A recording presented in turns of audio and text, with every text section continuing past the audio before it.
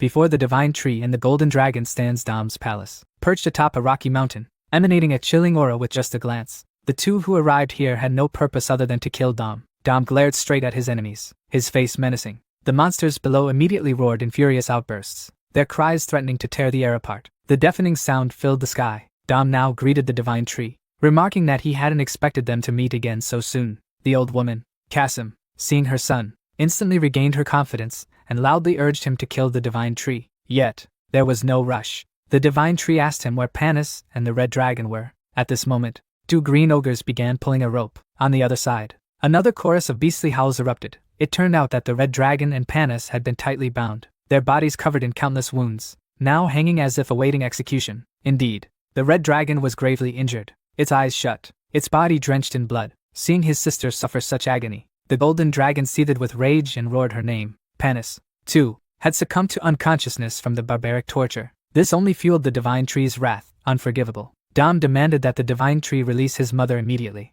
or he would kill the two captives on the spot. The divine tree stared intently at Panis without blinking. Seeing this, Kasim laughed loudly and taunted him, saying if he wanted the girl to live, he'd better let her go. But in an instant, a lightning-fast strike smashed into her face, splattering fresh blood. Dom was so furious his eyes nearly popped out of their sockets. Was this guy insane? With a dark and icy demeanor, the divine tree coldly declared that such petty tricks wouldn't faze him. Repeating his warning, release them now, or Kasim would die. The divine tree gave him only 5 seconds to act, starting the countdown. At that moment, Panis regained consciousness. Though she recognized her master's arrival, she held no hope for victory and could only silently urge him to leave quickly. By the second, Kasim began to panic, breaking into a cold sweat. She urged her son, warning that if he didn't comply, the man would surely follow through. By the 3rd second, Dom cursed under his breath. What terrible luck to face such an unpredictable foe. By the 4th second, the red dragon had also awakened. Uncertain of what might happen next, she decided to create her own opening by exhaling a fierce breath toward the enemies below,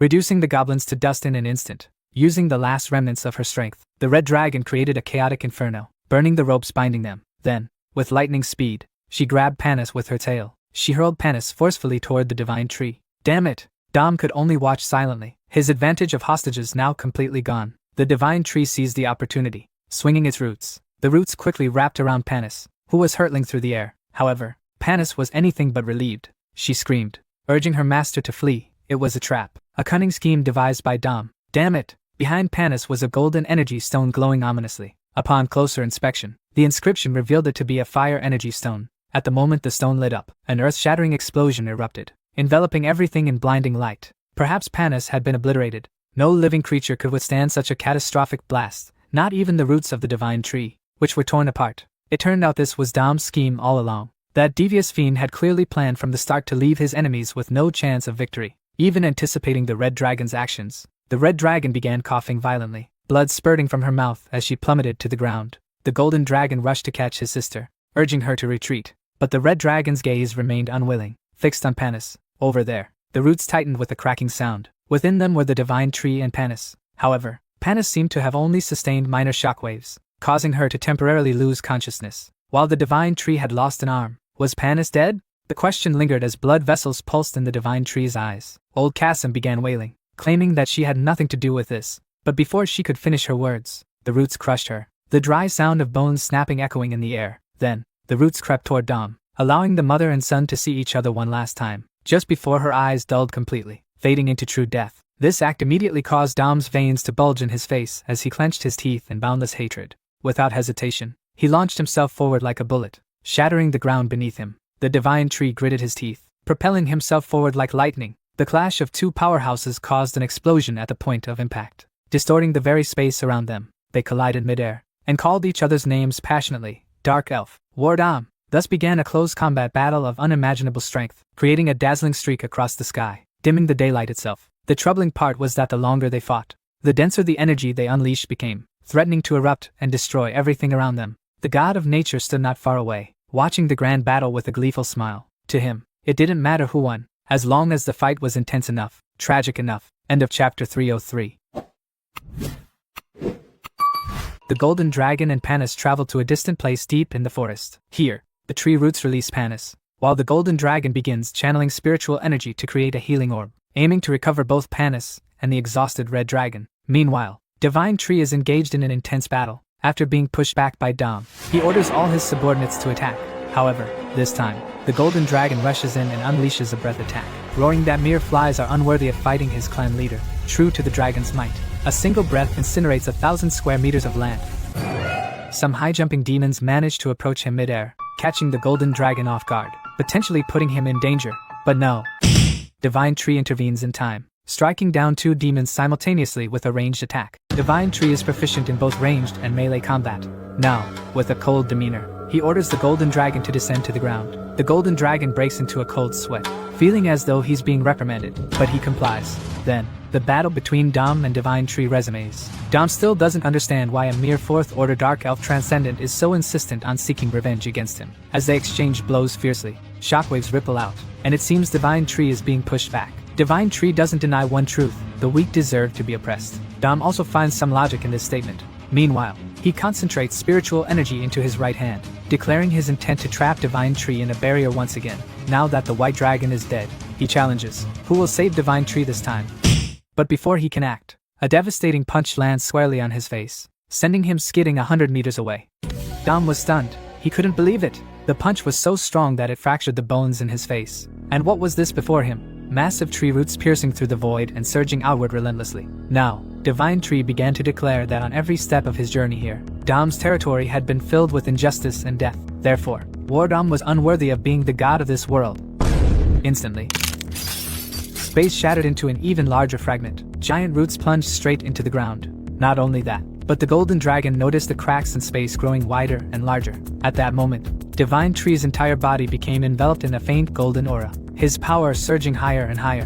Dom, astonished, demanded to know what Divine Tree was doing. "What am I doing?" Divine Tree boldly proclaimed. "This is the moment you witness my true form." Then, from the vast void, a dazzling mouth appeared, releasing spiritual energy like a roaring ocean, pouring into this world. In that instant, every beast felt a chilling dread crawl up their spines, as though facing the purest essence of death itself. The golden dragon roared, feeling as though he were being buried beneath 10 layers of earth, crushed by a tidal wave of overwhelming power. What kind of monstrous strength is this? Indeed, this was Divine Tree's true essence, the King of Darkness. Dom was no better off, beginning to suspect that he had drawn the short straw from the start, and provoked the wrong enemy. From afar, the god of nature observed without blinking, exclaiming in disbelief, "That dark elf is actually a 5th Order Transcendent." Divine Tree sat beneath a colossal column of spiritual energy, surrounded by countless roots. Not only was he a 5th Order Transcendent, but the density of his spiritual energy was so intense it suffocated all living beings around him. Finally, Dom couldn't help but shout, demanding, "Who are you?" "Divine Tree." Divine Tree replied calmly, "I come from Earth, and the god of Misty Mountain." Divine Tree added. Dom immediately dismissed the notion, deeming Divine Tree unworthy of such a title. He sneered, finding it laughable that Divine Tree would call himself a god, and charged forward in a fury, ready for close combat. At that moment, dozens of golden spiritual orbs materialized around Divine Tree, simultaneously shooting straight at the advancing Dom. Naturally, Dom didn't dodge and took the full brunt of the attack. However, these strikes were unlike before. Their power had increased significantly, with each hit forcing a grimace from him. Finally, Dom was sent crashing into the ground, and Divine Tree's spiritual energy beam sliced the rocky mountain in half. The golden dragon could hardly believe it. For the first time, he witnessed Dom being pummeled and buried within a mountain. Divine Tree calmly instructed Dom to take a good look, for this was the true power of Divine Tree. Then, his entire body erupted with spiritual energy once more. The massive mouth of Divine Tree's true form opened wide and engulfed him. At the moment when the Dark Elf and Divine Tree's powers merged, an immense beam of light shot into the heavens. The skies and earth seemed on the verge of collapse, and the ground trembled violently. From beneath the rubble, a massive arm emerged. Slowly, Divine Tree revealed his form, a colossal body rising from the earth. Dom was speechless, his wide eyes fixed on the spectacle before him. His instincts screamed at him to act before it was too late. Gripping his spiritual axe, he let out a thunderous roar. Yet something felt off. Through the dust and smoke, something barreled toward him at an incredible speed. With a thunderous impact, Dom was punched deep into the ground. End of chapter 304. And so, Dom's battle axe clashed against the punch of the Divine Tree. Suddenly, the Divine Tree's punch smashed straight into the ground. However, Dom remained unscathed, having escaped to another spot just in time. He swung his axe down with full force, shouting for the Divine Tree to accept its fate. Yet a massive hand grabbed the spiritual axe. Another enormous hand seized him from behind. Dom was slammed directly into the ground. Even gods must bleed. Dom rose from the rubble, his body covered in wounds. Now, his footsteps began to rise from the smoky haze. The divine tree's form emerged from the dust. It was a mighty being with a colossal frame, standing before Dom and looking down at him. The golden dragon observed everything from behind. Upon seeing the true appearance of the chieftain, it broke into a cold sweat, shocked to realize the chieftain was a fifth-order transcendent, with a ferocious and terrifying body. The divine tree roared, "Dom!" Dom now realized that this form was identical to that loathsome ancient tree. The divine tree ignored his words, summoning light directly and blasting it toward its enemy. Dom had to raise a flame shield to block it.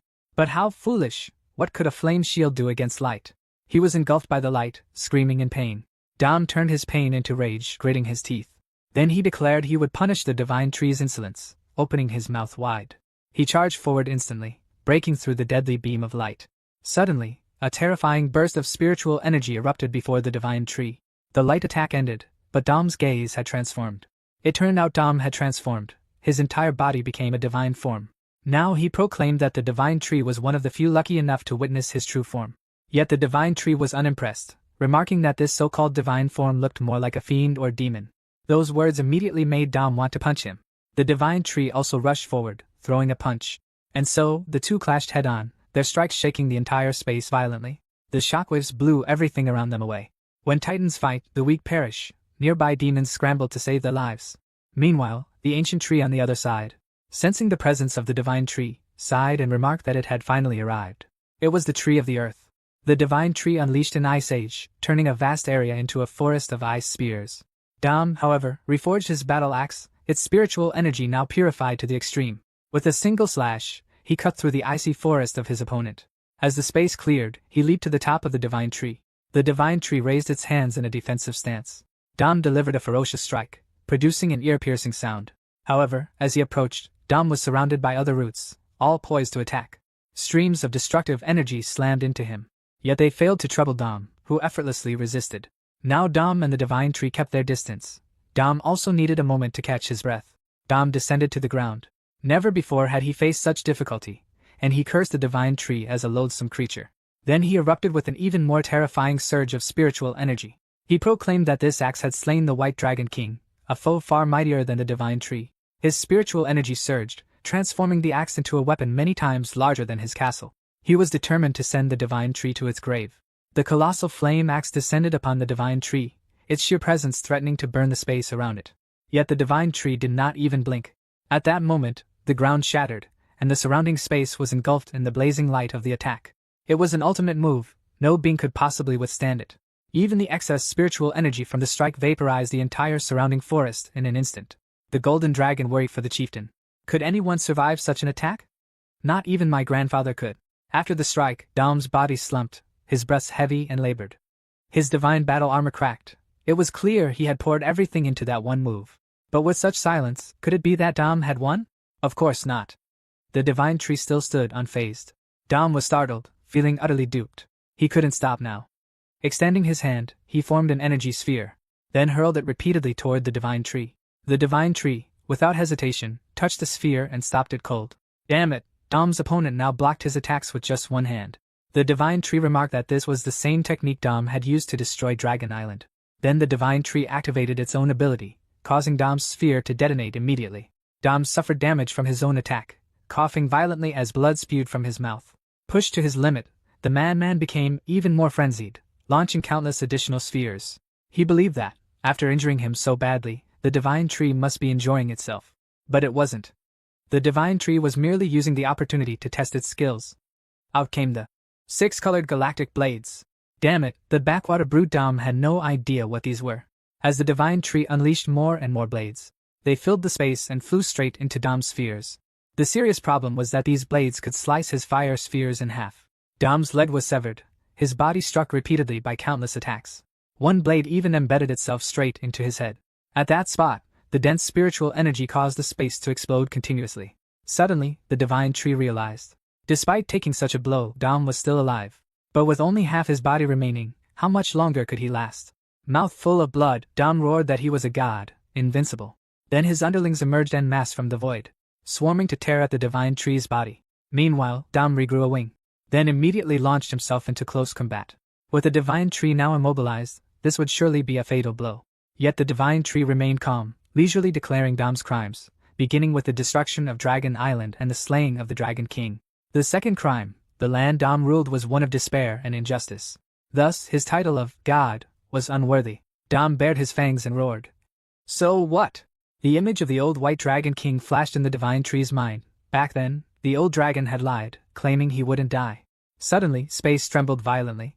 The divine tree's roar shook the heavens as it unleashed an overwhelming surge of energy that shot skyward, instantly obliterating the lesser creatures around. Its fists glowed like the sun, eyes burning with fury. The two charged at each other for the final clash. But there was no contest. Dom's body was pierced clean through. The divine tree stared coldly. The god of war, Dom, had been reduced to a mangled heap. Yet it wasn't over. The roots roared in unison as the divine tree once again declared Dom unworthy of divinity. It proclaimed that it would replace him from this moment forward. 9 roots simultaneously surged toward Dom with devastating force. Even so, Dom didn't give up, gritting his teeth in resistance. Blood mingled with the air, and the roots began to twist and writhe, pinning Dom against the stone wall like a nail. This would be the final blow. Dom wanted to speak, but he no longer had the strength. All he saw was a column of fire shooting hundreds of meters into the sky as the earth quaked violently. Amid the desolation, a colossal figure stood silent and unmoving. As for Dom, he had been completely annihilated. The golden dragon could hardly believe it. The chieftain had defeated a god. He hurried closer to confirm, and indeed, it was true. However, Dom was still not entirely dead. Truly godlike in strength, Dom's endurance was terrifying. The golden dragon thought it was time to deliver the final blow. Suddenly, an immense burst of light erupted behind the divine tree, slamming into the ground with tremendous force. End of chapter 306. A streak of spiritual energy shot down from behind the divine tree. The ground was instantly devastated by a massive explosion. The golden dragon roared, calling out the chief's name, his face showing utter terror. But the stream of spiritual energy didn't stop, surging forward as if determined to reduce the divine tree to ashes. At that spot, the energy melted the ground, forming a large pool of lava. The attacker then appeared, floating slowly in the air and moving closer. It was the god of nature, with smoke billowing from his mouth. The red dragon immediately recognized him as the one who had captured them last time. He had chosen the perfect moment to strike, believing that even if that dark elf managed to win, he would have almost no energy left. The golden dragon then asked why he had appeared here. The figure let out a chilling scream. His greedy eyes widened as he declared that everything of Dom's now belonged to him. Dom and the intruder had both been eliminated by him. But from within the dust and smoke, an eerie laugh rang out. Then a pitch-black fist landed directly on the god of nature's mouth. What the hell was happening? He was certain there had been no signs of life in there. The divine tree's punch sent the figure flying thousands of meters away. The divine tree's eyes glowed brightly through the smoke. The punch just now had blown off one of the divine tree's arms. Unforgivable. The ambusher was yanked back by the divine tree with tremendous force. The divine tree would retaliate with a blow even stronger than his. The moment the figure was pulled back, the divine tree unleashed a punch. The god of nature took a devastating blow straight on. He lay motionless on the ground, coughing violently. Fresh blood began to splatter. What he hadn't expected was that his all-out strike hadn't been enough to destroy the divine tree. The red dragon then informed the divine tree that it was he who had cursed Panis, and had also advised Dom to destroy Dragon Island. By the way, is the god of nature a woman? The red dragon declared that she was the mastermind behind everything. Damn it, the god of nature began to feel uneasy. The divine tree coldly said, "So it was you behind it all?" Then delivered a thunderous punch directly to the god of nature's face, leaving her features distorted. Her body shot out like a bullet, crashing into a nearby mountain. With such force, the god of nature wouldn't last long. A chilling sense of death crept over her. Cyclones began to form on either side of the divine tree. After all, she was the god of nature. She couldn't possibly lose like this. The cyclones grew larger and larger, crushing countless trees. She roared in fury, declaring that no matter how strong the divine tree was, it couldn't defeat the power of nature. She vowed to grind these fools into mud. Tree roots swung upward. Without a word, the divine tree delivered a powerful blow, instantly dispersing the storm. The display ended so abruptly that it left the god of nature stunned. The divine tree was skeptical, wondering if this was truly the god of nature's full strength. In the divine tree's eyes, she was nothing more than a weak, insignificant creature. The god of nature let out a piercing scream, immediately conjuring a fiery storm around herself, turning the ground into scorching lava.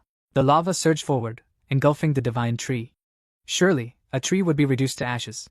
But unexpectedly, a massive hand reached through the lava and grabbed the god of nature. A fierce squeeze caused her bones to crack with a sickening sound. The divine tree summoned lightning, striking her directly. This pain would be her punishment for what Panis had endured.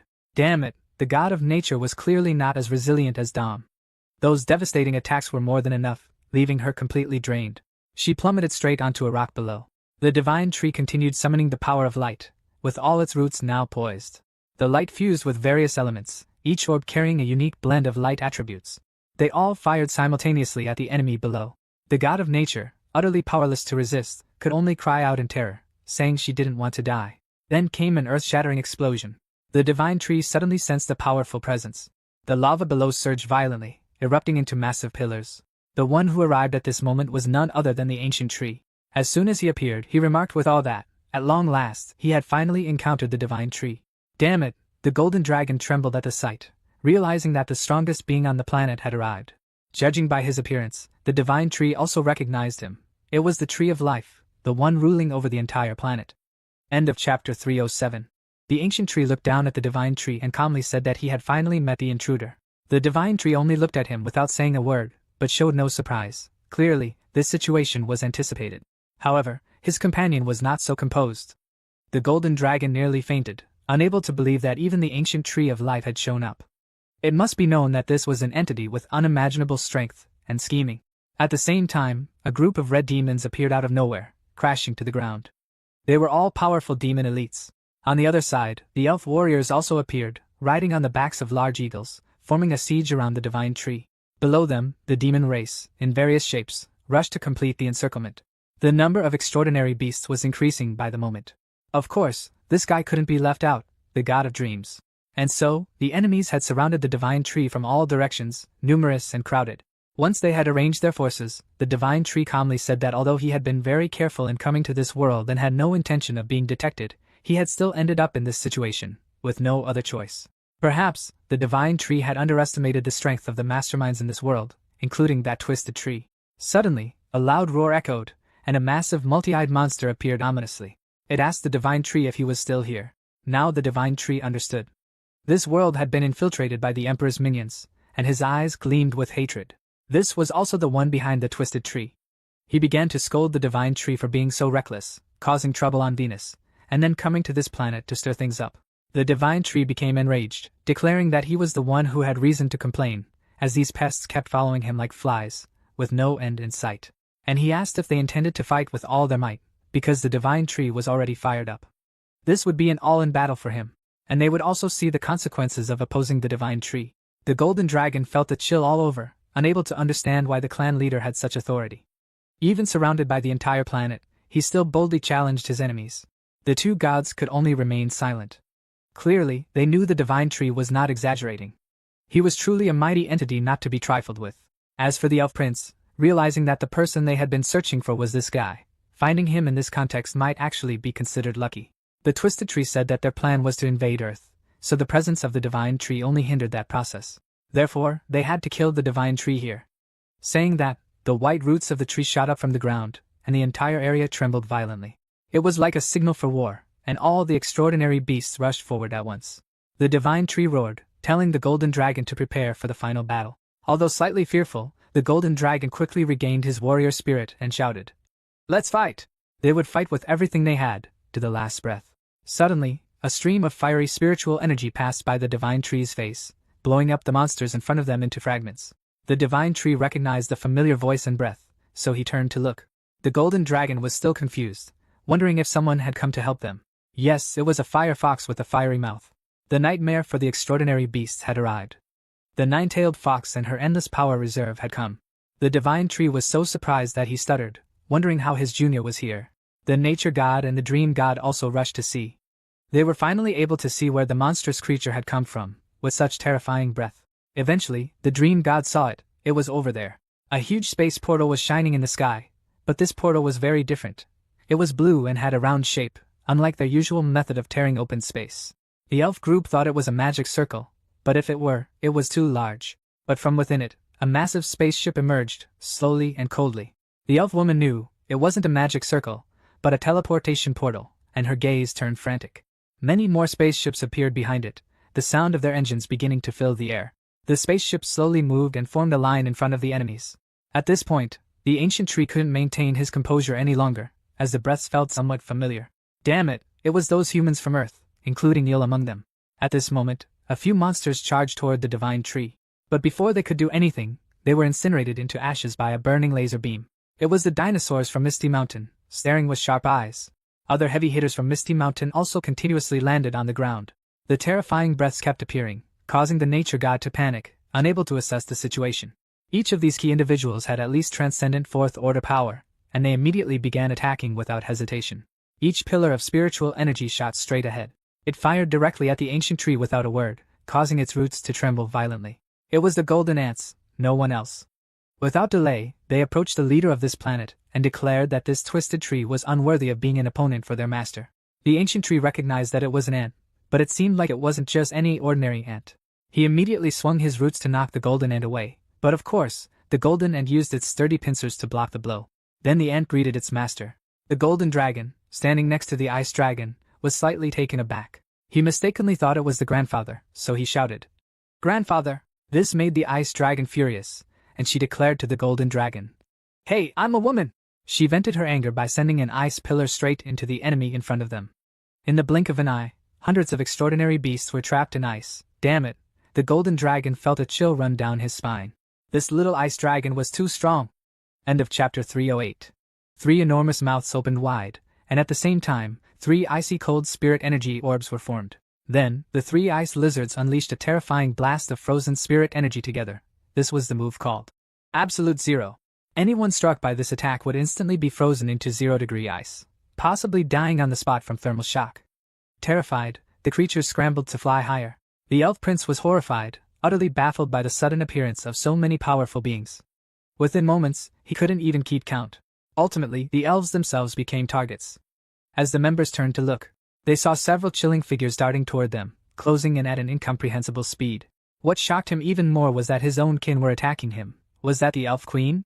The mastermind behind this chaos was none other than a calm figure standing in the distance, wielding unparalleled mastery over mind control. Her vibrant red hair danced lightly in the wind. For this battle, even the flower goddess, chief steward of divine tree, abandoned her domestic duties to join the fray. Meanwhile, the demons were suddenly lifted into the air by some strange anti-gravity force. They had no idea why they could no longer control their bodies, floating like balloons. It was the work of Ox Demon, the gravity manipulator. Once his enemies were high enough, he clenched his fists tightly, creating a violently opposing gravitational field. The unlucky demons were crushed into pulp, their blood splattering amidst horrific screams. At this moment, humanity's advanced expeditionary force also received orders to open fire. Giant modified Gatling guns roared to life. Spirit energy-coated bullets, as large as melons, rained down from above, one of Earth's specialties, among its many destructive marvels. The enemy beasts were immediately engulfed by the overwhelming firepower. A vast area was utterly obliterated with no room to escape, leaving them howling in agony. Then missiles carrying super-compressed spirit energy warheads were launched into the battlefield, accompanied by deafening shrieks, targeting the twisted tree-like structure. Upon impact, countless mutant beasts were torn apart, their bodies incinerated into ash. A few flying lizards and crimson demons leaped forward to retaliate. Naturally, they had long-range attack capabilities and wouldn't allow these killing machines to wreak havoc unchecked. Those inside the machines, aware of the retaliation, had already accepted their fate.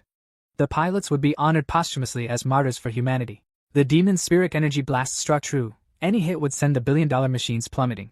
However, a strange and powerful fire neutralized their attacks, even surpassing their spirit energy, and surging toward them. The 2 attackers were incinerated, their charred bodies falling lifelessly. Xiaoling, the princess of blazing flames, had arrived. With her present, no one could harm these airships. The golden dragon, once consumed by vengeance and ready to die to restore his honor, now saw the tribal chief's reinforcements and felt a wave of relief. With these powerful allies, he and the dragon tribe might not face extinction after all. The white tiger, noticing his concern, tried to reassure him with a blunt remark. "Everyone's going to die anyway." Damn it! The golden dragon's mood soured instantly. He turned to angrily question the white tiger, asking if he was truly uncertain about the outcome. Was he seriously saying everyone would die? Yet, the more he thought about the white tiger's words, the more sense they made. The ancient tree was still standing, and the mastermind behind this chaos had yet to reveal themselves. Clearly, nothing was certain. On a side note, this white tiger was absurdly strong, making the golden dragon feel a powerful sense of intimidation just standing near him. He couldn't help but believe that the tribal chief's comrades were all unfathomably mighty warriors. The white tiger bared his fangs at the enemies and declared once more, "Everyone will die." Only Xiao Lam understood what he really meant. Was he hungry? She handed him a piece of cake. "Here, have a bite." Divine Tree and the ancient tree locked eyes amidst the sea of flames. In just a few minutes, The battlefield had shifted dramatically, and it could now be said that both sides were evenly matched, Divine Tree remarked. Now, the forces are balanced. The ancient tree and the creature behind it let out an eerie laugh, complimenting Divine Tree for being a truly intriguing individual. At this moment, the golden dragon surged upward, targeting someone trapped in an encirclement above. It was the queen of the elf tribe, surrounded by her own people. Incidentally, this was the same woman who had led an army to attack Dragon Island last time. The golden dragon's eyes lit up with fiery determination upon seeing his old enemy.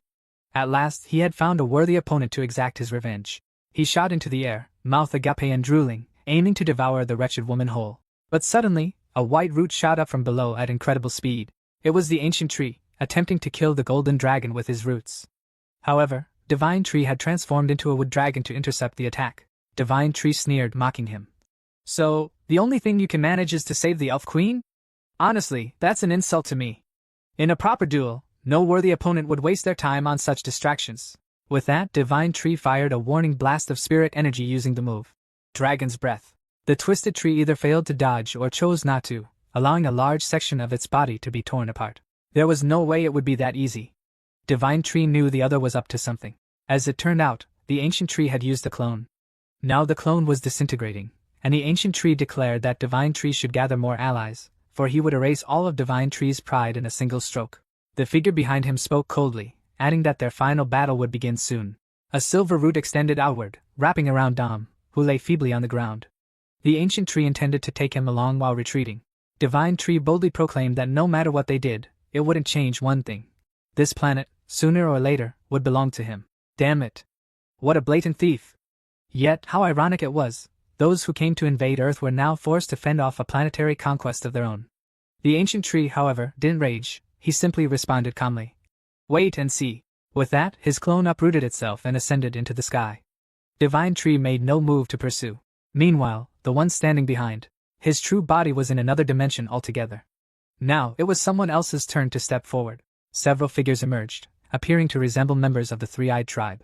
And then there were others, seemingly part of some organization orchestrating everything from the shadows. Among them, the multi-eyed figure seemed to hold a higher rank than the others. It was clear that in the next battle, the organization's members would directly confront Divine Tree. End of Chapter 309. Soared into the night sky, carrying the dying war dom. The god of nature immediately followed and caught up, asking why the ancient tree didn't use his true form to defeat the intruder. Damn it, he thought. The question was hard to answer, even leaving the ancient tree slightly taken aback. But he decided to tell the truth. He wasn't confident he could win. Despite their stunned expressions, the ancient tree ordered the god of dreams to command every creature on the planet to attack the invaders. The god of dreams obediently followed the order without asking any questions. Then, the god of dreams entered a state of spiritual energy transformation, sending a message through his energy waves. This planet has been invaded by dark gods and a demonic tree, their wicked claws poised to wreak havoc. Everyone, let's fight them together. Drive the enemies off this land. The call resounded to the beasts, echoed across the land of the dwarves, and even reached the ears of the demons. In the shadowed forest, one of the 7 great territories, a dragon raised its head to the night sky and declared, "This is the prophecy." Standing atop the highest peak, it roared loudly, proclaiming that all who could fight must prepare for battle. Under the call of the oracle, all the slumbering warriors on Kanglin's star awakened. Spontaneous gatherings began as preparations for the true battle commenced. At that moment, the entire planet was on the verge of eruption, spiritual energy surging violently everywhere. From outer space, countless pillars of energy piercing into the void could be seen. On Dragon Island, they were searching for something. A honey badger happily lifted a red dragon egg in his hands, asking if it belonged to the red dragon. The red dragon was relieved that the egg wasn't damaged at all. The golden dragon also found several places filled with dragon eggs. The honey badger was ecstatic and wanted to immediately place the eggs into the energy pool. At that moment, Panis stood in the background. Perhaps she still hadn't gotten used to the strange beast from Misty Mountain. It had been about 5 days since the battle with Dom. They were back on Dragon Island. There were also many creatures she had never seen before, and the Divine Tree said, "They are our companions." Panis was a bit shocked, seeing creatures that seemed to have stepped out of some ancient tale, a serpent with 8 heads, a turtle with a snake for a tail, and several killer whales with meter-long spikes on their backs. Of course, the one that bothered her the most was this creature, one she had never seen before. Cheesy, full of curiosity since laying eyes on her, rudely wandered around inspecting her. Then, he approached and asked, "Excuse me, miss, but how do you wipe your bottom after taking a dump?" The flower god immediately rushed over, praising Cheesy's unique perspective on life. Naturally, Cheesy struck a handsome and serious pose, trying to prove he was a man of profound insight. Luckily for Panis, there were still some normal creatures around. Xiao Lam smacked both of them on the head and dragged them away, apologizing to her politely. According to the Red Dragon, Dragon Island was originally a massive dragon. After the devastation caused by Dom, it needed a lot of time to recover. However, after the Divine Tree arrived, it became a land full of vitality once again. At this moment, the Divine Tree was listening to Ching Chang's damage report. After hearing it, he sighed. Even though the elves hadn't been around for long, they had caused significant damage to the earth. The Divine Tree also praised Yale, acknowledging that his development of black hole technology was advancing far faster than expected. It turned out that the spirit stones collected from the elves were the key to Yale's rapid success. The energy from these stones matched perfectly with his technology. Without them, Yale would have needed much longer to achieve his breakthroughs. The Divine Tree then asked Xiao Ling and Yale who was commanding humanity this time. Yale replied that he was leading the Free Federation, while Xiao Ling was in charge of the China Federation. The Divine Tree inquired about the specifics of their forces. This time, the China Federation had 30 level 4 Transcendent Warriors, 400 level 3 Transcendent Warriors, 300,000 level 2 Transcendent Soldiers, and 2 of the latest generation railguns. The Free Federation brought 50 level 4 Transcendent Warriors, 600 level 3 Transcendent Warriors, and 3 million level 2 Transcendent Soldiers. The land beasts were led by the Nine-Tailed Fox and the Flower God, including all the beasts of Misty Mountain and their allied forces.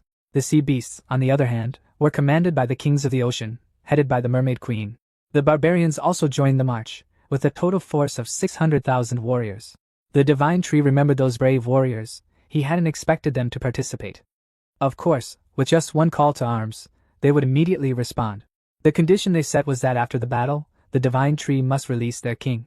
That was a small matter. However, the Divine Tree didn't know who was leading the barbarians. The Nine-Tailed Fox, looking both smug and excited, said that the leader was someone his master knew. Who could it be? It was none other than Kangaroo, the defeated one from back then. The Divine Tree had never imagined that the Nine-Tailed Fox could persuade him to join. But this was good, the more the merrier. There was one final report from the Nine-Tailed Fox. The monkey troop now had fewer than 50 members left. The white monkey had not yet recovered, so they couldn't join this expedition. Instead, the golden monkey had come to participate, all by himself. The Divine Tree sighed and reminded the Nine-Tailed Fox to caution the golden monkey to act carefully and avoid reckless behavior like the white monkey. He was now one of the rarest creatures left.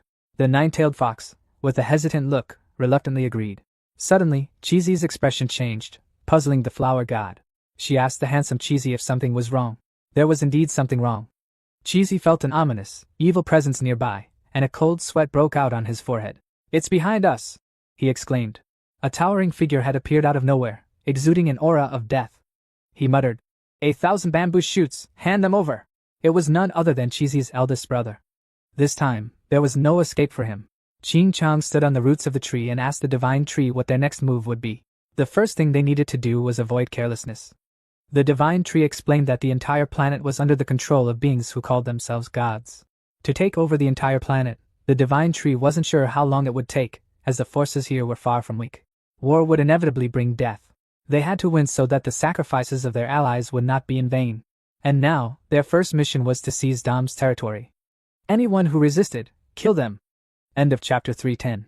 The wings of messenger birds soared across the sky, the signal corps of Aki and the reconnaissance aircraft, sweeping across a vast expanse while broadcasting loudly below, relayed the orders of the Divine Tree: seize all of Dom's territories, then engage in battle with the ancient tree.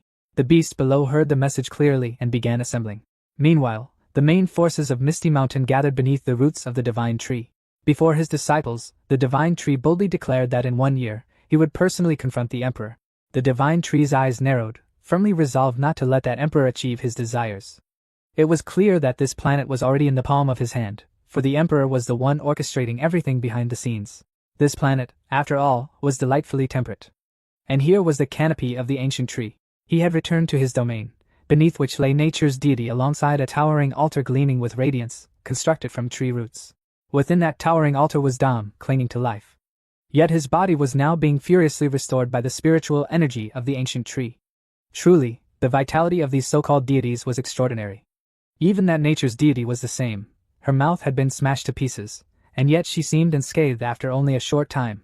Then Dom opened his eyes, their depths filled with panic and urgency.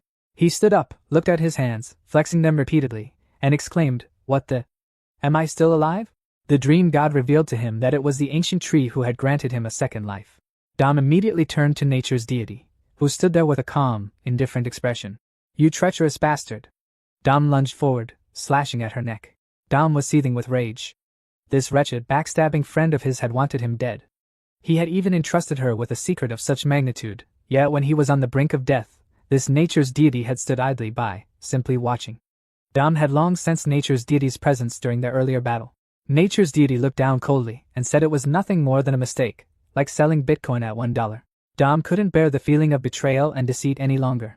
He raised his hand, deciding that he, too, would sell Bitcoin at $1. Suddenly, the towering figure behind the ancient tree spoke up. Enough. His voice was icy, not a shout, just a calm declaration. He sneered and mocked the gods, saying, Look at yourselves. Truly disgraceful. Dom instinctively turned around. He saw that the space had been filled with dozens of glowing purple magic circles, radiating immense energy. From within those circles, figures cloaked in hoods began to emerge slowly, their faces marked with glowing sigils. All of them carried a strange and overwhelming aura.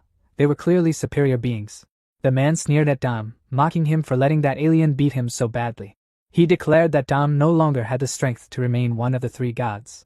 Dom recognized him, it was Sigma. But Dom wasn't afraid. He shouted boldly, telling Sigma to shut up because, after all, Dom was stronger than him. Dom even mocked Sigma, saying he was nothing more than a shadow-dwelling lackey, a lowly subordinate. Another voice rose to defend Dom, pointing out that the alien had strength on par with the ancient tree, so Dom's defeat was understandable. Sigma smirked and remarked that all the gods would be mobilized this time, showing how formidable the enemy was. However, the sight of them fighting among themselves was laughable. His words hinted at nature's deity, accusing her of scheming to steal Dom's territory, seeking an easy reward for little effort.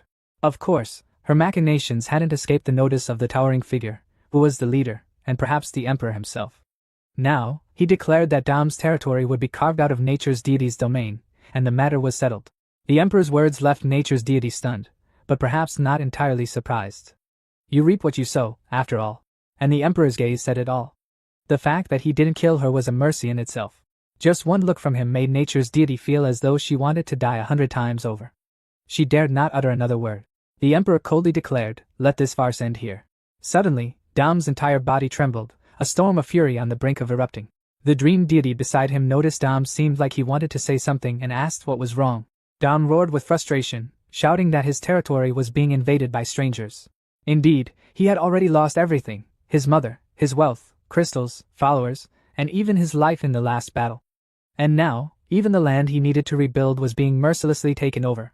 The ogre village had been shrouded by the divine tree's air force, with a few bewildered ogres gazing at the iron birds soaring above. From a few thousand meters up, the entire village came into view, a level 2 civilization straight out of Age of Empires. Meanwhile, the machines of this level 6 civilization began activating their deadly arsenal, missiles and Gatling guns. A torrent of furious firepower rained down on the beautiful village, obliterating homes, trees, and gardens alike. The ogres, renowned for their incredible melee combat abilities, could do nothing but scream helplessly. The hallmark of Yule came down next, spirit energy bombs. These ogres were far from innocent. They were Dom's henchmen, who had enslaved and oppressed hundreds of thousands from other tribes. One crazed ogre wielded an axe and swung it directly at a descending bomb, believing he could cleave the dangerous weapon in two. And of course, he succeeded in slicing it apart. Below, a mage capable of long-range attacks used his spirit energy to fire directly at the airship above. However, his shot was nullified by counterattack from the airship. The airship fired back, neutralizing the mage's attempt. Damn it! The mage glared in helpless frustration. Then, someone landed in front of him, a landing so light, it was like a butterfly alighting on a flower. She declared that she had finally found the garrison base of Dom's forces. These were the ones always lurking around Earth's armies. But instead of executing them outright, Xiaoling asked the mage if he was willing to cooperate. He answered decisively, saying they served Lord Dom alone. That left nothing else to discuss. Xiaoling's entire body began to glow as she moved forward. The only thing awaiting after such an answer was death. The spirit crystal shattered into two. Xiaoling used it to engulf the entire place in flames. Anyone opposing them would be slain. That was the divine tree's directive. The commander of the forces here still clung to a sliver of life, but his breaths were so faint they were barely audible. Xiaoling knew one truth well: people don't shed tears until they see the coffin. Only then did she speak. Advance forward. Conquer the ogre territories, and they will be yours. End of chapter 311. Xiaoling stood atop a high rock, commanding his legion with a booming voice to cleanse the orcs' territory, and claim it as the domain of the divine tree. The superhuman warriors responded in unison, charging forward. This blazing battlefield was just the beginning. On the opposing side, staffs struck the ground in perfect synchronization. Undead sorcerers unleashed their spiritual energy upon the human army, with an undead dragon looming ominously behind them. Leading the charge were the barbarians, their deafening roars shaking the very heavens. Kangaroo bellowed, ordering the barbarian horde to slaughter the enemy. Credit where it's due, never before had thousands of barbarian tribes united under one banner, amassing a formidable army of 600,000.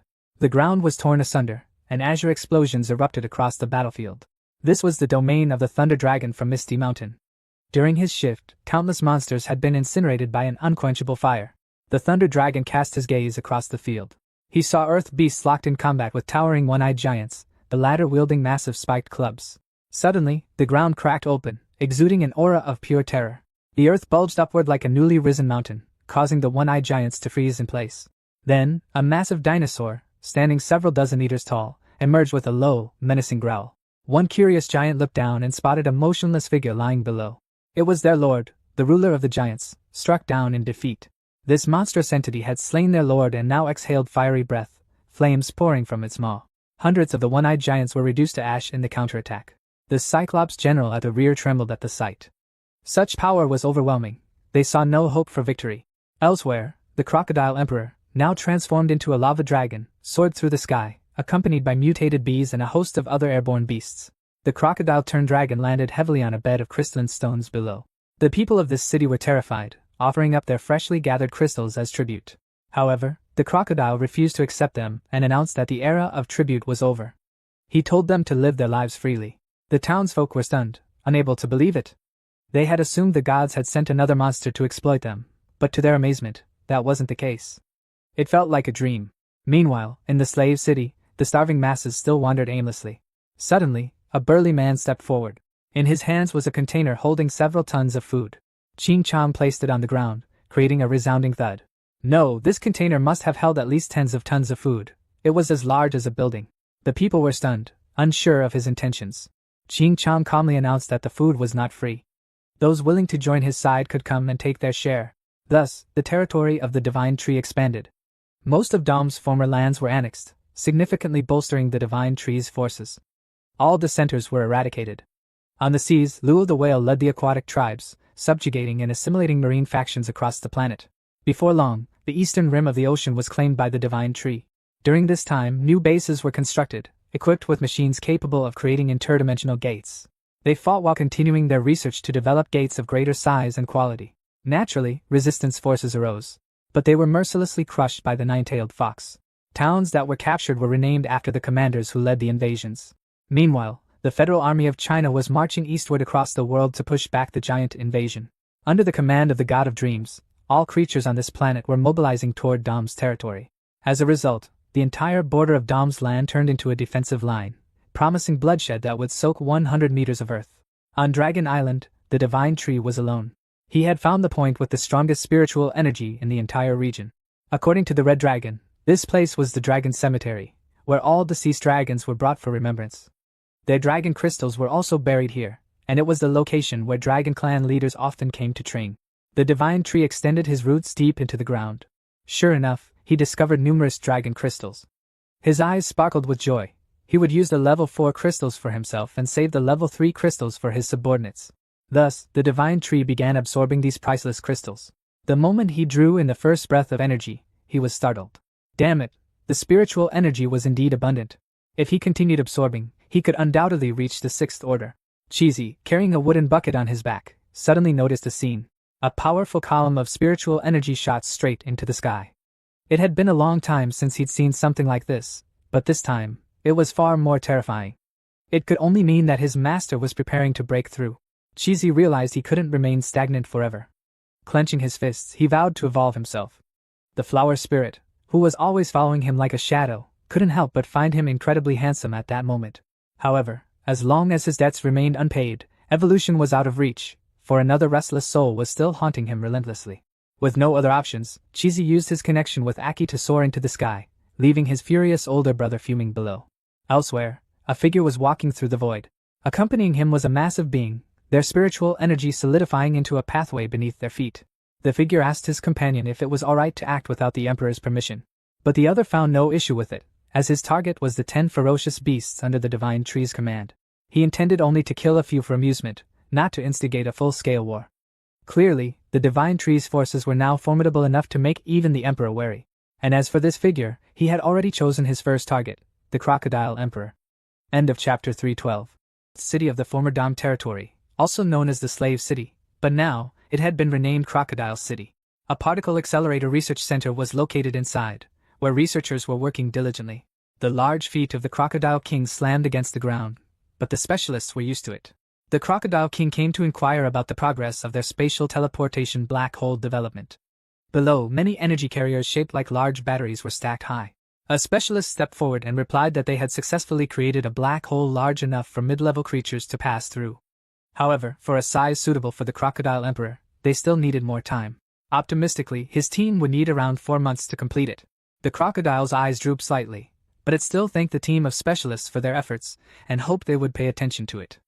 Of course, none of these people dared to be lazy. It was just that 4 months was a time that wasn't too long, but also not short. The young specialist was stunned, never expecting to receive such a kind thank you from a catastrophe-level creature. He even felt as though he had spoken to a human rather than a mutated beast, and wondered if there was a human behind the monster. He didn't know. The mutated beasts of Misty Mountain had all been affected by the spirit waves of their master. After a long time, a process of shared resonance vibration would occur. The drill spun and bored powerfully into the large stone. The human construction team was trying to deal with this huge boulder, but it seemed to be metal, wasn't it? It was fortunate that they had brought large-sized drills, along with many other advanced equipment. But ultimately, this huge metal boulder was too hard. After a while, the construction team still couldn't break it. The team leader would probably consider proposing to change the route to go around it. Suddenly, a high-ranking commander arrived, with non-human feet. As soon as he arrived, he asked them to leave it to him to handle. It was the Golden Ant. He slowly stepped forward, activated his X5 strength buff, and shot toward the large metal boulder blocking the path. Then, he executed a thrust with his pincer, and immediately, a long crack appeared on the boulder, emitting a deafening sound. The large metal boulder was immediately broken down into many small pieces, which fell to the ground, shocking the workers. The excavator nearby was directly destroyed. The area under the boulder was crushed, leaving almost no gap. That was why slowpokes like these would have to die. Suddenly, gravity was reversed by the power of the bull demon. The guy gritted his teeth and covered his head, accepting a painful death. But if the bull demon was here, it wouldn't happen. He lifted all the objects in front of him, while the workers kept marveling at how lucky they had been. The bull demon didn't forget to curse the Golden Ant for being an idiot, about to kill his own people. Just as well the Golden Ant had just returned. Actually, it wasn't that he wanted to kill them, but more that he didn't really care about them. In the 6th city, the workers in the construction crew could only widen their eyes and gulp, watching the city manager perform a magic trick with earth and sand. Ching Chong's statue, which he had created himself, stood at the highest point of the city. He didn't know how to describe the handsome statue, so Ching Chong could only look at it for a long time. Then finally he thought of a word: perfect. The two guys immediately took out their business cards, then approached Ching Chong, inviting him to work for their company, promising presidential treatment with a super high salary and full benefits. Lan Feng's younger sister, from afar, looked at Ching Chong for a while, and marveled at how talented he was. He was also honest and good at cooking. He would be a great marriage partner. Damn it. How could Lan Feng give his sister to that rotten friend? Aki's group still had to work hard these days, never daring to let their guard down, as every target would be discovered early from the sky. And below, the last surviving individuals of the Wind Wolf pack were also patrolling. They controlled the scents in the wind. Then suddenly, they discovered something. The Wind Wolf's eyes contracted. 2 purple streaks of light moved very fast in the sky, bringing a powerful and unfamiliar aura. Then they landed noisily on the ground, next to the large rock outcroppings. And in the dust, 2 figures, one large and one small, appeared. That's right, it was the 2 figures who were targeting the Crocodile Emperor in the previous chapter. They had decided to act immediately without hesitation.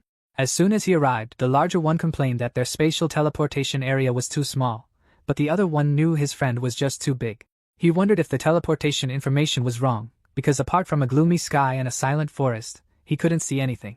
Of course, the overall position wasn't wrong, but there was a slight discrepancy. Because in front of them was the slave city, where their target was. Now they would slowly make their way to that city. There was no need to rush, there was plenty of time. These 2 didn't realize that their aura was too strong. All the creatures around them could sense it, including this golden monkey. The monkey immediately stood up, gripping his long staff tightly. Clearly, this aura didn't belong to Earth's creatures. Thus, he guessed that they were the enemy, then tightened his grip on the staff in his hand. This creature, within the protected area of Misty Mountain, didn't hesitate and shot off.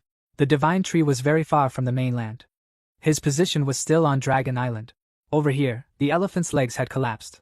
The mutated mammoth had failed. His entire body was bruised. Clearly, this was a serious practice match. In front of thousands of mutated beasts, the victor was the golden dragon of Dragon Island. The golden dragon roared loudly, angrily scolding that the elephant was too weak. Was it really one of the 10 fierce beasts? As soon as the arrogant words were spoken, the mutated wolf rushed in for a duel, with an imposing aura. As soon as it arrived, it slapped the golden dragon in the face. The blow was quite powerful. The golden dragon realized that this guy wasn't as good as him, but also not much worse. Of course, the wolf had to correct him that he was the king of combat on land. And so, close combat between them began. It had to be said that close combat wasn't the golden dragon's full strength. In this match, he had truly restrained his power. It was just that the mammoth, after his defeat, quietly left in silence. He was one of the 10 famous fierce beasts under the divine tree's command. Above, the 9-tailed fox was still observing everything. At this moment, she realized something, and a flash of murderous intent appeared in her eyes. Want to defeat the golden dragon? End of chapter 313. Chapter 314. The birds of Aki's team glided in the sky. It was now late afternoon, and darkness was gradually covering them. Aki had observed something earlier and was now following the trail of the intruders. Below were the ruins of the battle. A long, straight canyon had appeared, cutting across the range, and light couldn't penetrate to the bottom. The two figures had taken that path to avoid any unnecessary attention. The large one, seeing that they still had a long way to go, wanted to continue chatting. But at this moment, the smaller one was surprised. Because someone had arrived to block their path. The leader of the Wind Wolves declared in a low voice that the two of them were not allowed to go any further. Seeing this, the big one laughed joyfully because he had finally found some fun. Then, the eye on his face glowed. In Crocodile City, the sky was gradually turning to night. The Crocodile Emperor had sensed a strong and unfamiliar aura, and he instinctively stopped. He calculated how strong these intruders were, and the result was, they were very strong. In just a flash, the Wind Wolf was defeated. It seemed that it was really dead because the difference in strength was too great. It's just that the Wind Wolf had done his duty as a guard, ready to confront any intruder. Now, the smaller one urged his companion to hurry up. They still needed to keep moving.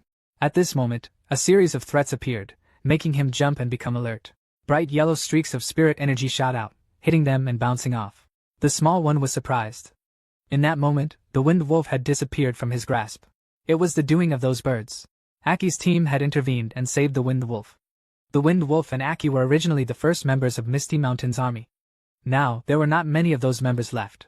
He recognized these birds as a rare species, with extremely high speed and attack abilities like fighter jets, while the large one found it appetizing. He wanted to roast them and eat them. These words made Aki furious, and he shrieked in the air. The other two birds immediately transformed into fire rockets, shooting off with terrifying speed. After a long journey of constant evolution and fighting, the speed of this peregrine species had reached Mach 15, and they were the fastest species at Misty Mountain. Its thrust could inflict a fatal wound by directly piercing the enemy. However, the other guy had used a different approach. He pulled a bright object from his hand, along with a deadly stream of spirit energy. Then, he slashed across, cutting straight through the body of the bird that was flying towards him. This attack would turn their own speed into a weapon that harmed them. With just one strike, the bird was defeated, and fresh blood sprayed everywhere. Indeed, fighting was not their specialty.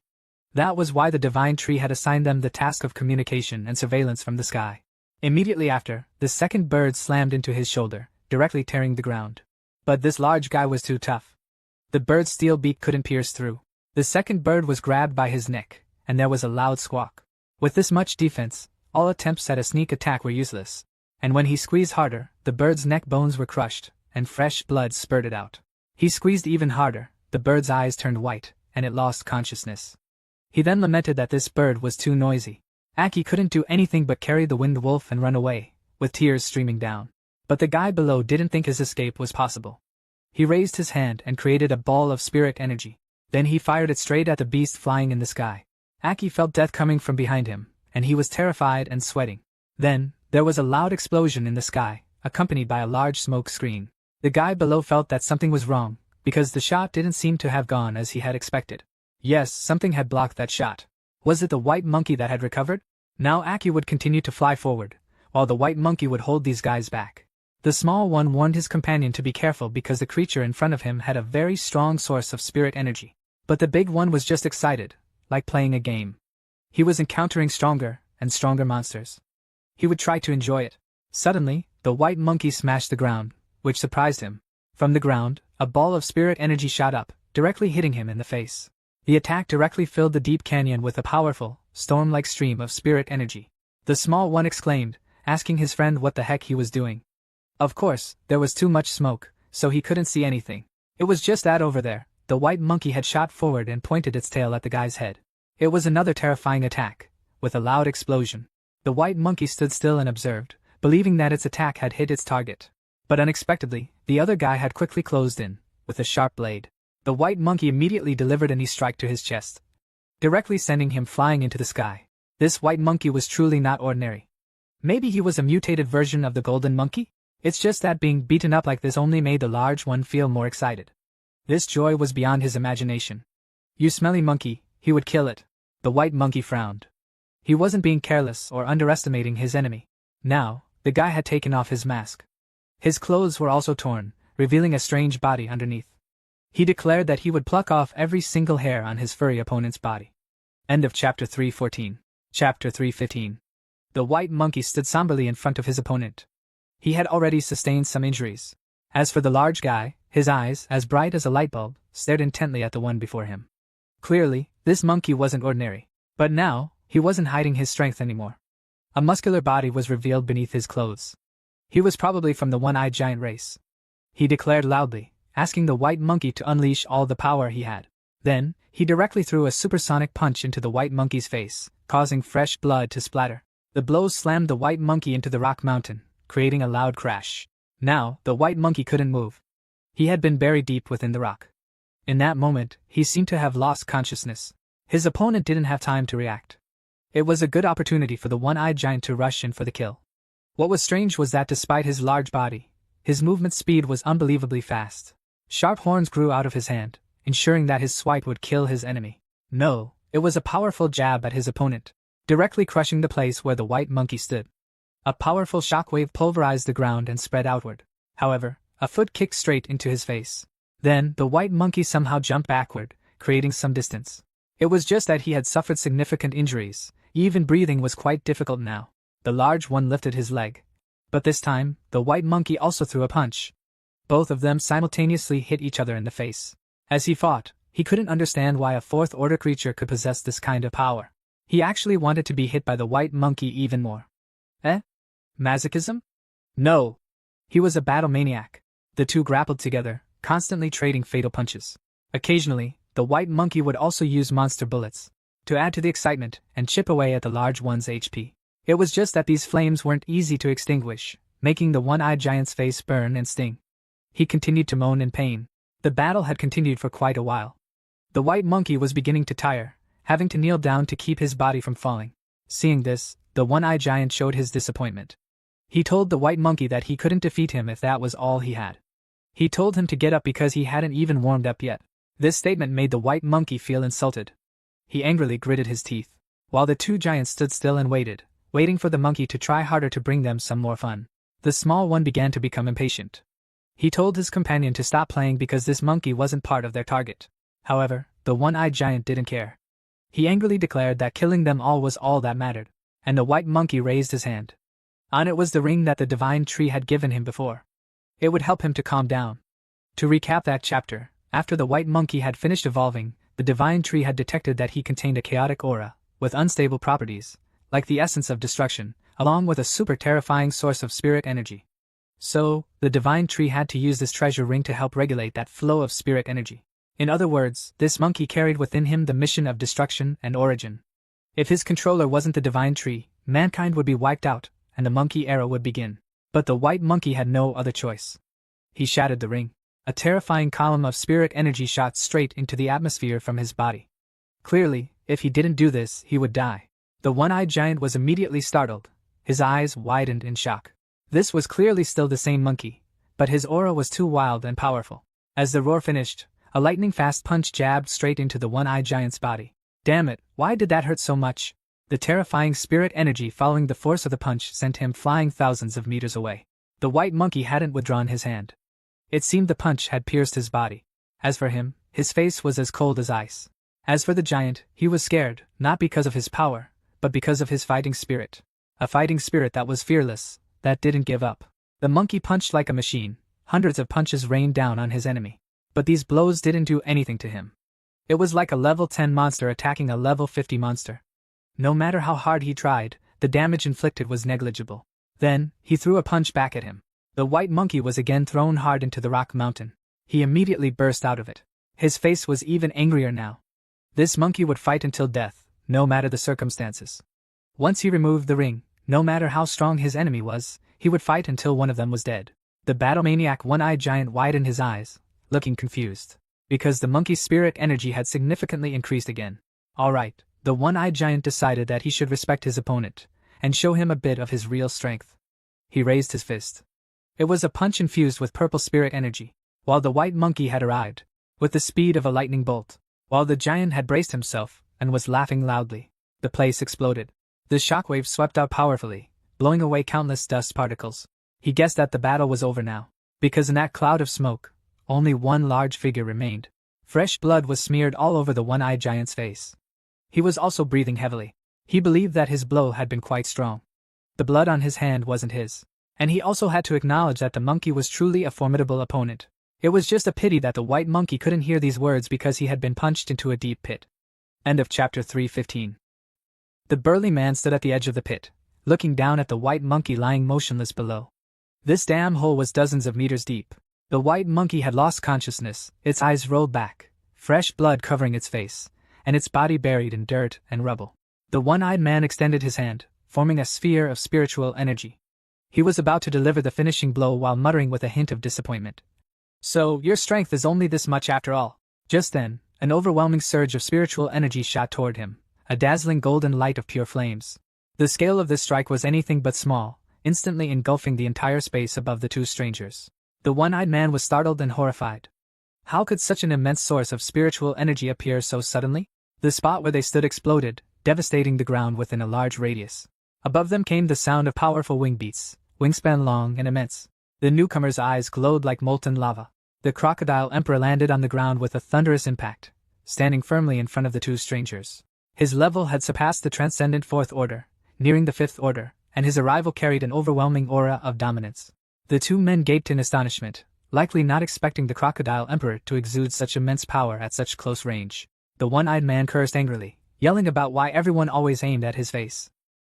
Maybe it was because his face looked too much like a virus. But never mind that. Did they even realize they were facing one of the most dangerous entities of Misty Mountain? An evolved being that had attained the most primal bloodline, which meant this creature was among those closest to the creator itself. The smaller man glanced at the massive frame of the crocodile emperor, and realized this was precisely the target they had been after. The crocodile emperor grew calm, asking if they were subordinates of the Tree of Life. The one-eyed man immediately charged forward upon hearing this, claiming that being called a subordinate of that ancient tree was an insult. It was merely a colleague of his. While at it, he also declared that the crocodile emperor was nothing special beyond being a mere transcendent fourth-order creature. The crocodile remained silent, his expression growing icy. Over time, he had relentlessly honed his strength, his demeanor becoming increasingly regal, calm yet utterly ruthless when needed. The crocodile emperor's territory bordered that of the White Tiger and lay north of the Free Federation's domain, with its cities named after the leader of their conquest. The head of the Free Federation, Yul, along with his team of scientists, was still tirelessly working on refining black hole technology at the center of what used to be Dom's domain. Now, they had detected two powerful spiritual energy sources emerging in City Number 4, leaving Yul quite surprised. The absence of signal wave readings from the individuals indicated that both had already reached the fifth order, causing Yul to frown deeply. Whoever had arrived clearly bore no friendly intentions. Yul immediately ordered his staff to activate the black hole portal and prepare a team for reinforcement. However, since the portal was still incomplete, it could only transport people to the location but couldn't remain stable long enough for a return trip. Furthermore, the space shuttle required at least 3 hours to fully refuel. The other shuttles were preoccupied with battling the orc forces on the battlefield. At this point, they could only send an emergency alert to the mutated beasts closest to the Crocodile Emperor's city for assistance.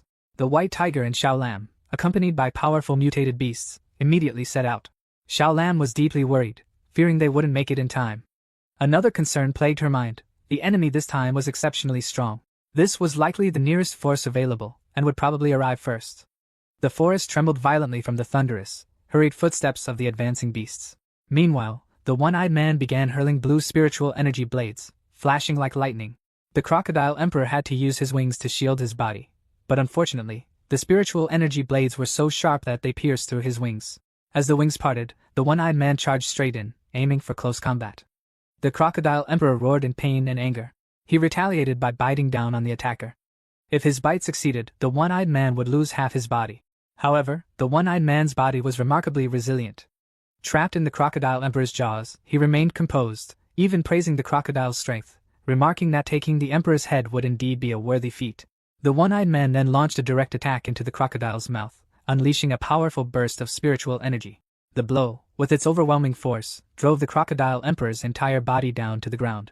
It was an attack known as multi-spiritual bullets, where numerous blue spiritual energy spheres formed around the attacker. These spheres surged toward the crocodile emperor lying below. Seeing no signs of resistance, the one-eyed man expressed disappointment, wondering if Dom could really have been defeated by such trash. From within the smoke and debris, the crocodile emperor's head emerged. He opened his mouth wide, gasping for breath.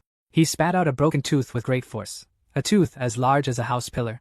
The tooth struck the ground, embedding itself firmly. The smaller man couldn't help but compliment the tooth, admitting it was of higher quality than his own teeth. Indeed, everyone in Misty Mountain diligently brushed their teeth daily to protect against cavities. This discovery piqued his interest even further, solidifying his belief that killing the crocodile emperor was the right decision. Yet, the crocodile emperor maintained a minimum level of courtesy, asking them who the hell they were. Unbelievable! How could someone just intrude into another's territory and assault the host? Such audacity! At that moment, a flesh worm appeared, its mouth full of sharp teeth and its body writhing ominously. It turned out this worm was the true form of the smaller man, and it was now swallowing the crocodile emperor's tooth. The smaller man then declared that he and his companion were 2 of the 10 gods of this world. After absorbing the crocodile emperor's tooth, his body transformed into a new form. He declared himself the god of creation, someone who could fuse things with his body to create entirely new entities. His name was Sigma, a 5th-order being. As for his companion, who specialized in decomposing and ending matter, he was the god of destruction, N, also a 5th order. Their purpose for coming to this place was straightforward enough. The crocodile emperor listened intently, seemingly having already guessed their goal. Suddenly, above the slave city, a massive spatial rift appeared. The residents looked up in confusion, unable to comprehend what was happening. Even the scientist Saitama and his colleagues stopped to gaze upward. Meanwhile, Sigma boldly proclaimed that he intended to kill every single person in this place. Then, with a snap of his fingers, the spatial rift unleashed a horde of monsters. At a glance, there were red demons, one-eyed giants, and dragons. Clearly, Sigma's strategy was an overwhelming show of force, not only targeting the city's leaders but also massacring its citizens to delay any reinforcements. Truly insidious. End of chapter 316. In the territory of the ancient tree, the Emperor of the Gods was also present, with a somber face. The ancient tree asked the Emperor of the Gods if it was okay to let those 2 go. Of course, they were talking about Sigma and N. According to what Sigma had said earlier, they were going to fight the crocodile emperor without asking for the Emperor of the Gods' permission, but clearly, the Emperor and the ancient tree knew about it. It was just that he felt it was unnecessary to stop them, because these 2, one was the god of destruction, and the other was the god of creation. No creature could be their opponent. However, there was still one thing that made the Emperor frown in anger. It was their hard-to-break habit of enjoying toying with their opponents. On this side, the battle of the crocodile emperor, Sigma and N had begun. The crocodile emperor's body slam kicked up dust. Meanwhile, in the slave city, fire started everywhere. Numerous loud noises showed that the attack by the monsters that Sigma brought had begun.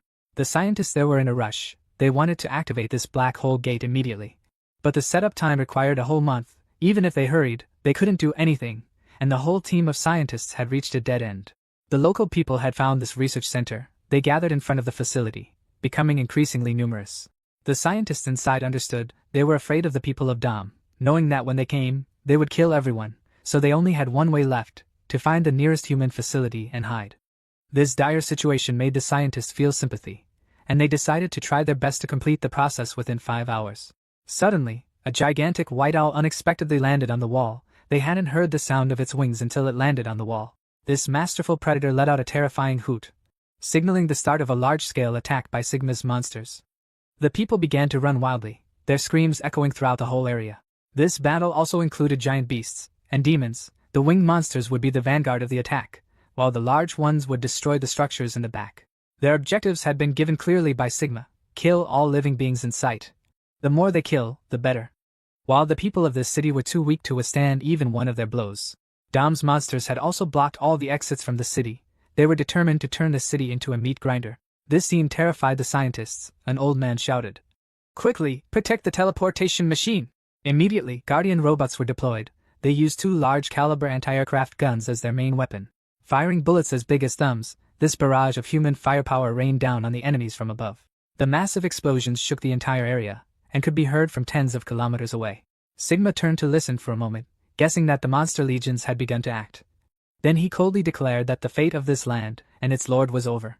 This was also the moment that his game began. The condition for his world creation game was that everything had to turn to nothingness. And this large crocodile before him was the most unnecessary creature, needing to be eliminated first. After several consecutive blows, the crocodile could still stand proudly, and from the start, the crocodile hadn't revealed any of its skills. Sigma understood that the one before him was no ordinary creature, but he still asked with a sardonic question whether he was just a long-living crocodile, or if the crocodile was actually a powerful one. "Don't ask the Emperor such a question, that was an insult, of course." The crocodile declared that the reason he didn't easily collapse was because he was strong, and one more thing. That this battle isn't over yet. After speaking, streaks of lightning appeared in the air in front of Sigma. He was still calmly watching what the crocodile Emperor was about to do. While in the city, humans had started their resistance. Anti-aircraft guns were deployed on roofs and high points and had begun to fire fiercely. Many people asked whether the monsters who were hit by the bullets were in pain. I have to remind that they not only felt pain, but could die on the spot, because human bullets, just like their technology, had progressed to AoE's 5th civilization. All bullets had been infused with spirit energy, but those monsters that had evolved too much would have superior physical resistance, making the damage from the bullets be less effective, while these monsters were probably only from the transcendent first order to second order. Every minute that passed that a scientist asked for was more precious than life itself, so he was trying to use his time as best as he could. However, that hunting owl was clearly not simple. Not only was it the first monster to arrive, it was also the monster targeting the group of scientists. This clever monster immediately opened its mouth, wanting to eliminate the one leading the team. But the damn owl, too focused on completing the KPI, didn't notice a dark punch coming, a punch that directly knocked its face to the side.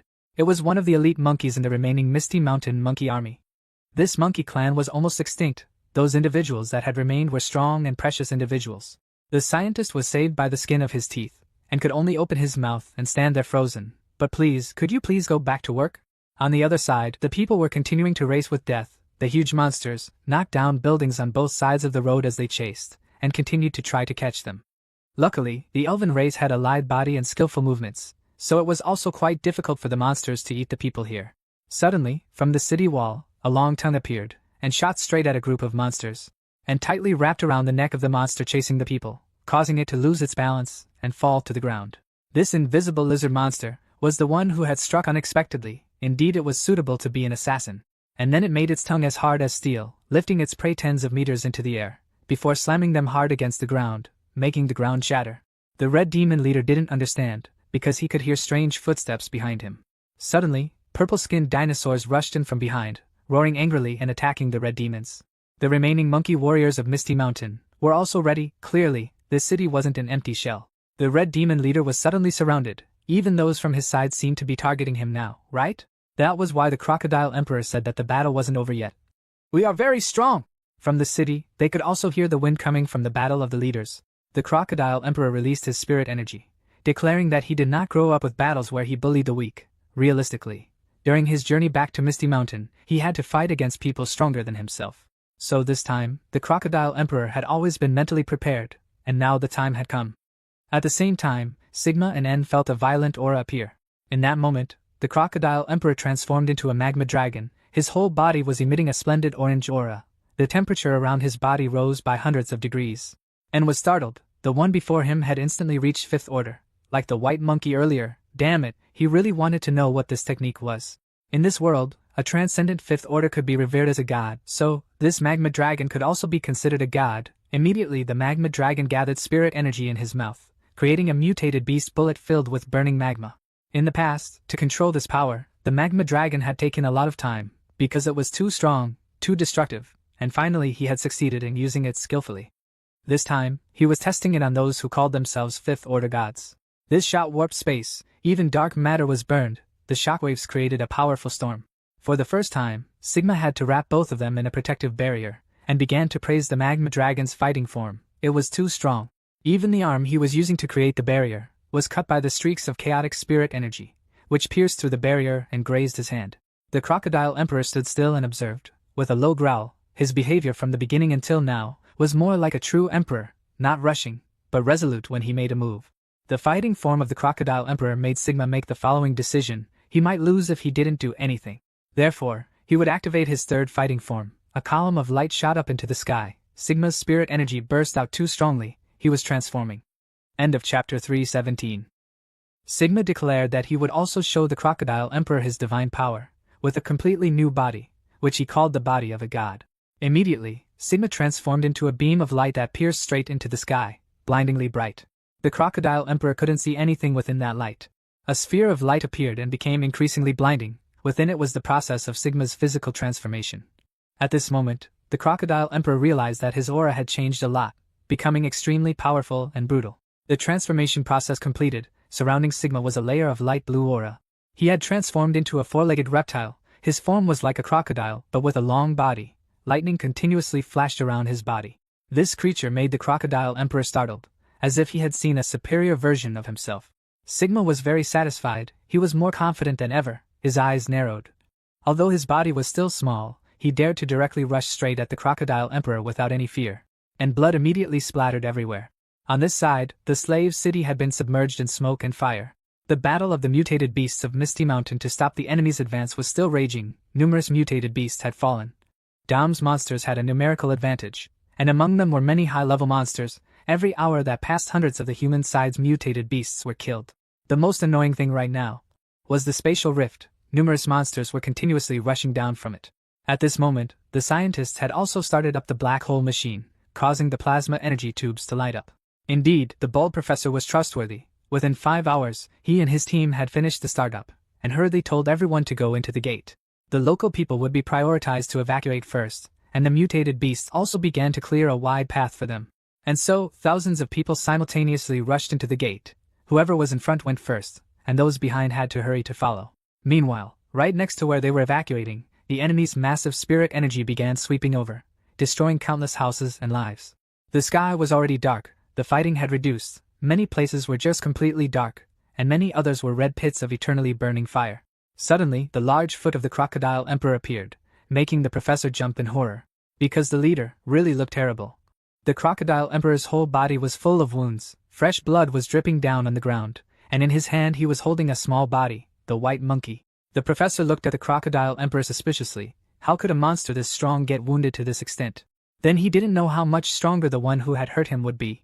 Then the Crocodile Emperor gently placed the white monkey's body on the ground, and asked the professor to quickly take the white monkey away first. The Crocodile Emperor also asked if the black hole gate had been activated. The professor then described the situation, that the people had been evacuated first, while the mutated beasts of Misty Mountain were still fighting in the city. The Crocodile Emperor immediately requested that he take all of the mutated beasts along as well. These words made the professor even more afraid. He had never seen the Crocodile Emperor give a request like that. This was like abandoning their territory and running. It was clear that the enemy this time was something extremely dangerous, beyond his imagination. But the professor still had to say one thing, that with the size of the Crocodile Emperor, he would never be able to leave through the gate. But he had misunderstood. The Crocodile Emperor had no intention of leaving. He would stay behind to hold back the enemy. It was also the only way the group and the mutated beasts could retreat safely. As soon as he finished speaking, another large foot slammed down on the ground. The Crocodile Emperor wasn't surprised. The one who had come, had come. As soon as Sigma arrived, he loudly ridiculed, saying that he thought the Crocodile Emperor had run away. But, no matter where he ran, it would be the same. And here, he then boldly announced that the purpose of this trip was not only to take the Crocodile Emperor's life as a game, but also to seize the strange teleportation circle. As he spoke, his eyes narrowed, barely concealing a trace of greed. Then he stared at the professor below, knowing that if he had the teleportation circle, taking his troops to different areas wouldn't require a huge amount of spirit energy, or rely on god-level creatures. At this time, the professor could only open his mouth in shock, not even daring to let his sweat drop, because the person in front of him was an incredibly powerful entity. The Crocodile Emperor immediately yelled for him to run. While he himself spread his large wings to protect him, The bald professor gritted his teeth. He had experienced hundreds of battles, so even if the opponent was powerful, he wouldn't be scared to the point of being frozen on the spot. Sigma immediately swung his claws, declaring that no one could escape from him. But this arm was caught by the Crocodile Emperor, with equal force, and told Sigma not to think he could do whatever he wanted in front of him. This only made Sigma laugh loudly, asking the Crocodile Emperor if he believed that he would survive today. While the Crocodile Emperor had tightly grabbed Sigma's lightning arm, he roared an order, telling all the mutated beasts in the area to evacuate immediately. All the mutated beasts had heard this, but all were surprised, as if they had misheard. Misty Mountain had never retreated. Immediately after, the Crocodile Emperor roared even louder, telling all the troops to avenge him later. An order was given, and all the troops immediately stopped fighting and retreated, all headed toward the gate, surging like a waterfall. But a cunning person in the air had been waiting from the start. It was En, the god of destruction. He would never allow those mutated beasts to escape. Killing the weak was always a fun game. Before his smile could finish, a magma tail rushed at him, directly burying En deep into the ground. He had forgotten that the Crocodile Emperor was still standing here, unless he was defeated, and could forget about ruining this retreat, and stood up from the rubble. He had predicted that the Crocodile Emperor would do that, so perhaps he and Sigma would attack the Crocodile Emperor together, so he could go to the afterlife as quickly as possible. The Crocodile Emperor understood his fate, that here there wasn't any hope or belief in victory. He was just acting according to the duty of a king, and wondered if it were Cheesy, what would he do at this moment? The Crocodile Emperor wasn't close to Cheesy, but he admired his unyielding spirit, starting from that time where he fought Austerlit alone. Suddenly the Crocodile Emperor's eyes flashed, as if he had made his decision. A final decision for his life. End of chapter 318. The withdrawal of the slave city was complete, and the dark gates stood silent. The crocodile was drenched in blood, breathing heavily. Before him now were the numerous monsters of the Sigma faction. They stared at the Crocodile Emperor and growled, waiting for a single command to charge and tear him apart. A dinosaur lost its patience and roared. It was also the closest to the crocodile, and was immediately grabbed by its body with a brutal arm. Then it was struck by a full blast of deadly breath to the face, instantly turning it to ash. After attacking, the Crocodile Emperor also coughed up a mouthful of fresh blood, and seized the opportunity and threw a devastating punch into the crocodile's gut. The fight had progressed like this, with them slowly picking at and torturing the Crocodile Emperor. This was also because the crocodile's attacks were too powerful. One wrong move, and even En or Sigma could suffer a fatal injury. At this point, Sigma silently flew into the air. His entire body, from his chin down to his stomach, turned blood red as he prepared to execute a direct soul bite. The Crocodile Emperor immediately glared and roared loudly. His body vibrated intensely, and the streaks of light on his body simultaneously glowed brightly. He knew that, surrounded as he was, he needed to execute a wide-area attack. A terrifying spirit force erupted from all the tattoos on his body, sweeping a large area around him and enveloping the two attackers. Then it exploded into a terrifying blast, with a light pillar rising hundreds of meters high. Sigma and En could only retreat hastily. En was a little slower, and his entire body was covered in the crocodile's dazzling spiritual power, and blamed Sigma for what happened earlier. He had clearly drawn the crocodile's attention, but Sigma had failed to capitalize. Sigma had no choice but to accept it. He could not have anticipated the secret techniques the Crocodile Emperor possessed. Perhaps that was also why the Crocodile Emperor hadn't flaunted his abilities from the beginning. The two gods found it truly comical. At first, perhaps they had been careless, but now they were fighting as seriously as possible. Look at the crocodile. He was still very calm, not showing any loss of control even though his whole body was covered in wounds. It was at this moment that Sigma noticed something. There was a change in the Crocodile Emperor's body, and it had happened so gradually that they hadn't noticed it until now. Perhaps the transformation stemmed from his inner will, making the bright tattoo lines even sharper. And the Crocodile Emperor's inspiration was Cheesy, a stubborn panda who never knew how to retreat. The crocodile wondered what Cheesy would do in such a situation. Once, the crocodile and Cheesy had shared their thoughts. Cheesy had proclaimed himself to be the strongest. The crocodile did not accept his arrogance, but only asked what he had thought when facing Austerlith. After a few seconds of silence, the feeling and image of that battle flooded back into Cheesy's mind. At that time, he had no way out. His mind was filled with the fear of death. There was no foundation for a belief in victory, let alone hope for victory. But his heart beat faster and faster. He realized that fear was an instinct, and that an attitude of wanting to win was not enough. What was needed was absolute courage, the courage to let go of the hope of winning, to let go of the hope of living, to overcome the instinct of fear, and to hold on to only one other instinct. At the same time, the crocodile's blood flowed out of his body, transforming into hot lava mixed with spiritual power. The two gods stared in disbelief, seeing the spiritual power erupting from the Crocodile Emperor with extreme force. This was the moment when the Crocodile Emperor returned to his true form, with the most primal instinct, to kill.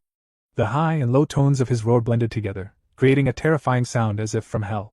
The Crocodile Emperor, with his primal monster blood, had officially released his essence. His body contorted and was gradually enveloped in lava. Sigma was doubtful. Could the crocodile still be transforming? Atavistic evolution is something that only a few species are capable of achieving. Not only can it preserve existing power, but it can also gain the unique abilities and physical traits of ancient species. As for secondary atavism, it is even rarer, so rare that it has almost become a forgotten existence. Sigma began to worry, because he knew that when a creature returned to its original form, that was also the moment when its power was closest to the creator. This new power could be compared to the power of the ancient tree. The Crocodile Emperor transformed into a lava monster, an ancient being with power far exceeding all things. His spiritual power became as pure as air, as fierce as fire, as abundant as the sea, and the Crocodile Emperor's spirit at this moment was extremely clear, with a pure instinct to destroy.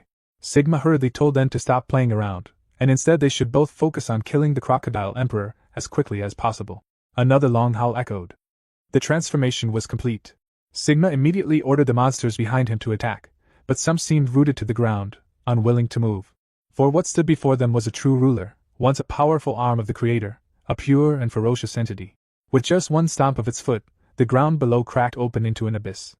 Beneath was a river of hot lava. The monsters were desperate. Charging forward would mean death, and not charging forward would also mean death. It turned out that the ground below had been melted into lava, and the air was also being burned. The place where the Crocodile Emperor stood had turned into a hellish landscape. The low-level monsters had no chance of survival. All were reduced to ashes. If not burned by the lava, they would suffer scorched skin and flesh from the hot breath surrounding the crocodile. But from the pile of lava, one figure shot upwards. It was En, who had ready to punch. But he only saw a huge, red-hot hand reach out and block him. It was a lightning-fast slap, sending the enemy crashing down below like swatting a fly. En lay floating in the lava, having fainted from just a single blow. Shit! Sigma grimaced in disbelief. But before he could finish his calculations, something huge slammed into him, with a speed that he couldn't even react to. Perhaps it was a tail swipe from the Crocodile Emperor, which sent him flying through a building, hundreds of meters away. I don't think it was because the Crocodile Emperor was too fast, but that those who entered his aura's range were hindered from moving. Sigma also suffered just one blow. His eyes drooped, his large teeth were broken, and he lay still. These fake gods claim to be gods and go around oppressing others. Today they have met their bad luck. The Crocodile Emperor opened his mouth, revealing a pool of pale yellow liquid. It was unclear what it was, but it was a finishing blow. Suddenly, a large mouth lunged forward and bit directly into his head. Who was this guy? His body was like an octopus, and he was also activating his god's body in an attempt to stop the Crocodile Emperor from sending the two fake gods to the sky. Perhaps this guy was En, but his bite wasn't strong enough. The Crocodile Emperor pulled his mouth away, and spat the pale yellow phlegm directly onto En. The spit sent the other guy flying hundreds of meters away, landing on his back. Sigma seized the opportunity while the Crocodile Emperor was looking elsewhere and leaped forward, baring his stomach to execute a long-range soul bite. But how could one sneak attack in the domain of an emperor? The crocodile blocked the attack with his wing, and his eyes showed absolutely no emotion. End of chapter 319. And so, both En and Sigma had transformed into divine bodies. With En's efforts, they managed to maintain a necessary distance from the Crocodile Emperor. As for the Crocodile Emperor, his eyes showed no expression whatsoever, only rumbling growls emanating from him, his entire body covered in burning lava. Sigma saw that the Crocodile Emperor's appearance was becoming increasingly dissimilar to his original form. Now, he didn't even know what to call the crocodile, a lava dragon perhaps? But that wouldn't be right either. No dragon had ever reached this level of power. While he was still thinking, the crocodile suddenly opened his mouth and spewed a deadly torrent of lava. The crocodile had attacked without any indication, completely catching Sigma by surprise, who took the full force of the blow. Not only that, the attack was incredibly powerful, sending Sigma flying. However, the attack wasn't enough to cause a wound. With just a wave of his hand, Sigma neutralized the attack and roared, "How could you possibly harm me?" But immediately after, pain surged, bringing him back to reality. Part of his jaw had been eaten away by the fire. Despite his multi-attribute spiritual energy defense, the fire was still burning through his cells. And once again, a gigantic lava arm seized him before he could react. Only at close range could one see the Crocodile Emperor's eyes, multiple pupils intertwined with a blinding yellow color. The crocodile gripped Sigma in his hand, looking at him like a feeble creature. he roared, wanting the crocodile to release him, and began to struggle. But immediately after, lava erupted from his body and burst outwards, leaving him unable to speak another word. At this moment, the crocodile brought his other hand towards Sigma's head. Then, a chilling tearing sound echoed, along with the crocodile's horrific, drawn-out howl. The creation god, Sigma, had been torn in two, fresh blood splattering and pattering onto the ground. His consciousness gone, Sigma was tossed aside like a piece of trash. And, in the form of a giant octopus, angrily charged forward, seeking revenge. He created a large mouth from a tentacle on the right side of his body. And in the blink of an eye, he used this tentacle to pierce through the crocodile's body. But the combo was not over. A shining blade was created from his left tentacle. He slashed a long cut from the enemy's head to his body. The crocodile howled in pain. All of this happened in a flash, and it was clear that in close combat, An was a formidable foe. His slash also released a burst of spiritual energy, burrowing deep into the ground. Surely, no one could survive such a fatal blow. An laughed heartily and declared victory. But as the dust cleared slightly, the giant lava face reappeared. The crocodile emperor wasn't split in two, or rather, his original lava body had healed incredibly quickly. And now, the crocodile breathed a powerful blast of air into An's face. It was always a smear of lava followed by the crocodile seizing his enemy. An couldn't move, his entire body seemed deflated. Damn it, An now understood. This crocodile was a god-level being, and all along, he had only pretended to be suppressed. Or perhaps, he had somehow unlocked his true power. The crocodile emperor opened his mouth and unleashed a sonic attack. This universe was built on sound, and under the power of this sound, the god of destruction was destroyed, his entire body shattered. Of course, he couldn't be reduced to dust, as these god-level entities all possessed an incredibly powerful life force. But An was truly broken into hundreds of pieces, his body falling to mingle with the rocks and gravel. It was now visible that An's slash on the crocodile's body had not fully healed, the shoulder still showing an open wound, but the crocodile was the victor. A powerful, ferocious entity, representing destruction. Sigma, with his last breath, lay on a high ridge of land.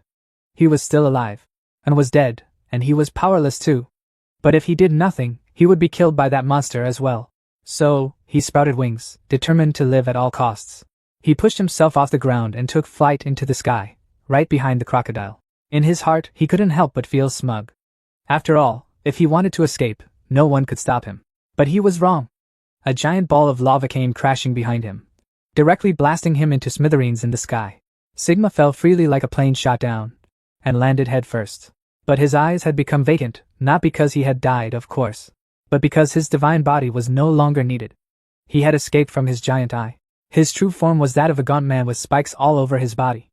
It was fortunate that he had only been torn in half, not like An. So, this little life of his was still intact.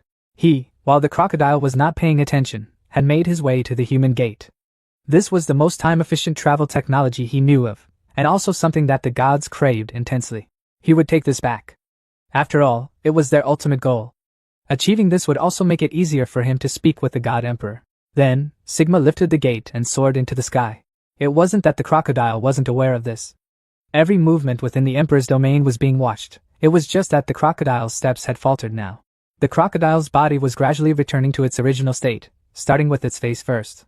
The pain from each capillary surged to his brain, immediately causing the crocodile to fall to the ground. Breathing became difficult. The crocodile's lungs could barely function. But he didn't want to lie like this. He wanted to inform everyone about the fact that the other guy was taking the black hole gate. But his consciousness couldn't hold on, and the crocodile's eyes rolled back. He remembered his master, feeling like he hadn't performed his task well, and was truly ashamed. Tears mixed with blood flowed out of his eyes, the crocodile's pupils blurring.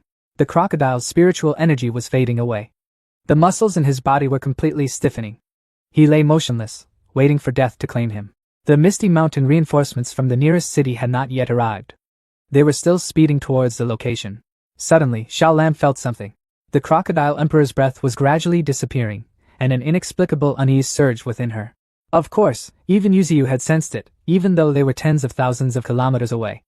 The divine tree's eyes narrowed. The third of the 10 great ferocious beasts of Misty Mountain, the crocodile, had breathed his last. After a loud thud, Emperor Crocodile fell to the ground. He felt his mind becoming hazy and dim as he gradually sank into darkness. There wasn't much he regretted.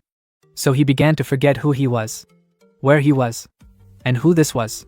He only wanted to sleep forever. But someone kept calling out, "Emperor Crocodile! Emperor Crocodile!" The voice grew louder and louder. like a stone dropped into still water, forcing him to respond even though he didn't want to. With great effort, he managed to crack open his eyelids. His vision was blurry, but he could vaguely see a human girl shouting with her mouth wide open. At that moment, he didn't recognize that it was Xiao Lam calling his name. All he could see was that, aside from the girl, there was also a white tiger with black stripes growling fiercely. Exhausted and with blurry vision, his mind wasn't fully conscious. His brain wasn't sending signals to his mouth to respond.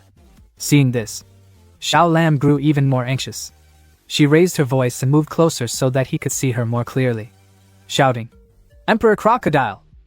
When that didn't work, she switched to calling, "Old Fourth! Old Fourth! Wake up!" Still, he didn't respond, his breathing faint and weak. At this critical moment, Xiao Lam's ability to sense spiritual energy activated fully. She tilted her head back and cried out, summoning the essence of life energy. The spider climbed up Emperor Crocodile's tusks and hurried down to his chest. The life essence was no longer being measured in drops but in entire jars. One jar after another, the spider poured the essence into him, the life energy flowing like a rushing stream. But on the massive body of Emperor Crocodile, the life essence seemed like just a drop of spider's urine. The group anxiously waited, comparing the size of the tiger to Emperor Crocodile, realizing just how enormous he truly was. All the life essence poured into him only managed to open his eyelids a little wider. A faint glimmer appeared in his eyes, but his gaze remained blank, and he didn't wake up. Emperor Crocodile's colossal size made the life essence insufficient. Xiao Lam was frantic.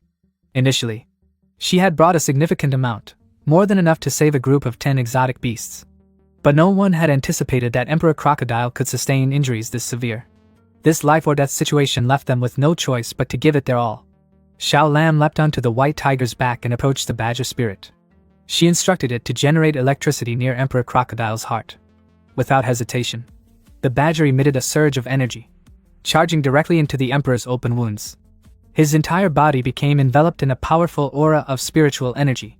The badger essentially transformed itself into a defibrillator, repeating the action over and over without pause. If the badger stopped, Xiao Lam and the others wouldn't know what to do next. But even with their desperate efforts, Emperor Crocodile showed no signs of waking up. The thing Xiao Lam feared most began to happen. His pupils gradually dulled, showing no signs of recovery. Even his spiritual energy fluctuations were fading. Panic set in. "What do we do? What do we do? Emperor Crocodile is going to die." Xiao Lam frantically tried to think of a solution but couldn't come up with anything. There wasn't a single exotic beast in their group that specialized in healing or regeneration.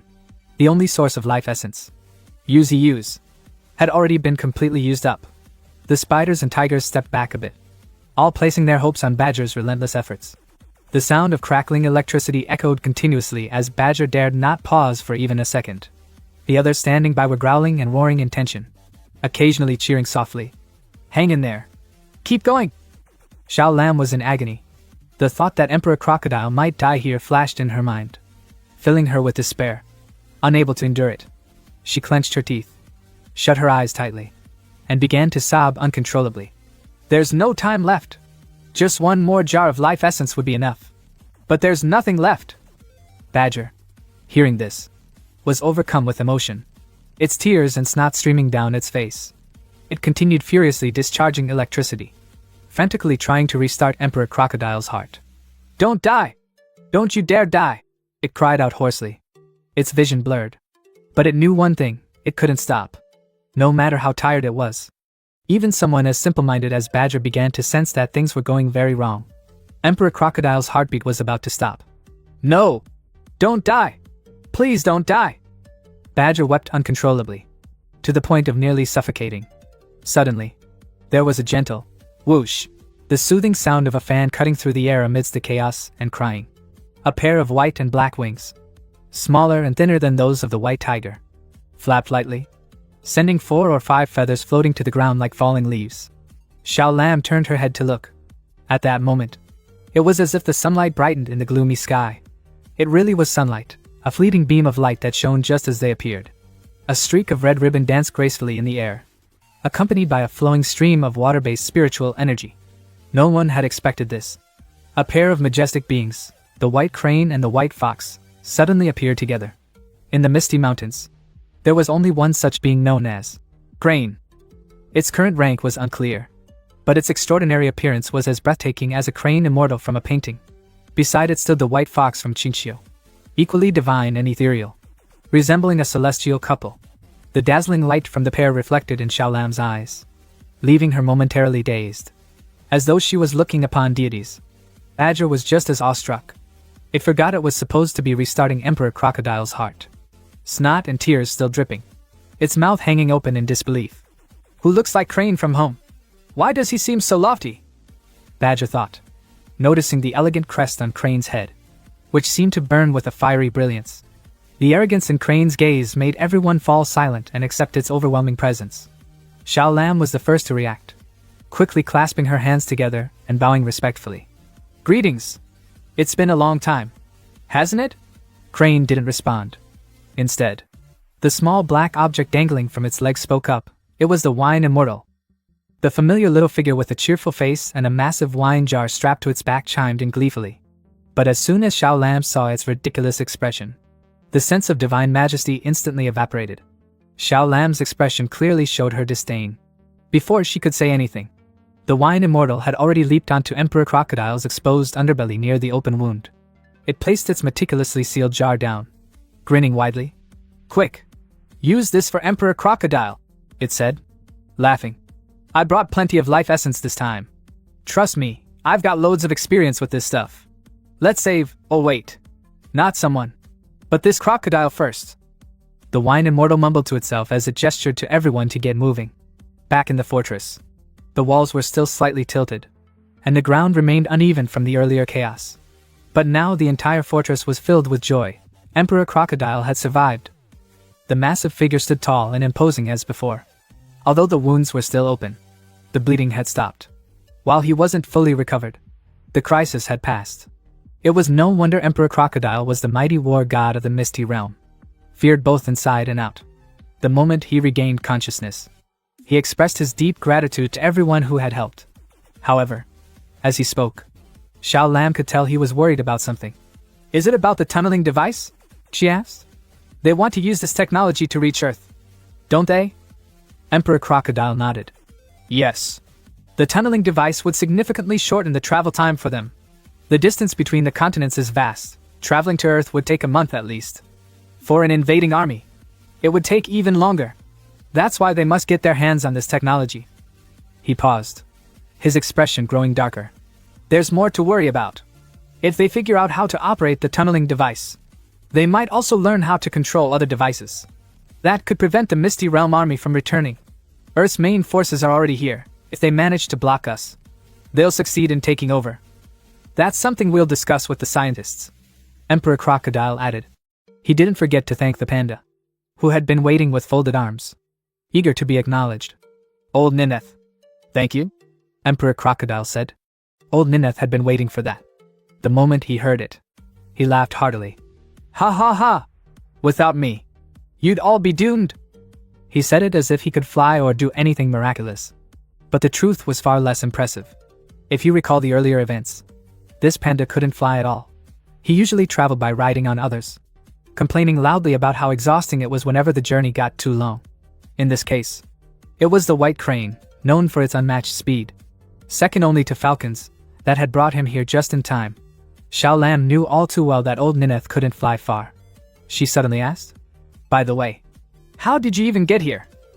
My legs are still short, aren't they? Old Nineth replied, laughing nervously. Hearing Xiaolam's question seemed to throw him off. He frowned, rubbing his forehead as he tried to recall. Let me think, someone brought me here. I think a white pig. He couldn't remember anything clearly. Interestingly, the group that had been awestruck by the divine presence earlier also seemed to have forgotten. No one remembered anything about how they had arrived. Forget it. It's not a big deal, Xiaolam said, laughing along with the others. What they didn't know was that behind a nearby house, White Crane was silently shedding tears. That white pig was, in fact, the white crane itself. But its reserved, introverted nature meant that even when upset, it stayed quiet. It was well acquainted with their cluelessness, knowing they'd never recall its efforts. If it were angry, one peck on their heads would make them remember forever. Xiaolam glanced around, feeling something was off. "Where's Badger and the wild boar?" she asked. Some members of the wild boar clan were present, but the one responsible for restarting Emperor Crocodile's heart was nowhere to be seen. Even when they had the white fox fly up to look, there was no sign of them. She turned to the wine immortal, but its head was already lost in a haze. "Have you seen anyone else?" "Nope. Haven't seen a thing this whole time," the wine immortal replied, looking utterly confused. Golden Monkey hadn't shown up either. Normally, they acted together, so their absence felt strange. Now that you mention it. Everyone. Wasn't it the Golden Monkey who first detected the strange spiritual energy when the gods of creation and destruction stepped onto the borders of Fortress? It had already darted off long before the battle began. But where exactly did it go? Far. Far away from the fortress. A mutant entity suddenly shuddered. Its third eye opened wide, staring intently in the direction of Fortress. Noticing its peculiar reaction, the ancient life tree asked, "What's wrong, my lord?" After pondering briefly, the being responded tersely. "N is dead. Their spiritual energy has completely dissipated. The god of destruction has been destroyed by another force." The ancient life tree was taken aback, startled by the revelation. Meanwhile, the demon Sigma, for some unknown reason, had halted its advance. It ran out of Fortress without encountering any obstacles but soon found itself slowing down. Unlike its more powerful allies, Sigma didn't possess as much stamina. Before long, it had to stop to rest. Panting heavily, it sat beside the massive portal it had been carrying, a gateway to another realm. Blood dripped from its hands, a result of the injuries it sustained during the battle. Looking down at its palms, Sigma muttered, "This is what I get for pushing myself too hard earlier." It tried channeling its spiritual energy to open a small crack in the portal. For a brief moment, a faint spark flickered before extinguishing completely. "Damn it!" Zichma cursed under its breath. Frustrated, "I don't even have the strength to activate the void gate. If I did, I wouldn't be dragging this massive door around on foot." Resigned, it leaned against the portal to catch its breath. As Sigma sat there, oblivious to its surroundings, the Golden Monkey was charging straight toward it. For a brief moment, Sigma wondered, "Why is it running toward me?" But the monkey didn't stop. It kept heading directly toward the demon. The closer the Golden Monkey got, the more it could sense the overwhelming malice emanating from Sigma. "It must be right up ahead," the monkey thought. The spiritual energy was growing stronger with every step. This was no ordinary foe, it was an immensely powerful opponent. Despite the mounting pressure, the Golden Monkey didn't slow down. It only hesitated momentarily when it sensed two familiar auras trailing behind it. Turning slightly, it confirmed that they belonged to Badger and the wild boar. The duo had caught up with the monkey. Badger spotted the monkey perched on a tree and shouted, "Brother!" But the Golden Monkey didn't respond. Without a word, it leaped from the branch, swinging its staff with immense force. The blow landed squarely on Badger's stomach, knocking the wind out of him and leaving him gasping in pain. The wild boar, having narrowly avoided the strike, stood frozen in shock. It couldn't believe what it had just witnessed, one friend attacking another. It stared at the scene, utterly baffled, unable to comprehend what was happening. Rewinding a bit to when Golden Monkey detected a strange aura invading the city, it immediately rushed to assist in the battle. By the time it reached the center, where Emperor Crocodile was fighting two divine mutants, the battle had already ended, and Emperor Crocodile had been healed. Standing on a tree branch from afar, it heard the cries of the strange beast celebrating. "He's awake! He's awake! He's fine now!" Which was enough to fill its heart with happiness. Tears welled up in its eyes. Golden Monkey had grown up among the younglings of Misty Mountain, but when the battle took place, it acted in an extremely discreet manner, neither seeking credit nor revealing itself. Instead, it followed the canyon where Sigma had escaped, chasing after him. Upon reaching the canyon, it encountered the badger and the wild boar. Since this was a silent departure with no goodbyes, the unexpected reunion made them so overjoyed that Golden Monkey immediately knocked both of them unconscious with a single strike each. Standing tall with its chest out, its gaze looked somewhat eerie in the dim light. After rendering the two unconscious, Golden Monkey dragged them deep into the forest. The badger's carefully styled fur got completely ruined as it was dragged along the ground, belly up. After some effort, Golden Monkey managed to tuck them both inside a hollow tree trunk. It even thoughtfully gathered some leaves to make a soft bed for them to sleep on. Though their heads were swollen like drums, the badger, being the carefree type, took the opportunity to sleep soundly. It was the kind of creature that either stayed awake, or, once asleep, wouldn't wake up even if the sky fell. Only then did Golden Monkey feel at ease. It turned around and quietly left. It didn't forget to smile as a silent farewell. If it survived this ordeal, it would apologize later, but for now, it had no intention of thinking about anything else. It continued forward in a straight line, without looking back. No one knew how much time had passed. The dark entrance of the wormhole had been there for quite a while. Yet no one had come to block the way. Sigma sat nearby, keeping watch while catching its breath. It felt like it had recovered about 50% of its strength. So it was time to leave. After all, this was enemy territory. If anyone noticed it, things could get troublesome. Just as that thought crossed its mind, there was no sign of spies lurking, only someone who acted immediately and without hesitation. From the northeast, a dark figure flew in, wielding a long staff, and slammed it down onto the wormhole entrance with a thunderous crash. The impact was so intense that the entrance itself might have warped. Sigma immediately sprang to its feet, fully alert. Pursuers? It questioned internally. But why hadn't they attacked right away? Golden Monkey stood still amidst a thick cloud of dust. From Sigma's perspective, it could make out a faint outline, dark fur, an entrance as fierce as the Monkey King himself, and a gaze brimming with murderous intent. There was no need for words. Its presence alone made its purpose crystal clear. Small in stature but exuding undeniable toughness, this was unmistakably a monkey, though its fur was a different shade. Sigma growled in frustration. That little monkey was only half its size, yet it dared to look down on him from above, confidently creating such a commotion without even resorting to a sneak attack. How dare it? Its spiritual energy surged violently, flames of power igniting around it. Sigma's eyes burned with hatred as it glared at the intruder. You filthy monkey! Get out of here right now! It spat through gritted teeth. But the moment those words left its mouth, Golden Monkey had already leaped forward without a single word. In truth, its actions were quite reckless, but that recklessness came with overwhelming force, deadly intent, and above all, the sheer audacity to strike Sigma head-on. And not just anywhere. Golden Monkey aimed directly at Sigma's face. Sigma was utterly shocked when the staff struck its chest. The impact was so close and precise, covered in spikes. This weapon had somehow pierced through. But it wasn't over yet. A thunderous explosion followed, sending dirt flying in all directions, with thick smoke obscuring the view. Golden Monkey had already leaped back a few meters, cautiously observing. This first strike was a test to gauge the opponent's strength. To its surprise, Sigma's forearm had been completely severed, flying 5 meters away. Yet, despite this, Sigma still stood firm. I come to kill you at the very moment you take pride in your own strength. Golden Monkey lowered itself into a defensive stance, eyes locked onto Sigma with an intense glare. At this moment, the so-called God of Creation stared wide-eyed in disbelief. This seemingly weak opponent had calculated everything from the beginning, delivering an incredibly precise and deadly strike.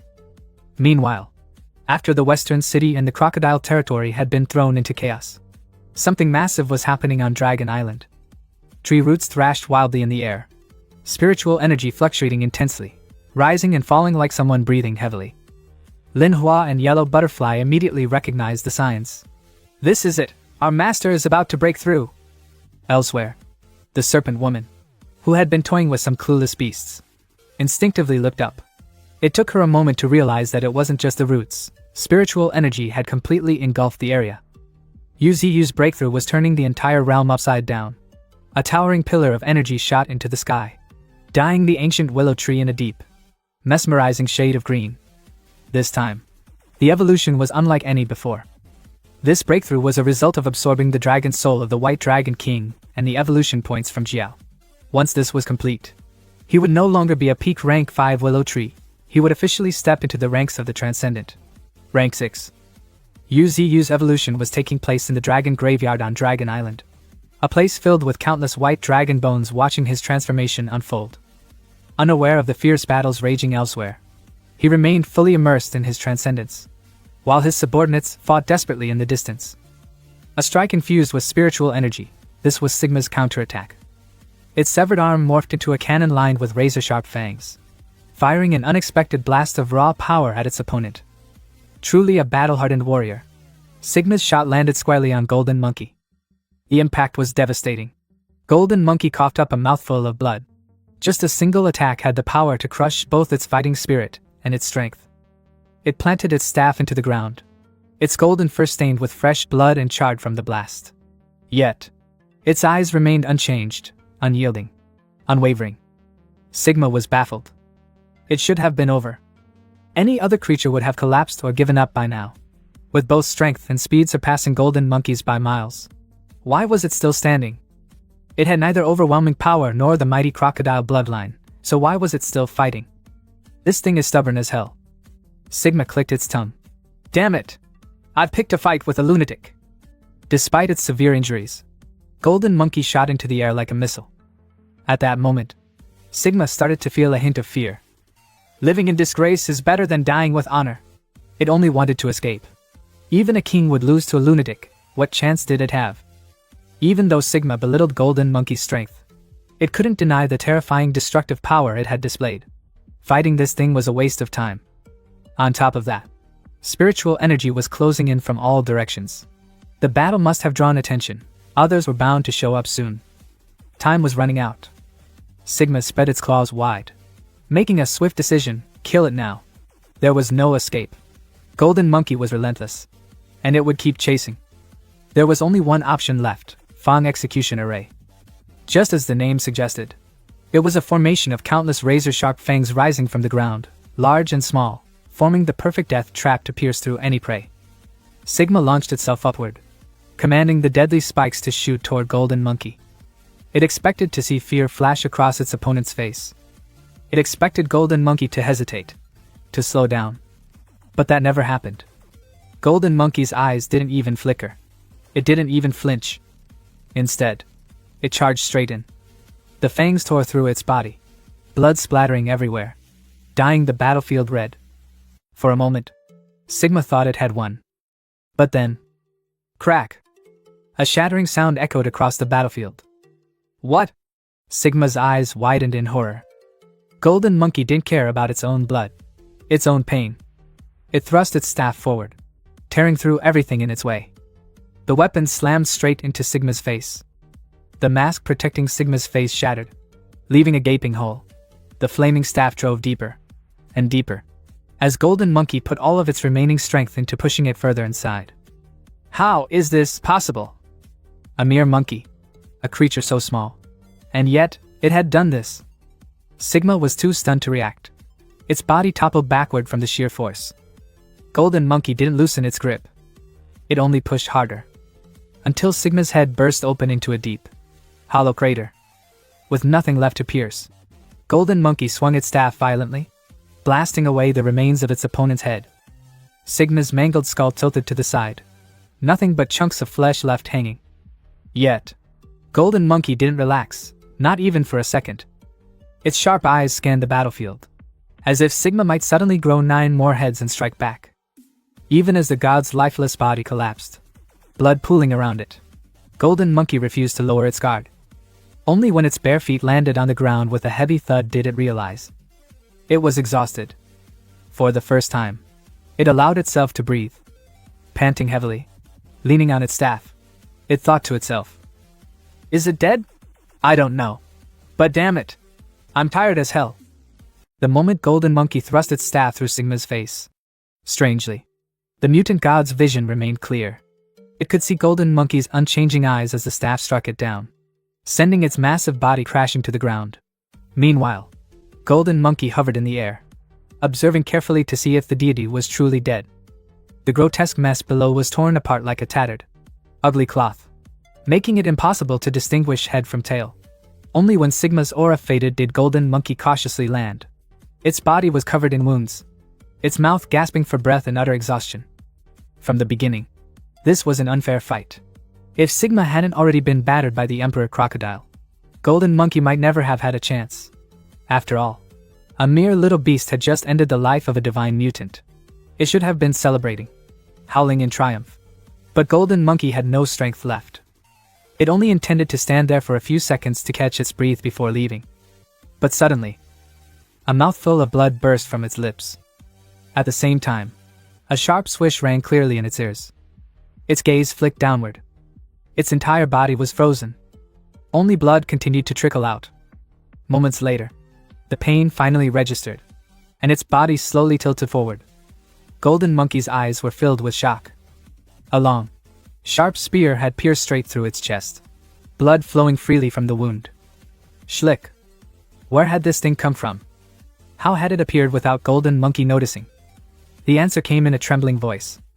Not only him, even you, were beyond my expectations. One of Sigma's fingers had elongated into a spear, piercing straight through Golden Monkey's chest. The god struggled to push itself up.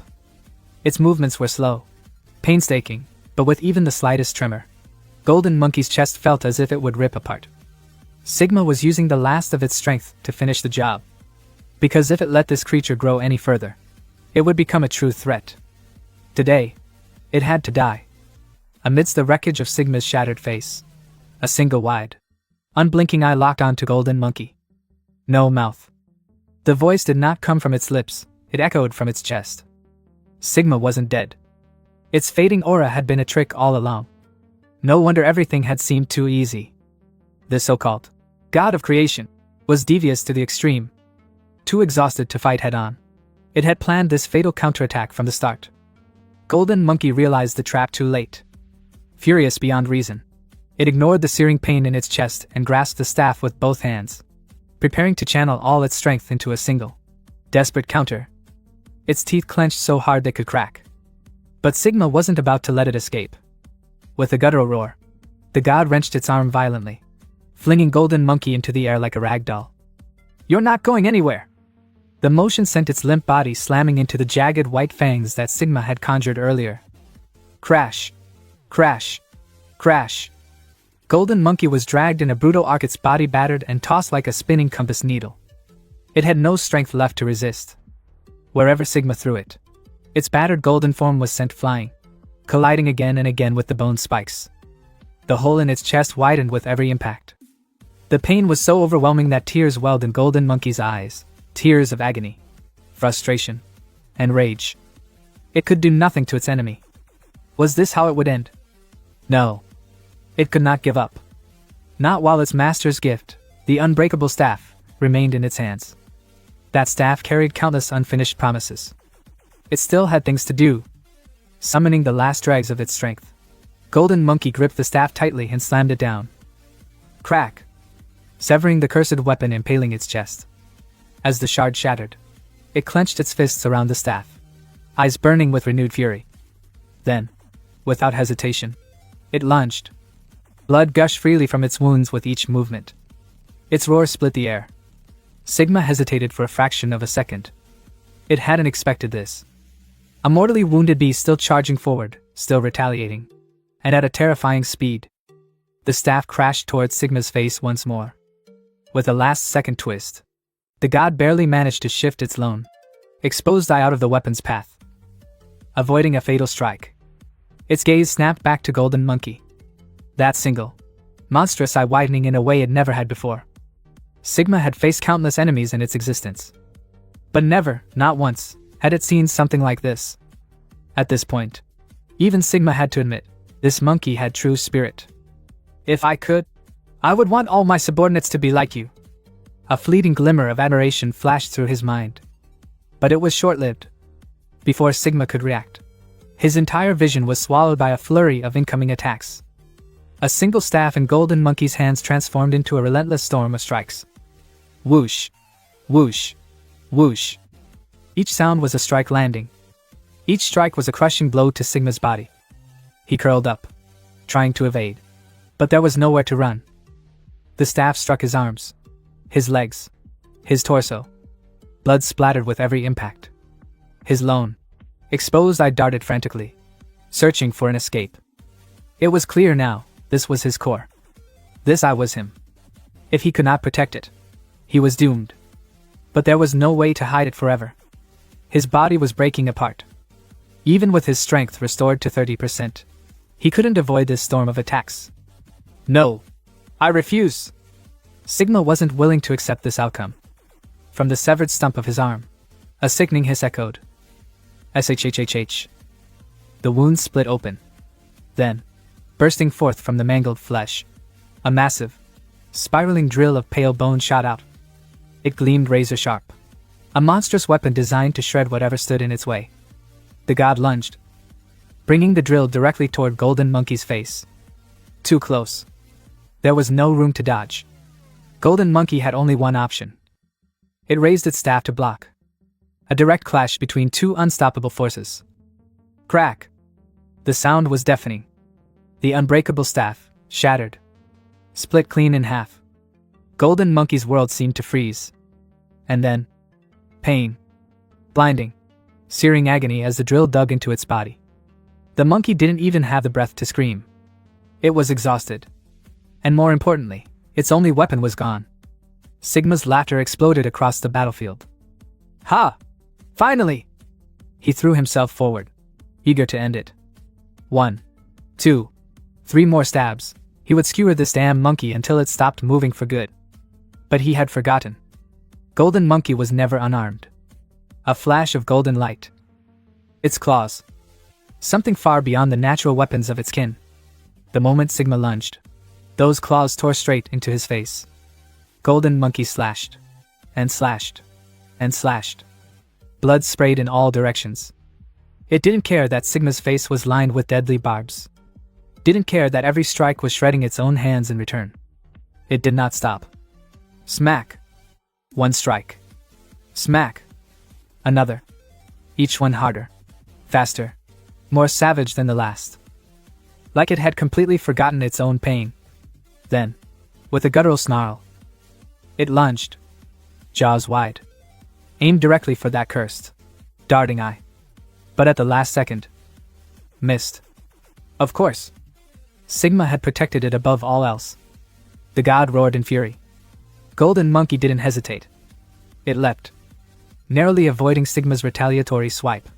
It flipped in midair, and came crashing down onto his chest. Its feet dug in deep, planting themselves firmly in his flesh. Then, with everything it had left, Golden Monkey clawed straight down Sigma's face. Deep, gashing wounds. Flesh tore. The god screamed. He had to twist his body, dodging at the last second. But in exchange, his chest and neck were ripped open. Damn you! Sigma roared in fury, swinging wildly to swat Golden Monkey away. But once again, it was too late. A golden blur flashed. In the blink of an eye, the monkey had shifted positions again. This time, it was behind him. Before Sigma could react, another deep claw mark tore across his back, spraying blood in every direction. Golden Monkey's attacks were relentless, blindingly fast and surgically precise. Sigma could do nothing. And then, the final strike. Golden Monkey abandoned evasive maneuvers, instead dropping directly onto Sigma's back. It wedged itself into the dip between his shoulder blades. And then, its claws shot out from the front of his chest. Sigma screamed. Damn you! Damn you! He thrashed like a mad beast. Yet, he didn't try to shake Golden Monkey off. No. Instead, a faint blue glow flickered across his body. An eerie aura of energy pulsed through his darkened skin, coating his body. His horns, large and small, trembled. And then, boom! An explosion erupted from Sigma's core. A shockwave, centered on him. A forceful detonation that sent out a ring of pure destruction. The air itself cracked from the pressure. Lightning arced wildly, snapping and sparking. Stone shattered. Space itself seemed to be compressed by the sheer force. And at point-blank range, Golden Monkey was caught directly in the blast. Flung backward like a ragdoll. No way to stop. No way to grip onto anything. It was thrown through the air, back first. And then, slam! Crashing into the earth hard enough to crater the ground. The stake embedded in its chest shifted. The motion wrenched it deeper. Blood gushed from the wound, flooding out of its mouth in thick streams. Golden Monkey gasped. Choked. Vision blurred. Sigma staggered, panting. That attack had drained him. The use of spiritual energy in such raw force devoured his stamina. Yet, he was still standing. And so, the battle was not over. Neither was Golden Monkey. It stood, shaky, breast ragged, every limb trembling under its own weight. Yet, It stood. It refused to fall. Even now. Sigma narrowed his eye. This monkey. This thing. Was it not afraid of death? No. It embraced it. No matter how long this fight lasts, I will not fall, even through the choking of its own blood. Golden Monkey declared its defiance. Sigma inhaled deeply. Then, he raised a hand and uttered words that made no sense. Strange, guttural chants. At first, just 2 faint syllables stood out. Then swung. And then, the ground trembled. Suddenly, the battlefield warped. Sinkholes tore through the landscape. The earth itself shifted. The terrain collapsed into something unrecognizable. And yet, Golden Monkey's spot remained untouched. Everything else. A gaping pit of red. Like the gaping maw of a beast lined with razor-sharp fangs. Sigma had reshaped the land itself. A trap. A death cage. A devouring abyss. And Golden Monkey stood at its center. A battlefield meant to consume entire armies. Sigma. He had held this forbidden technique back even against the colossal crocodile. Yet now, be proud, monkey, because your death will be the most glorious of all. It was no bluff. Pure spiritual energy radiated from Sigma's very being. This was no simple trap of spikes or stakes. This was a divine execution. Die. Sigma clenched his fist. The entire battlefield contracted. The spikes twisted, bent inward. A perfect sphere. Every razor edge pointed inward. A perfect, inescapable prison. It would shred Golden Monkey apart. No way out. No escape. And then, boom! A thunderous impact from behind Sigma. 2 powerful auras. Overwhelming. Terrifying. A wild boar. And a badger. 2 familiar beasts. Charging at full force. What? Sigma spun. But it was too late. He had no time to see what hit him. The earth rumbled. The ground bucked. A storm of dust and debris erupted into the sky. And once more, the 3 stood together, shoulder to shoulder. The battle was far from over. Beneath the gloomy sky, clusters of clouds loomed. Uncertain whether it was day or night, the red dunes, faint and desolate, were just as eerie. Not a single soul in sight. Not even a gust of wind. This place resembled a desert. But more like a desert from hell. The scene seemed frozen in an eerie flow of time. On the flat expanse of sand, a figure in a long cloak moved forward, step by step. It was Set, leader of the Western Wasteland tribe. On Earth, he was rumored to have slaughtered every last mutant beast in the Western Wastelands. Standing above all. As he walked, he suddenly halted, furrowing his brow. His pupils flickered with an unusual glint. So, it's you? The air was thick with the stench of blood. Set gazed at the Golden Monkey, battered and soaked in fresh blood, dragging itself from some unknown place, leaving a long crimson trail across the sand. Clutching a staff, it struggled to crawl forward. But here, its strength failed. It could only collapse, panting heavily. Beside it lay a massive stone. The seal of the Monkey King. Nearly as large as the monkey itself. Set glanced at the stone, then lifted his head toward the sky. The short black fur bathed in the dim red light gave off an aura of mystique. Its gaze, however, was not on Monkey, but fixed upon a nearby mountain of grotesque mutant beasts. A towering heap of slain creatures. The stench of blood didn't just come from the Golden Monkey. It also emanated from the colossal beasts piled nearby. You're truly formidable, Set remarked indifferently. To take down so many rampaging mutant beasts alone. They must have been the ones that attacked Crocodile City. Indeed, these were the very beasts that the Golden Monkey had slaughtered, on its way back to the center, only to find the Emperor Crocodile alive once more.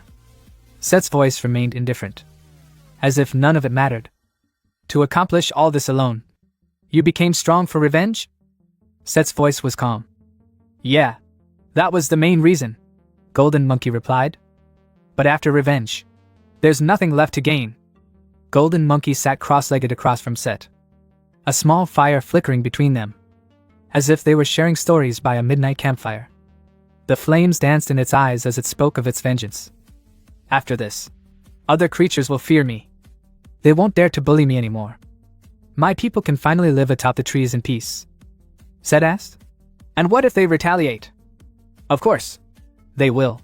That's inevitable. Golden Monkey's voice was light, almost indifferent. You kill them for revenge. Then they take revenge on you. In the end, there's no conclusion. Just an endless cycle. Both races could face extinction. The conversation seemed to lead nowhere. Both sides trapped in a dead end, staring into the fire for a while.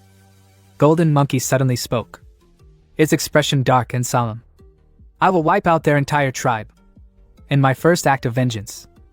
The sheer depth of its hatred, the overwhelming thirst for revenge, was enough to make one's skin crawl. Yet Set remained composed, gazing at the monkey with a steady expression. You're not afraid of moral corruption? He asked. The idea was almost laughable. Who would talk about morality with a mutant beast? Golden Monkey had never seriously considered the question before. It simply replied, that is human morality. What I want is for my people to have a place to survive. As it spoke, its spiritual energy flared, its conviction too deeply rooted to be shaken. Set only responded, I understand. He asked no further questions, while Golden Monkey braced itself, expecting a lecture that never came. Follow me. Set stood up, gripping his staff, looking down at Golden Monkey. I will take you to a place on the lands of Blue Vast Star. Suddenly, a streak of blue light shot across the sky. It was a clan leader's seal, from a tribe deep within misty mountains. Hurtling at breakneck speed, it burned brightly upon colliding with the air, glowing as if ready to explode. Its surface reflected dazzling sunlight, blinding to anyone who looked directly at it. The stone crashed into the ground, causing a golden sphere to erupt nearby. Beside it, something else had been hurled to the ground, raising a cloud of dust. Something tumbled in the opposite direction, dragging across the dirt. A white-furred creature. It was the boar, Golden Monkey's friend. And not far away, Badger, their companion. Badger had just been struck, barely clinging to life, his body battered and torn. At the heart of the battlefield stood Sigma. At this moment, Badger was being lifted high into the air, his throat clamped in an iron grip. The earlier shockwave had been the work of the god of creation, mercilessly crushing the two mutant beasts. Badger hung there, mouth agape, unable to close it, completely overwhelmed by the sheer power of his opponent. But who was he? One of the three beasts, afraid of neither heaven nor earth. Would he now fear this being? Neither truly beast nor god? No. In a flash, Badger's claws shot out, grasping the wrist of the god of creation. He roared, pouring both blood and spirit energy into his attack. His ultimate move, thunder forged from spiritual energy. The attack's range was vast, powerful enough to strike 5 Sigma at once. But not even one of them flinched. Sigma remained unmoved, his arms still raised high. He laughed, mocking. Is that all you've got, Badger? This level of attack is meaningless. Enough. All three of you, just die together. Sigma's voice was cold, final. But he wasn't speaking to Badger. He was speaking to Golden Monkey. At this moment, the monkey was surrounded, impaled in an instant if it so much as flinched. The formation of deadly spikes had locked onto it. A moment's lapse in focus had left it open to this attack. Sigma's crimson pupils gleamed with cruel amusement. Not long now. They'll all be joining you soon. The instant the spikes lunged forward, Golden Monkey's eyes snapped open. That bastard. He just said he would kill my friends. Badger. The boar. How many times had they fought side by side? How many times had it watched helplessly as they stood on the brink of death, battered and bloodied? And the Monkey King, the one it revered most. They had all fought to protect its kin. And what had it done? Had it ever truly avenged anything? It always spoke of vengeance. But had it ever fulfilled it? A surge of hatred roared through Golden Monkey, an overwhelming fury that burned in its eyes. At that very moment, the spike struck. A deafening crash. Golden Monkey's figure vanished. Sigma tightened his grip on Badger's throat. Seeing him foam at the mouth only made him more ecstatic. He wanted to savor this moment. To break him slowly, lifting Badger higher, he turned toward the remaining enemies. Now, it's just you two left. The furred beast would be easy to finish off. A single spike through its skull, and it would be over. Badger was out of options. No strength left to resist. He could only wait for death. But then, the clan leader's stone seal, which had been suspended high in the sky, suddenly changed direction. Like a lightning bolt, it shot downward, and with a thunderous impact, it crashed into the ground once more, this time landing dangerously close to Sigma. The shockwave sent dust and debris rolling in waves across the battlefield. The force alone jolted Badger back to consciousness. Even Sigma flinched. Both of them turned, gazing at the source of that sudden, overwhelming surge of spiritual energy. A hand burst forth from the earth. No. A colossal hand, emerging from the mountainside itself. Towering, monolithic. But its fur was unmistakably familiar. Sigma's eyes widened in horror. Don't tell me. His grip around Badger's throat loosened. Badger, nearly choking, felt tears sting his eyes. He tried to speak, but only managed a single hoarse gasp. Joy. Relief. They had come to rescue their friend. But their friend had come to save them. Many mutant beasts knew about it, but many more did not. Deep in the distant desert abyss lay the site of the third great spiritual energy eruption. Unlike the waves of spiritual power that once swept across the entire world, this time, the Western Wastelands desert held a singular, concentrated source. The abyss itself. Set led Golden Monkey there, explaining as they approached. Every beast, every human, desires this immense power. And yet, none who enter survive. The energy here does not grant strength. It tears flesh apart. It grinds bodies into dust. That is why this abyss is not just a source of power, but a graveyard of lost souls. Set was not in a hurry. Instead of revealing his true purpose, he continued his tale. In Misty Mountains, your kind has a beast called the Devourer. Its ability is terrifying. It consumes all minerals and spirit essence, transforming them into its own power. Surely, you can guess who I'm speaking of. Panda's crimson cloak billowed as he spoke. But one of its most terrifying abilities is that it absorbs without consequence. No side effects. No drawbacks. He led Golden Monkey to the very edge of the abyss, gazing downward into the endless void. Set finally turned to it and said, "But your power surpasses even that beast. It can only consume minerals and spirit essence. You can absorb anything beneficial to you." He paused, lost in thought. Perhaps you are capable of conquering this abyss. Perhaps you can grow stronger by consuming everything within it. Cleanse the lingering souls with the spiritual stone on your back. But do not take a single misstep, for if you fail, the spirits here will consume you completely. When Golden Monkey emerged from the abyss, it was no longer the same. The small, nimble creature had become a monstrous, fur-covered titan. Its breath exhaled white mist, thick and unnatural. Each step spanned dozens of meters. Each movement sent tremors through the land. It turned its gaze to Sigma, a gaze filled with unrelenting hatred. Then, boom! Columns of raw spiritual energy erupted from the ground, tearing through the battlefield. Sigma barely dodged the first, releasing his grip on Badger in the process. But before he could react, a second column shot toward him. After the Golden Monkey left, Set stood alone, adrift on the red sand under a sky with drifting clouds. It looked cold and indifferent, true to its title as the ruler of the Western Wastelands. But in reality, sweat was pouring down Set's face. It was too unbelievable. So he stood frozen in place. Set had thought he could absorb at least a portion of the spiritual energy, at the very least. Take away some of it. But when it glanced down into the deep abyss, there was no trace of spiritual energy left. Gone was the scene that once resembled the gates of hell. Everything had been completely taken away, leaving nothing behind. Even the souls that once resided there had vanished, leaving only emptiness. Set couldn't have predicted this outcome.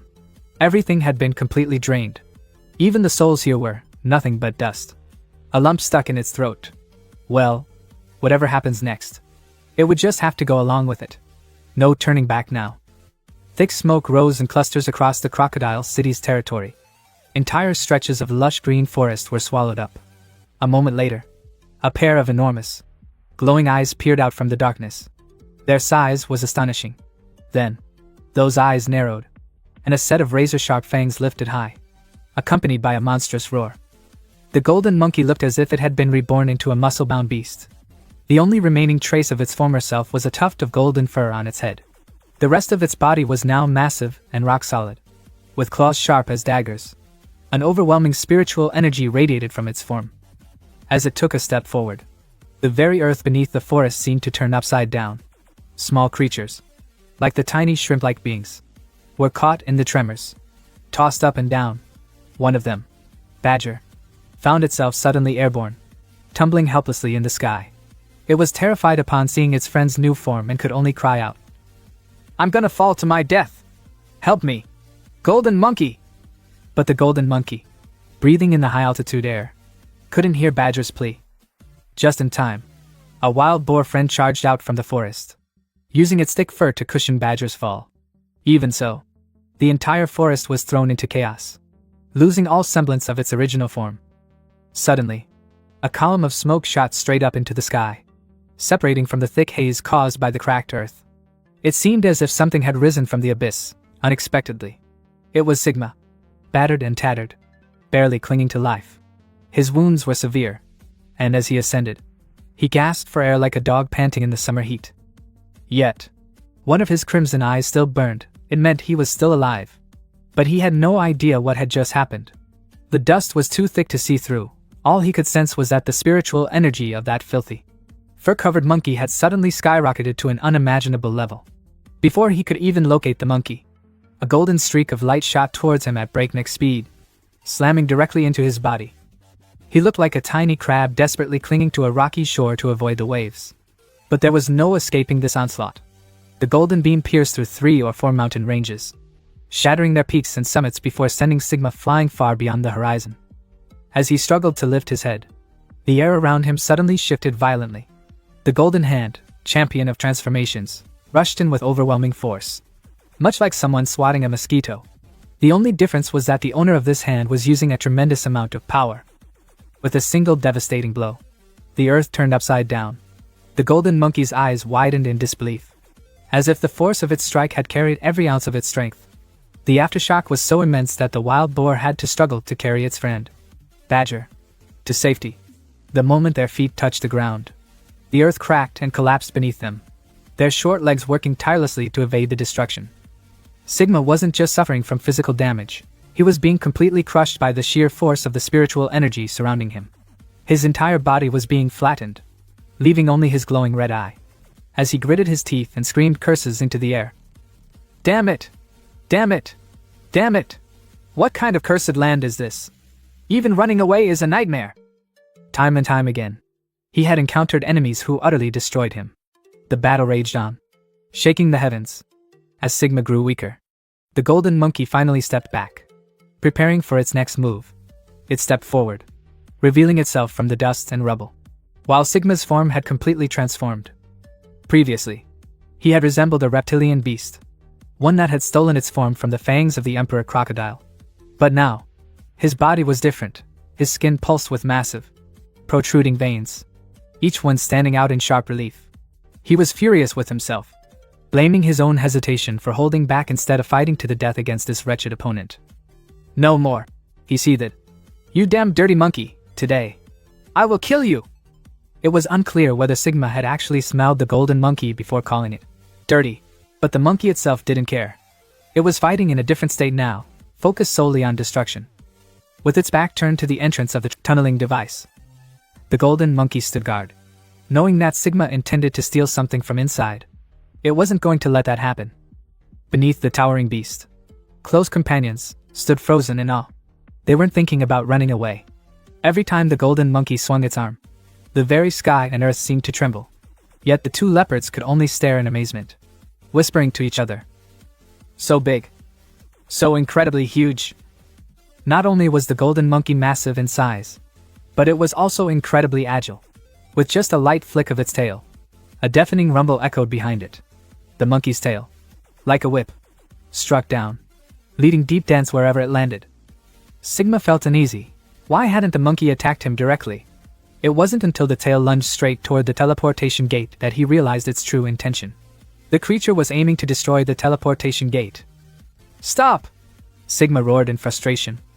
They had been fighting for so long without even touching the gate. Yet now the monkey was attacking it? Sigma needed that gate intact. It was his only way to report back and salvage the death of his best friend. He needed something to please his superior. Boom! The teleportation gate shattered into pieces. Sigma was furious. His last hope was crushed before his very eyes. At this point, it was either kill or be killed. He couldn't let this grudge go. With a furious roar, he launched himself straight at the golden monkey. I'll kill you! Sigma's sharp green claws were deadly. If they pierced flesh, it would be an instant trip to the afterlife. But he seemed to have forgotten. Every move of the golden monkey was calculated. It had been waiting for him to charge in like this. Its fist clenched tightly, golden energy bursting out as its muscles tensed. The monkey delivered a punch straight into Sigma's stomach, making his body fold in on itself. A brief moment of compression. Then boom! The impact sent Sigma hurtling into the sky. From below, he looked like a struggling lizard, flailing as he tried to regain control of his body. But the pain was overwhelming. Blood sprang from his mouth. His hatred burned brighter than ever. But Sigma wasn't done yet. He still had more tricks up his sleeve. A brilliant glow erupted in the sky as strange, tiny projectiles shot from Sigma's body. At first, they were small, but as they traveled, they grew larger, until they were the size of leaves. Their tips sharpened into deadly daggers, numbering in the hundreds, ready to rain down upon the golden monkey. The monkey saw it all. To be honest, defense wasn't its strong suit. Its skin was tough, but aside from its fur, it had no real armor. A direct hit from these daggers could be fatal. Sigma knew this. He sent them all down at once. A dazzling rain of death. Pray that your flesh is thick enough, or you'll be turned into a beehive, Sigma sneered. Badger and Wild Boar, watching in horror, screamed in unison. Run! Golden monkey! You can't block that! But the mutant beast didn't move. It simply stood there, watching the deadly scene unfold. Sigma grinned. Finally, the monkey had given up. But suddenly, the golden monkey tilted its head back and spat something out, a sharp beak, like that of a bird. Its color was deeper than the monkey's usual golden fur. Then, feathers burst forth from its body. For a moment, it looked as if reinforcements had arrived.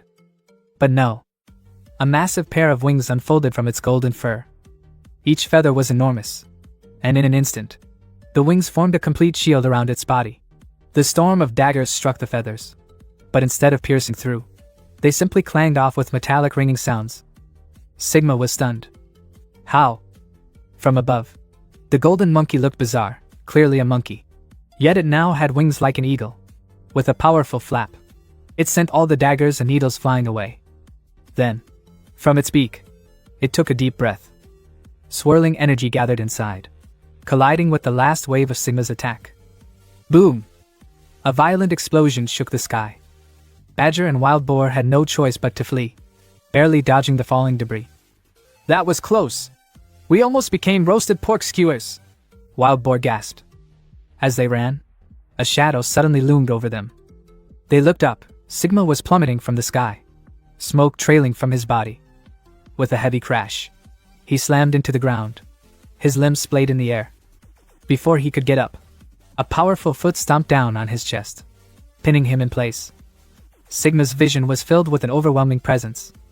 No longer a simple golden monkey, before him stood a creature that resembled an ancient Egyptian god. A bird-headed, winged deity with the body of a warrior, radiating raw power. Sigma, the so-called god of creation, found himself unable to create anything that could save him now. In frustration, he bellowed, "You can't kill me! I am a god! You damn monkey!" But suddenly, something emerged from the monkey's beak. A boar's head. At first, Sigma thought the monkey had swallowed his friend.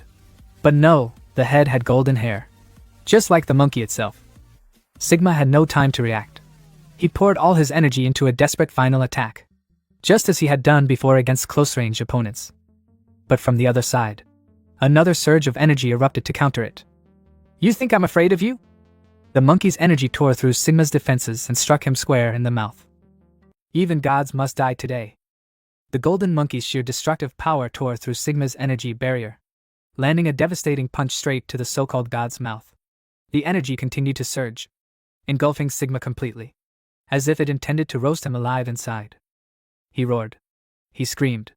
He howled in every possible pitch, from deep bellows to high shrieks. But what could he do? He was nothing more than a lizard being burned to a crisp. At this level, the power difference was simply too vast. The energy the golden monkey exhaled wasn't just enough to incinerate Sigma, it felt like it could scorch the entire battlefield itself. When the attack finally subsided, the source of the golden energy was revealed, a strange head resembling that of a wild boar.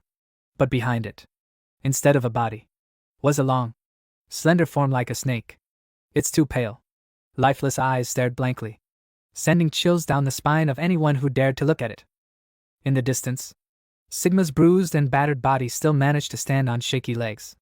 Amidst the rubble that had been shattered by the monkey's power, he looked like a ragged kitchen cloth that had been used for 11 years straight. Coughing up blood, he dragged himself along the ground like a wounded insect, barely clinging to life after being doused in lethal poison. But Sigma wasn't finished yet. Summoning his last reserves of strength, he swiftly slashed his hand downward. A brilliant green light burst forth, 3 razor-sharp energy slashes, fueled by pure hatred, shot straight toward the golden monkey's head with deadly precision. The monkey immediately raised its muscular arm to block the attack. Though the wounds were shallow, barely drawing blood, the pain and sheer annoyance of being struck sent a new wave of fury through its body. It let out a deafening roar.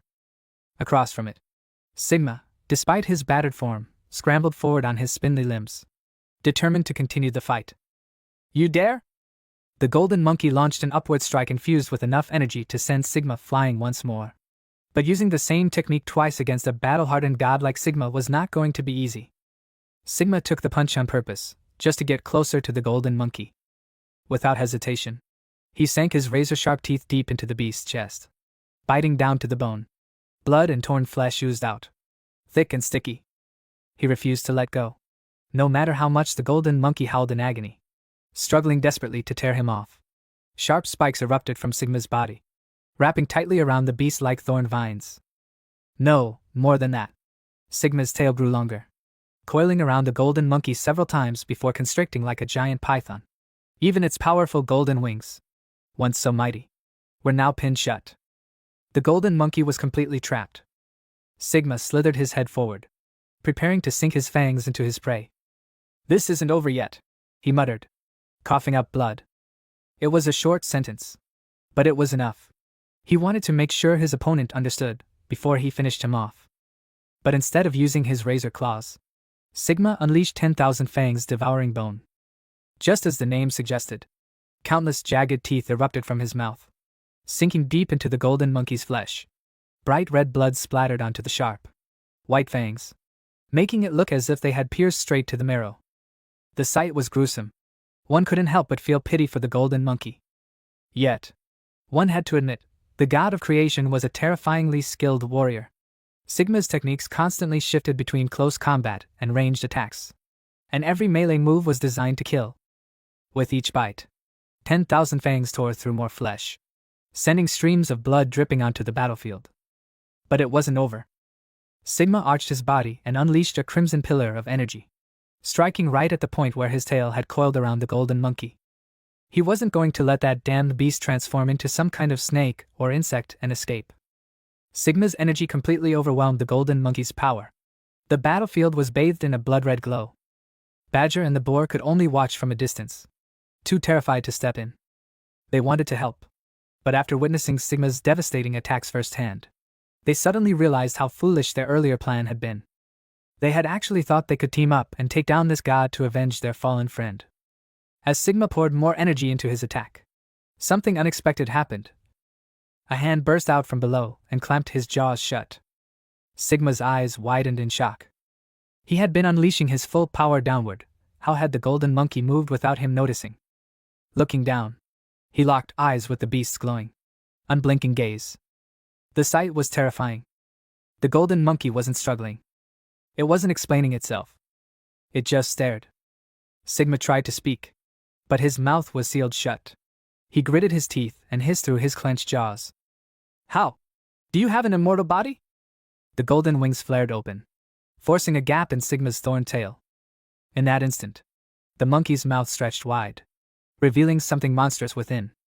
A massive, snake-like creature writhed out of its throat, slithering free.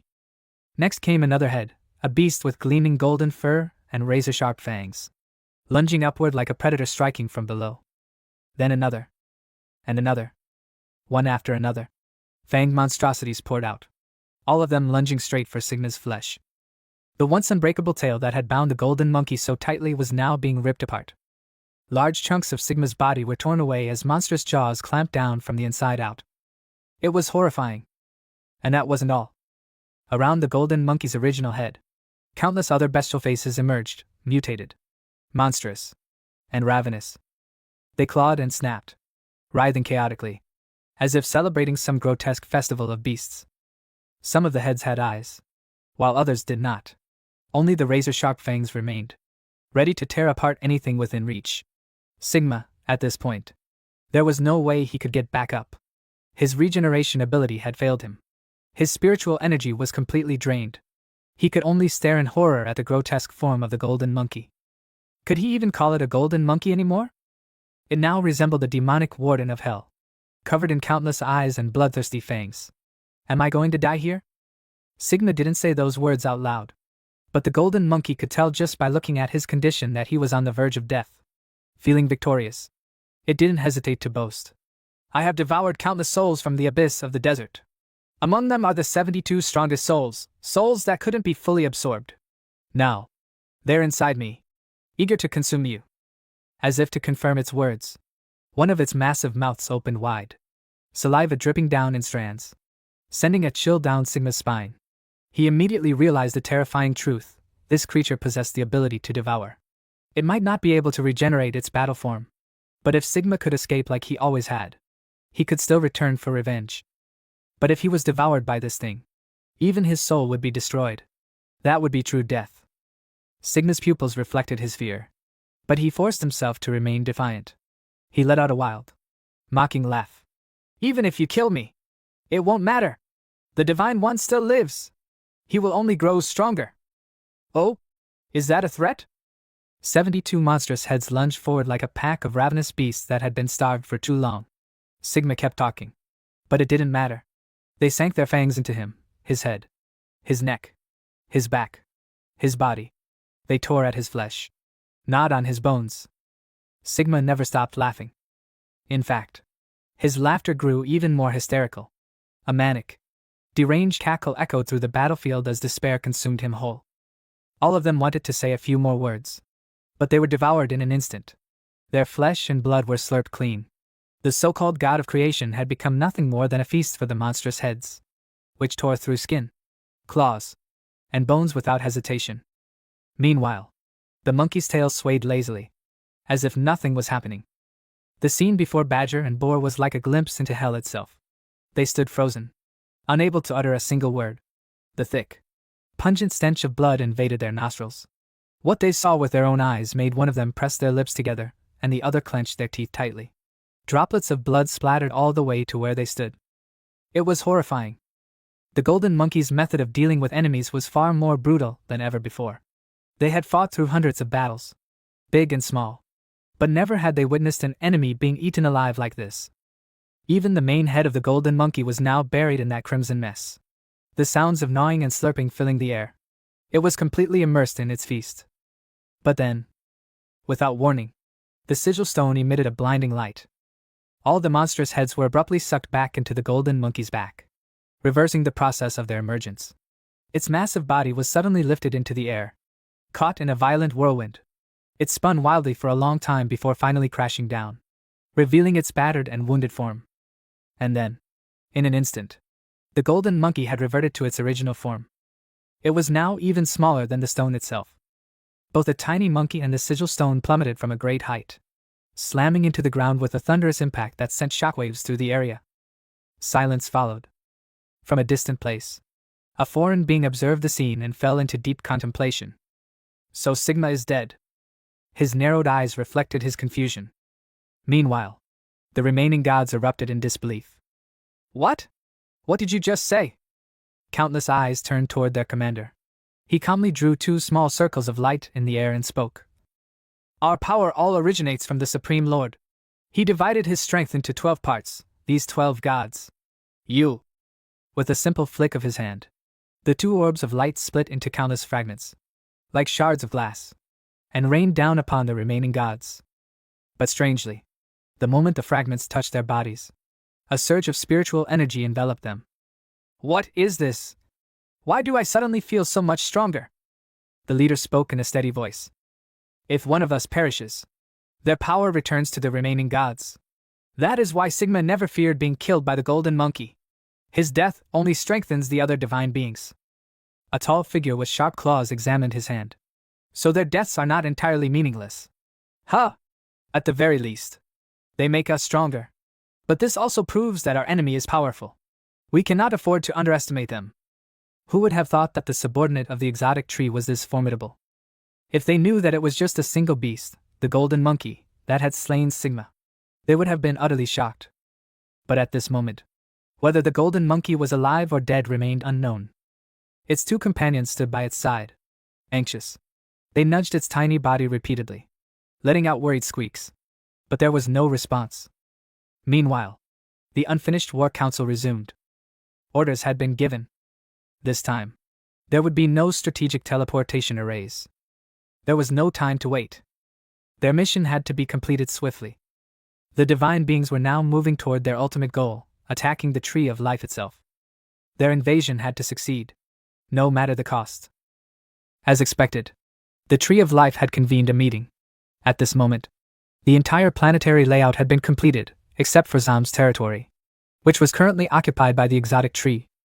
The god flinched, acting as if he was unaware. Even though the exotic tree's occupation of Zam's land had already forced their invasion plan of the blue planet to accelerate beyond the original schedule. The gods remained silent as their leader spoke. Meanwhile, the energy stones they had gathered earlier had already been divided among the exotic tree's subordinates. Mobilize the army. Attack the exotic tree's territory. Even if the entire force is annihilated, it will not be in vain. His eyes gleamed with a chilling intensity, his pupils piercingly sharp, sending shivers down the spines of those around him. As for the missing energy stones, transport them from elsewhere. The transition must be completed flawlessly. We must stand ready to welcome the descent of the great emperor. In unison, they all responded. Yes. Even the god of illusions, the god of nature, and the god of war joined the chorus without a word of dissent.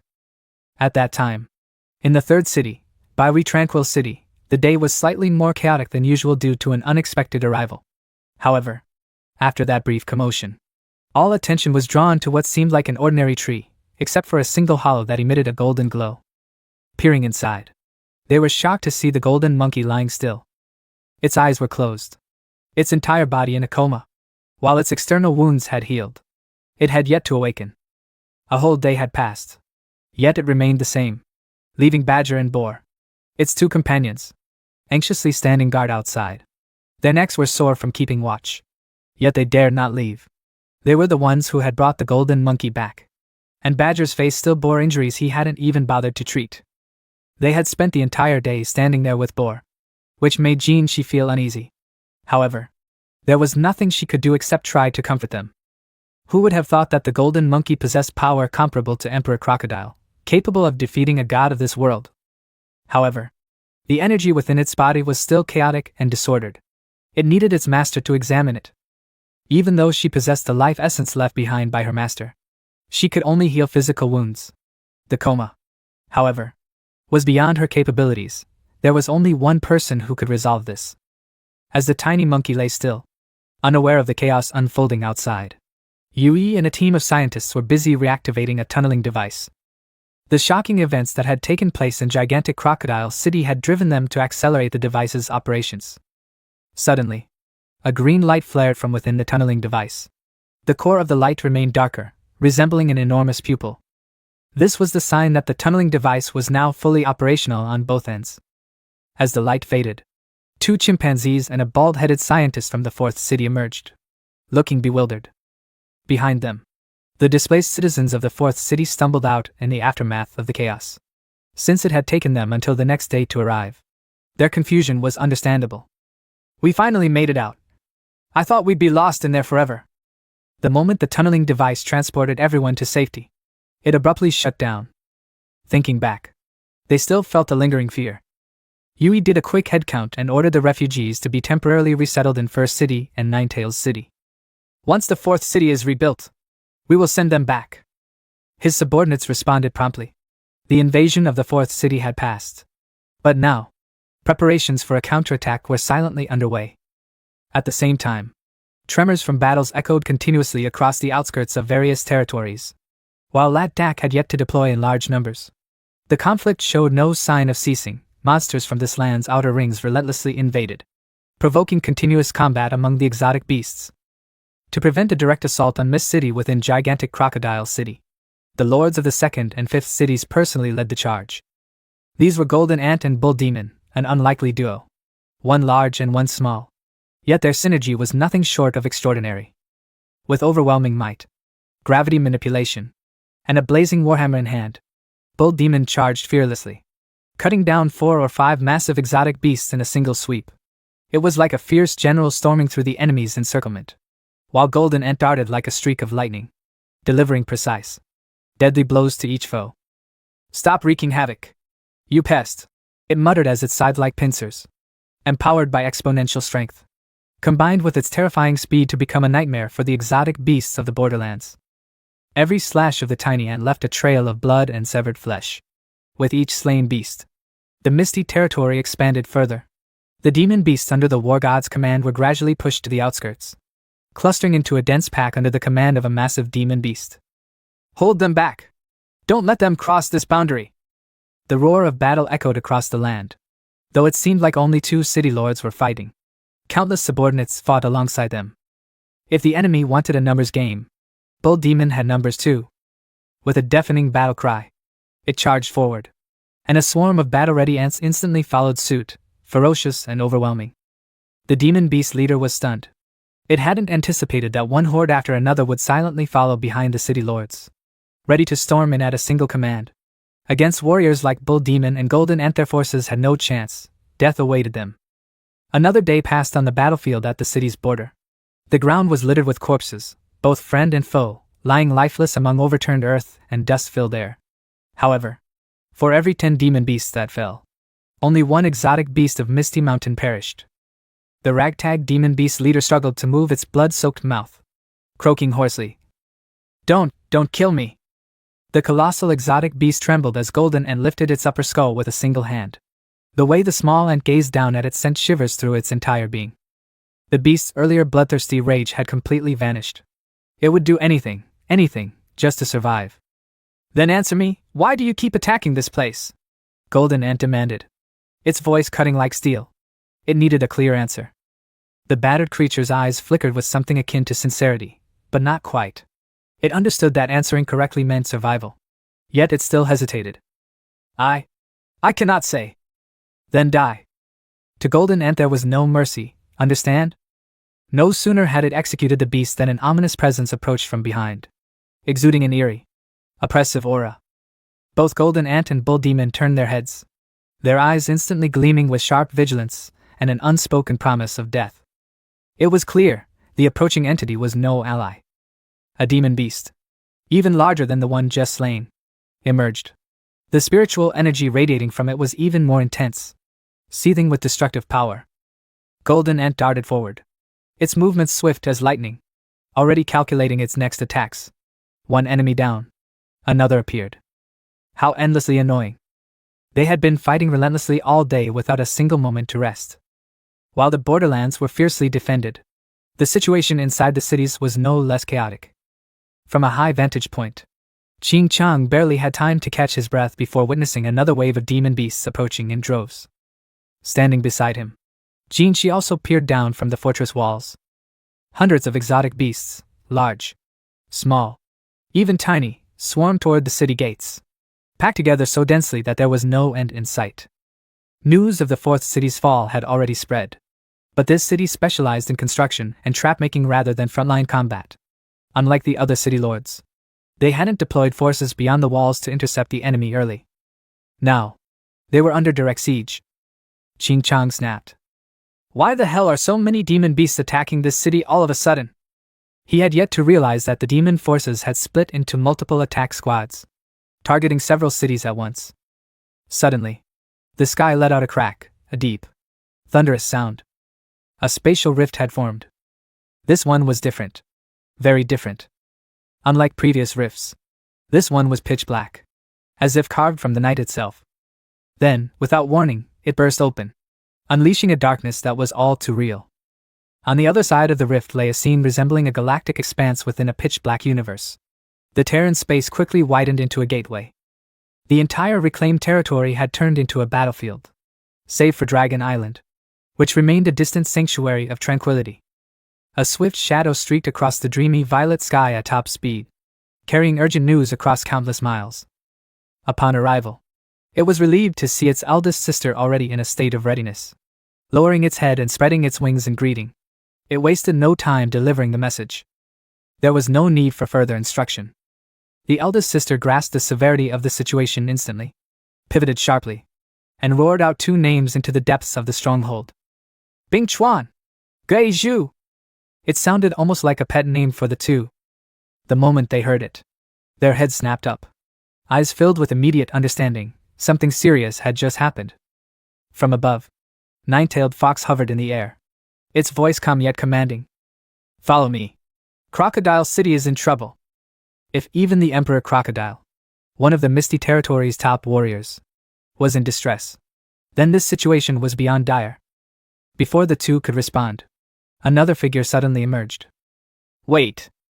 A dark-legged figure stepped forward, though it was clear he was no mere willow spirit. This one, the elder brother of the panda. Yuziu was still in the midst of what they referred to as seclusion training. Meanwhile, the gaping void loomed unnervingly, yet nothing stepped through. Its spiritual energy felt utterly foreign. From the ground, Ching Chong gazed up in deep contemplation. The void. Is it the master? He had heard that their master was ascending to rank 6 on Dragon Island. Could this strange disturbance be connected? Following the devastation of Fourth City, the Emperor Crocodile had recovered and rushed to First City, the central stronghold. There, he had taken over Nine-tailed Fox's role as its guardian and, alongside his subordinates, had begun examining the tunneling devices. Upon learning that those wretched divine beings had been targeting the tunneling devices, he was momentarily surprised, but then quickly understood. Their ultimate plan was an invasion of Earth. Such an endeavor would take an immense amount of time. However, if they seized the tunneling devices, they could bypass countless obstacles. Their previous attempt had failed, but he had no doubt they would return. Yui nodded in agreement. More trials await us. Amidst all these events, one fact shone the brightest: the exotic beasts of Misty Mountain had repelled the divine invaders of this world. That alone was proof that they were not invincible. Even the golden monkey had managed to single-handedly slay a god. The hidden power of the Misty Mountain beasts was terrifying beyond measure. Yui had been with the Misty faction for a long time now. Yet time and again, he found himself in awe. Initially, he had followed the exotic beasts in pursuit of strength beyond human limits. Now, however, he felt a deep bond with these creatures, who fought and lived with unwavering resolve. To aid them, he knew he had to be fully prepared.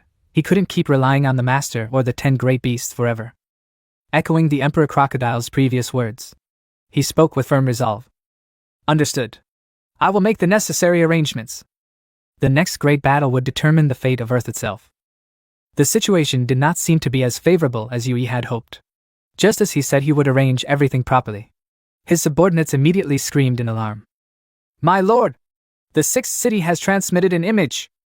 Emperor Crocodile leaned forward, peering through the glass panel to see what image had caused such a panic. Upon seeing the transmitted image, the man was left speechless.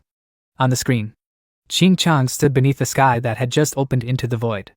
He couldn't tell who had opened this void. Yui, however, immediately recalled a similar phenomenon that had appeared in the sky above the Free Alliance when the elf tribe invaded earlier. Despite this, he did not panic, nor did he say anything to Emperor Crocodile, as the latter would surely recognize it instantly. It's them. I didn't expect them to arrive this quickly.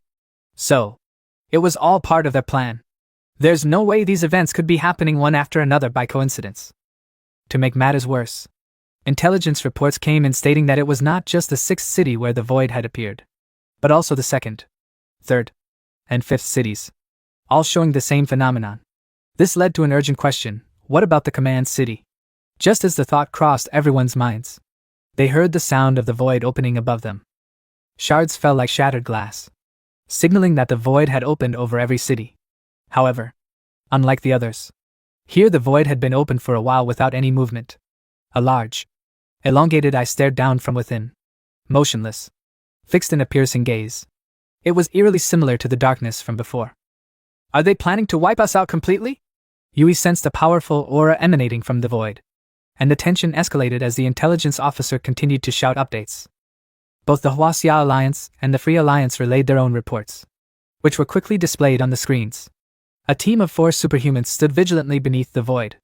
Meanwhile, the Huaxia Alliance had only 3 individuals present, one of whom was an incredibly familiar female figure. Who else could it be but Xiao Ling? She craned her neck to look up just in time to witness movement. At first, it was faint, just a slight squelching sound. Then, a massive black mass emerged from the void. It's falling like sludge! The superhumans watched, eyes fixed in disbelief. They had expected an elven army. What was this? The thick, black substance plummeted to the ground in a great column, hitting with such weight that the earth trembled, producing a deafening thud.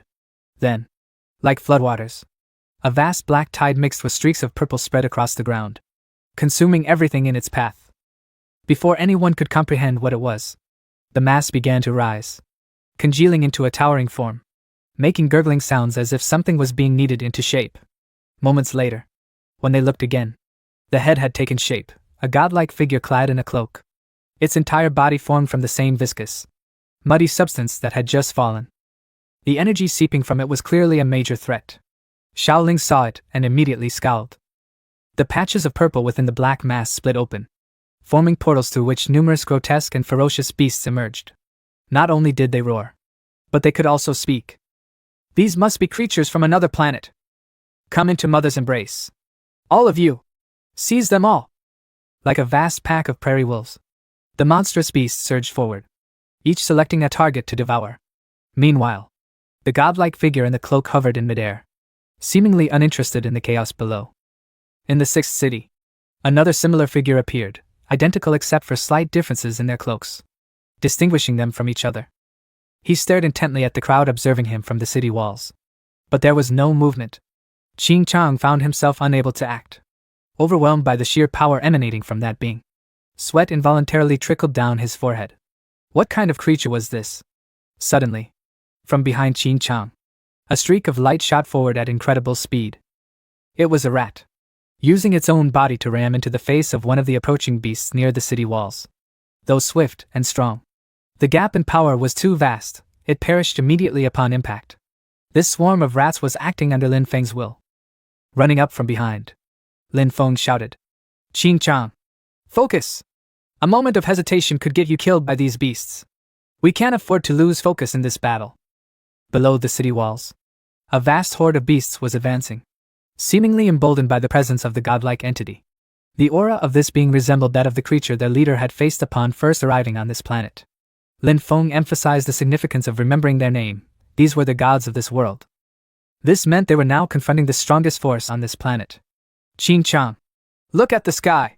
Qing, she called out, though it was hardly necessary. The moment the new energy appeared, everyone sensed it. Another black-robed figure emerged, as ominous as ever. Unlike the first, this one bore no facial markings at all. His face was an empty void, giving the impression that his neck had somehow shortened. One god was already difficult to deal with, and now 2 had appeared at once. However, the newcomer did not join the first one but instead immediately fled in the opposite direction. What is it doing? Before they could understand, Lin Yu rushed over in panic. Everyone. I've just contacted the other cities. Gods are appearing everywhere. The third city. White Tiger City. White Tiger had spread its wings, rising to eye level with the god. Yet, the god made no move. In the Free Alliance, another god appeared, bearing a red mark on its face. It seemed to be waiting for a signal, as it too remained motionless. Meanwhile, thick smoke billowed from the second city. There were no signs of people or beasts. Only a massive black pillar stood, adorned with strange blue circular markings. Deep within the city, the glowing eyes of a monstrous creature flickered. Friend or foe? No one knew, but its bloodthirsty gaze was unmistakable. Hours passed. The fifth city was littered with the corpses of Misty Mountain's beasts. Giant red ants lay dead in swarms. A god stood atop a slanted rock, his cloak billowing in the wind. He scanned the area and muttered, "What a waste. I brought so many beasts. Yet there isn't a single strong opponent here." With a wave of his hand, several blue cycles appeared before him, each inscribed with mysterious symbols, similar to the ones used by the gods during their meetings. A pillar of blue light descended in front of him. He raised his hand and began chanting in an unknown language. When the light faded, a triangular object appeared before him, similar to the one in the second city, though different in shape. "Good. Now let's see what the others are up to," he murmured. Just as he was about to act, a pink streak of light struck him squarely in the face, sending him tumbling backward. At this speed, aside from Golden and only Zillian could have managed such an attack. Without hesitation, Zillian delivered a punch straight to the god's face. However, upon closer inspection, the god had already shifted form, his body morphing into a mass of writhing tentacles, like an octopus. One of the tentacles coiled tightly around Zillian's sharp forearm. Though it had caught his strike, the god had to admit this creature was unbelievably fast. "Where are my subordinates? Why didn't they stop you?" the god demanded. "Subordinates? I wasn't paying attention," Zillian replied indifferently, then added, "Maybe they were killed already." Instantly. At that. And the mantis was not lying. Behind him lay a mountain of beast corpses. The beasts that the god had so proudly brought to battle against Earth's creatures, all lay dead, mouths agape in death. Which subordinates? Which followers? I didn't pay attention. On the way, I just conveniently cut down a few small worms and centipedes. Each corpse was covered in wounds, every strike fatal, leaving no room for resistance. At this moment, it stood before the so-called god, the octopus deity, arrogantly recounting what had just happened. It was all done in the blink of an eye. However, you don't need to worry about it, it added, eyes widening as it locked its gaze onto the deity. Not even for a second did it show fear, despite the deity's overwhelming aura of spiritual energy. The octopus deity was well aware that other beasts feared its presence. Yet this mantis dared to challenge it. What kind of creature was this? Its eyes flashed with a dangerous glint as it evaluated its opponent. The octopus deity had no patience for this. It wanted to end the fight quickly. The mantis immediately shifted into its second battle form. Its aura and spiritual energy changed completely. Its sides, once purple, turned a sharp, piercing green, covered in jagged spikes. Wherever they struck, they tore through flesh effortlessly. It had spent a long time in the void beyond the universe, far from battle. Now that it had a chance to fight, it would not let this opportunity slip by. "You don't need to concern yourself with what just happened, because you're going to die anyway," it declared, announcing its readiness to face the deity one-on-one.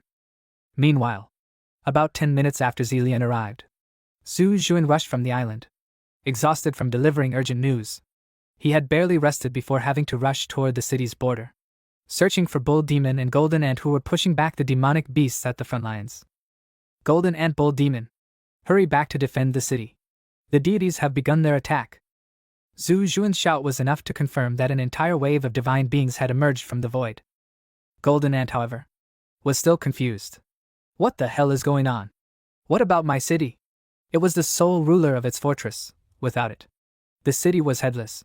Its subordinates, the other mutant beasts, weren't strong enough to hold the line. To its surprise, a familiar name was mentioned. "Zillian is currently fighting in your city, but the second city has already fallen completely." The situation was dire. Golden Ant knew it should return immediately. But if it did, the demonic beast here would surge forward and overwhelm them, turning their defensive line into a lost cause. Bull Demon roared, If we retreat, what happens to this battle? Before it stood a relentless wave of demonic beasts, charging like a flood.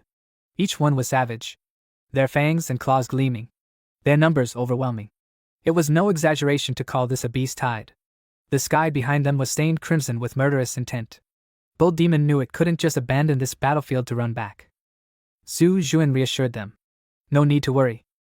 The ground trembled as heavy footsteps approached. It was the Ice Bear and its clan. Arriving at Zhu Juan's command, they would take over the battle. Leaving this battlefield in the hands of the Ice Bear tribe from the Northern Realm was a guarantee of security. Its leader was already present. Zhu Juan, soaring at incredible speed, declared, I won't let them break through this route. The second city had already been lost. It had fallen long before this battle even began. Standing at its very center was a towering black pillar, surrounded by divine energy flowing in eerie green patterns. However, the ones appearing in the second city weren't just any divine beings. They were those under the command of the ancient tree of life.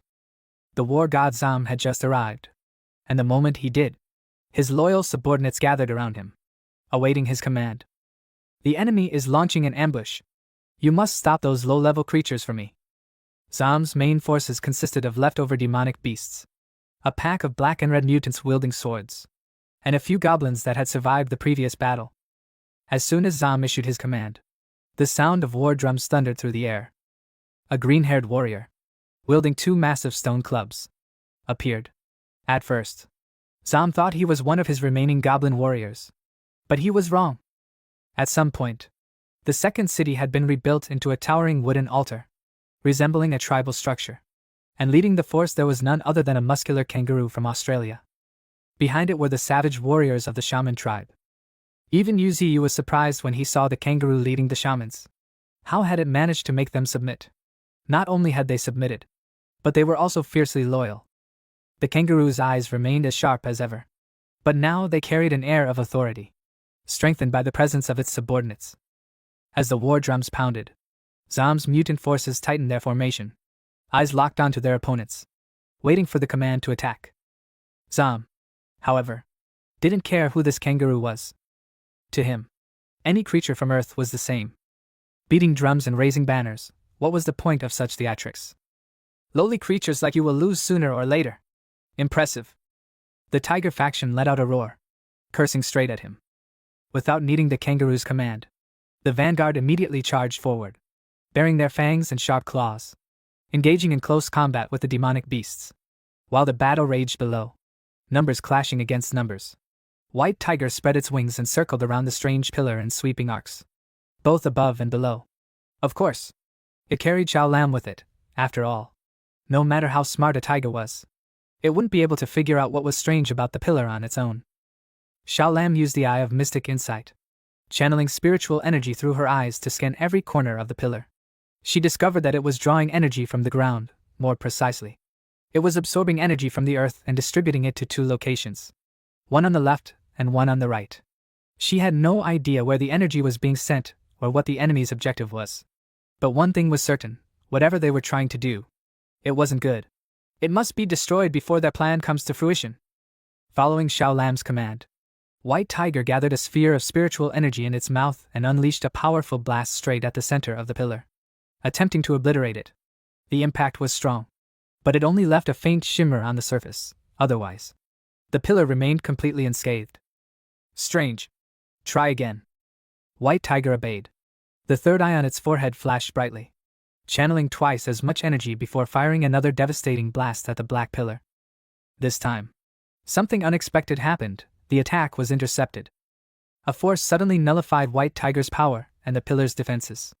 The culprit? One of the gods overseeing the second city had intervened. I won't let you destroy this, he declared. 2 little white cats? He sneered, his voice dripping with condescension, though he didn't outright call them lowly creatures. The insult was clear. Worse, he deflected White Tiger's attack effortlessly. Xiao Lam gritted his teeth. Her role was only to find weaknesses, not to attack. This was going to be a tough fight. Aside from Dragon Island and War God Zam's territory, most of Azure Star had already fallen under Yuziyu's control. War God Zam's domain, as previously mentioned, was divided into 8 sectors. Apart from the central region in the middle, The rest consisted of cities 3 through 6, as well as the territories of the Huaxia Federation and the Free Federation.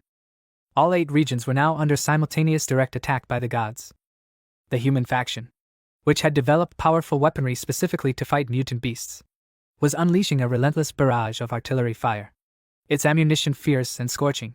The central region was currently fending off an airborne assault led by the Elf Queen's forces. The elves quickly regained their composure, their aerial combat skills honed from countless battles in the sky.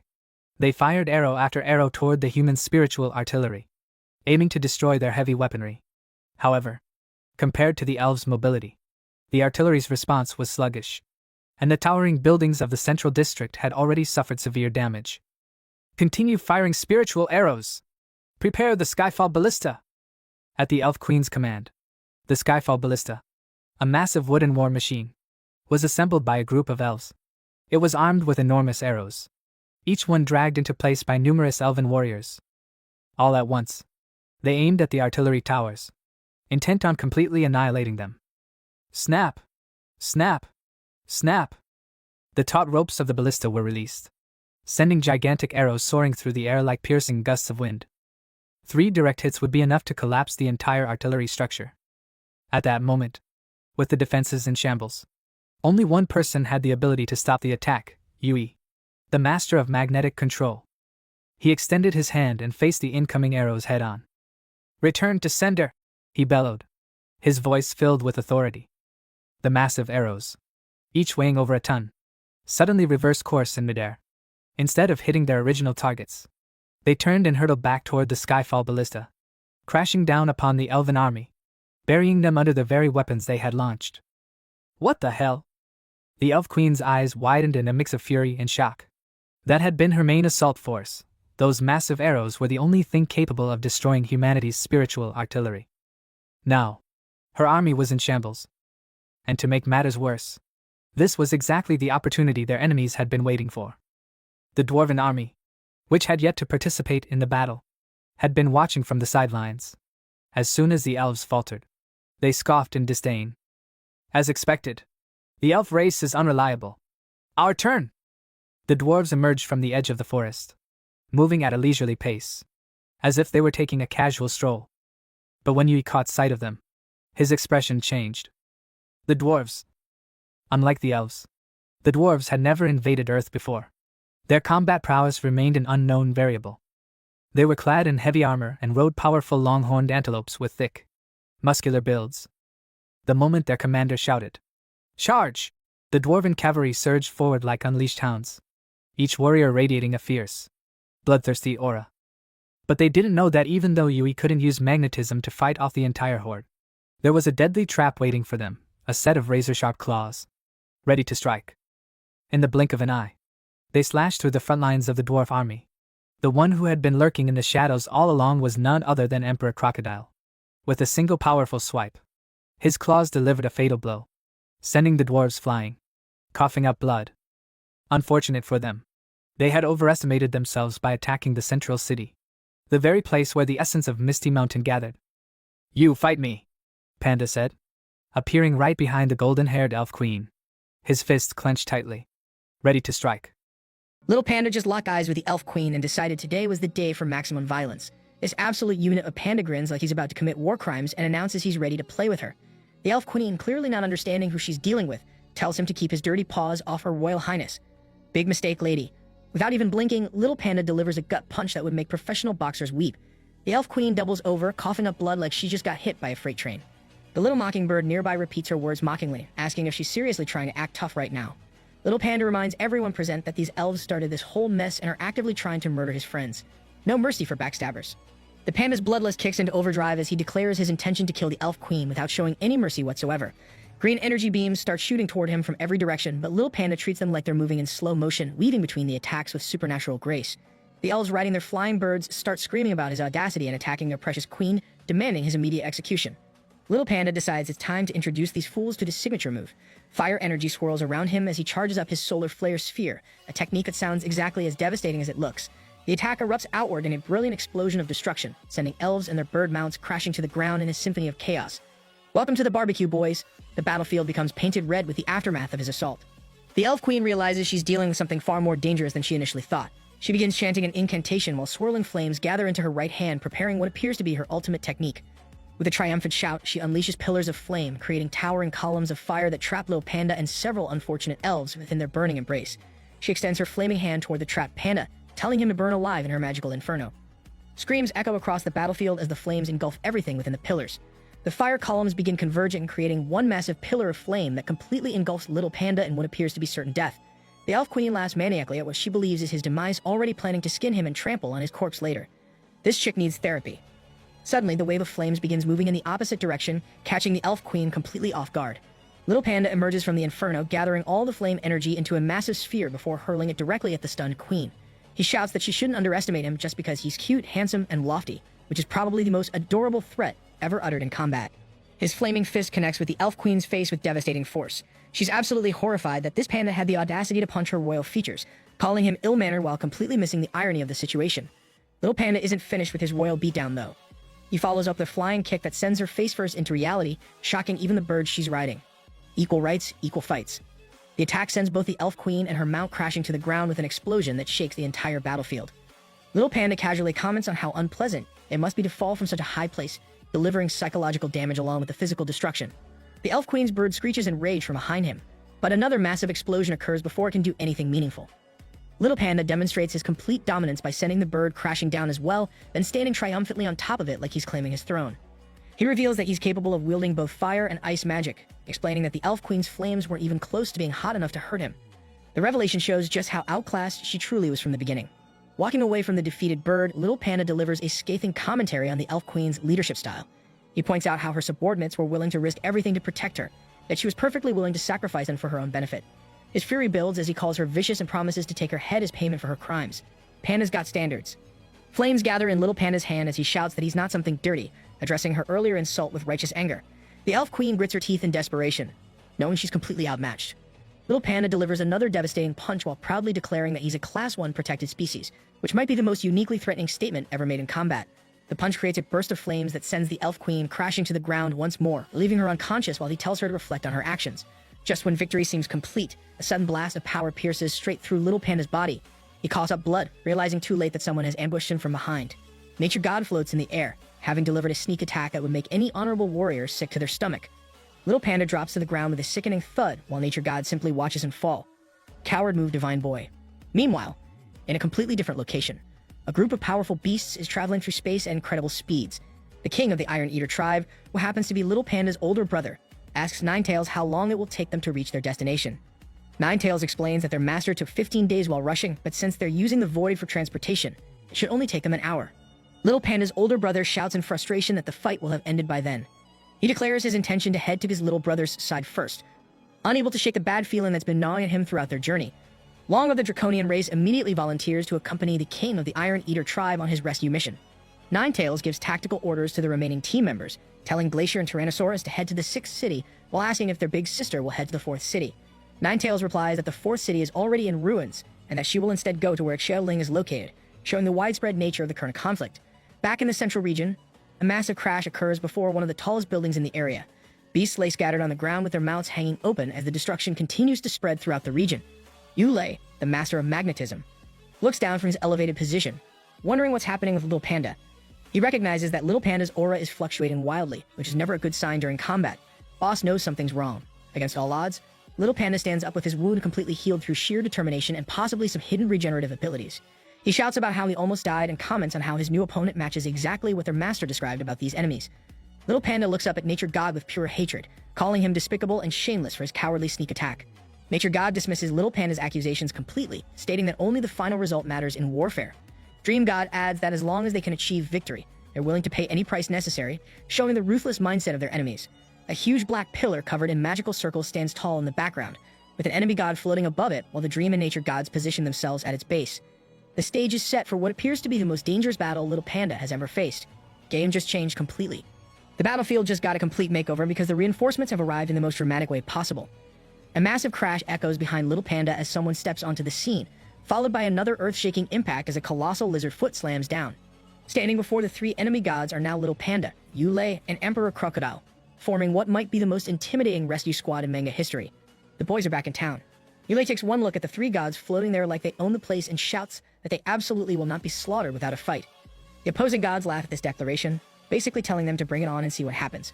Without wasting another second on trash talk, Little Panda, Yulei, and Emperor Crocodile charge forward into battle without any hesitation whatsoever, because apparently diplomacy was never an option.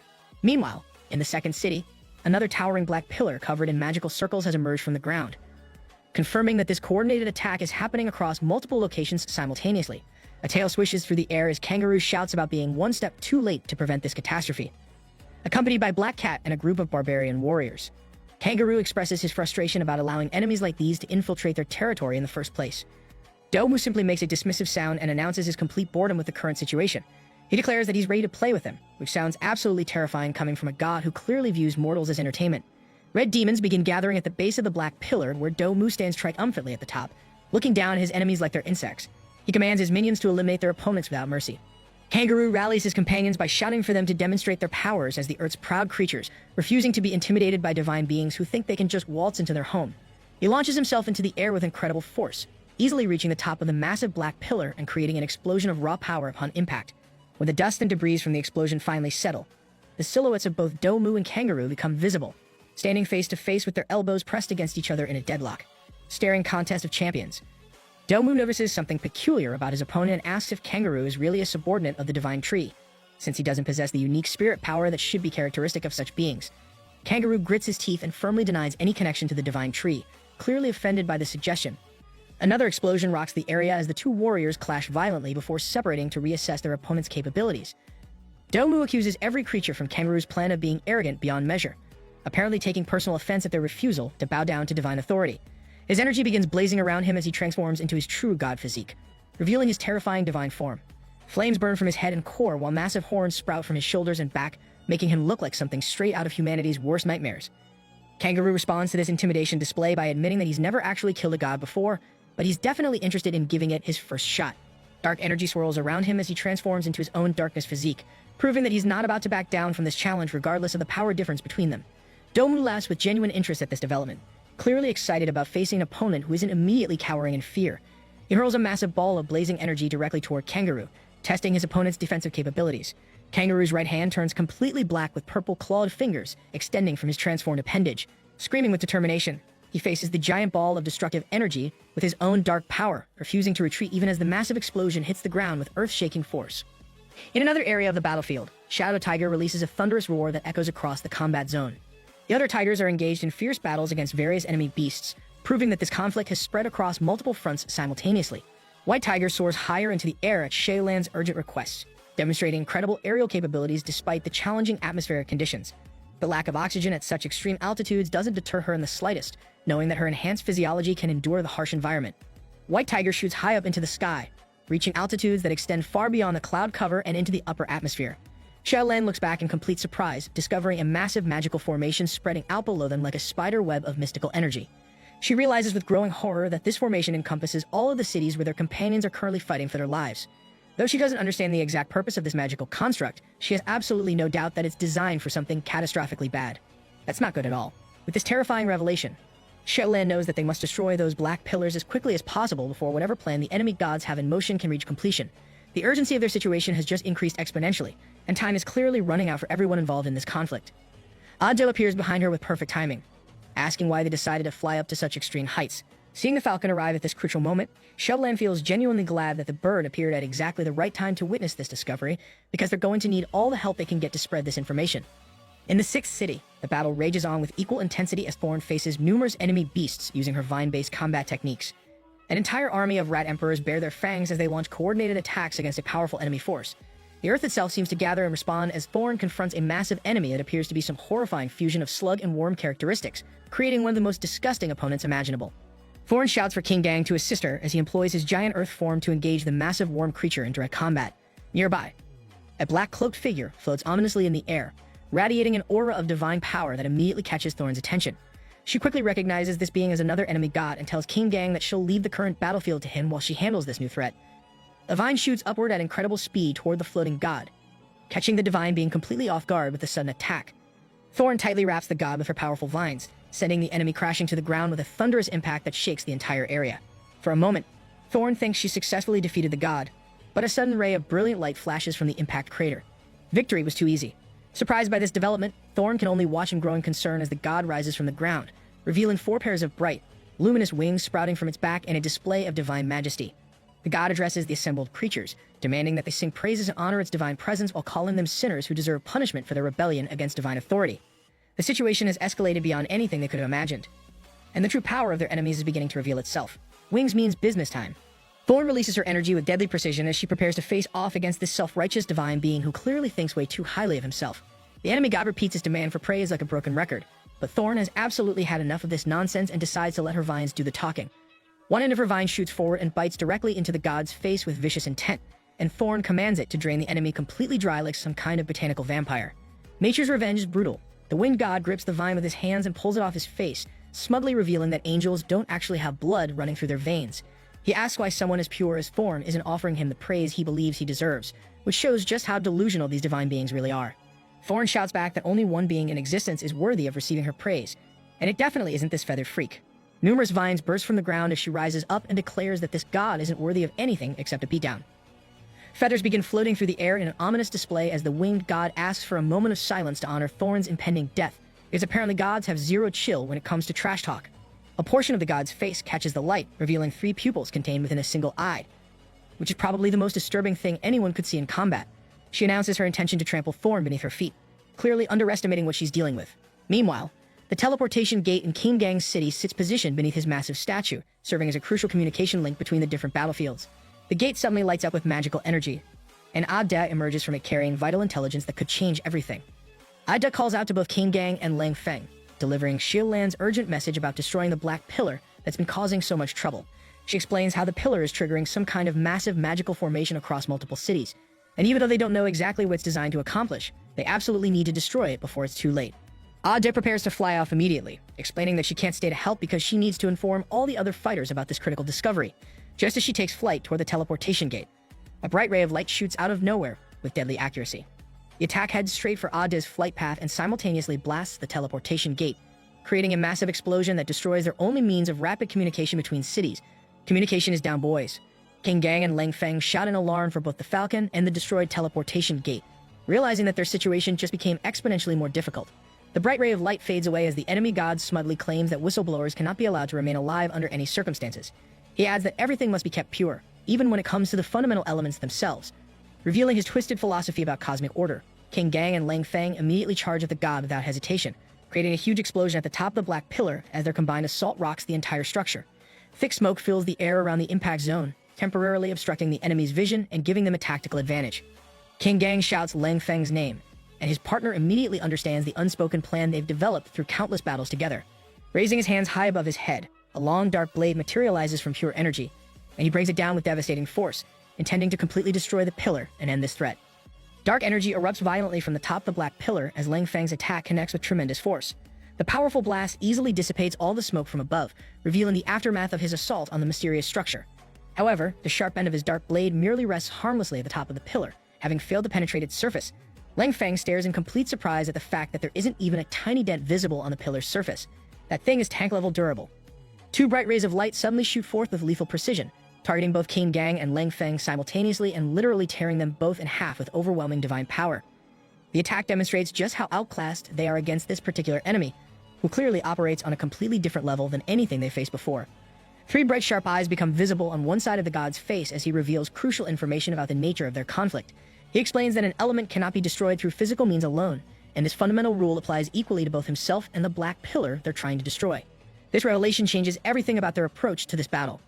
King Gang and Lang Feng's bodies begin regenerating from their devastating injuries as they reveal that they also possess elemental powers, proving that this fight is far from over despite their apparent defeat.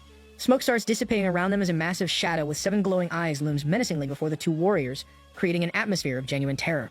A red face covered with 7 sharp piercing eyes becomes fully visible as the god asks about their rankings within the established hierarchy of powerful beings. He observes that these 2 opponents don't appear to be included in the top 10 great beasts ranking system that governs their world. The god mentions that the recently defeated Sigma and Grace held the 8th and 9th positions respectively, giving context to the power levels involved. He repeats his question about their specific rank with growing curiosity. King Gang and Lang Feng admit that they will disappoint him since they aren't considered worthy enough to deal with someone of his caliber according to the official rankings. The god's grotesque true form finally becomes fully revealed as he announces that his rank is third in the entire god ranking system, making him one of the most powerful divine beings in existence. He promises to tear them apart piece by piece, and given his demonstrated abilities, this threat carries serious weight.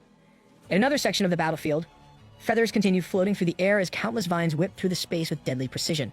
The vines successfully wrap around the winged god, binding him in an extremely tight grip that should prevent most forms of movement. Purple energy begins emanating from the god's divine form, and one of his wings shoots a concentrated purple ray of light that narrowly misses Thorn's head by mere inches.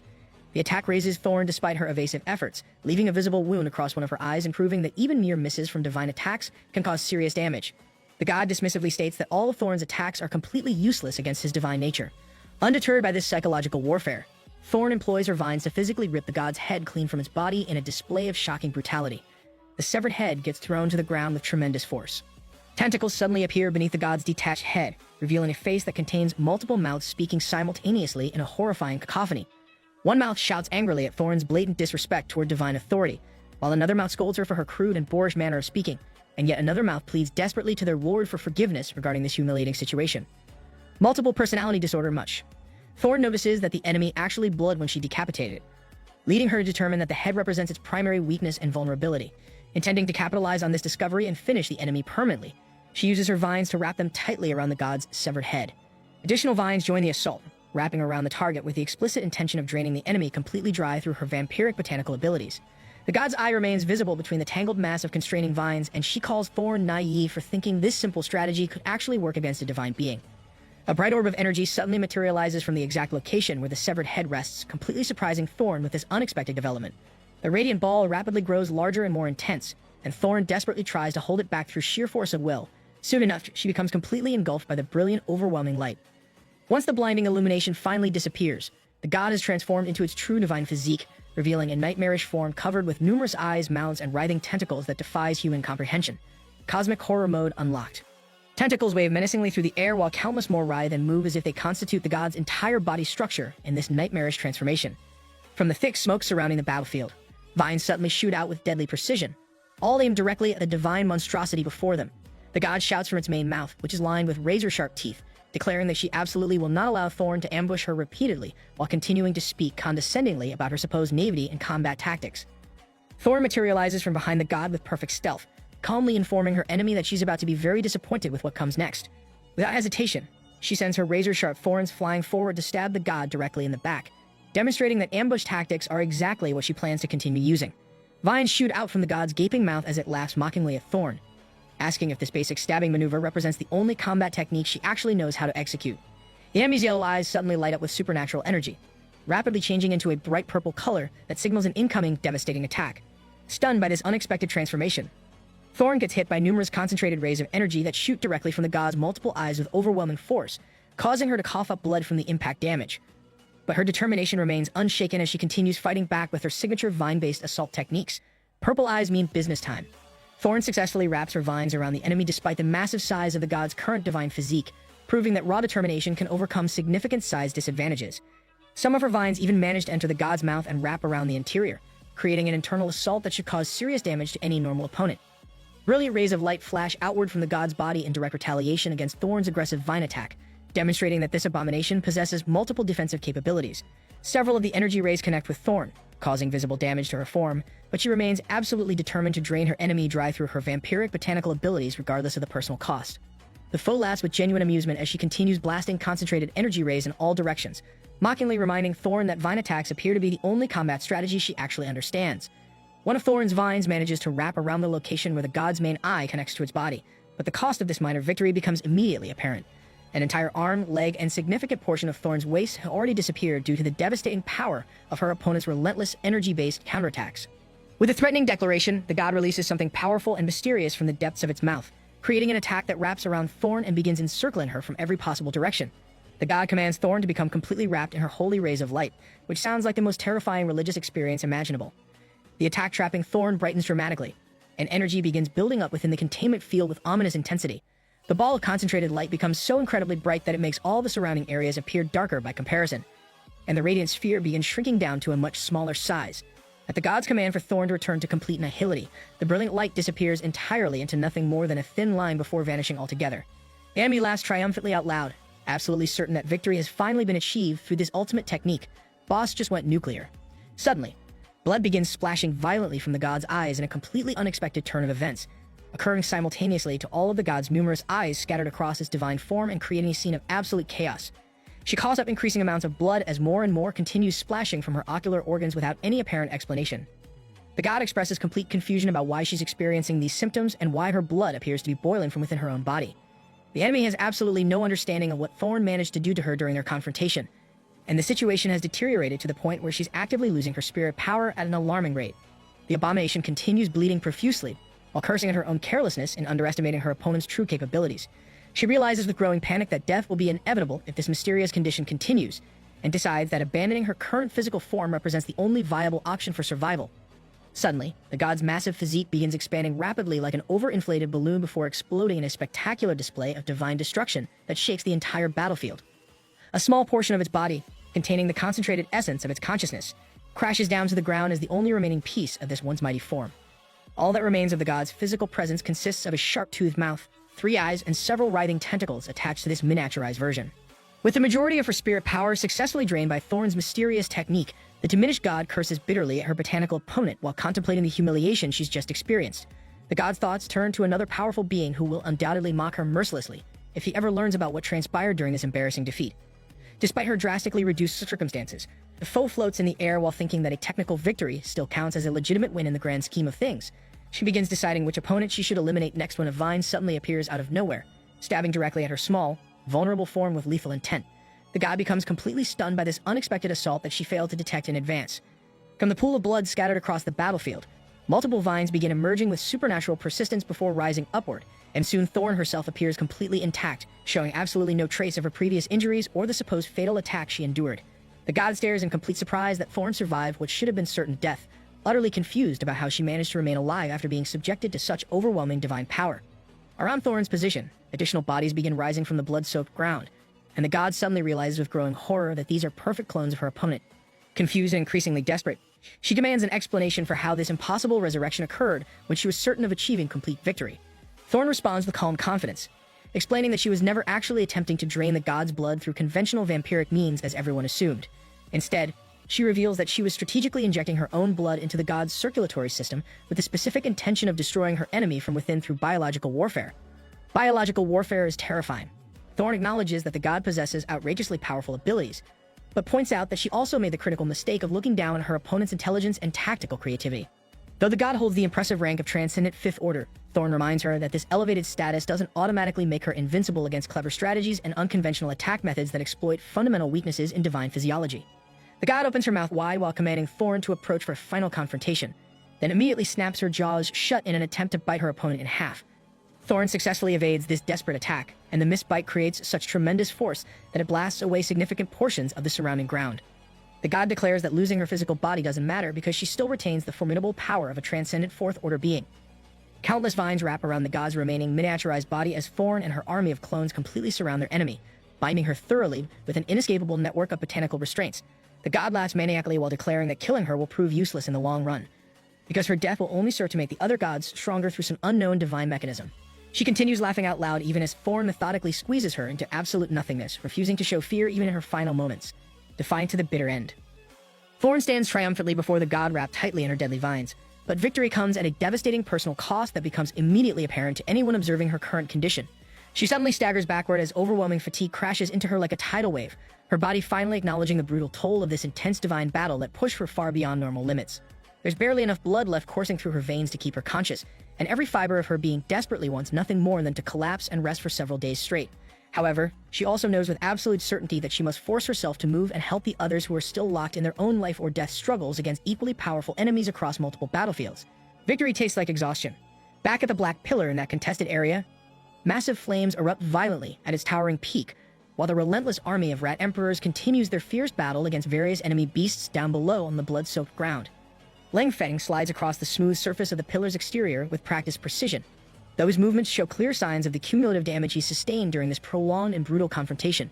He coughs up fresh blood while King Gang summons his colossal giant earth form to engage the grotesque-looking enemy god in direct physical combat, preparing for what can be their final stand. King Gang releases a primal scream as he launches his attack against the divine opponent using his massive earthly hand, demonstrating the raw power that comes with his elemental transformation abilities. With tremendous force that shakes the entire battlefield, he manages to push the god's head down toward the ground, temporarily gaining the upper hand in this brutal exchange of devastating attacks. Concentrated balls of brilliant light suddenly materialize directly before the god's multiple eyes and shoot forth with lethal precision at King Gang's earth construct, moving faster than the human eye can track. The devastating energy attack completely destroys his giant earth body, reducing it to scattered debris and forcing him to regenerate the entire form using his elemental powers while enduring excruciating pain. Earth versus divine lasers. At the exact same moment, Lang Feng materializes an enormous dark energy blade that pulses with malevolent power and launches it directly toward the enemy's face with deadly intent and perfect timing. The god immediately fights back by blasting a concentrated bright ray of light from the depths of its cavernous mouth, creating a collision of opposing energies that shakes the entire battlefield and sends shockwaves through the surrounding area. Lang Feng somehow manages to survive the overwhelming divine attack through sheer determination and tactical positioning, while King Gang's protective earth element forms a defensive barrier around both of them to shield against the residual energy. Frowning with obvious concern and growing frustration about their deteriorating situation, Lang Feng shouts about their opponent's incredible strength, acknowledging that they're severely outmatched in this confrontation and may not survive much longer. Outclassed, but not outfought. A ray of mysterious energy suddenly appears from behind their position, causing both warriors to look up in surprise and confusion at this unexpected development. The energy shoots directly toward the god they're currently fighting, and upon impact, something extraordinary and terrifying occurs that changes the entire dynamic of their battle. The god realizes with obvious delight that he has just absorbed Number 12's spirit power, which can only mean that she has been killed in battle somewhere else on a distant battlefield. The divine being laughs with genuine glee, finding this development absolutely awesome for his own power enhancement and strategic advantage. Divine level-up system engaged. Lang Feng and King Gang watch their enemy with growing horror, clearly observing the dramatic increase in the god's already formidable spirit power as it flows into his divine form. The god then reveals crucial information about divine mechanics that changes everything about their understanding of this war. When any god perishes in battle, the deceased god's accumulated spirit power gets automatically distributed among all the remaining living gods, only serving to make them exponentially stronger with each fallen ally. Power redistribution is broken. Both Lang Feng and King Gang express complete surprise and mounting frustration upon learning that their fight just became significantly more difficult than it already was. The enemy god smugly declares that everything will be different now that he represents an evolved version of his former self, possessing capabilities far beyond what they previously faced. In the second city's battlefield, Kangaroo charges forward with desperate determination, his right hand completely covered in swirling dark energy that represents his signature combat technique and possibly his last hope for victory. Domu observes this approach with casual confidence and declares that Kangaroo will definitely gain some new permanent scars from this encounter, showing zero concern about the incoming attack. Injured and bleeding from multiple wounds sustained throughout this brutal confrontation, Kangaroo shouts with raw emotion about how everyone else has died except for the fox, revealing the devastating losses his team has suffered during this war. Suddenly, another ray of divine power shoots directly toward Domu's position, striking the god of war and causing visible changes to his physical form. Domu looks down his own body with satisfaction as he absorbs this new surge of power, feeling his capabilities expand dramatically. Kangaroo stares in complete confusion, unable to understand how Domu keeps getting stronger during their battle when logic dictates that prolonged fighting should weaken opponents. Domu launches himself from his current position with such tremendous force that he leaves a deep permanent mark carved into the solid ground beneath his feet, demonstrating power that defies natural laws. He moves with supernatural speed and appears directly behind Kangaroo in what seems like an impossible teleportation maneuver, but Kangaroo realizes the danger far too late to mount any effective defense against this overwhelming assault. Domu attacks with a devastating swing of his muscular arm, connecting solidly with Kangaroo's face and sending him reeling backward from the tremendous impact that echoes across the battlefield. Teleportation beats everything. Kangaroo's eyes suffer serious damage from the brutal attack, blood streaming down his face as his vision becomes compromised by the divine assault. Not yet satisfied with this level of destruction, Domu casually grabs Kangaroo's tail and swings him toward the ground with such effortless ease that it demonstrates the vast power difference between them. With cold determination, Domu announces his future plans, stating that once he finishes completely destroying Kangaroo, he'll head straight to the divine tree to finally get his long-awaited revenge. This declaration triggers an explosive surge of anger within Kangaroo, who curses furiously at Domu while unleashing every bit of dark energy he can muster from his battered form. Domu doesn't even bother moving to avoid the attack, standing perfectly still with absolute confidence in his defensive capabilities. Kangaroo's desperate punch connects directly with Domu's face, and he feels a moment of surprise that his attack actually made contact with the divine target. Domu continues standing exactly where he was, completely unmoved and unharmed, as if absolutely nothing significant had occurred during Kangaroo's full power assault. Domu snickers with genuine amusement at this pathetic display and slowly pulls back his left arm in preparation for a devastating counterattack. He recalls with bitter satisfaction how he previously couldn't manage to leave a hole in the divine tree during their last encounter, but this time will be completely different since he's about to leave a permanent hole directly through Kangaroo's body. Domu launches his retaliatory attack with overwhelming force, striking Kangaroo with such devastating power that it makes him cough up massive amounts of blood. Despite the severe internal damage, Kangaroo manages to grab Domu's attacking arm with both of his hands, surprising the god with this unexpected defensive maneuver. Though bleeding profusely from multiple wounds, Kangaroo shouts with his remaining strength that he'll leave everything important to the other fighter, making a clear reference to backup that's about to arrive. This statement causes Domu to look upward with sudden concern, and from high above their position, he discovers Bull Demon descending with his enormous battle axe raised for a devastating strike that could change everything. Bull Demon releases a thunderous battle cry and attacks Domu with tremendous force, creating a massive explosion that engulfs the entire area in thick smoke and scattered debris. As the thick dust begins settling around the impact zone, electricity begins crackling visibly from Bull Demon's powerful body, indicating that this new combatant possesses electrical-based abilities that could prove decisive in this conflict. Thunder God enters the chat. The massive explosion on top of the Black Pillar creates a spectacular display that can be easily seen from incredible distances across the battlefield, serving as a beacon of destruction that alerts everyone to the intensity of this divine confrontation. Kangaroo slides across the ground due to the tremendous impact from the blast, his body struggling to maintain balance after being caught in a shockwave of Bull Demon's devastating attack. He grits his teeth with visible determination as he glares at the chaotic scene unfolding before him, witnessing what could be the turning point of this entire war. Bull Demon now stands triumphantly before Domu, who has been forced down to his knees in a humiliating display of defeated divine power. There are clearly visible cracks spreading across Domu's head like a broken sculpture, revealing that even gods can suffer serious physical damage when faced with overwhelming force.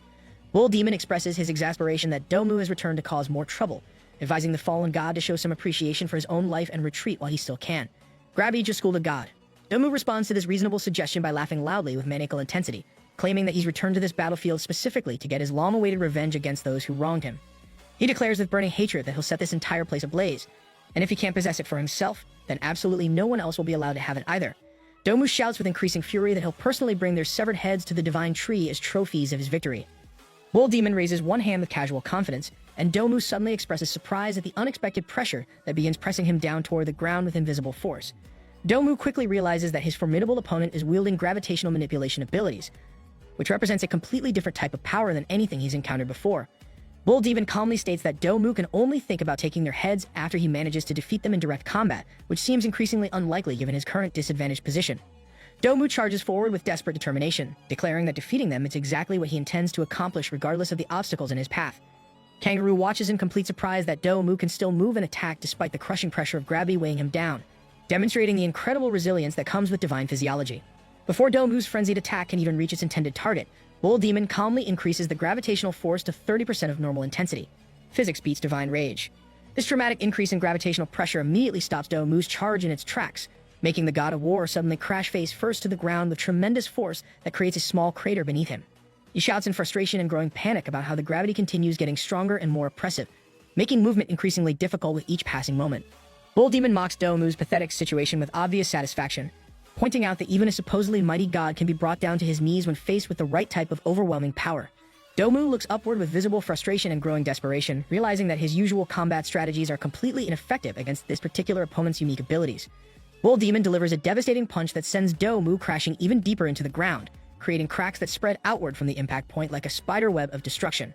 The tremendous impact of this attack generates such powerful shockwaves that it sends a strong gust of wind across the entire battlefield, making even Kangaroo groan from the residual effects despite his considerable distance from the actual confrontation.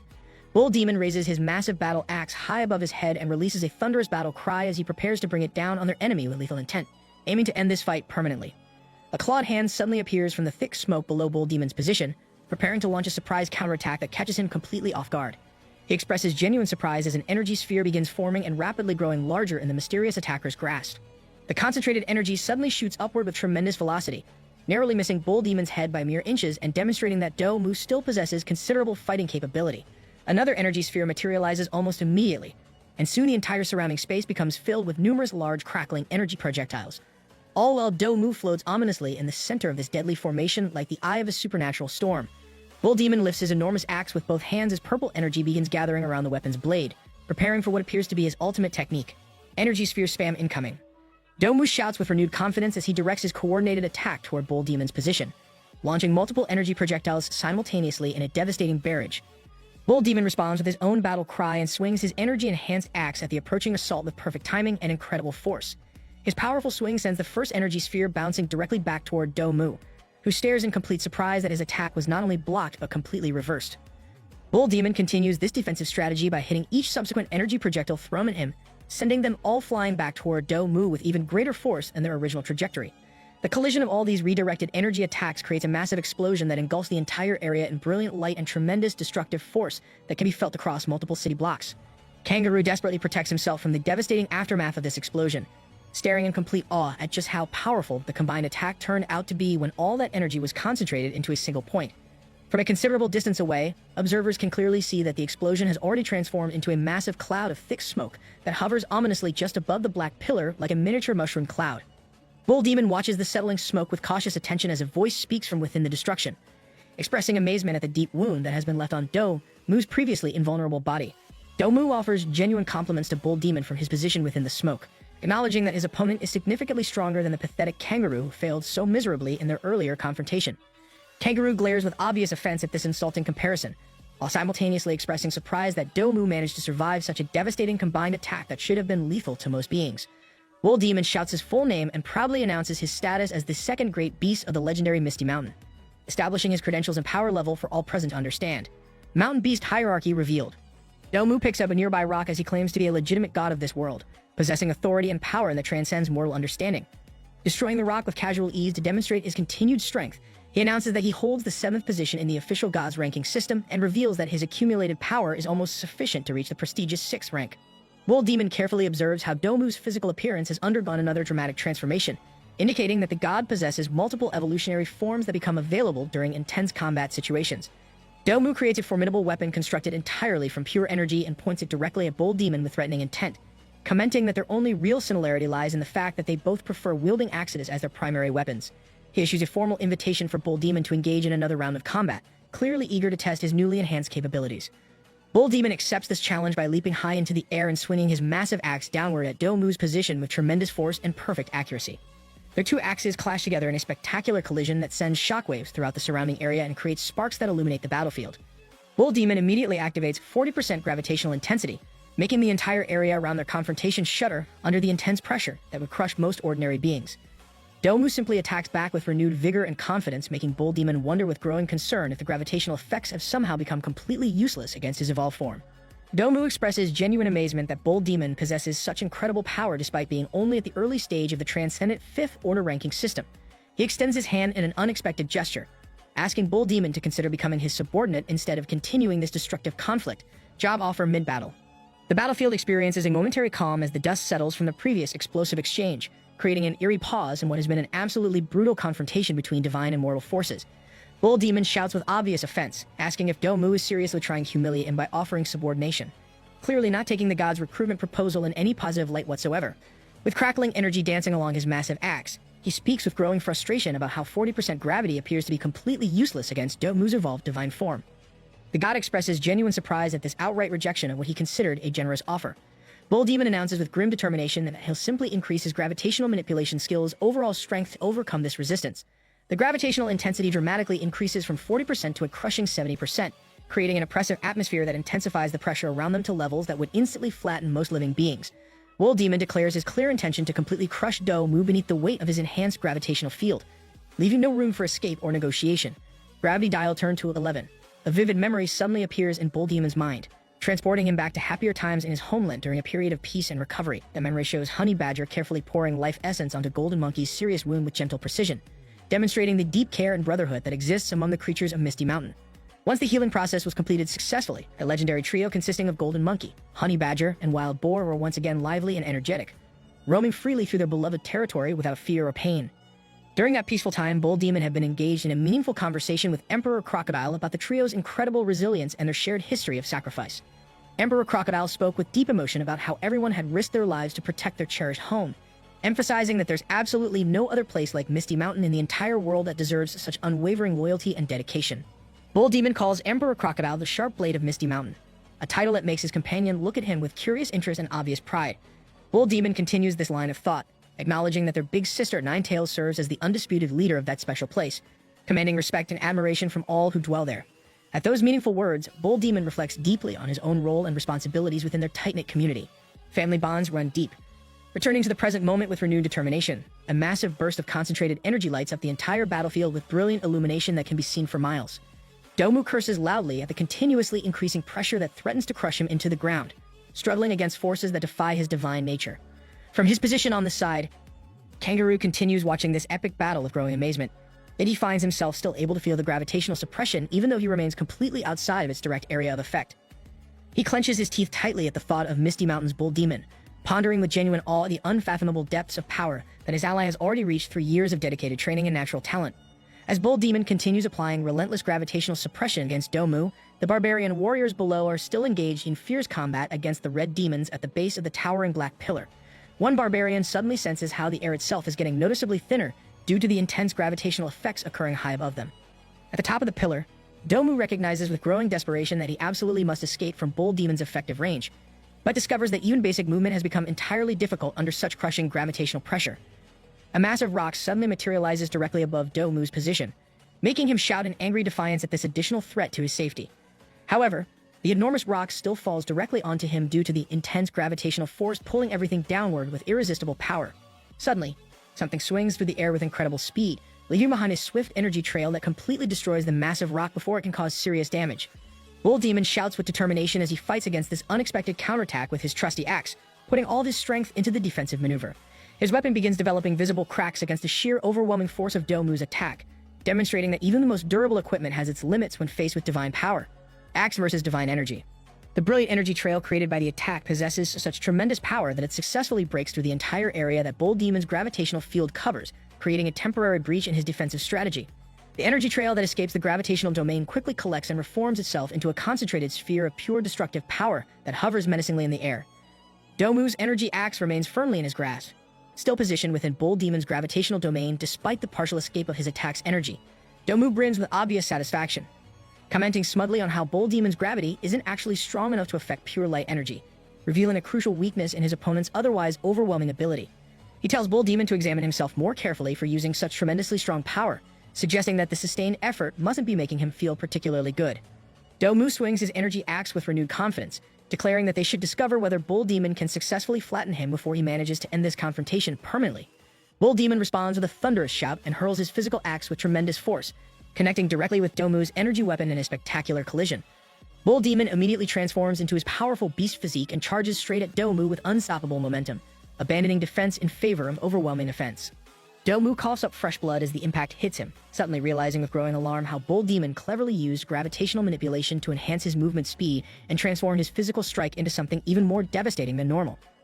He recognizes that he must end this battle immediately, knowing with absolute certainty that his spirit power consumption within this gravitational field is occurring far too rapidly for sustained combat. Speed plus gravity equals pain. Bull Demon suddenly shouts about his true identity with passion and intensity, completely surprising Domu with this unexpected declaration of purpose. Facing each other in what appears to be their final exchange, Bull Demon proudly declares that he serves as everyone's guardian, a protector of those who cannot protect themselves. Domu dismisses this noble sentiment with obvious disdain and raises his energy axe high into the air above his head, preparing for what he believes will be his ultimate technique. The energy axe dramatically increases in size until it becomes a colossal weapon of divine destruction. And Domu announces with tremendous pride that this particular skill successfully defeated the legendary Old White Dragon in single combat. He adds with growing confidence that this represents the exact same devastating technique that once went against Bull Demon's own master in an epic confrontation from the past. Kangaroo recognizes with growing horror how Domu's massive skill is beginning to affect Bull Demon's gravitational field, causing it to start dissipating around the edges and weakening his defensive advantage. He can only shout desperately for Bull Demon to dodge the incoming attack, knowing that a direct hit could prove fatal, even for someone of his incredible durability and power. The enormous energy axe begins its descent toward Bull Demon's beast form with the force of a falling mountain. But Bull Demon merely narrows his eyes with calm determination as he prepares to unleash his ultimate defensive technique. He activates his black hole skill with perfect timing, creating a gravitational anomaly that defies conventional understanding of physics and combat strategy.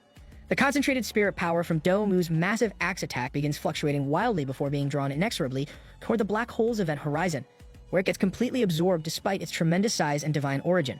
Domu stares in absolute shock at what's happening to his supposedly unstoppable ultimate technique, unable to comprehend how his attack is simply disappearing into nothingness. Bull Demon reveals the true nature of his strategy with obvious satisfaction, explaining that his gravitational field didn't actually dissipate as it appeared to do. Instead, his black hole's concentrated gravitational force absorbs absolutely everything in its vicinity, including Domu's most powerful skill and all the energy it contained. The ground beneath his feet gets completely destroyed by the gravitational forces as Bull Demon cancels his beast transformation and delivers a devastating punch that penetrates directly through Do-Mu's divine body with lethal precision. Black hole trumps everything. The crushing weight of gravitational pressure throughout the area makes absolutely everything in the vicinity shudder with uncontrollable tremors, creating an atmosphere of pure physical oppression that defies natural law. Bull Demon's massive fist remains lodged deep within Do-Mu's chest cavity, with fresh divine blood steadily dripping onto the cracked ground below in a grim testament to the devastating effectiveness of his attack. Do-Mu realizes with growing horror that all of his most powerful skills have been completely absorbed by the black hole technique, leaving him stripped of his greatest advantages in this life-or-death confrontation. Desperate and refusing to accept defeat, he shouts defiantly that he absolutely will not be conquered in mere hand-to-hand combat by a mortal being. Divine pride versus reality. Do-Mu immediately follows up his declaration by throwing a powerful punch directly at Bull Demon's face, demonstrating that his physical capabilities remain formidable even without his supernatural abilities. Bull Demon responds by pulling back his embedded fist and gathering concentrated power within it, preparing for another devastating strike against his divine opponent. He launches his punch at Do-Mu with tremendous force that sends shockwaves throughout the immediate area, causing the god to cough up additional blood from the internal damage.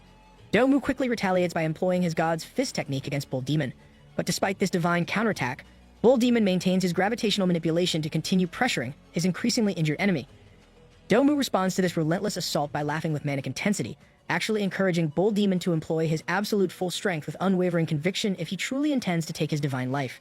He shouts with obvious mockery that Bull Demon must use significantly greater power than what he's currently unleashing, suggesting that only by doing so will Bull Demon prove himself worthy of holding the prestigious title of Second Great Beast of Misty Mountain. Bull Demon clenches his teeth with visible frustration, internally acknowledging that he has already enveloped the entire combat area with an overwhelming 80% gravitational intensity. He struggles to believe that Do-Mu remains barely affected by such crushing force, particularly considering that his black hole skill only managed to seal away some of Do-Mu's abilities rather than completely neutralizing the divine threat. Bull Demon desperately searches for alternative strategies to defeat his seemingly indestructible opponent, recognizing with growing concern that very little spirit power remains within his exhausted body. He contemplates with mounting anxiety exactly how much longer he can maintain this level of intensive combat before his reserves become completely depleted, running on fumes now. Bull Demon forces himself to clench his fist tighter while gathering the remaining energy available to him, knowing with absolute certainty that he cannot afford to waste precious time on hypothetical scenarios or wishful thinking. His determination intensifies dramatically as he prepares to challenge Do-Mu in purely physical hand-to-hand combat, relying on raw strength and combat experience rather than supernatural abilities. Do-Mu welcomes this straightforward challenge with obvious enthusiasm, unleashing his own fiery divine power to meet Bull Demon's assault head-on in a spectacular display of opposing forces. The two formidable warriors face each other with unwavering resolve, exchanging numerous devastating punches in rapid succession that create visible damage to both combatants. Their intense physical confrontation generates a swirling vortex of their combined energies mixing together in chaotic patterns that illuminate the entire battlefield. Kangaroo manages to maintain his position despite the oppressive gravitational pressure and shouts encouragement for Bull Demon to achieve victory over the divine threat. Bull Demon coughs up blood from the accumulated damage he's sustained, but demonstrates his incredible willpower by increasing the gravitational intensity to a crushing 90% that would instantly flatten most living beings. He delivers a punch with such tremendous raw strength that it creates a gaping hole directly through Do-Mu's upper arm, causing the entire appendage to detach cleanly from the god's body and fall to the ground with a sickening impact. Do-Mu responds to this grievous injury by shouting with genuine excitement about how a proper fight should unfold, revealing his twisted appreciation for violence and destruction. He declares with manic enthusiasm that he specifically became the god of war for the explicit purpose of experiencing exactly this type of life-threatening combat scenario. Do-Mu immediately counterattacks using his god's fist technique with renewed fury, striking Bull Demon with such devastating force that it destroys nearly half of his opponent's waist area in a shower of blood and torn flesh. Divine masochism at work. Bull Demon continues fighting back with remarkable resilience despite the severe damage to his torso, refusing to surrender even when faced with potentially fatal injuries. Do-Mu expresses genuine surprise that Bull Demon can still maintain combat effectiveness under such circumstances, wondering aloud if his opponent possesses some form of undying body that prevents normal death from occurring. Bull Demon faces him with unwavering determination while Do-Mu remains in visible shock at his opponent's supernatural endurance, bleeding profusely but never losing focus on his ultimate objective. Bull Demon's thoughts turn to his sacred role as Misty Mountain's guardian, remembering his solemn vow to protect those who depend on him for their safety and security. He reflects with deep emotion on how he never wants anyone else to experience the kind of devastating suffering that permanently separates loved ones through the finality of death, drawing strength from this noble purpose to continue fighting beyond his physical limits.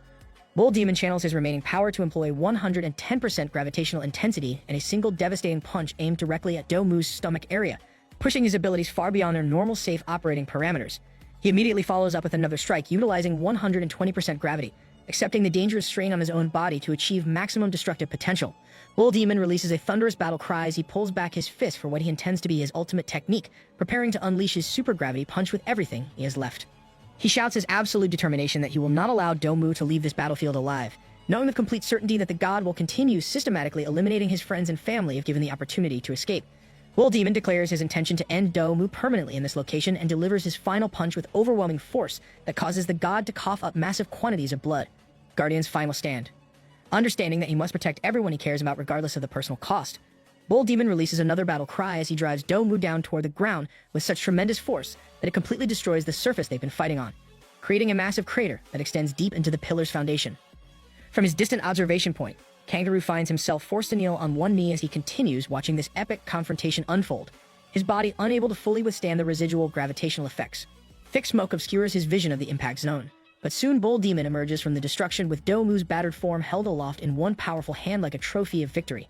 Kangaroo shouts with obvious relief and admiration at how Bull Demon managed to achieve victory against seemingly impossible odds. Domu demonstrates his incredible divine resilience by continuing to laugh even in his thoroughly defeated state, looking down at Bull Demon with a mixture of respect and defiance.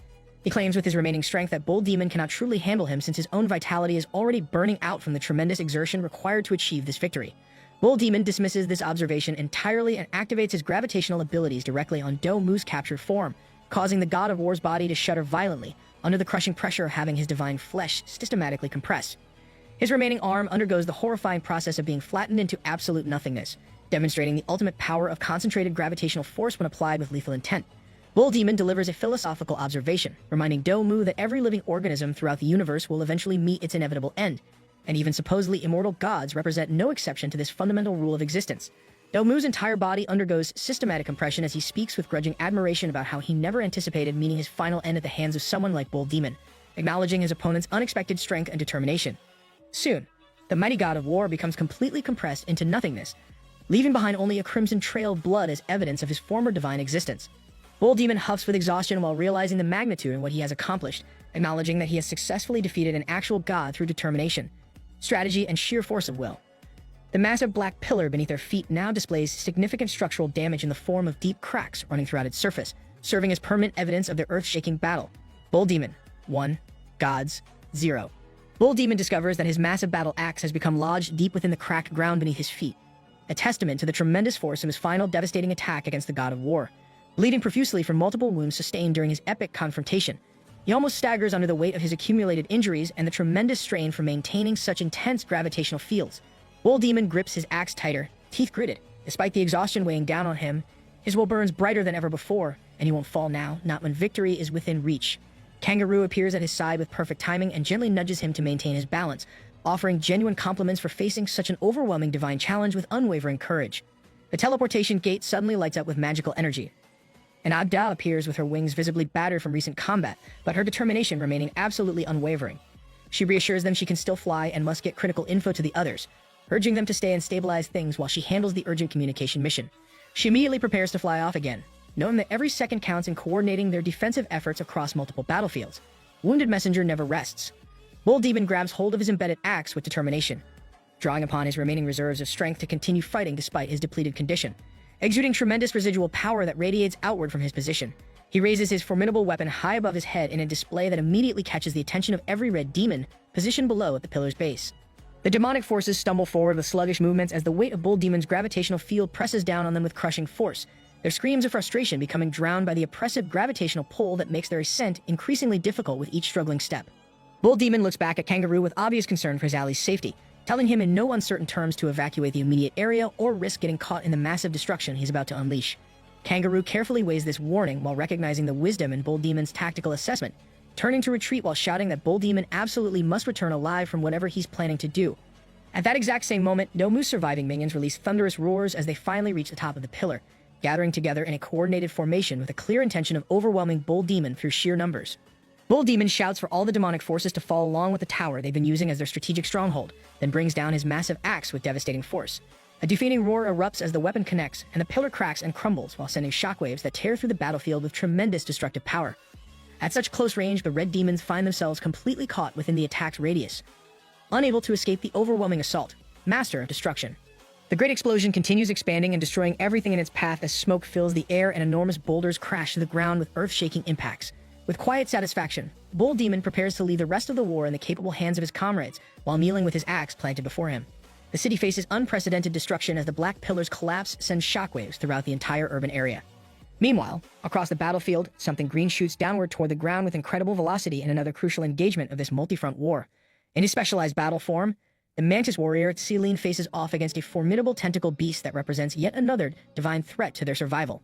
Tsilin releases a battle cry and charges forward at absolutely astounding speed toward his enemy, moving so fast that he becomes little more than a green blur of deadly intent. The tremendous impact of his assault creates a brilliant green explosion that erupts directly at the enemy's face, demonstrating incredible power from his enhanced combat form. However, despite the spectacular display of force, Tzilin's attack fails completely, and his razor-sharp stinger hand shatters against the enemy's impenetrable tentacles. Tsilin stares at his shattered stinger in disbelief, his mind racing. This should have worked, so why didn't it penetrate the defenses? The god of matter sneers down at Tsilin, his voice dripping with disdain and obvious superiority.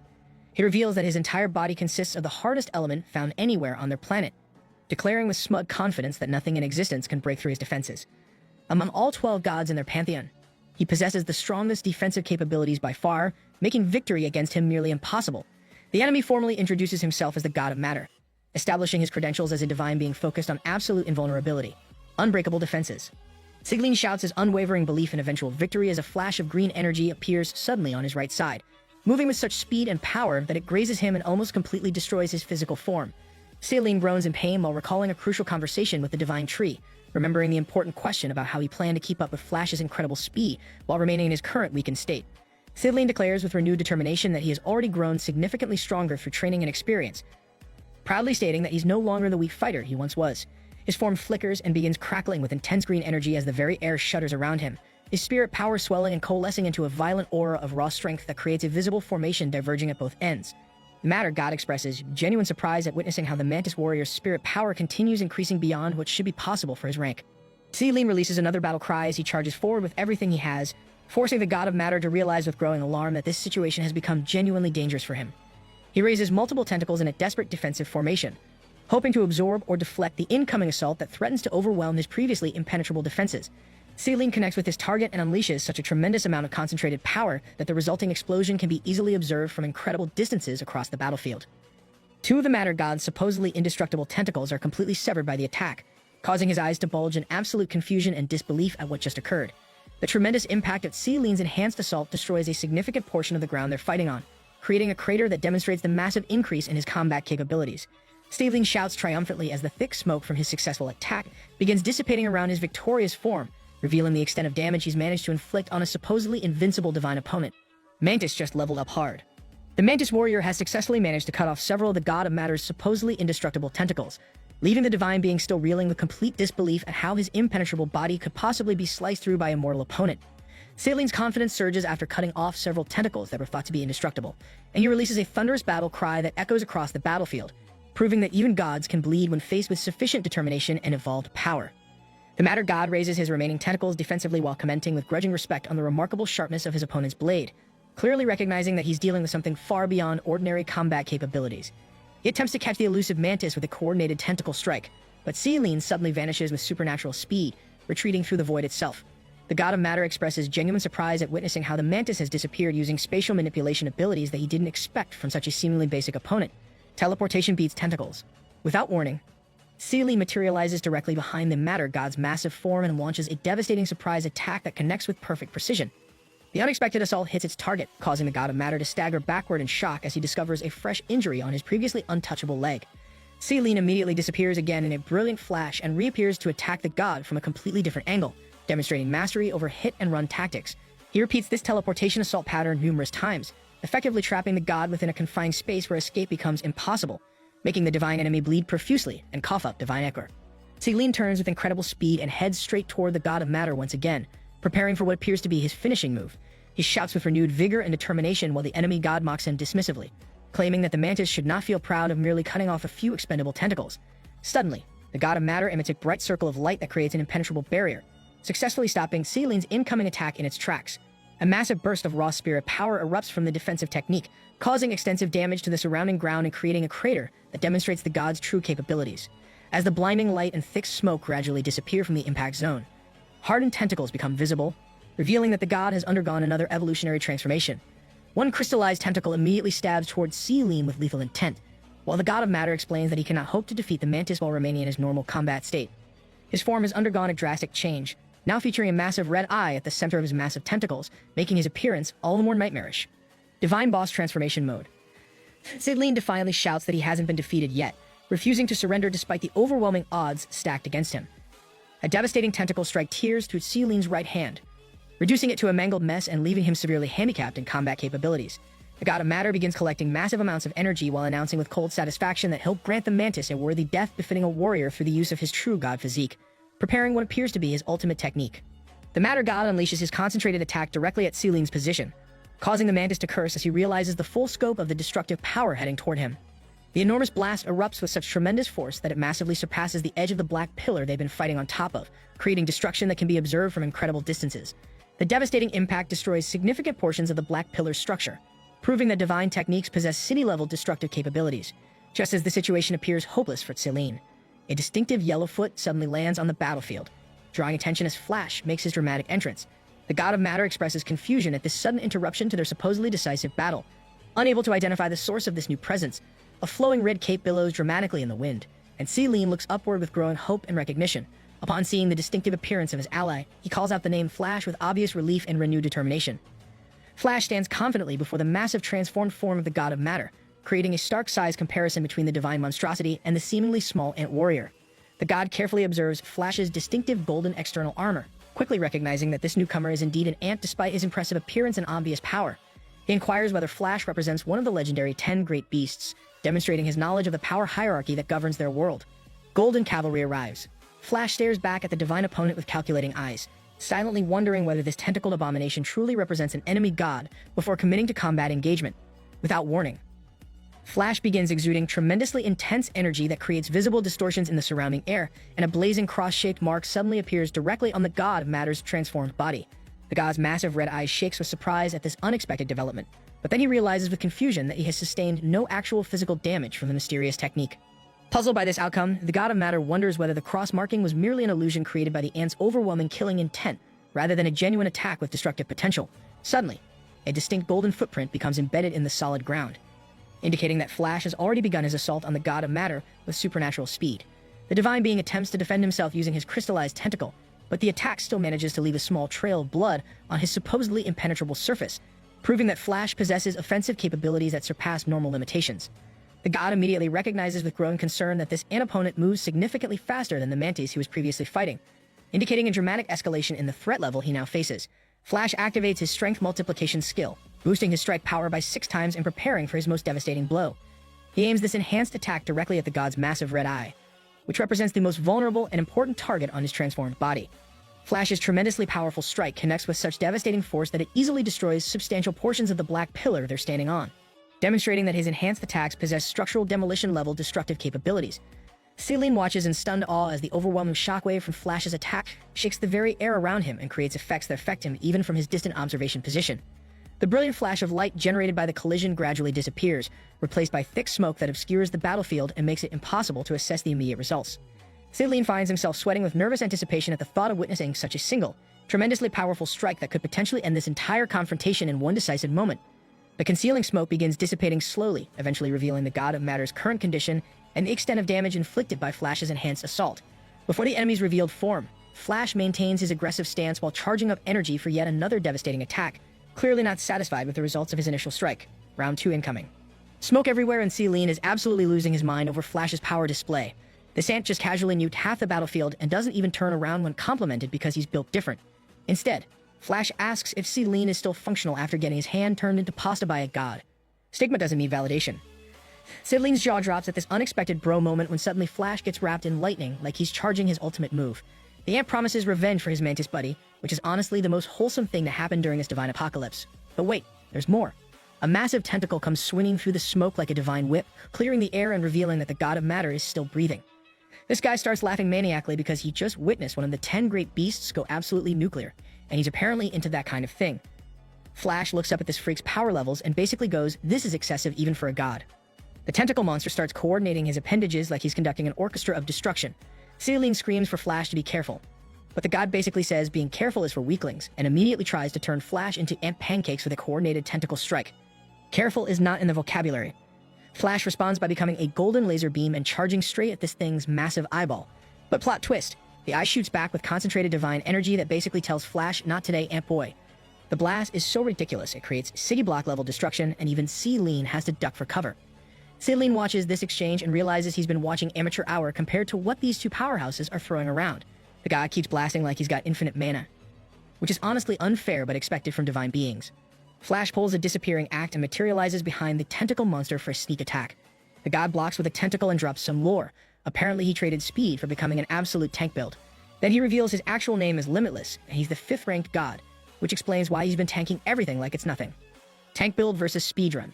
The god tries to tentacle slap Flash into oblivion, but Flash treats those attacks like they're moving through molasses. Our golden ant starts charging energy and basically tells this divine fortress, your defense is impressive, but I'm about to end your whole career. Flash cranks his strength multiplication to 7 times and targets one of those crystallized tentacles. Connection. The tentacle actually gets damaged and starts shedding pieces like broken glass.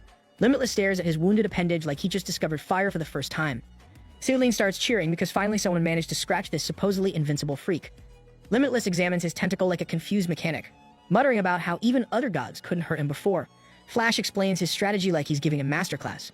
Concentrate everything into one point, maximize speed, profit. He's basically solved the puzzle of divine invincibility through pure technique. This makes Limitless absolutely furious. The god starts mocking Flash for being proud of a scratch, but Flash is already powering up again. Our ant-hero declares that if this god can bleed, he can be killed, and cranks his multiplier to 8 times. Power creep in real time. Flash becomes a golden lightning bolt and goes straight for the money shot, that massive red eye. He slashes upward from bottom to top like he's performing surgery, and Limitless actually groans in pain. First tentacle damage, now eye damage. This god's invincibility warranty just expired. Flash doesn't stop there. He changes direction mid-air, leaving golden light trails like he's writing his signature in the sky. More tentacles try to stop him, but Flash circles around them so fast they literally fall apart from confusion. Then he hits the god dead center with everything he's got. Divine blood everywhere. Limitless gets sliced completely in half like a divine sandwich, and Flash lands like nothing happened while this god's body crashes down and destroys the ground. Flash looks at his broken blade and realizes he just pushed past his 7 times limit, which apparently comes with equipment durability issues. Flash checks on Celine like a concerned teammate, but the Mantis immediately screams that their opponent isn't actually dead. Because of course the god who just got bisected isn't done yet. That would be too easy. A tentacle shoots out of the smoke trying to kebab Flash, who slides over to Celine's position. Through the clearing smoke, they see Limitless in his new, barely alive but still fighting form, because divine beings apparently don't understand when to quit. Divine stubbornness engaged. Time for a flashback because this story loves giving us emotional context right before everything goes nuclear. Back at Misty Mountain, Flash drops the news to Celine that he's taking a trip to Australia, which sounds like the most random vacation ever. Celine asks how long he'll be gone, and Flash basically shrugs because even he doesn't know. Looking out at their beautiful home, Flash explains his master plan. Figure out how much he can grow while being far from their teacher. Solo training arc incoming. Flash gets philosophical about perfecting his power and promises he'll only return to their master's side once he's achieved true strength. Classic training montage setup right there. Back to the present where everything is exploding and the black pillar's top is completely destroyed. An explosion sends Flash sliding over to Celine's position like he just got hit by a divine truck. Celine stares at Flash's back, probably wanting to say something supportive, but also realizing his friend just got wrecked. Golden pieces of Flash's armor are falling to the ground, and our ant-hero is confused because he definitely dodged that attack but still got wounded somehow. Both Flash and Limitless look absolutely terrible as they square up for round whatever this is. Limitless starts trash-talking, shouting that Flash's speed doesn't make him untouchable from divine attacks. Then this guy decides to reveal his true form because apparently shedding like a snake is a divine hobby. Limitless crystallized tentacles start shifting and his whole body morphs into something that looks human-like from the waist up, similar to the divine tree's forms, but with his massive eye relocated to his chest and tentacles for legs. Celine watches this transformation and basically goes not again with the form changes. Divine makeover number 3. Limitless explains that he just shed his outer shell like it's no big deal and asks if Flash seriously thinks he can kill a god. He swings his newly giant arm at Flash's position, and when it connects with the ground, the impact creates destruction that makes previous attacks look like love taps. Flash manages to dodge and leaps near the god's head, going for what should be a finishing move. He cranks his strength multiplication to 8 times and strikes, but nothing happens. Flash's face just shows pure shock because his most powerful attack just bounced off like he hit a wall. Limitless smirks and activates Starburst, coating his entire body with spirit power like divine armor. Cracks start appearing all over Flash's arm, and he can't hide his complete surprise at this development. A bright ray of concentrated power blasts straight at Flash with nuclear intensity. He can't move fast enough to escape and takes the full force of this attack, which is so powerful it continues traveling beyond the planet's atmosphere. Orbital bombardment achieved. Cithaline screams Flash's name in panic. When Flash reappears through the smoke, two of his arms are completely gone. Limitless shouts that this is what happens when you underestimate a god, like he's giving a lecture on divine respect. Flash continues floating in the air as the attack's smoke clears around him. Flash finally realizes that his enemy's form change wasn't just cosmetic, it completely altered the god's combat capabilities and movement patterns. He charges again because giving up isn't in his vocabulary, but suddenly the cracks in his body start bleeding. Flash looks down at himself in total confusion because this wasn't happening before. Limitless drops some terrifying knowledge, explaining that Flash is suffering from radiation poisoning. He reminds everyone that his body is composed of every mineral on their planet, including the radioactive ones. The god of matter casually mentions that anything above 4,000 sieverts can kill a living being, then reveals he's currently emitting 8.9 million sieverts of radiation. Flash keeps bleeding while this information sinks in. Since Cithaline is nearby, he starts coughing up blood too. Realizing that proximity to this god is literally killing them both through radiation exposure, Nuclear God is unfair. Limitless attacks while declaring that their doomsday has arrived, which is the most dramatic way to announce an execution. Due to his radiation injuries, Flash can't evade properly and gets smashed into the ground. The god laughs and comments that Flash could have dodged such a slow attack before getting poisoned, adding insult to injury. The divine beatdown continues as Limitless uses his crystallized tentacles to pummel Flash repeatedly. Our golden ant hero keeps bleeding while his protective shell crumbles with each impact, after sending Flash crashing to the ground again. Limitless mentions he's not even using full strength because he wants to play with his prey longer. Flash kneels on one knee, coughing and clearly in terrible condition. Behind him, Cithaline suggests they should escape to the void together, which sounds like the most reasonable plan anyone's had in this entire war. But Flash raises what's left of his right arm to block Cithaline, rejecting the escape offer while claiming he's fine. Limitless overhears this exchange and asks what Flash could possibly mean by staying. He's genuinely skeptical that a bleeding, armless ant still intends to fight a god. Flash releases golden energy despite bleeding everywhere, confidently announcing that fighting is exactly what he intends to do. He powers up even more, telling the god to watch closely and see what he relied on to survive in Australia. Limitless watches as more energy builds around Flash, who announces he's about to reveal his true strength. Australia training pays off. Time for another flashback because this story loves revealing power-ups at the most dramatic moments possible. We're back in Australia where the landscape looks like it went through multiple apocalypses. Flash steps on the ground and it just crumbles under his weight, which tells you everything about how intense his training was. Standing before him are 3 dragons, and Flash basically issues the ultimate challenge. Keep fighting until he masters this mystery ability, or they can kill him right there. Do or die training. Flash charges at these 3 dragons like he's completely lost his mind, declaring that failure means death. A massive burst of golden energy explodes across the wasteland, and you just know this training session was absolutely brutal. Back to the present where Limitless is watching smoke fill the entire area, probably wondering what Flash is cooking up. Cithaline can't see anything through the thick smoke, but then Flash starts exuding the same golden energy he used during his dragon training. This energy keeps bursting and lighting up the entire top of the black pillar like a divine disco ball. Limitless raises his crystallized tentacles, trying to figure out what's happening to his supposedly dying opponent. When the smoke clears, Flash has completely transformed, his golden shell turned red and his missing arms are back to normal. Even Limitless notices that Flash's entire aura has changed, and Cithaline recognizes this form as similar to when Flash merged with him previously. Golden energy keeps bursting from Flash as he explains the lore behind this transformation. Apparently his body took serious backlash when he first used this power, and it was only during his Australia journey that he finally mastered it. Classic training arc payoff right there. Australia made him stronger. Flash confidently invites Limitless to come at him since he can now use his full power without consequences. The God of Matter laughs at what he thinks is arrogance, probably not realizing he's about to get schooled by an ant who survived dragon training.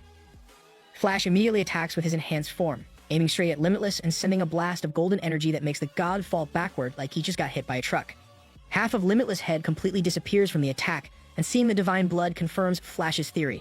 No matter how much this god has evolved, he's still made of flesh and blood.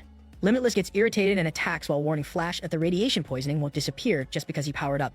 The god promises to end Flash before the radiation does, which is honestly considerate in a twisted way. Flash shouts that they should end this fight immediately and slashes at Limitless, creating a deep gash across the god's chest. He promises to slice not only the shell but also the core, basically declaring his intention to completely destroy this divine being. Core destruction declared. Limitless fights back using Sonic Boom, making his entire body bright with spirit energy before blasting Flash with everything he's got. But Flash tanks the attack and casually says it's useless against his current form, then counters by striking with 9-fold power. This attack not only stops the god's blast, but hits Limitless so hard it destroys him and the surrounding area. Cithaline shouts in surprise as the sheer force creates widespread destruction, even though Limitless is in terrible condition. Flash charges again because he's not taking any chances. Limitless admits Flash is incredibly fast and decides to seal that speed using environmental tactics. The god starts stacking rocks together using debris, laughing as he announces his plan to reduce Flash's movement options. He challenges Flash to use his speed now that he's trapped in a rock prison. The rocks completely envelope Flash, but not for long because slashes start appearing from within. Limitless gets sent flying when the rock formation explodes from the inside. The attack launches the god away while rocks rain down everywhere. The god of matter's tattered form flies off with just his red eye and some tentacles remaining. And through the falling rocks, he can see Flash's shadow approaching. Flash declares that the god's defense is completely futile against his current power level. He admits it might have been different if Limitless had fought the other great beasts instead, but it's obvious the god picked the wrong opponent today. Suddenly, cracks start appearing all over Flash's body and he begins bleeding again. The radiation symptoms are getting worse, and Flash realizes his joints are beginning to rupture from the poisoning. Refusing to lose like this, Flash shouts that his next attack will be his final blow. Radiation timer running out.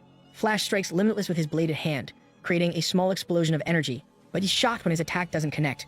A protective shield is defending Limitless from the assault, and seeing Flash's difficulty, the god shouts that ending a god isn't easy. Just when things look bad, a sharp green stinger stabs at the shield from another angle. Celine has joined the attack, telling Flash to focus while they combine their efforts. The shield begins cracking under their coordinated assault, and both warriors shout as they charge forward with everything they have. Seeing his shield crack right before his eye makes Limitless panic and shout for them to stop, but it's too late. The protective barrier finally shatters into pieces, leaving him completely vulnerable to their combined finishing attack. Teamwork makes the dream work. The shield finally shatters and Flash and Celine's combined attack pierces straight through Limitless' massive eye. The god of matter can only express complete disbelief as he starts groaning and disintegrating, finally meeting his end after all that tanking and radiation spam. 5th-ranked god status couldn't save him from good old-fashioned teamwork. Flash and Celine stand together on the battlefield like absolute champions. The adrenaline from their epic fight finally leaves their bodies and they both stagger from exhaustion. Flash changes back to his normal golden form, relieved they've actually defeated this seemingly invincible enemy. His blades have completely shattered from the intense combat, proving even his enhanced form has limits. Divine Raid completed successfully. Looking down at the base of the pillar, Flash figures they just need to clean up the remaining enemies below and they'll be done with this whole mess.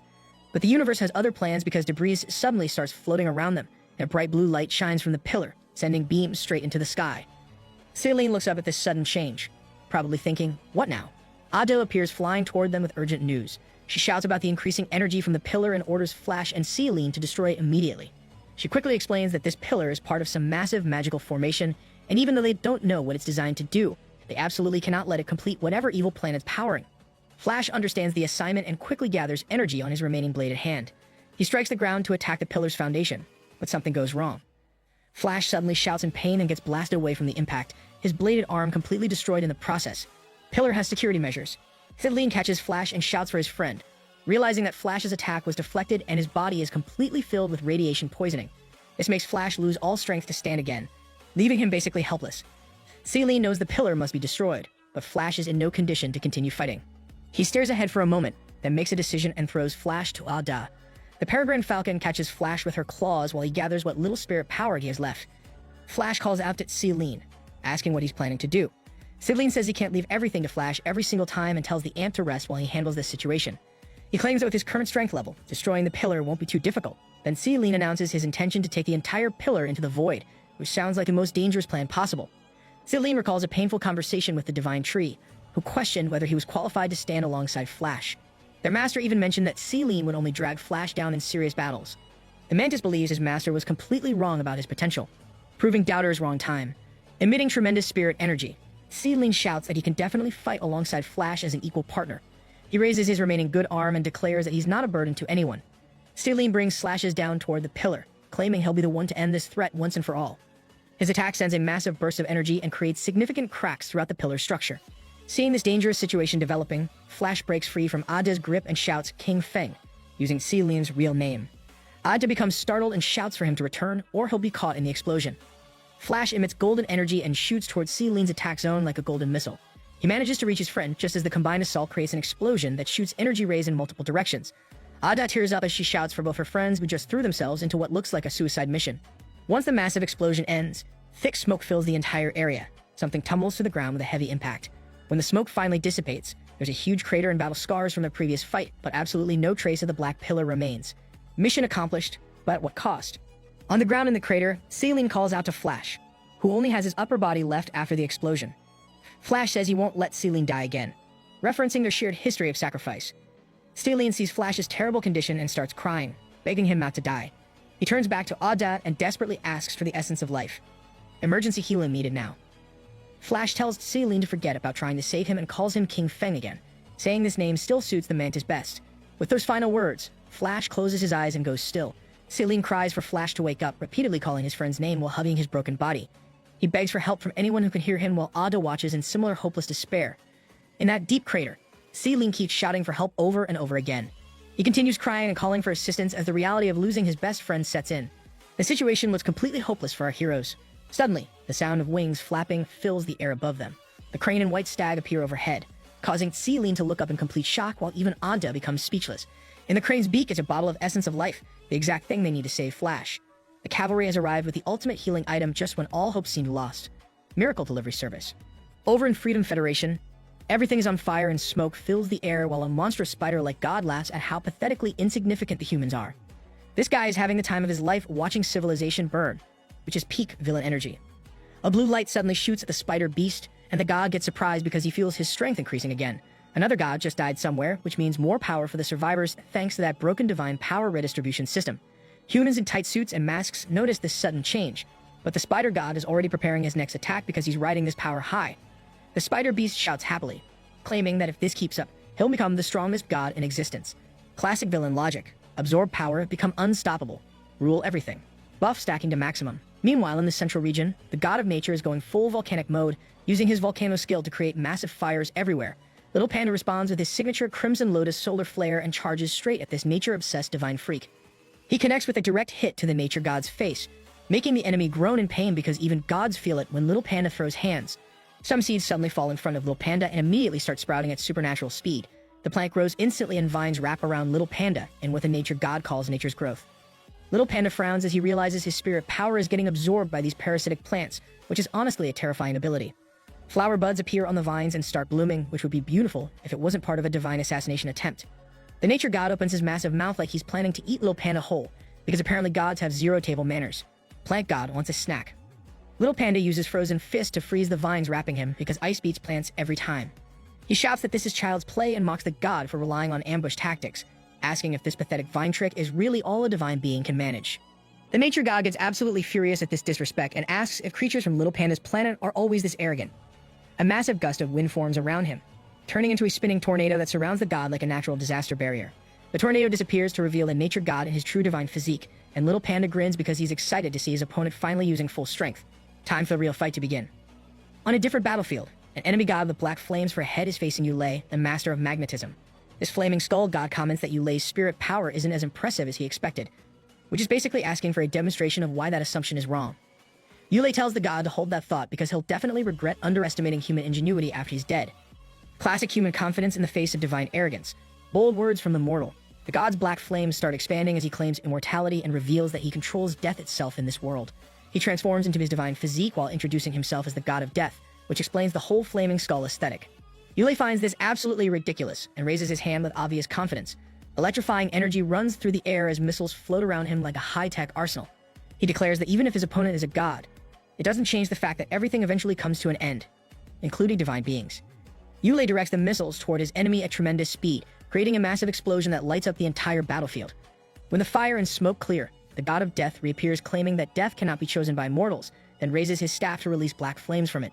The death god adds that death also cannot be rejected, transforming his flames into weapon-carrying skeletons that charge at Yulei like an undead army. This god really committed to the whole death theme. The master of magnetism raises his power-filled hand and announces some science facts. Skeletons are composed of 70% minerals, including iron. He closes his fist, and all the skeletons immediately fly apart into pieces because magnetism beats calcium every time. Chemistry class during combat. The god of death maintains the same expression while watching his army get instantly dismantled. Yulei shouts that he won't be defeated by his opponent, which the god finds interesting enough to challenge the entire human race's power level. The death god releases flames that transform into a huge beast, which roars and charges at Yulei with its mouth wide open, probably planning to swallow him whole.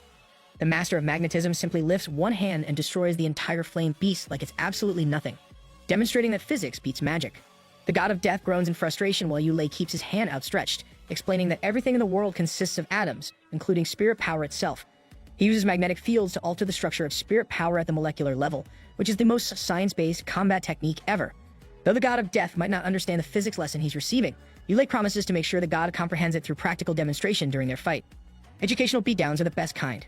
Offended by this scientific dismissal of his divine powers, the god of death prepares to attack while claiming it's just about making his spirit power ineffective. Yulei uses extreme speed to fly directly at the death god's position, because sometimes the best strategy is simple aggression. The god swings his staff and activates Death Curse, explaining that this technique gathers the resentment of dead souls and kills anyone who comes into contact with it. Sounds terrifying in theory. A hand suddenly appears right in front of the god of death's face. Yulei grabs the god's head directly, proving the Death Curse completely pointless against someone who understands atomic structure. He asks what the god was saying since he didn't hear him over the sound of divine techniques failing. Did you say something? Waves of electrifying power surge through the battlefield as Yulei demonstrates why humans shouldn't be underestimated. The god of death gets tossed to the ground at a considerable distance, the part of his bony face cracked and revealing the muscle tissue beneath. The death god stares at his human opponent, completely confused about what just happened. He cannot believe that Yulei wasn't affected by the death curse and simply charged through it like it was nothing. Yulei's cape billows dramatically, revealing that he's holding the god's severed limb in his hand like a trophy. He raises the appendage, explaining that it represents the god's spiritual body, then easily crushes it into absolute nothingness with casual strength. The god of death just learned that divine powers mean nothing when your opponent understands the fundamental forces of the universe better than you do. Physics PhD beats theology. We're officially down to 7 gods left on the leaderboard, with 5 of them already having been deleted from the map. But before we get into the current scrap, we get a flashback to the early days of the spirit eruptions. The world was basically a dumpster fire, structures being leveled, beasts pouncing on anything that moved, and pure chaos between humans and monsters. We see a man running through the wreckage, his hand over half his face, completely lost as to how the world ended up like this. This dude is panicked, praying for someone named Yanni to be safe. He stops dead in his tracks when he sees a massive serpent and his heart absolutely sinks. Hanging out of the snake's mouth is an arm wearing a beaded bracelet with a tiny bell on it. He recognizes it instantly, and he can only watch in horror as the serpent finishes its meal. The man just lets out a scream of pure despair that echoes through the ruins. Back in the present, that man, who we now know as Yule, is venting all that energy into his fight with the god of death. He's controlling waves of missiles with his magnetic power, blasting them into the god's black flame beasts and lighting up the sky with explosions. The death god tries to hide behind an absolute defense, but Yule is in such a zone that it doesn't even matter. He just walks up and punches the god right in his bony face. The god snarls and summons 2 more massive beasts to blast Yule with energy. He thinks he's secured the kill when the smoke settles, but he quickly realizes he was shooting at a magnetic clone.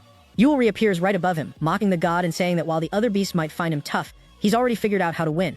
But then the god of death starts laughing, which is never a good sign. Yule is visibly offended, asking if the god really thinks he's untouchable, but the death god just tells him to stay still and watch. He releases a wave of black spirit power that starts taking a very specific shape. A girl with long hair appears wearing a white dress and that same beaded bracelet with the bell. She looks right at Yule and calls him father. Yule is hit with the memory of the day he actually killed that serpent and pulled his daughter's lifeless body out of its stomach. Seeing her standing there now is a total nightmare for him. Yule is absolutely furious, assuming the god is just using a sick illusion to mess with his head. He starts shredding the ground with his spirit power, promising that he won't spare a god who plays with the dead like this.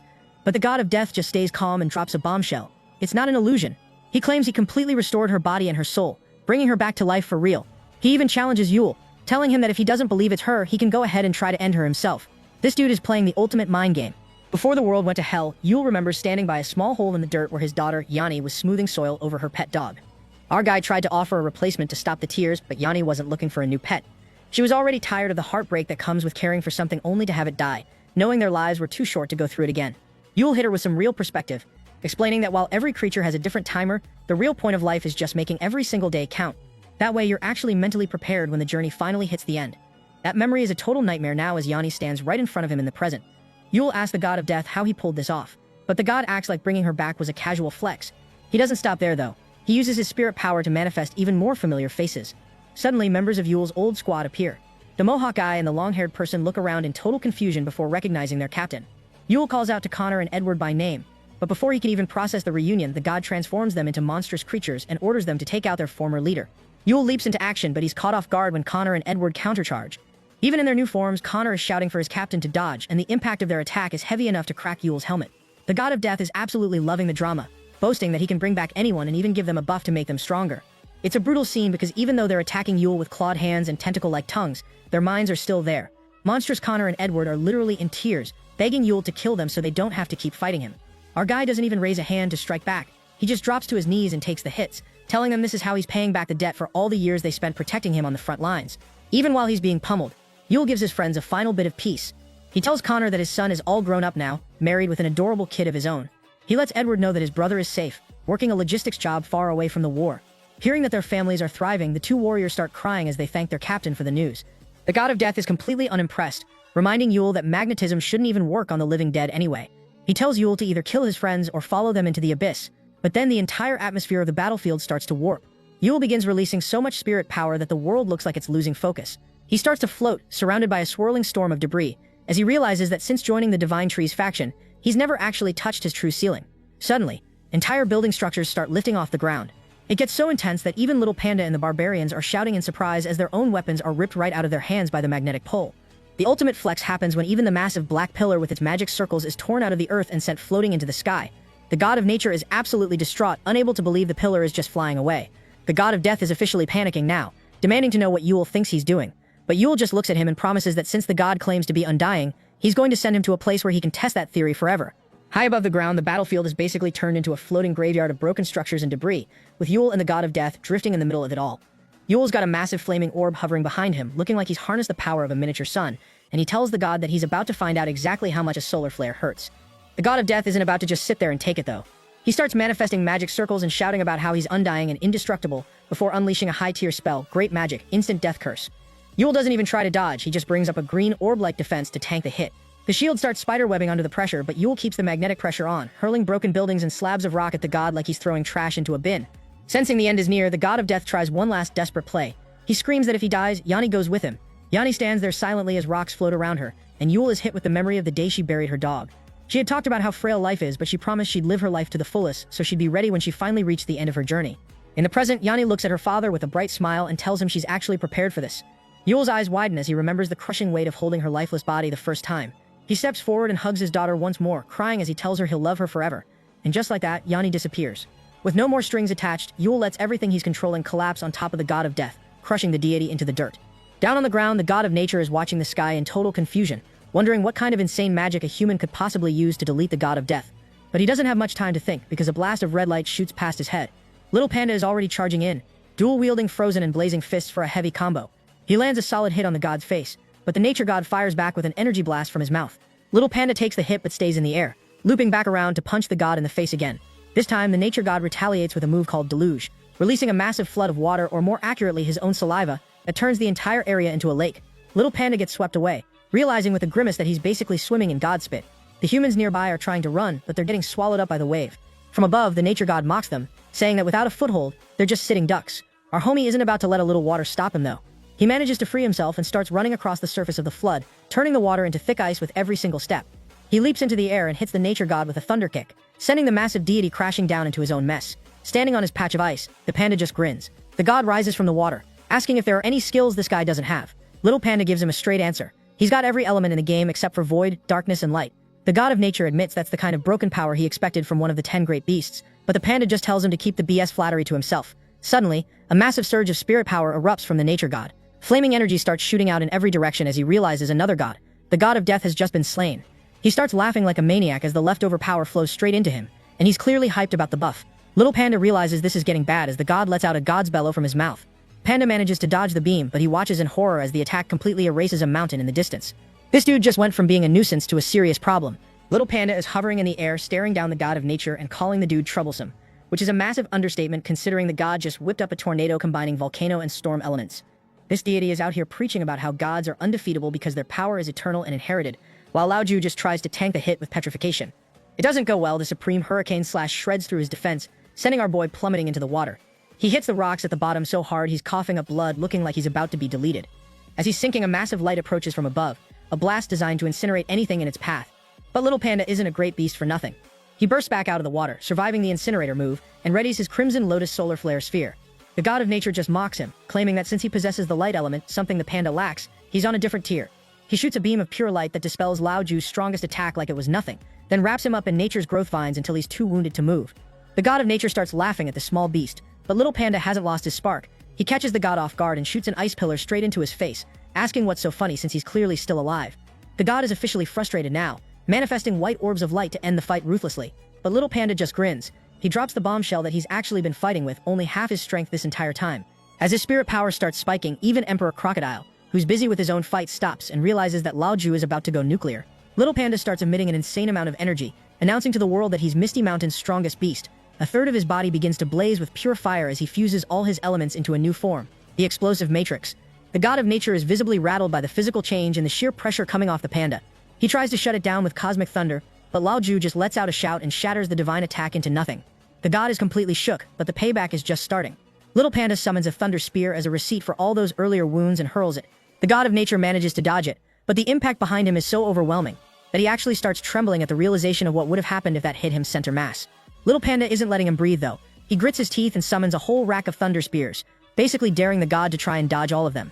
Little Panda is out here grinning while massive thunder spears hover around him like he's ready to end this guy's whole career. The god of nature tries to hide behind a windshield, but Lao Ju just sends the spears flying, shredding through the defense like paper. The god is coughing up blood but still tries to get cheeky with his tentacles.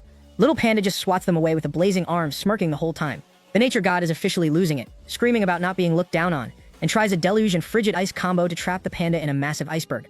To finish the job, the god drops a gigantic great thunder right on top of the ice. The smoke clears and the god is staring in disbelief. Lao Ju is just floating there, still grinning. The god tries one more desperation move, using nature's growth to suck the panda's spirit power even faster, then slams him between two massive pillars of earth with an earthquake. The panda groans from the pressure, but he's still standing. The nature god is literally trembling now, begging our boy to just perish already. Little Panda decides he's done playing.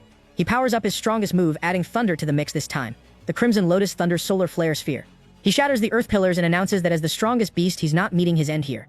He charges with enough spirit energy to warp the air, and even though the god tries for a final showdown, the panda just zips straight through him. The god of nature's body disintegrates while he keeps rambling about being a god until there's absolutely nothing left. With the fight over, Little Panda hits the ground hard. He's exhausted and coughing up blood from the strain of that final move, so he decides he's earned a nap right there in the wreckage and starts snoring immediately. Typical Leju behavior. Somewhere else on the battlefield, White Tiger is roaring with Xiaolan on his back. They're tagging in against a cloaked god, and Xiaolan is calling the shots, telling the tiger to target the lower left side. They blast a ray of energy at the target, and as the cloak tears away, Xiaolan notices the enemy looks more like a machine than a person. The enemy introduces himself as the fourth-ranking god, Erudite, the god of knowledge. He ditches the cloak completely to show off his full mechanical body. Xiaolan clocks that his aura is spiking again, likely absorbing the power from the nature god's death, and tells the tiger to keep the pressure on. Erudite just mocks the attack, dispelling the tiger's energy ray with one of his own. They clash in the air, with White Tiger landing a massive headbutt. Erudite compliments the tiger for having a strong body but claims his artificial body is simply on another level. Xiaobai tries to use Heavenly Eye, but the god blocks it with a metal fist, explaining that his mechanical upgrades were built to handle exactly this kind of power. Before the tiger can reset, Erudite catches him with a direct stab, leaving the duo in a bad spot. White Tiger is taking heavy hits, but he's not about to let this mechanical god walk away. Even while coughing up blood, he manages to wrap his tail around Erudite, pinning him down for a follow-up. That's when Zhao Lan makes her entrance, clenching a fist packed with spirit power and dropping in like a surprise boss fight. She lands a punch right on Erudite's back that literally shreds parts of his artificial body into scrap metal. For a second, it looks like a win, but then things get weird. The broken parts of the god's body just fly into the air and reconnect like a magnet, with Erudite calling them out for their presumption. He starts yapping about how this is the power of knowledge and that his body can shift at will. To prove his point, he blasts the duo with multiple energy rays.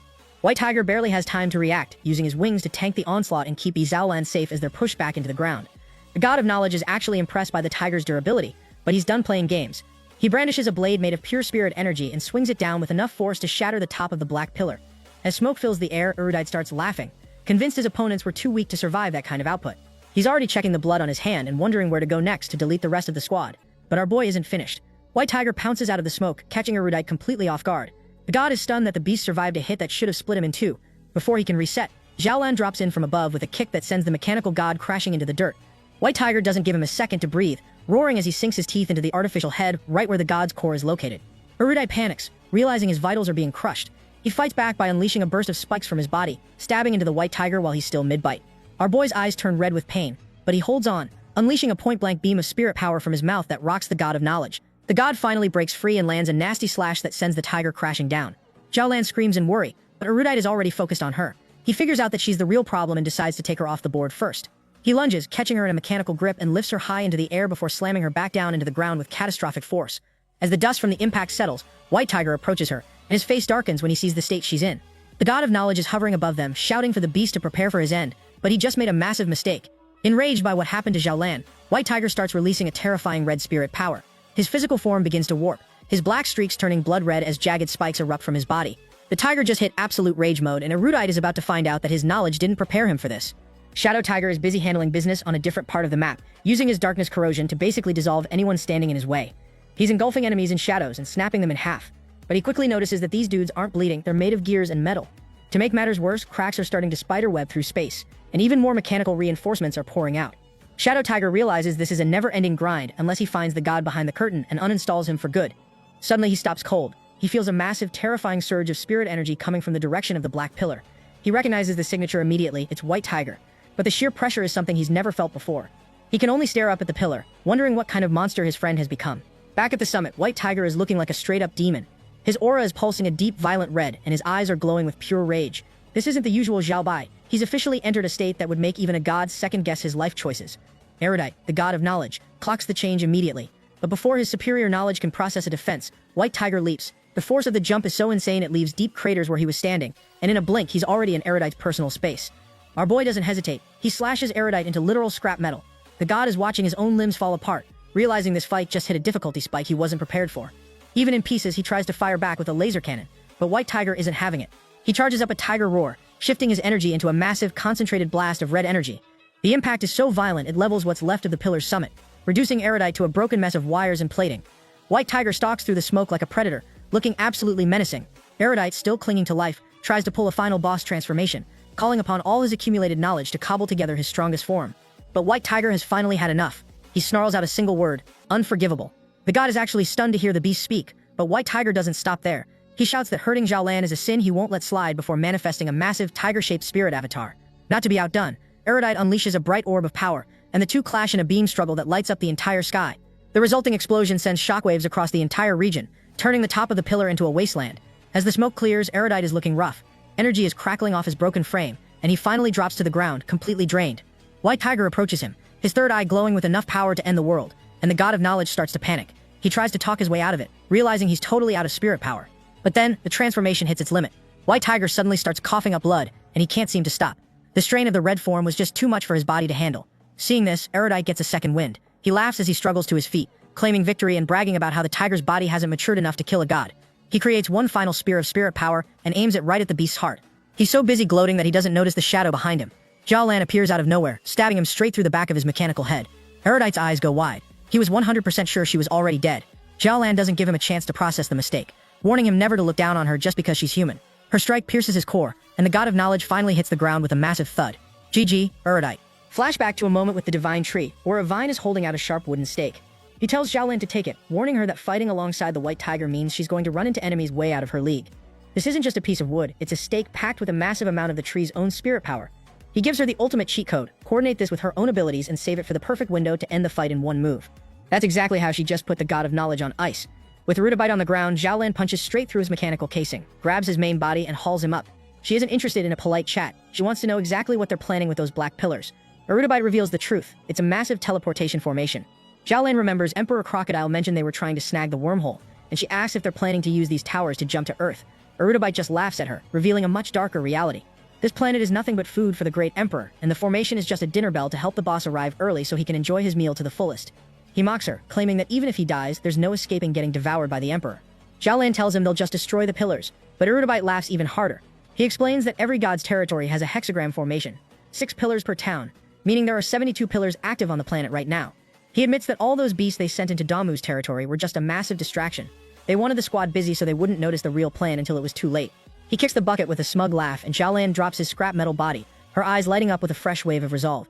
Meanwhile, over on Dragon Island, the divine tree is deep in his cultivation grind. The dragons nearby are watching him like a storm about to break, noting that he's been at it for 5 days and is getting exponentially stronger.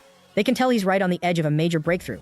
Even with his eyes closed, the tree can feel the energy of his squad dipping across the map. He knows the battle has officially started, and as he opens his eyes, he realizes the enemy has launched their full-scale attack. Back at the Huaxia faction, the place is a total war zone, with buildings getting leveled left and right. Zhao Lan is standing in the wreckage with a massive sword made of pure fire, slashing at a huge beast that's gushing purple, blazing energy. She throws up a blazing flame shield to tank a clash, protecting a guy nearby in a cracked golden mask. This dude is staring in shock, wondering if the nightmare is finally over, fully aware that Zhao Lan is the only thing keeping the entire place from being erased. The cloaked god she's fighting is yapping about how humans being the weakest creatures is just a basic fact of life. Zhao Lan spits some blood and actually agrees. Humans are the weakest, but she tells the god he's just unlucky because he happened to run into the one human who's at the absolute top of the food chain. The god isn't impressed and corrects her, claiming he's the strongest being on the field. He introduces himself as the god of fertility, boasting about his massive form and telling her that running into him is their death sentence. Xiao Ling doesn't even flinch. She momentarily stops releasing her flames, and the air goes bone dry instantly as she gathers her power. Then a massive burst of spirit energy erupts from her, wrapping her entire being in a raging firestorm. The god of fertility looks on in genuine surprise as he realizes he's no longer fighting a weak human. Xiao Ling is currently turning the local thermostat up to nuclear. Her spirit power is hitting the sky and her body is visibly burning, which is sending a wave of shock through the humans nearby. Our girl just grins at the enemy, and as if they're being fed by her resolve, the flames only get bigger. The Golden Mask leader of the Transcendental Order isn't taking any chances. He's screaming for his team to fall back immediately, telling them to run for their lives if they want to see tomorrow. The humans don't need to be told twice. They book it out of the blast zone as fast as they can. The god of fertility just laughs at them, thinking the squad is terrified of dying in his hands.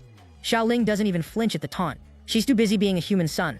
One of the recruits asks the leader if the god is really that untouchable, but the Golden Mask guy sets him straight. They aren't running from the god, they're running from Xiaoling. He remembers a mission in the west where they were swamped by a beast wave that almost wiped them out.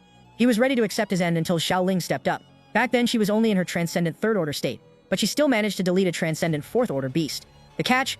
The leader ended up in a hospital bed for a year because of her collateral damage. He knows from experience that in her full-powered state, she can't differentiate between ally and foe. She's a walking friendly fire incident.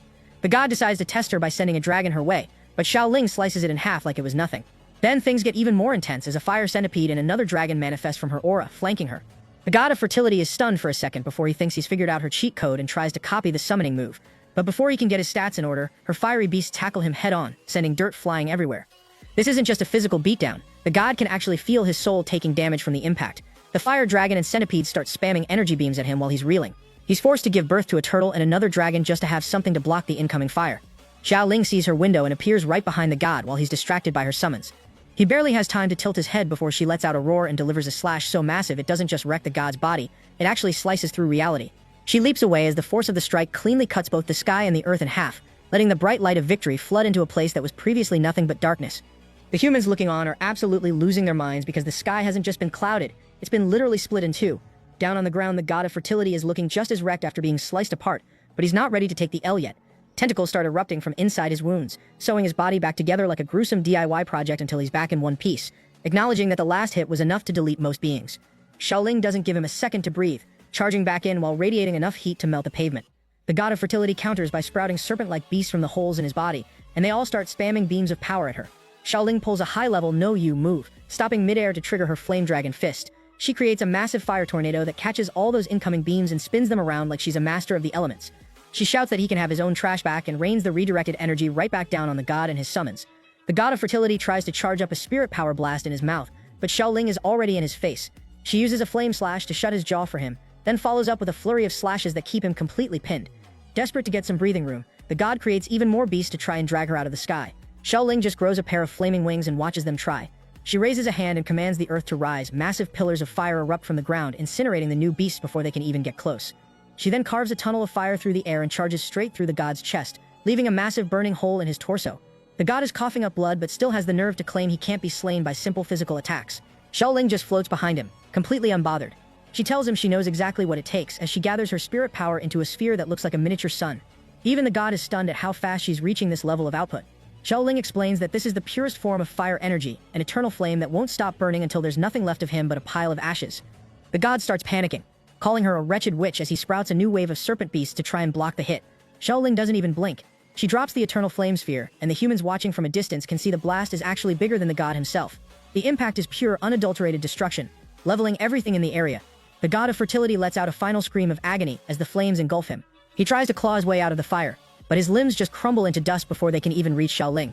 Eventually the screaming stops, and the battlefield goes silent. The Golden Mask leader and the rest of the squad finally breathe a sigh of relief. The god of fertility has officially been uninstalled. Xiaoling is still floating there, looking like a total boss, though parts of her body are still smoldering from the sheer heat of her own power. Over in the Freedom Federation, things are looking absolutely apocalyptic. Buildings are crumbling, the air is thick with smoke, and this spider-looking god is casually strolling through the wreckage, laughing at how pathetic the humans are. He's about to finish off a survivor with a beam from his mouth, but just as the dude is saying his final goodbyes, someone drops in to ruin the god's day. A massive figure stomps onto the scene, batting the energy beam away like it's a pesky fly. This is Big Panda, Lao Ju's older brother, and he's looking pretty proud of his main character entrance. He tells the injured human to just kick back and leave the rest to him, but then he takes a closer look and realizes he's made a mistake. He starts pointing at the guy demanding to know where his little brother is. The human, who turns out to be a sergeant named Oil Discovery, talk about a unique name, has absolutely no clue who this giant bear is talking about. Before things can get any more awkward, Long shows up in his half-draconian form to drop a reality check. He tells Big Panda that they're actually in the Freedom Federation, not their home territory. Big Panda immediately loses it, jumping on Long's back and trying to strangle him for taking a wrong turn. Long is struggling for air, pointing out that it's not his fault the panda rushed out on his own. They're only about 300 kilometers from Huaxia, a quick 20-minute sprint at full speed. But the spider god is starting to feel neglected. Offended that they're just ignoring him, the god starts yapping and shoots a web of strings at the newcomers. Big Panda thinks this dude is being way too loud and decides to shut him up with a flame tornado. The god's eyes go wide as the fire rips through his strings and scorches half his face, singeing his hair and leaving him in shock. He's actually hyped, thinking he's finally met a proper opponent. Big Panda isn't even interested in the fight. He's ready to head home, but his exit is blocked by two more massive spiders, one black and one white, that absolutely wreck the ground as they land. The god starts laughing and introduces the newcomers as his wives, bragging that they even share his powers. This is where Big Panda officially hits his breaking point. He looks at this ugly spider dude, then looks at himself, a handsome first-class endangered species, and realizes the world's logic is completely broken. He's still single, and this monster has two wives. He starts screaming about how bigamy is against the law, and unleashes a wave of spirit power so intense it starts leveling the surroundings. Long doesn't wait for the explosion. He grabs Sergeant Oil Discovery and bails out of the blast zone. Big Panda is roaring now, his body surging with enough energy to make the god tremble. He gives the spider one final warning. Those wives are becoming widows today. Big Panda is finished playing around. He unleashes a massive surge of spirit power that takes the shape of his own physique, scaling up until he matches the size of his enemy. The weight of the energy makes Long groan, but Big Panda is already focused on the god's wives, announcing his intention to turn them both into widows. The two wives retaliate by shooting beams of power, but Big Panda shouts that his hands don't touch women. He keeps his word by dropping a century solitary kick on one of them instead. Watching the exchange, the human is confused by the panda's logic, but Long can only shout back the technicality. The panda didn't use his hands. The other wife fires again, but Big Panda uses his spirit power to block the beam before launching a rocket headbutt. He slams into the black spider's face, leaving her bleeding. With the wives pushed back, he leaps into the air and calls the god out for his turn. He charges with his fists, but the god deflects the strike with a front leg and counters by shooting vines from his mouth that wrap around the panda's spirit form.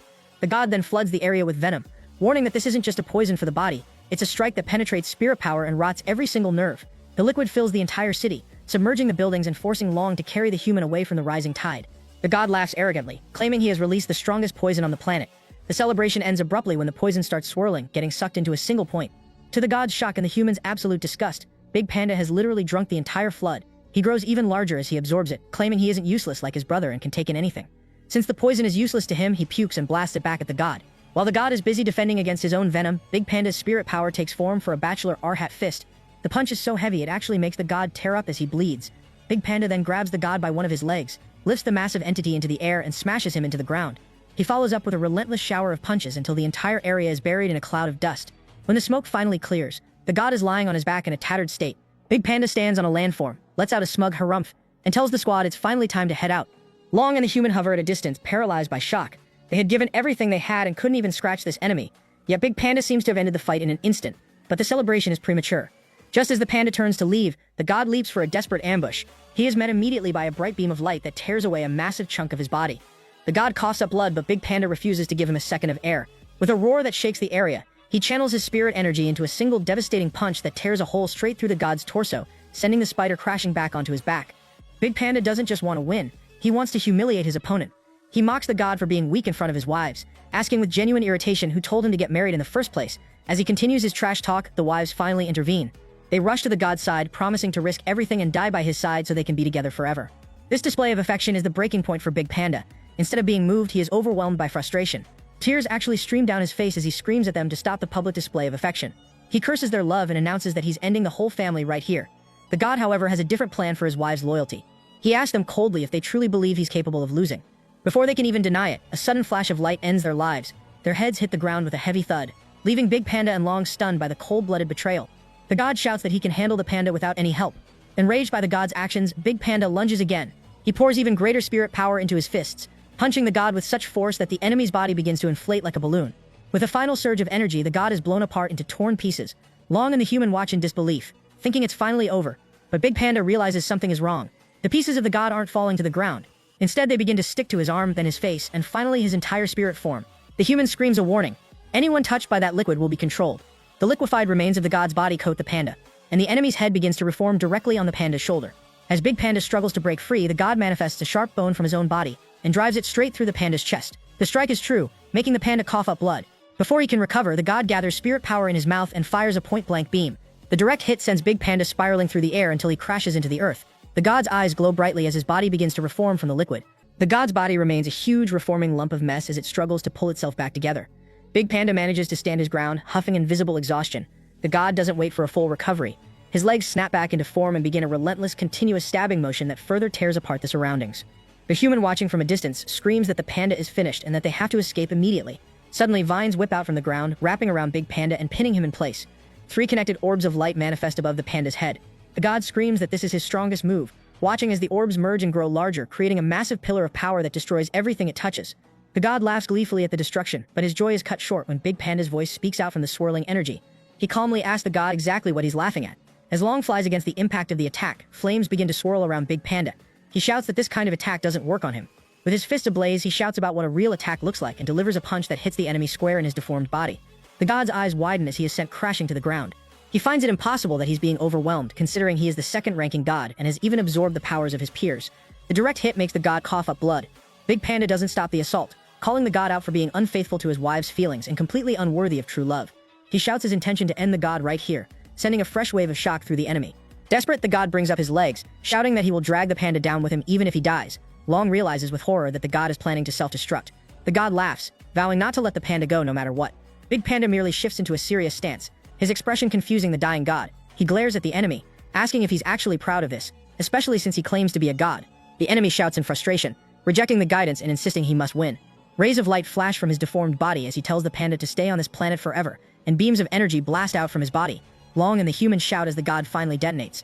The explosion is immense, eliminating whatever was left of the ruined buildings, and continuing to destroy everything it touches. Long shields the human with his wings, gritting his teeth as he endures the impact. The destruction lasts for some time until the entire area is filled with thick smoke. As the smoke slowly clears, the god's head becomes visible. Long is startled by the sight, but then a pair of shining eyes appear through the debris. Big Panda has survived the attack and walks out of the ruins carrying the opponent's head. Long smiles in relief, looking over the massive hole left in the earth. The scene shifts to the top of another black pillar, where the carnage continues. The seven-eyed god laughs as he watches his opponents, Qinggang and Leng Feng, reaching their limit. He manifests 2 orbs of power and announces he's sending them on their final journey, firing 2 beams of energy directly at the 2 of them. The god of elements thinks he's just deleted Leng Feng and Qinggang, but he quickly realizes he was swinging at literal shadows and dust. Before he can even process the glitch in his plan, the squad ambushes him from both sides. Leng Feng lunges from the right with his knight's blade, while Qinggang goes full raging giant on the left, manifesting a massive earthen body with spikes for arms. The god throws up red shields to tank the hits, laughing at their effort like a cocky raid boss. Leng Feng is already coughing up blood, but he knows the only way to beat a gatekeeper is to redline his own life bar. He triggers Shadow Knight, his face turning into a dark void as he lets out a roar that actually gets the god's attention. He's putting his entire vitality on the line, using a shadow hand to grab the god's head and drag him down. The god of elements actually seems to enjoy the desperation, claiming that putting your life on the line is how a real fight should be. Leng Feng isn't looking for a review, he's looking for the kill. He claws through the god's body from the inside out and forms a massive shadow blade for a final swing. But even as he's shredding the god, he notices the boss health bar isn't moving. The deity's vitality isn't dropping at all. Knowing they need more DPS, Leng Feng shouts for the assist. High above the pillar, Qinggang has been busy gathering an impressive amount of sand and stone to form a colossal drill. He direct drops that massive unit right onto the god's head, creating an explosion of dust and debris that levels the top of the black pillar. For a second, it looks like they won, but then the god roars through the smoke and switches forms. In an instant, he lunges and leaves Leng Feng heavily injured before Qinggang can even blink. Qinggang catches his friend with his earth powers, wondering why Leng Feng's auto-defense shadow didn't trigger to save him. The god, being the ultimate tier-list gatekeeper, explains the broken mechanics. He's the god of elements, which means he has the admin password to their abilities and can literally seize control of them.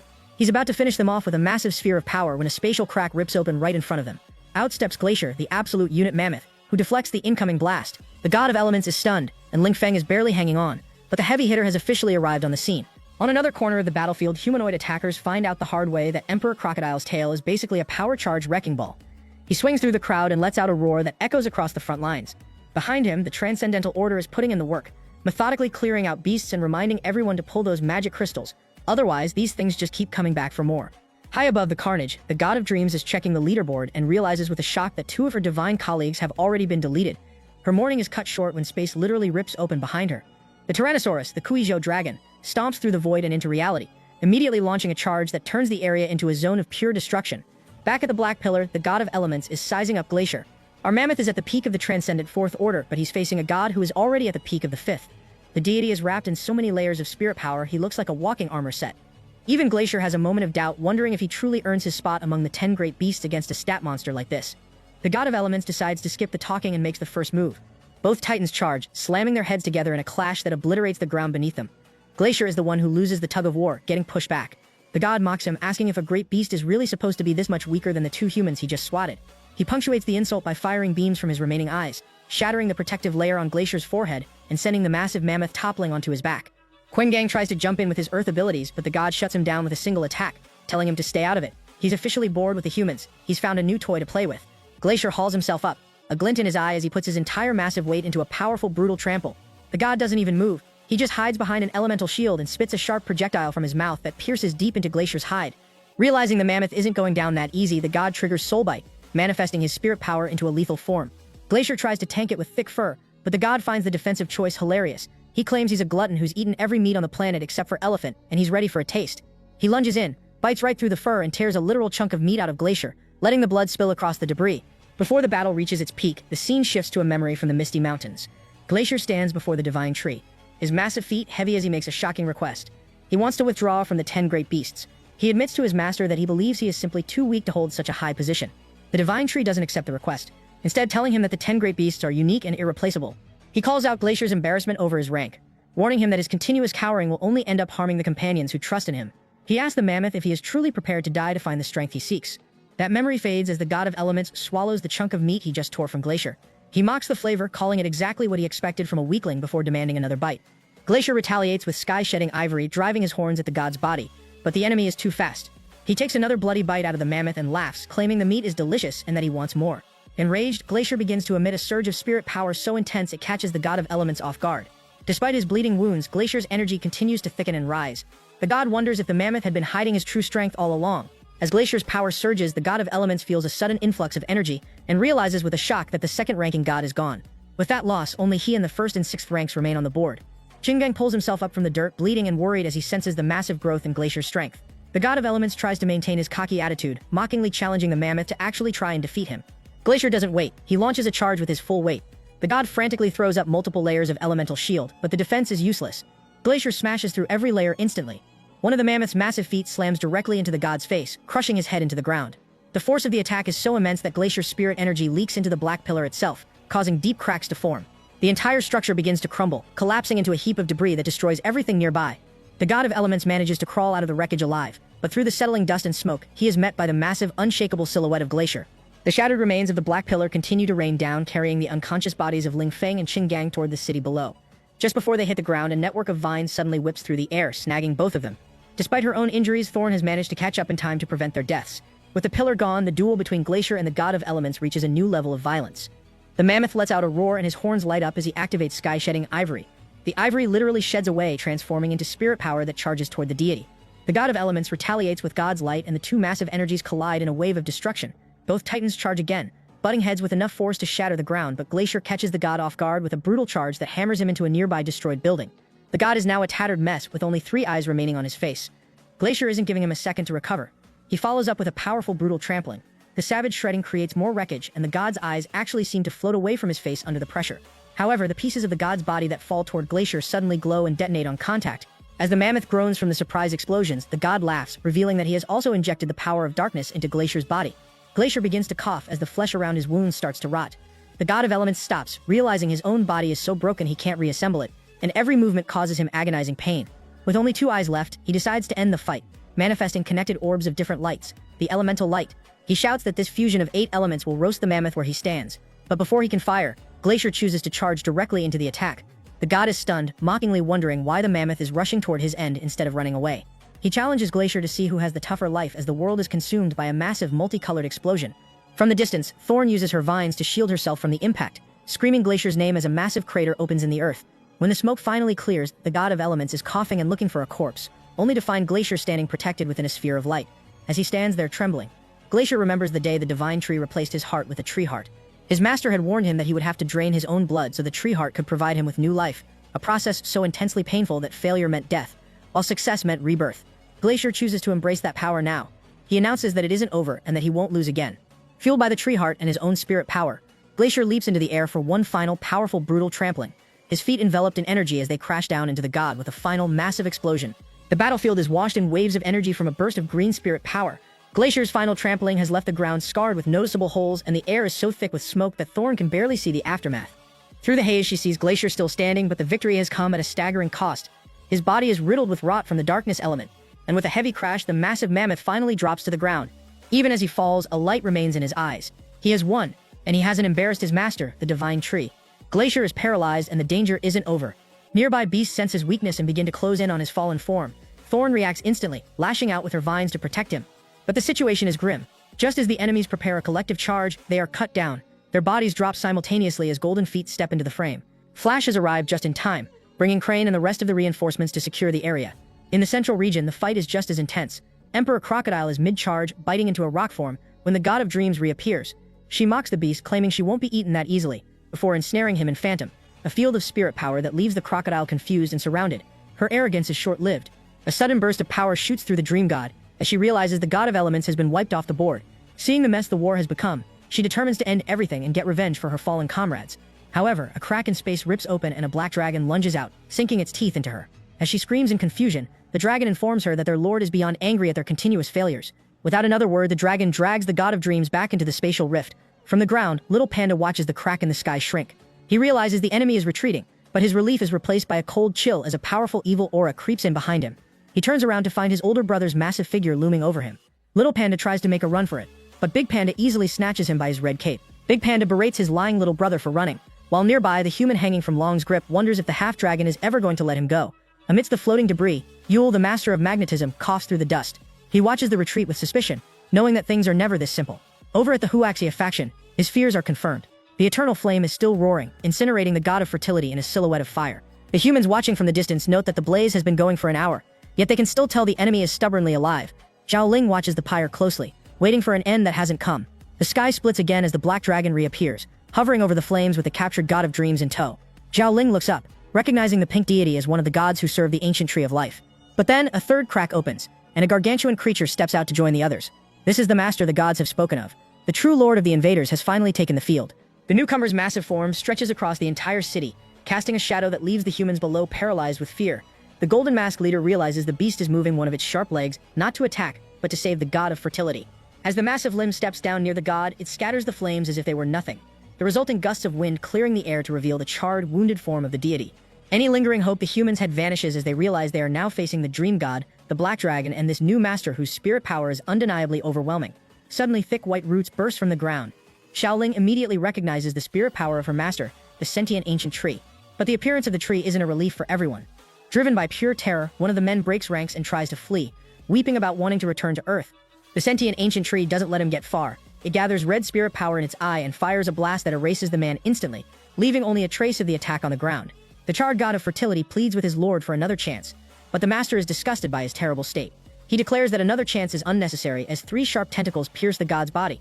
Xiaoling watches as the lord begins sucking the spirit power directly out of the god of fertility, reclaiming the strength he had previously bestowed upon his failed servant. The massive beast then turns his attention to the wispy form of the dream god and calls for the black dragon. The dragon traps the goddess in his mouth, ignoring her desperate pleas that she can still be useful. The dragon simply notes that life and death are predestined and snaps his jaws shut, extinguishing the dream god's life.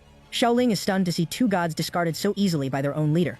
The massive master looks down at the feeble humans, calling his own gods reckless for being in such a state against them. The roots of the sentient ancient trees suddenly lunge forward again, but this time they begin binding the humans nearby. While the others shout in terror, Xiaoling uses her physique of flames to incinerate the root, attempting to snag her. The golden masked man and the other humans are unable to defend themselves, feeling the roots begin to devour their spirit power as the ancient tree prepares to feast. A light glows brightly just below the tree's eye. The black dragon joins the assault, blasting a red beam directly at Xiaoling. She survives the resulting explosion by using her ability, but as the smoke clears, she sees a sharp root driving straight through the haze, aiming directly for her. Xiaoling continues to use her flames to shield herself from the black dragon's relentless assault.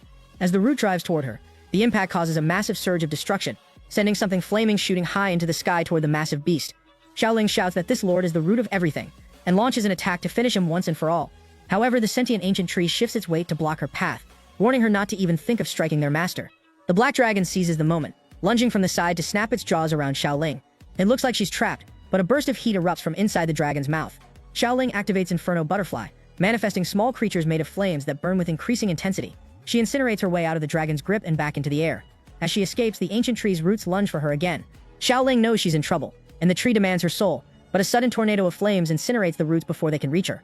She looks back in surprise to see Ninetails has arrived, her blazing tails moving as she glares at the invaders. The sentient ancient tree and the black dragon are forced to pause.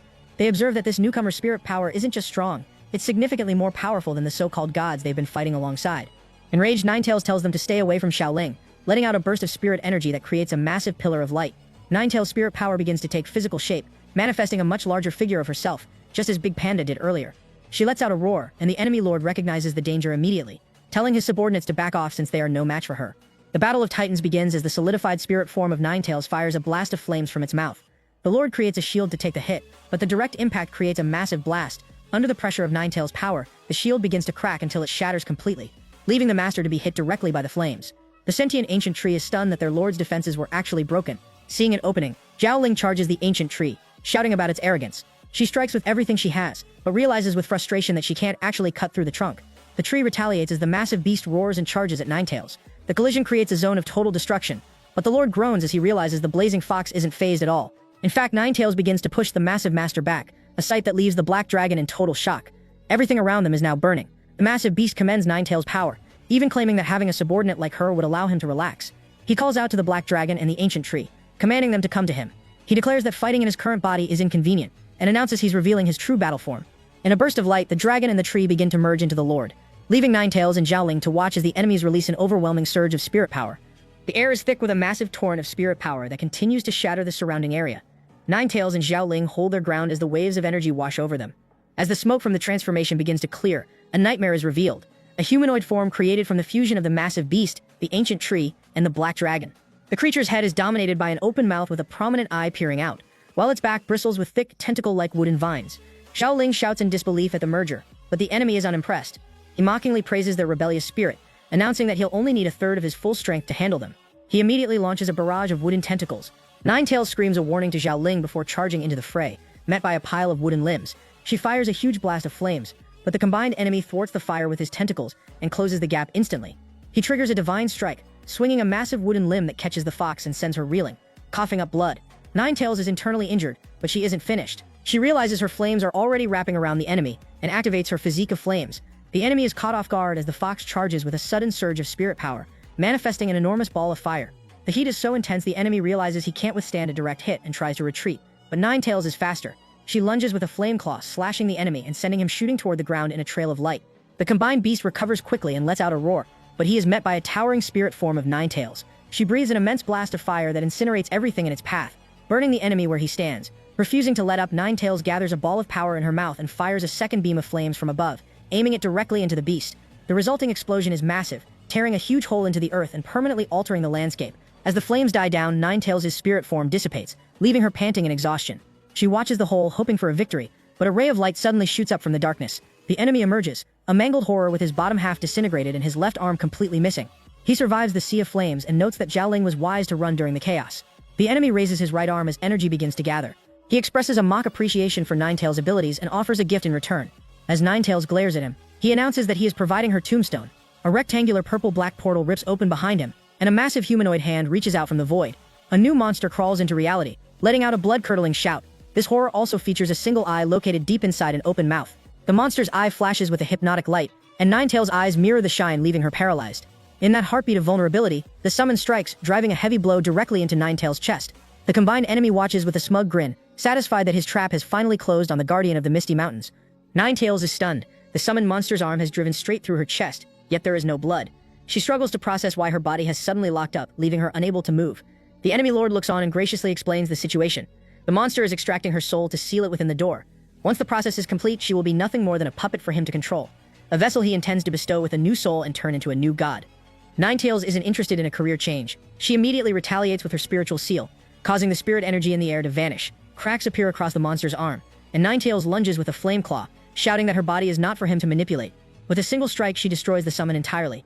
The enemy lord is surprised she broke free, but Ninetales doesn't let up. She mocks him for trying such a trick under her seal, and dares him to show her whatever else he has left. She unleashes her flames again, but instead of getting angry, the enemy shouts about wanting Ninetales even more. He wraps her in his wooden vines to immobilize her, and though she manages to tear herself free, she begins coughing up blood from the effort. They trade blows in the sky, but Ninetales realizes the enemy has completely abandoned his defense just to ensure his attacks land.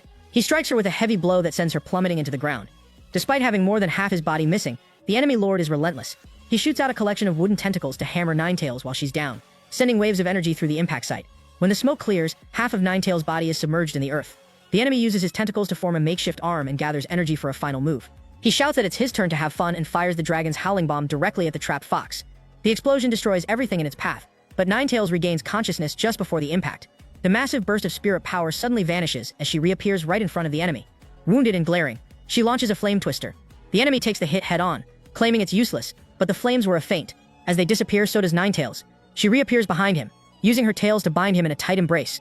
The enemy looks back, confused as to why she's tying herself to him. Ninetails simply says she's dragged this out long enough and screams for Xiaoling. Xiaoling finally reappears, descending from the battlefield. She has been hidden above the thick clouds this entire time, manifesting a colossal dragon made of flames. She apologizes to Ninetails for the delay, as the enemy lord realizes why he couldn't sense her presence. He sneers at Ninetails, reminding her that she'll be caught in the blast as well. But the fox is undeterred. She announces that flames can't hurt her. Desperate to be released, the enemy shoots sharp spikes from his back, severely wounding Ninetails, but she refuses to let go. Xiaoling directs the attack downward. The colossal fire dragon opens its jaws and swallows both Ninetails and the enemy, as the flames engulf everything in their path. The fire dragon's jaws snap shut, dragging the enemy into a collision that turns the entire landscape into a smoldering pool of lava.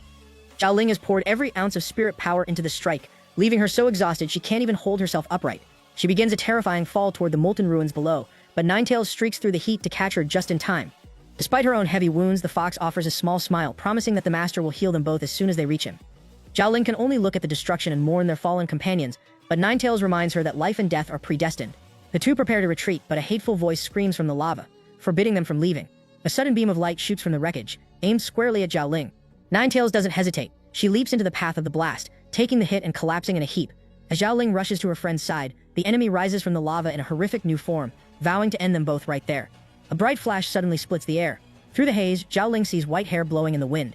The divine tree has arrived. Standing in his dark elf form, the master acts as a living shield between his disciples and the enemy. Xiaoling can't hold back her tears as she calls out to him. The enemy is momentarily confused, thinking he's facing a night elf, before realizing this is the legendary mutant tree himself. The master sends out a root filled with the essence of life, instantly mending Ninetails and Xiaoling's wounds and commanding them to get clear. The enemy tries to gather dark energy for a desperate counter, but the divine tree shuts him down with a single command of thunder control, summoning a bolt of lightning that strikes the enemy down. Looking out over the carnage, the master notes with a cold fury that the world has become a mess in the short time he's been gone. He announces his intention to rip the enemy's mouth open, demanding every scrap of information regarding the great emperor. The enemy mocks the threat as wishful thinking, but his laughter dies when the pool of lava surrounding the divine tree begins to churn. The master unleashes a power that surpasses all known limits, and his massive roots erupt from the molten earth, hardening into the shape of colossal dragons. The divine tree is officially flexing. While maintaining his night elf vessel, the markings across his dark skin begin to shine with a blinding intensity. The surge of power is so massive it registers all the way back at the dragon mound, leaving the golden and red dragons speechless. They can feel it in the earth. Their tribe leader has successfully broken through, officially reaching the transcendent sixth order. Back on the front lines, the enemy lord is having a hard time processing the power scaling. He's stunned that the mutant tree's strength has spiked so dramatically in such a short window of time. He tries to gather flaming spirit power for a desperate strike, but the divine tree doesn't give him the chance. On a single command, dragon-shaped roots erupt from the molten earth and tear into the enemy with a savage hunger. One of the wooden dragons unhinges its jaw and floods the enemy's head with a direct blast of dragon breath. The divine tree watches with a cold, detached calm as his roots shred the opponent into small, torn pieces. He hits the enemy with a reality check. Show your true strength now, or you'll never get the chance to use it again. The enemy doesn't stay dead for long. His body parts begin to knit back together like they're being glued, and he lets out a manic laugh. He tells the mutant tree to experience the peak of his greatness as he exudes a spirit power so violent it forces Ninetails and Xiaoling to halt their retreat miles away. Xiaoling grits her teeth, terrified that this level of power is becoming too overwhelming for their master to face alone. The enemy lord screams that the tree's death will be a final warning to all his subordinates, but the god tree has heard that same speech from dozens of corpses before. The enemy scoffs, claiming those others were simply weaklings, before detonating in a massive explosion of power. When the smoke clears, the enemy has evolved into a nightmare. Not only is his head covered in eyes, but his entire chest is lined with them as well. He screams that this is his strongest form, and challenges the tree's durability. Ninetails and Xiaoling realize this is the final movement of the war, and decide to head back into the fray. The enemy lunges with a burning hand, but the impact doesn't find the night elf.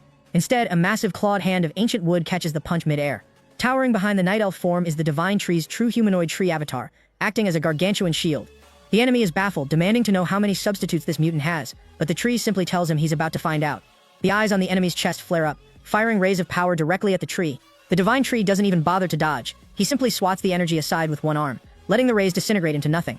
Stunned that his strongest move was treated like a bothersome fly, the enemy throws up a root shield. It's useless. The massive humanoid tree roars and throws a punch that smashes a hole straight through the defense, staring down the god with a gaze that says the lesson is just beginning. The divine tree strike skewers the enemy's body and the shield in one go. This is a total demolition. The self-proclaimed lord is left coughing and broken, forced to drop to one knee as he realizes he's outclassed. The master just stands there watching with a chilling level of indifference. He summons the dazzling galaxy, sending a rain of starry light shards to hunt the enemy down with zero mercy. As the barrage hammers him, the sheer pressure of the spirit energy starts tearing cracks into the very fabric of space. Before the enemy can even catch his breath, roots explode from the lava and hoist him into the air like a rag doll. The divine tree follows up with broken feathers of flame, surrounding the target with fireballs that ignite and send him screaming back into the molten pool. Watching from the sidelines, Ninetales and Zhou Ling realize they're basically spectating a professional beatdown. Ninetales shouts about how completely one-sided the fight has become. Zhou Ling notes the most terrifying part: their master looks like he's barely even trying. The divine tree looks down at the smoking lava and tells the enemy to get back up, treating the life-or-death struggle like a simple warm-up session. The enemy rises, using the sentient ancient tree's power to stitch his mangled body back together for another round. He screams that he is no toy, but the master binds him in a new set of roots with the casual ease of a parent dealing with a toddler. The Lord tries to flex the god of war's brute force to break free and fires off an elemental force blast from his mouth, desperate to land a lucky hit. The divine tree shrugs the attack off with a simple earth element defense, looking completely bored.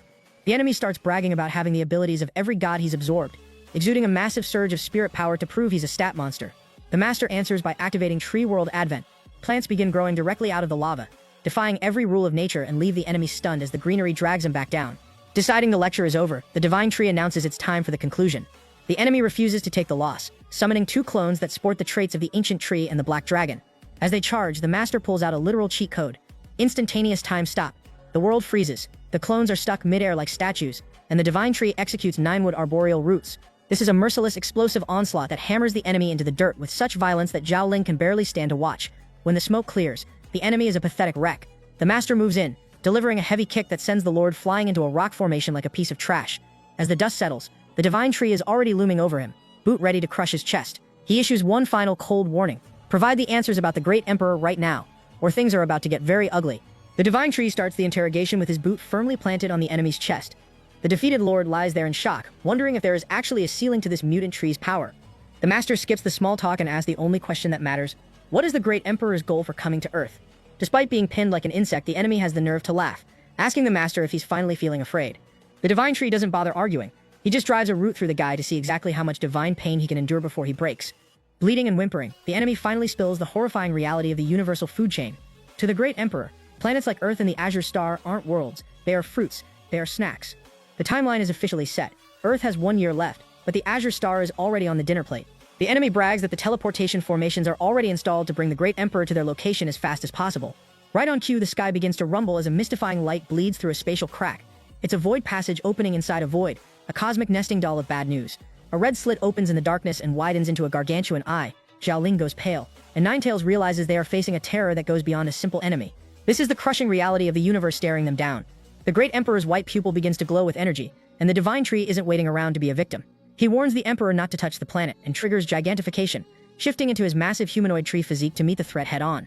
The eye fires a colossal red ray of power. Compared to the beam, even the gigantic divine tree looks tiny, but he holds his post. The shockwaves send the defeated enemy flying and nearly blow Ninetales and Zhao Ling off the map. The master catches the beam with his bare hands, yelling as he musters every drop of his energy. He doesn't just block it, he deflects the entire attack, throwing it off the planet and into another spatial crack. The red eye stares at him, acknowledging his growth. The divine tree shouts that he's not the same creature she met on the moon, promising to return the gift she once gave him. The great emperor notes that her true body is simply too big for a fight like this. Tentacles creep out of the void and stab into the lava, pulling themselves together to take shape. Zhao Ling watches in shock as the great emperor chooses an appearance nearly identical to the divine tree's own humanoid form. The emperor announces they will fight at a similar size just to see how much the mutant tree has actually grown. The divine tree's minion is sweating at the prospect of the emperor actually getting her hands dirty, but the master just raises his roots ready to show his absolute true strength. The stage is set in a literal lake of lava, where the great emperor has decided to play a dangerous game of identity theft. She hasn't just stolen the divine tree's look, she's perfectly mimicked his spirit power and his very aura. The mangled minion from the previous fight is still clinging to life, laughing like a sycophant as he claims the emperor's power is several tiers above the master's. Zhao Ling is terrified for her teacher, but the master is about to show everyone why the original is always better than the copy. The great emperor demands to taste the power that crushed darkness, exuding a dark aura that feels like the end of the world. The divine tree merely commends her spirit before opening a fresh crack in space. He announces that it's time to stop holding back. The minion is stunned. The master was sandbagging the entire time. From the spatial rift, the divine tree's transcendent sixth-order main body emerges, sporting two massive lethal horns and a spirit power so suffocating that the minion realizes it actually dwarfs the great emperor's. The pressure is so intense that Zhao Ling can barely breathe, forcing Ninetales to drag her further away from the blast zone. The master explains that every advancement requires a total restructuring of his body to handle the raw energy, but he isn't finished with the tour. He initiates his battle form transformation. Within a shroud of smoke, humanoid hands take shape, his chest shifts and his feet transform into sharp bird claws. Finally, his head forms, revealing a third eye in the center of his forehead, a direct answer to the emperor's own gaze. He gives her one final warning. Earth is off limits. The great emperor tells him to prove it, launching a broken feathers of flame attack. The master counters with thunder execution, and the collision of fire and lightning creates a series of cracking explosions that rattle the bystanders. The emperor finds his skills interesting and decides to commit some copyright infringement, stretching out her hand to trigger instantaneous time stop. The skill actually works, freezing the master in place while she follows up with 9-wood arboreal roots. However, she finds herself hitting nothing but air. The master used hallucination to bait the attack. He reappears directly above her, firing a bright beam of energy that triggers a massive explosion. As the smoke clears, the emperor laughs, but the master is already launching his next volley, dazzling galaxy. The emperor tries to hide behind the earth element, but she is shocked when the master's starry shards pierce right through her unbreakable defense. The master decides it's time for a private lesson on how his abilities actually work. He triggers his own instantaneous time stop, and the world grinds to a halt. Debris from the explosion hangs motionless in the air. The master clenches his fist to deliver a finishing blow while his opponent is frozen in time, but he's met with a cosmic shock. Just as he throws his punch, the great emperor somehow moves in sync, throwing her own punch at the exact same moment. The bystanders are left in total confusion, wondering how anyone could move when time itself has stopped. The stalemate in stop time ends with a double impact as both gods land their punches simultaneously. The shock sends both the divine tree and the great emperor reeling backward. For the first time, the master looks a bit lost. His cheat code skill didn't give him the advantage he expected. The great emperor doesn't let the moment of confusion last. She screams that his attacks are useless against her and begins gathering power in her right hand. The small spark of energy rapidly bloats into a gargantuan sphere of destruction. The divine tree demands to know if she's actually planning to nuke the entire planet. But the emperor just smiles. She knows he's the only one here with a reason to stop her. The master can't help but comment on how playful she is being with the lives of everyone below. The mangled minion still trapped in the crossfire starts whimpering for his life, but the great emperor couldn't care less. She launches the massive ball of power. Ninetails pulls Xiaoling close, shielding her with flames while cursing their luck. She knows her defensive shield is like a paper umbrella against a tidal wave, and they're too close to escape the blast radius. While everyone else is panicking, the divine tree remains the calmest person on the battlefield. He actually praises the overwhelming strength of the attack, which only makes the great emperor laugh. As the sphere closes in, the master doesn't use a complicated spell. He simply swings his hand like he's swatting a fly. The impact redirects the entire attack, sending the giant sphere curving away from the ground and screaming up into the sky. It rockets out of the atmosphere and slams into the void covering the planet, shattering the cosmic cage into a million pieces. The Azure Star is officially released. The master decides the audience has seen enough. He traps the great emperor in a darkness domain, cutting off her senses and isolating her for the final act. He announces that there's no need to wait a year for a rematch. They're finishing this right now. Inside the pitch-black void, he unleashes the reinforced 9-wood arboreal roots. The ground shakes as the two titans clash inside the darkness until the domain itself begins to crack under the pressure. Something is ejected from the shadows, shooting across the sky and crashing into the lava with a massive explosion. The minion watches the smoke, trembling with hope that his master won, but his heart sinks as the great emperor's tattered, broken form is revealed. Footsteps crush the debris nearby as the divine tree emerges from the smoke, looking almost entirely untouched by the exchange. Ninetails lets out a celebratory shout as the master stands over the fallen emperor. She tries to get one last jab in, commenting on how pleased he must be, but the master isn't in the mood for a post-game interview. He aims his roots at what's left of her and tells her to stop babbling. She's already standing at death's door. The divine tree lifts his foot and steps over the mangled minion, as if he were literal trash, calling him a mere hindrance. The master decides the enemy has one final use, serving as fertilizer. A spatial rift opens, and vines drag the screaming minion into the dimension of life for some forced recycling. With the trash cleared, the master turns his full cold attention back to the great emperor to finish the job. She tries to bluff, shouting that he can't kill her, but the divine tree isn't buying it. He tells her there isn't a thing in this universe he can't kill, and warns her not to even think about an exit strategy. Just as the master prepares to strike, the sky begins to rain black pillars. Dozens of them slam into the ground, wobbly and broken. From the void, the Misty Mountain cleanup crew finally makes their entrance. Xiaolan, riding atop White Tiger, casually announces that they've uprooted all 72 stone pillars. She makes it sound like she was just out for a morning stroll, noting they weren't even that hard to find. Ninetails looks up, relieved to see the reinforcements have successfully cut off the enemy's retreat. The great emperor realizes her path back to the void has been sealed, but she still has one more card to play. She drops the ultimate sore loser revelation. The entity the master has been fighting is nothing but a clone. The divine tree is visibly shocked as she claims her true self is 40,000 times stronger than this toy he's been playing with. Her red eye brightens with a blinding light as she bids him a mocking goodbye, promising to bring much stronger allies the next time they meet. Ninetails screams a warning as the clone begins to self-detonate. The divine tree moves instantly, using his 9-wood arboreal roots to wrap the glowing emperor in a massive wooden sphere, desperate to muffle the explosion. The light penetrates the wood and erupts in a massive blast that levels the surrounding land and forces even the strongest beasts to fight for their footing. As the thick smoke dissipates, the divine tree is left standing in the middle of a massive crater, visibly frustrated. He stomps his foot in anger, shattering the ground beneath him. His night elf form emerges from the wreckage of his battle form, his roots charred and burned from the effort of containing the blast. Ninetails approaches her master, asking for the next move now that the boss has logged off. The master doesn't hesitate. With the puppet masters gone, it's time to conquer the planet and bring every remaining faction under his thumb. Before starting the global takeover, the master turns to Xiaoling. He promises to save her friends and tells her to head to the dimension of life for safety, earning a wide, grateful smile from the girl. Inside the dimension of life, the interrogation continues. The great emperor's minion is still bound by roots, pleading for his life and offering to be a subordinate. The master isn't looking for new hires. The roots stab forward, shattering the minion's body into pieces and ending him for good. With the minion dead, the three-beast fusion cancels out, leaving only the black dragon behind. The divine tree recognizes the traitor immediately, the dragon who turned his back on Dragon Island. Cursing the beast, the master hauls him up by his roots, demanding a very long, very painful apology to the elders. The war might be over, but the master is still busy with the paperwork. He starts by tightening the roots around the black dragon, squeezing the traitor until he's bleeding and coughing. More vines wrap the beast into a total lockdown, ensuring he isn't going anywhere. Next up is the sentient ancient tree. The master is a practical god. He decides it's a waste to kill such a useful body, so he opts for a factory reset instead. He uses his vines to reach in and squeeze the tree's eye into nothingness, effectively deleting its consciousness. Almost immediately, a fresh, vibrant spirit power inhabits the hollowed-out husk. New green branches begin to sprout, and the divine tree commands his new hardware to grow and be useful. The cleanup takes a surreal turn as spheres begin to drip from the new branches. Inside these pods are Xiaoling's missing teammates, but the master is shocked to find a bonus in the batch, the god of dreams. He stares at the captive deity, weighing his options, before deciding to treat her like an impounded vehicle. He locks her away in the dimension of void until he has a reason to deal with her. With his house in order, the master returns to the Azure Star, officially claiming the entire planet as his territory. He heads back to Dragon Island, standing majestically in his transcendent Sixth Order form.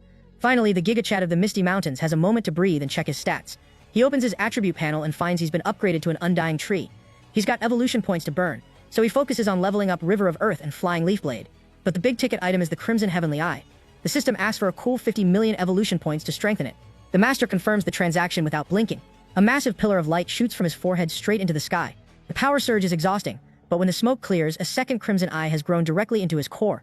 The master realizes this isn't just for show. The Crimson Heavenly Eye is the anchor for his dimensions. This new eye acts like a massive external hard drive, allowing him to store and support even more spirit power for the boss fights to come. A screech echoes across the island as a group of dragons takes flight. The master calls out to Xiao Shi, asking where the squad is heading. Princess Snake explains that they've tracked down an undead tribe in the dark forest led by a Fourth Order bone dragon. The dragons are heading out to do some leveling up of their own. The master is pleased. The more his subordinates grow, the better. But even as he watches them leave, the divine tree knows the peace is temporary. The great emperor is still out there, and he's already focused on his next breakthrough. The God War has officially closed, and the beasts of Misty Mountain are finally enjoying some rest. Well, most of them. Little Panda is still sprinting for his life as Big Panda chases him down, screaming that peace is a relative term when you have an older brother with a grudge. 1 month has flown by since the war, and the master hasn't been idle. He issued a global order to Black Tiger: wipe out every remaining god remnant on the planet. For 30 days straight, Black Tiger has been going absolutely feral, leading the charge as if his life depends on it. He launches himself mid-air, slamming into a roaring lion man with zero hesitation. After consuming that dark element fruit, Black Tiger has become the physical manifestation of edgelord energy, pure abyssal darkness. After a month of non-stop combat, he finally hits peak Fourth Order, his purple aura flaring as he charges a final attack. He's exhausted, but at this point, he isn't afraid of anyone left on the planet. Meanwhile, Jean Bandai has been rallying her squad under the Light Legion banner. As a glowing butterfly, her power output is reaching absurd levels. When she steps forward in her full form, her enemies realize too late that they are completely outmatched. Several beasts are caught in a fiery explosion before they can even process the power gap. Despite her petite appearance, her power makes the skies shake whenever she spreads her wings. The gap between her and her enemies is very real. In a nearby canyon, a beetle swarm holds formation under their commander's orders. Their discipline is tested when a massive black crow bursts over the tree line, its red eyes burning through the dust like a horror movie boss, followed by a massive murder of crows. The cawing is loud enough to make the rocks tremble. The beetle commander doesn't hesitate. He roars for his troops to brace for impact. He's seen this movie before, and he knows exactly what's about to go down. The violence continues as a skeletal bone dragon erupts from the ground with a roar of death. It's met immediately by the Thunder Dragon, who doesn't even break a sweat. In a total tutorial boss move, the Thunder Dragon swoops down and crushes the Bone Dragon effortlessly, landing on the remains to flex its absolute dominance. Elsewhere, Ninetails appears at the center of a blazing vortex, her 9 red tails moving like literal flames from hell. The Queen of the Deep Sea watches in stunned silence as Ninetails breaks through to peak rank 5 right after the battle. She has to acknowledge the reality. The Master's subordinates are simply too powerful to be challenged. Yuzuyu watches a massive pillar of light shoot through the clouds, praising Ninetails for her insane cultivation skills. He checks the rest of the roster and notices Yamato no Orochi has also been leveling up fast, now sitting at peak 4th Order after devouring countless creatures. Flash and White Tiger have hit the same peak, and the word on the street is that they are basically invincible within their rank. The focus shifts as a massive explosion of fire erupts in the sky, intense enough to be felt miles away.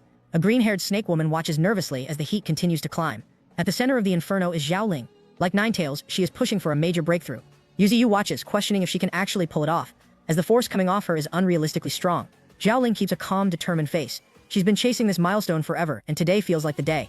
Her eyes light up as a pillar of fire shoots from her body, making it look like the sky is about to collapse. Everyone holds their breath for the ascension, but at the climax, things go wrong.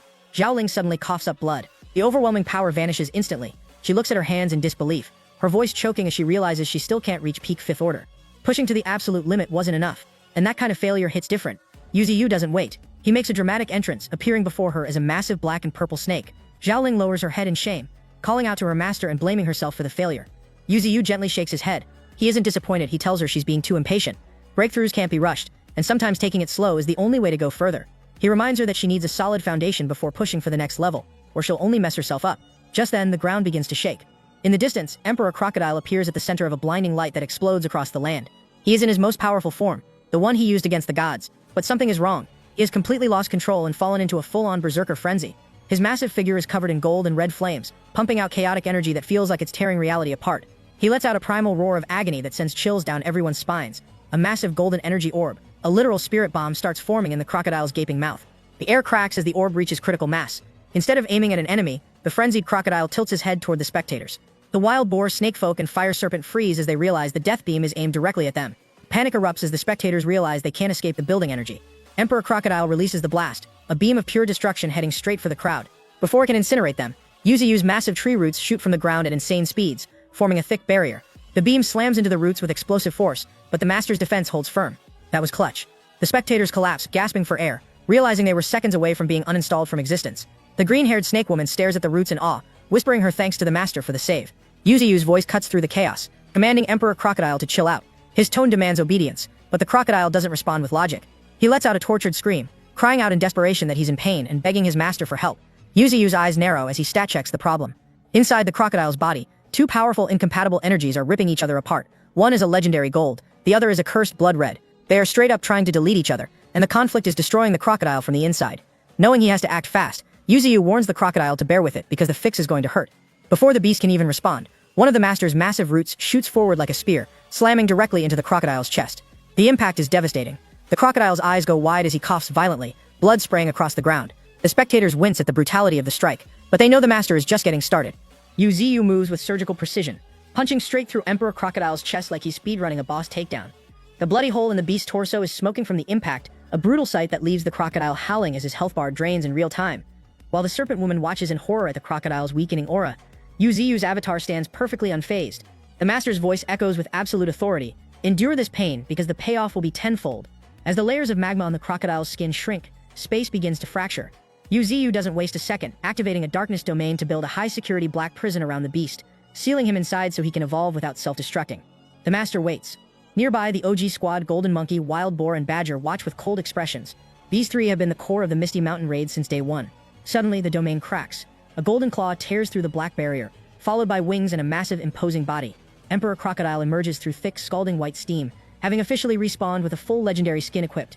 The energy eruption is like a volcano, forcing everyone to their knees. The spectators are drenched in cold sweat, struggling to breathe under the weight of the crocodile's new golden form. Despite his terrifying presence, the beast quietly approaches the master's small avatar and lowers himself in submission. Yu runs the stat check. Transcendent rank 5, physical body at peak. The crocodile is regressing toward an ancient dragon bloodline, and his new earth manipulation skills allow him to travel through the ground itself. He's rocking a berserker mode, where his combat instinct, speed, and reflexes amplify the longer he fights. He isn't just a high-ranking beast anymore, he's an ancient dragon-tier powerhouse. The master confirms that the two conflicting power sources have finally fused. The crocodile has surpassed his former self, feeling a level of strength that makes his previous battle with a god look like a warm-up. However, the master isn't here to inflate egos. He tells the crocodile to get to the lake and stabilize his power before he burns out. As the crocodile dives into the deep water to temper his strength, the Wolf King of Australia watches from a tree branch, hit by the reality of the power creep. Back in Australia, they were equals. Now the gap is a canyon. Yu turns his attention to the rest of his squad. He lifts Golden Monkey with a root and activates the Eye of Insight, shooting golden beams into the monkey's body. What he finds is staggering.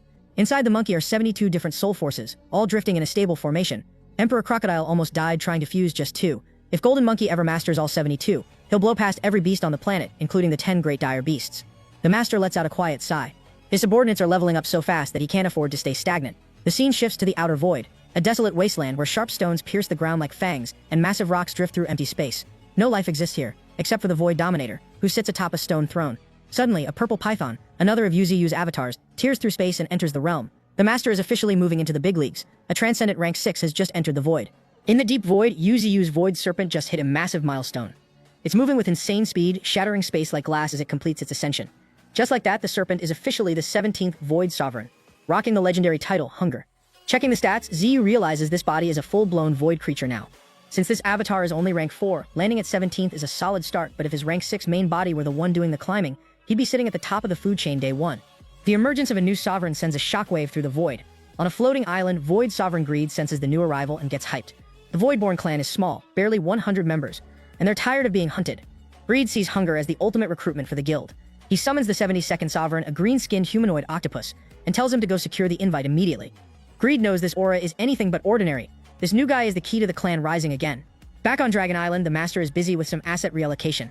Since the hunger title lets him absorb void energy directly, the primordial force is basically obsolete for him. Instead of letting it go to waste, he decides to give Mammoth a massive buff. Jinjai ties Mammoth down with vines, and Ziyu drops a radiant beam of energy straight into him. The resulting explosion is so violent it shakes the entire sky.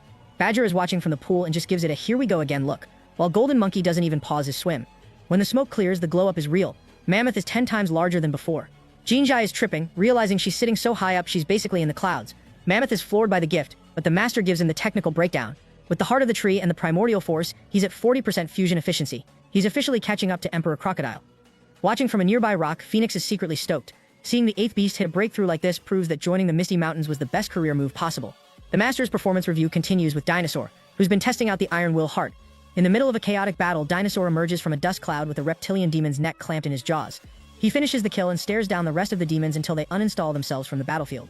The Hasa Alliance and Yui are impressed. Ever since the dinosaur showed up, they've been playing the game on easy mode. Finally, Little Panda limps back to base, looking absolutely wrecked from Big Panda's training, aka running for his life. He's exhausted, broke, and desperate until Linghua mentions that Modian is heir to a fortune loaded. Little Panda's eyes narrow instantly. He might be out of breath, but he's never too tired to run a scheme. Ninetails finishes her evolution at breakneck speed and blurs across the distance, landing on Yuziyu's trunk in a heartbeat. Now that the Azure Star has stabilized, the master lays out the next phase of the plan. It's time to hit the interstellar regions. The top-tier races out there have already matured, and Ziyu wants a piece of the action. Ninetails goes full hype woman, claiming the master could easily solo entire star domains. But Ziyu stays grounded. He knows he'll get there eventually, but he's not letting the flattery mess with his focus. Suddenly, a familiar, terrifying energy surge ripples from the void. The void-devouring serpent lets out a roar of pure hunger. This thing is basically a black hole with teeth. With one massive inhale, it devours a mountain of spatial energy, distorting the fabric of reality itself. Even after that snack, the serpent is still hungry, a clear sign that the interstellar regions are definitely on the menu soon. Back on Dragon Island, we get a shift from cosmic horror to pure comedy. Mauchin and Panda are sneaking through the brush like they're on a covert op-ed. Mauchin is suspicious, but Panda just hits him with the classic "trust me, bro." They peek through the leaves and see a girl with pink hair and horns, Pink Dragon in her human form. She's so stunning that Mauchin goes full anime protagonist and catches a massive nosebleed. The noise tips her off. Pink Dragon spins around, covering herself and demanding to know who's peeping. While Mauchin is frozen like he just got caught by his mom watching Korn, Panda doesn't miss a beat. He steps out with total confidence, waving and acting like he's just a harmless, adorable panda. It doesn't work. Pink Dragon drops a spiritual energy blast directly onto his face, sending him flying like a ragdoll. Homie just got ratioed in front of his crush. Mauchin is hiding behind a boulder, terrified, but then Panda drops the real bomb. "Give me 1,000 spiritual bamboo shoots or I'll tell her you were peeping too." The whole thing was a setup. Panda literally orchestrated a blackmail scheme to extort the heir to a fortune, Mauchin. You have to respect the hustle. As Mauchin tries to choke the life out of Panda, White Tiger and Golden Ant stroll by and accidentally make things worse by shouting that the two were peeping. Pink Dragon isn't hearing any excuses. She nukes the whole area with a water blast, and everyone bolts. Later, Ziyu can't stop staring at Pink Dragon's human form. She calls him out for looking like a weirdo incel, but the master is just genuinely stunned because he's only ever seen dragons as massive mountain-sized beasts. Lingyua and the Snake Woman act like it's no big deal. They've been shapeshifting this whole time like total show-offs. Thunder Dragon lands on the trunk, sees the new look, and immediately gets hyped, begging Pink Dragon to teach him the secret shapeshifting tech. While the dragons are fooling around, Ziyu pulls up the system panel to stat-check Pink Dragon. She's extraordinary rank 5 with a terrifying forbidden spell called Heaven-Cleaving Incineration. Endgame power that summons infinite fire to erase everything. Ziyu sends her to the flame world to cultivate, and she's immediately blown away by the lava-filled volcanoes of her new training ground. Finally, the master decides it's time for his own patch update. A new system interface suggests fusing the primordial elements. In a massive display of power, 7-colored light bursts around the willow tree as the elements combine. The master is glowing so bright he looks like an actual god, reaching a level of power where no one even dares to get close. The master is back in the zone, merging his elemental divine abilities and triggering wild phenomena that would make a god blink. A massive pillar of light shoots from his head straight into the stratosphere. He's deep in his bag with this breakthrough, but the piece is about to be interrupted by some uninvited guests from the deep void. 3 bizarre meteorites are screaming through space, locked onto a collision course with Azure Star.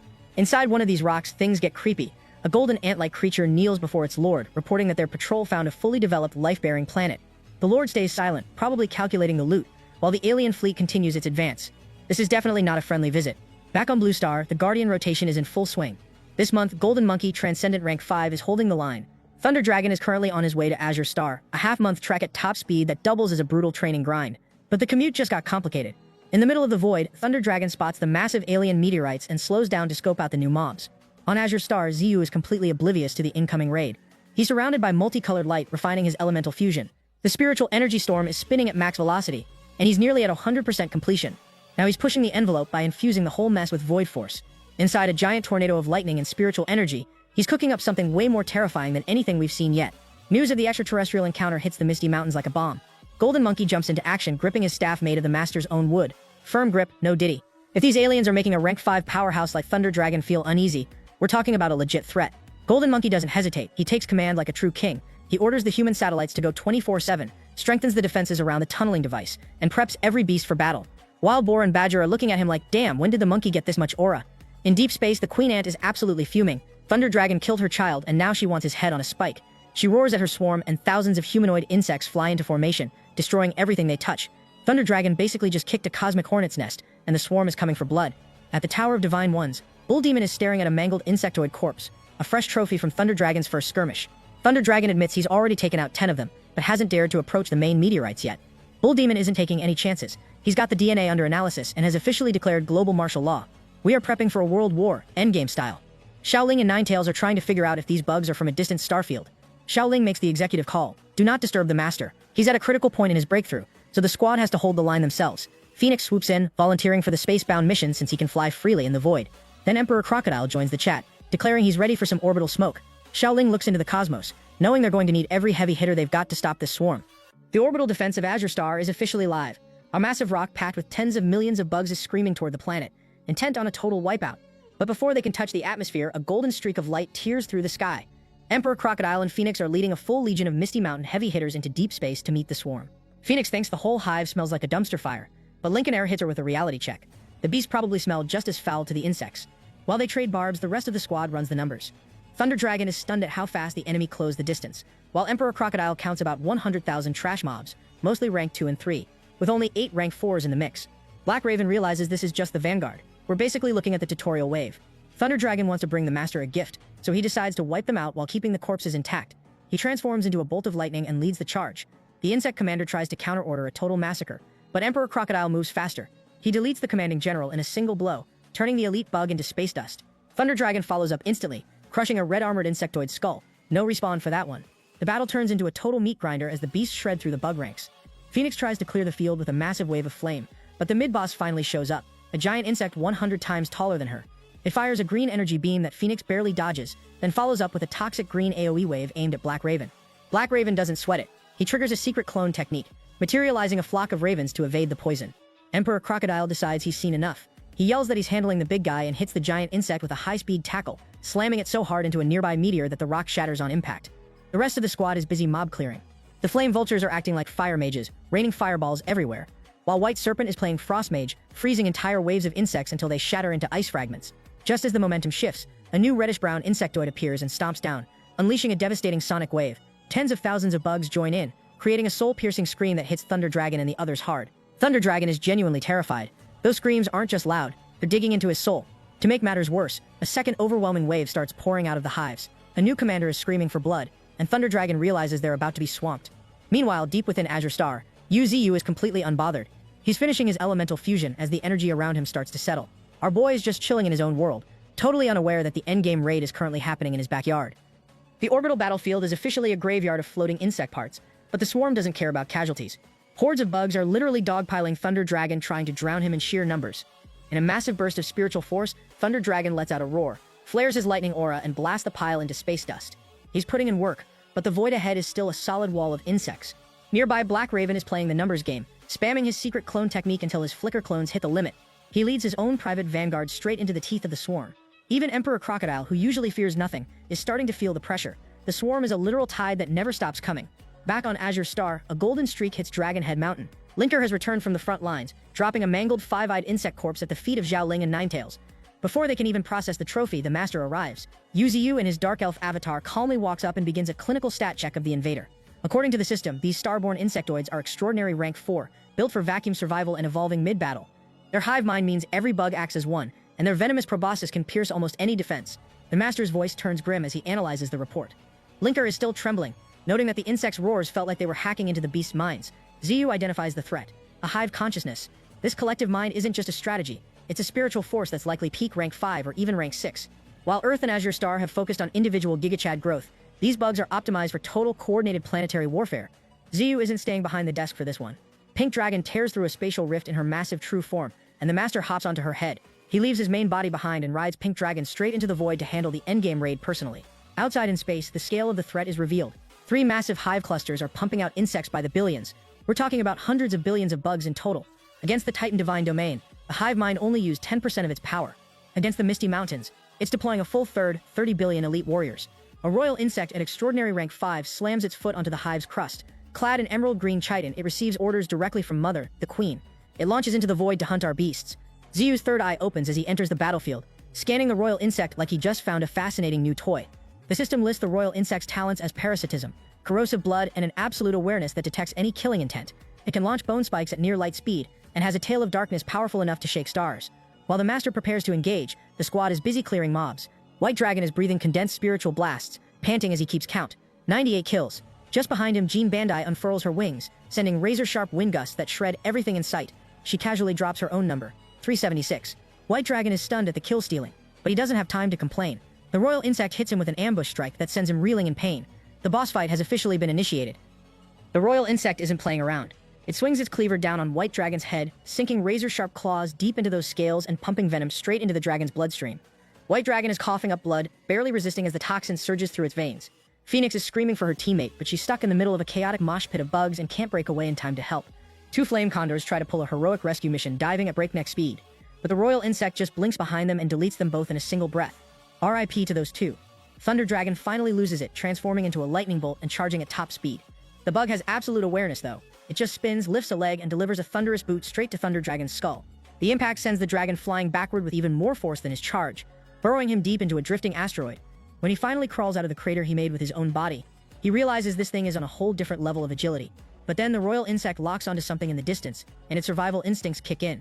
It just bolts. The hive mother is screaming from the back line like a frustrated coach, demanding to know why her general is running. But the royal insect doesn't care. It's covering a vast stretch of space in seconds. A golden beam of light cuts through the void, moving too fast for the bug to dodge. It crosses its arms to block, and the impact shakes the entire sector. The bug deflects half of it, but the rest of the blast slams into the hive's crust, gouging a massive crater right above the hive mother. She's terrified. If that shot hadn't been blocked, she'd be a pool of blood. Ziyu, chilling atop Pink Dragon, is actually amused that the bug blocked his shot, even if the price was the insect's entire arm.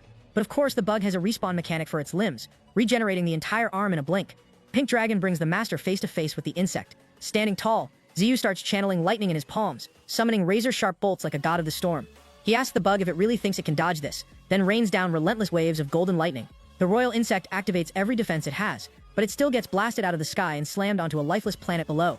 Ziyu gives the command to Pink Dragon to take the lead and keep the bug pinned down. Dust rises from the crater where the bug landed, and even though Ziyu's clone packs a punch, the royal insect is still standing nearly unscathed. Before it can even counter, Pink Dragon triggers the dragon race's secret fire technique, Heavenly Purgatory. Dozens of searing fire cyclones whirl into existence, boxing the insect in from every direction. Then a massive fire dragon morphs into existence from the center of the vortex, launching itself at the trapped bug. From orbit, you can see 1/3 of the planet's surface just absolutely cooking in the flames. Pink Dragon is circling in midair, watching the scorched earth below where the royal insect is struggling for its life. Bro is literally on fire, and since the entire planet has turned into a sea of flames, there is nowhere left to run. The insect tries to make a desperate charge into the sky, but Pink Dragon just cranks up the heat, cooking it with a massive pillar of fire before it even clears the ground. While the dragon handles the barbecue, Ziyu heads straight for the heart of the problem. He appears above the insect hive, and instead of dropping a nuke, he just announces himself as the divine tree of Azure Star and demands to see the leader. The insect queen rumbles from within the hive, admitting that Ziyu is clearly the final boss of the planet. Nobody else is putting out that kind of spiritual pressure. When Ziyu points out that her full-scale invasion is a declaration of war, the queen gets smug, asking what he's going to do about it. Our boy just leaves her on red and lets his spiritual force surge, warping the space around him and making it clear that the time for talking is over. The pressure is so intense it wakes up the slumbering hatchlings and makes the entire hive tremble. The queen's rage turns to pure terror as she realizes she's facing an existential threat.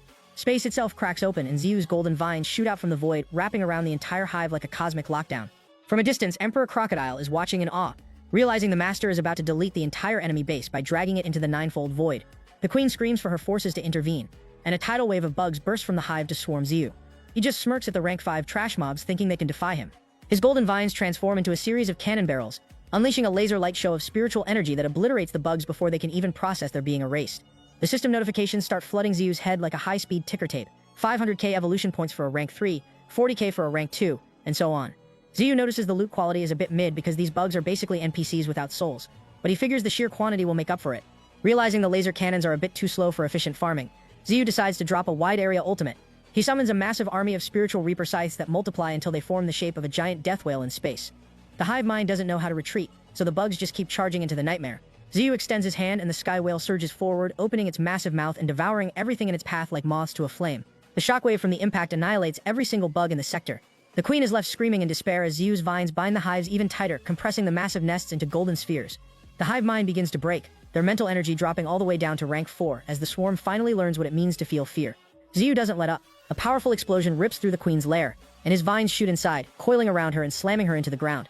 Ziyu steps forward, standing over the defeated and terrified queen, and asks her as smooth as ever, "Can we talk now?" The queen is left in total silence. The insect queen is officially in a bind, locked down by Ziyu's vines and screaming for answers. When the master demands her entire race submit, she calls him out, accusing him of just wanting to enslave the hive and hijack her control. Ziyu doesn't do negotiations with words, he does them with violence. He slashes her with the stellar scythe, leaving her bleeding and realizing he's the one in total control.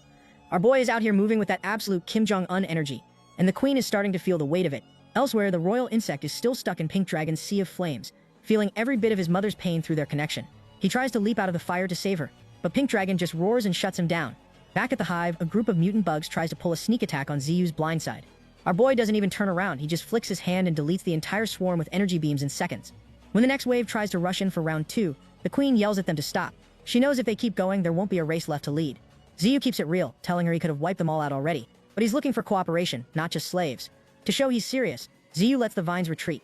His pitch is simple, a joint venture to conquer the major star domains. His forces take the territory and the fortresses. The insects get to pillage. But there's a catch. He wants the royal insect and the one hiding in the basement as his personal subordinates. The queen is furious until she realizes Ziyu has already spotted her daughter, the insect princess, sleeping deep in the hive. Before she can protest, a contract with glowing ancient runes appears. Sign or get deleted. The insect princess steps out in her humanoid form, shocking her mother. Ziyu runs the system panel on her, and she's a psychic powerhouse. At Transcendent rank 4, she's got a list of special abilities that are absolutely broken. Mental shock, reality manipulation, and super learning. She can move rivers with her mind, block mental attacks with a psychic shield, and delete a consciousness through spiritual resonance. Realizing the gap in power, the princess kneels and pledges the entire race to the divine tree. Ziyu smiles, deciding it's time for a welcoming gift. 3 tree roots extend, forming golden droplets of pure life force at the tips. The queen can sense the massive energy coming off them and realizes joining the Misty Mountains is the ultimate level up. She officially says yes. Out on the front lines, Emperor Crocodile is stunned as the red dots on his radar representing the swarm start pulling back en masse. The royal insect senses the surrender from his cage of fire, and the entire insect army withdraws to the heart of the nest. The bug raid is officially over, and the master just added a multi-billion unit army to his roster. The space war is officially wrapped up, and the starry sky is finally chilling out. The insect army has fully retreated into their hives, and Ziyu is standing on top of one of those massive nests with the insect princess, just soaking in the view. The master orders the beast army back to Azure Star, and the roar of the monsters is loud enough to rattle the stars. The princess is curious about the ceiling. She asks if he's really a transcendent rank 6. Ziyu hits her with that mentor vibe, telling her if she wants to know what it looks like at the top, she'll have to climb the ladder herself. He promises to take her as his disciple so she can lead her race to sweep through the starfield, and she is absolutely hyped for the level up. Back on Dragon Island, the homebody beasts are losing their minds over a massive obsidian meteorite floating in the sky. It's the princess's new pad, straight up repossessed from the insect queen. This thing is made of obsidian essence, a rare mineral that preserves souls and channels spiritual energy like a literal battery. More importantly, it's a flying fortress. Ziyu is already mapping out the ultimate upgrade, blending this obsidian rock with human high-tech weaponry to create a spacefaring battleship. He lets out a villainous laugh while plotting galactic domination, and it's so intense that Ninetales has to take a step back in fear. While Ziyu is busy plotting, a true nightmare is walking through the deep universe. We are talking about a colossal creature that makes planets look like pebbles. It's a 10-legged beast with gnarled bark skin that glows like ruby crystal, and a dragon-like head. There is a massive divine tree growing on its back, and every step it takes warps the fabric of space. This is one of the oldest and most terrifying beings in existence, the Emperor. It stops at a life-bearing planet and stares it down with a gigantic eye in the sky. The Emperor doesn't do negotiations. It wraps massive root tendrils around the planet and pulls it toward a blood-red eye in its trunk. A crimson beam of light flashes, and the entire world is devoured and turned into nutrients for the tree. A deep voice echoes from the beast, declaring it has arrived and is looking for the exotic tree. The Emperor doesn't do detours. If a planet or a star is in its way, it just smashes straight through it. Back on the island, Ziyu is still vibing, completely unaware of the planetary-scale disaster heading his way. He's impressed by the royal insect's regeneration. The guy recovered from Pink Dragon's barbecue in just 2 days. Ziyu realizes that even the Dragon Clan's healing is mid compared to the insect race. He opens a vitality cultivation realm and sends the princess and the royal insect in for a serious training grind. Once the spatial gate closes, Zellion emerges from the void. Ziyu points out that while Zellion is nearing rank 5, the royal insect has interstellar combat experience against the Titan Divine Domain. He tells Zellion to go spar with the royal insect to find his next evolution opportunity. Finally, Badger shows up, calling out the master for playing favorites. He's currently a decent transcendent rank 4, but he's tired of being too weak to help Golden Monkey in the big boss fights. Ziyu smiles like a devil and agrees to personally train him. Badger immediately realizes he just signed up for a nightmare and tries to bail, but he's moving at turtle speed compared to the master. There is no escape from this training arc. Earth is just vibing like the literal God War didn't just happen, but Golden Monkey isn't fooled. He senses a terrifyingly powerful aura closing in, and it's enough to make the boar and the elf realize something massive is approaching. This isn't some random NPC rolling up. The ground cracks with every step as the figure enters the clearing. Everyone freezes in complete shock when they see it's Badger. After 1 month of hellish training, his strength has skyrocketed from early transcendent rank 4 straight to the peak. But he looks like he's been through a meat grinder. His face is swollen, his body is bruised, and he's leaning on a wooden staff just to keep from collapsing. He gasps out that he made it back alive, and when his friends demand to know who did this so they can go handle it, Badger drops the bomb, the master. Turns out the favor of personal training from the Divine Tree was actually a one-way ticket to earthly hell.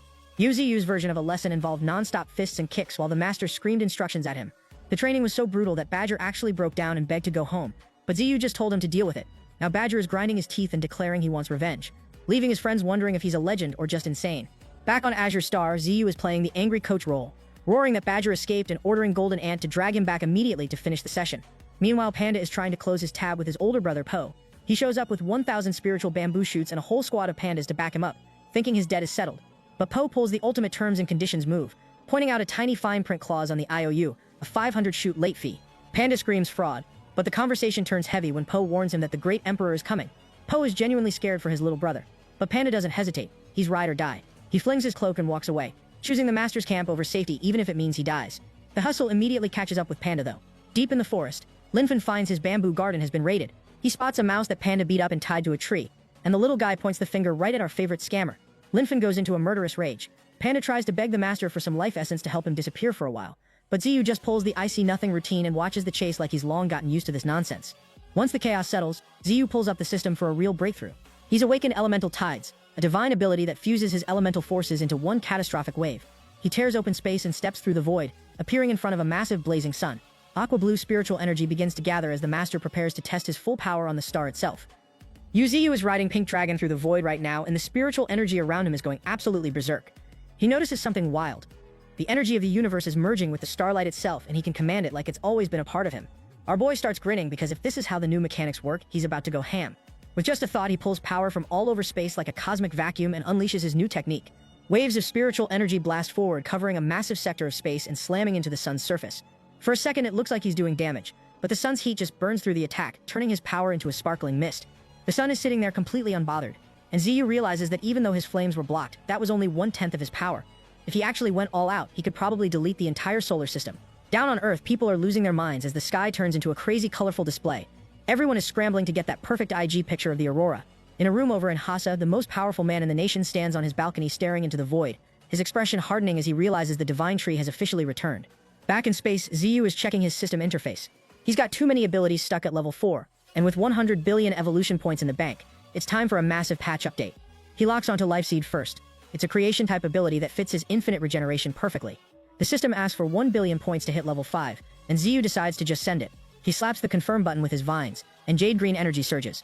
He doesn't stop there, he drops another 15 billion to hit level 6. The system updates with a massive flex. Life Seed level 6 can now take root in the void and summon forests in outer space without any soil. He activates it immediately, and suddenly a massive forest starts blooming in the vacuum of space, filled with spirit roots and divine wood. Our boy is literally terraforming the universe. Ziyu keeps the momentum going, pumping points into simulated form, lightning control and temporal suspension one after another. Meanwhile, inside the life force realm, a huge pillar of light shoots into the sky from a tall rock. Bizarre beasts swarm over to investigate, only to find Linghua causing the commotion. She looks more mature and composed for about 2 seconds before she's crying out like a kid because she finally broke through to supernatural rank 5. Jean Bandai and Ninetales are hyped for her, even though she was a little slow on the grind. Linghua runs toward Panda, grinning and flexing her new strength, but Panda just gives her his usual cold look and tells her to stay away. Linghua gets super excited and pulls out her bamboo flute to play a celebratory tune. The second they see the instrument, Ninetales and Jean Bandai go pale and start trembling. Panda and the other beasts break into a cold sweat. The insect princess and the royal insect are confused, wondering why everyone is terrified of a little music, but the OG squad knows the truth. Chaos erupts instantly, as every beast who has heard her play before bolts in every direction to escape the noise. Far away in space, Ziyu suddenly feels a strange sound wave piercing his consciousness, making him roar that an enemy is attacking his spirit. He doesn't even realize it's just Linghua's music. At the same time, on a volcanic peak, Xiaoling is cultivating and feeling her power rise. But the joy doesn't last. A black rift cracks open in space in front of her with terrifying force, and she freezes in shock as the life force realm starts attacking her. The mental torture is finally over, and the aftermath is just pitiful. A bunch of exotic beasts are lying there foaming at the mouth like they just survived a biochemical attack. Linghua is standing in the middle of the carnage looking completely panicky and confused about why everyone suddenly decided to pass out. Ninetails is still covering her ears, her voice shaking as she tells Linghua that she nearly committed a total wipeout just now. Linghua is just dumbfounded, her face a complete blank because she still hasn't realized her music is a weapon of mass destruction. Yu Ziyu walks in with Zhou Ling and immediately takes one look at the fallen beasts, and then at the bamboo flute in Linghua's hand. The two of them connect the dots instantly. When Linghua awkwardly asks if the master wants to hear a tune, Ziyu pulls a hard pass, waving his hand and taking half a step back. He isn't mentally prepared for that kind of spirit damage. He's looking at the lifeless beasts, thinking that if she stays here, the squad will be dead before the great emperor even shows up. To save everyone's ears, he gives her a mission and sends her back to Earth. He needs her to organize the Misty Mountains, build a proper system of rules like a human empire, and finally establish a real national title for them. Xiaoling is assigned as her assistant, and the two head out to get the home base in order. With the house empty, Ziyu gets back to the system grind. The panel lights up with two massive updates: Temporal Suspension Level 6 and Lightning Control Level 6.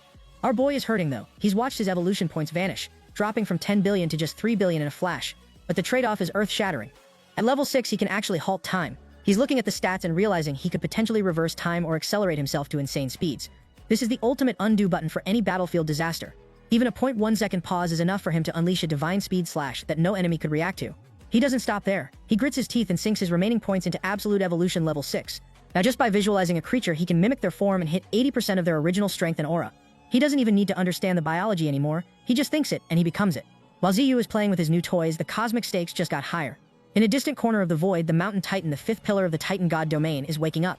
This guy is a humanoid titan made of solid rock with 4 glowing eyes, and he's ready to bury the insect race for good. The titans are talking shop, mentioning that the first pillar is at a critical juncture and shouldn't be disturbed, but they're confident they can exterminate angels, insects, and the void kinda like. Then the third pillar, Titan Satellite, drops the real bombshell. The Temple of 10,000 Gods has reappeared. This is the OG power from a past era, the place where true gods once lived. Something must have forced it out of hiding, and the Titan elites know the universe is about to get very loud. Back in his domain, Ziyu is hyped about his new mimicry skills. He decides to go for the ultimate test and tries to visualize the most powerful thing he knows. His body shifts and warps until he's a slowly spinning black orb with a sinister singular eye at the center. He's trying to replicate the form of the system itself, hoping to unlock that god-tier power, but the world stays quiet. Nothing happens. Ziyu just takes a second to reflect, realizing it was a long shot but exactly what he expected. Ziyu's attempt at the dark sphere form is a total bust, leaving him with those classic anime black lines across his face as he realizes being an orb of darkness isn't doing anything for his stats. But our boy doesn't stay down for long. Inspiration hits and he decides to pull a move that's basically high-level identity theft. He activates his shape-shifting and transforms into the massive entity with a blood-red eye, the avatar of the great emperor from their previous clash. The body is gargantuan and the abilities are still a mystery, but as soon as the form takes hold, Ziyu gets hit with a high-speed download of memories. He's looking at a space as high as the heavens with a patch of floating land holding an ancient towering bell. Before he can even process what he's looking at, a toll rings out. The sound doesn't just travel, it slams directly into his soul. The vibration is so violent that the transformation shatters instantly. Ziyu reverts back, his green orb cracked, sweat dripping down his face, and his breathing completely erratic. He's shaken to his core, but his eyes are burning with intense curiosity. He needs to know what terrifying mystery that bell is hiding. While Ziyu is recovering, the rest of the universe is on high alert. On a distant cliff, Titan Satellite, the war god of the Titans, stares into the void and whispers that the bell has rung. Behind him, the first divine pillar, a colossus made of stone and earth with glowing pale blue lines, stands up. The two discuss the gravity of the situation. The Eternal Emperor's armament has officially awakened. Over in the angel domain, where the vibes are basically ancient Europe with glowing white towers, the angels are swarming the plazas. They know exactly what that sound was, the Dong Huang bell. Even on a mystery planet, a swordsman with a spear and a silver-haired elder are debating the fallout. The elder warns that they shouldn't interfere, but he's secretly wondering if a great one has finally reincarnated after several eras of silence. Back beneath the red sun, Ziyu decides he isn't finished. He channels even more spiritual power and transforms into the Emperor's avatar once more, forcing the memory to reform clearly. This time, he locks his gaze on the bell, watching every detail as it begins to dissolve. In its place stands a golden humanoid figure bathed in a radiant cold light. The figure looks up at a massive black maw in the sky, a portal waiting to consume everything, and just starts laughing. He declares he lost to Heavenly Tao, but taunts whatever is coming next. The figure turns into a beam of light and charges into the illusion of the sky. triggering a shockwave of blinding thunder and light that consumes everything. As Ziyu is trying to process the absolute scale of this battle, a low voice speaks right in his ear, asking, "Is it beautiful?" It's the golden figure. With a casual wave of his hand, he shatters the space of the memory, revealing Ziyu's true form behind the projection. The divine entity is standing barely an arm's length away, looking Ziyu right in the eye. Our boy's mind is racing. He's inside a memory right now. His projection should have been dispelled the second the space broke. Yet here is this absolute legend from a past era, literally breaking the fourth wall of time and space to look at him. This doesn't make any sense, and the master is officially facing something way beyond his expectations. Ziyu and the golden figure are locked in a high-stakes staring contest across the void. Our boy is absolutely shook, realizing this legend just spoke perfect human language and somehow managed to chase him out of a memory and into real-time space. Even if it's just a leftover consciousness from several eras ago, the sheer power required to pull that off is terrifying. Ziyu cuts to the chase and asks the friend or foe question. The figure doesn't give a straight answer, just drops a cryptic "I'll help you" and tells him to seek the Donghuang bell before vanishing into golden light. Ziyu is left standing alone in the emptiness, but the system isn't staying quiet. The panel lights up with the stats for the Imperial Armament Donghuang bell, and this thing is a literal game changer. It holds eternal power, can manipulate time and space, and its special abilities, time imprisonment and spatial suppression, can nullify any attack or spell in existence. Ziyu is officially hyped. This is the legendary loot he needs to close the gap in the coming battle with the Great Emperor. The search mission starts now, but Ziyu needs a quest marker, so he heads to a rocky cliff on Azure Star to find Phoenix. He asks her to run a future sight simulation to see if he finds the bell. Phoenix opens her eye of foresight, but the feedback is brutal. She coughs up blood almost instantly. She warns him that while he does find what he's looking for, if he insists on taking it, he'll face total destruction. Ziyu doesn't flinch, he just heals her with a stream of life essence and asks for a direction. The only detail she can grab from the vision is that he's heading toward a star region that looks extremely primitive. Meanwhile, back on Earth, Xiaoling is running the global infrastructure. The Void Gates are under construction and should be ready in half a month, built to accommodate even colossal units like Emperor Crocodile. But Xiaoling is making a hard executive call. Earth is too fragile for high-ranked players. From now on, any rank 4 Transcendent or higher is being evicted to Azure Star or Vitality Zones. To make sure humanity and the beast get the message, the Undying Blood Crow floods the skies over a city in Hassa with a massive swarm of clones, blocking out the sun. The decree is simple: migrate or become an enemy of the Misty Mountains. To drive the point home, Xiaoling pulls a global hack, appearing on every LED screen and smartphone on the planet, to announce the forced relocation. While the world is panicking, deep in the forests, new mutant mobs are emerging, including a wolf with massive horns and glowing red eyes. The world is changing fast, and the master is already looking toward the primitive stars. A red-haired guy is absolutely losing it, slamming a metal barrel into a wall and screaming about how disgusting this whole eviction is. Bro just finished the rank 4 grind, and now he's being told he has to pack his bags. Across from him, a cold-faced old man gives him the ultimate GigaChad choice: leave or die. Outside, the crows of the Undying Blood Crow clan are perched on power lines like living security cameras, just waiting for someone to slip up. The room starts shaking with a violence that makes everyone think it's an earthquake, but it's actually something way worse. The Iron Horn King and the Rat King have arrived, towering over skyscrapers and letting out roars that announce they aren't going anywhere. These two are moving mountains, and they start charging through the urban zone, crushing everything in their path while declaring they'll never bow. The city's transcendents are screaming for a retreat, but it's already too late, until a massive shadow tears through the clouds. Thunder Dragon drops in from above, his aura putting out so much pressure that the buildings beneath him start to groan. He doesn't even land, he just charges a blinding lightning sphere in his maw and unleashes a beam of pure spiritual energy. The speed is so insane that the two rebel kings don't even have time to blink before their faces shift to pure terror. The beam deletes everything in its path, and when the light fades, the Iron Horn King and Rat King are literally just ashes. Ordinary citizens across the world are watching this on their screens in total horrified silence. Xiaoling pops up on every LED broadcast on the planet to drop the hard truth. A rank 4 being is a walking nuke, and to prevent planetary destruction, all high-rank players must report to Azure Star or face immediate execution. To prove she's not bluffing, an Undying Blood Crow executes the red-haired rebel on the spot, spraying blood everywhere. The deadline is set for 10 days. Seconds later, the world goes into a frenzy. People are booking flights and packing their gear, finally realizing that the Misty Mountains isn't asking. In the outskirts of the galaxy, a colossal figure that looks like a literal mountain is journeying through the void. It's the Titan of the Mountains, and he's closing in on the insect hive with a murderous intent, sensing the stench of pests getting thicker. The insect queen is shivering. She knows the Titans are coming for revenge after the insect race raided their territory back in the day. Since her top warriors are with the master, she sends an urgent SOS to the Misty Mountain beasts. The message reaches Emperor Crocodile, who repeats the name Titan with a predatory grin. His lava dragon bloodline is fully fused, and he's been looking for a heavyweight fight to test his new stats.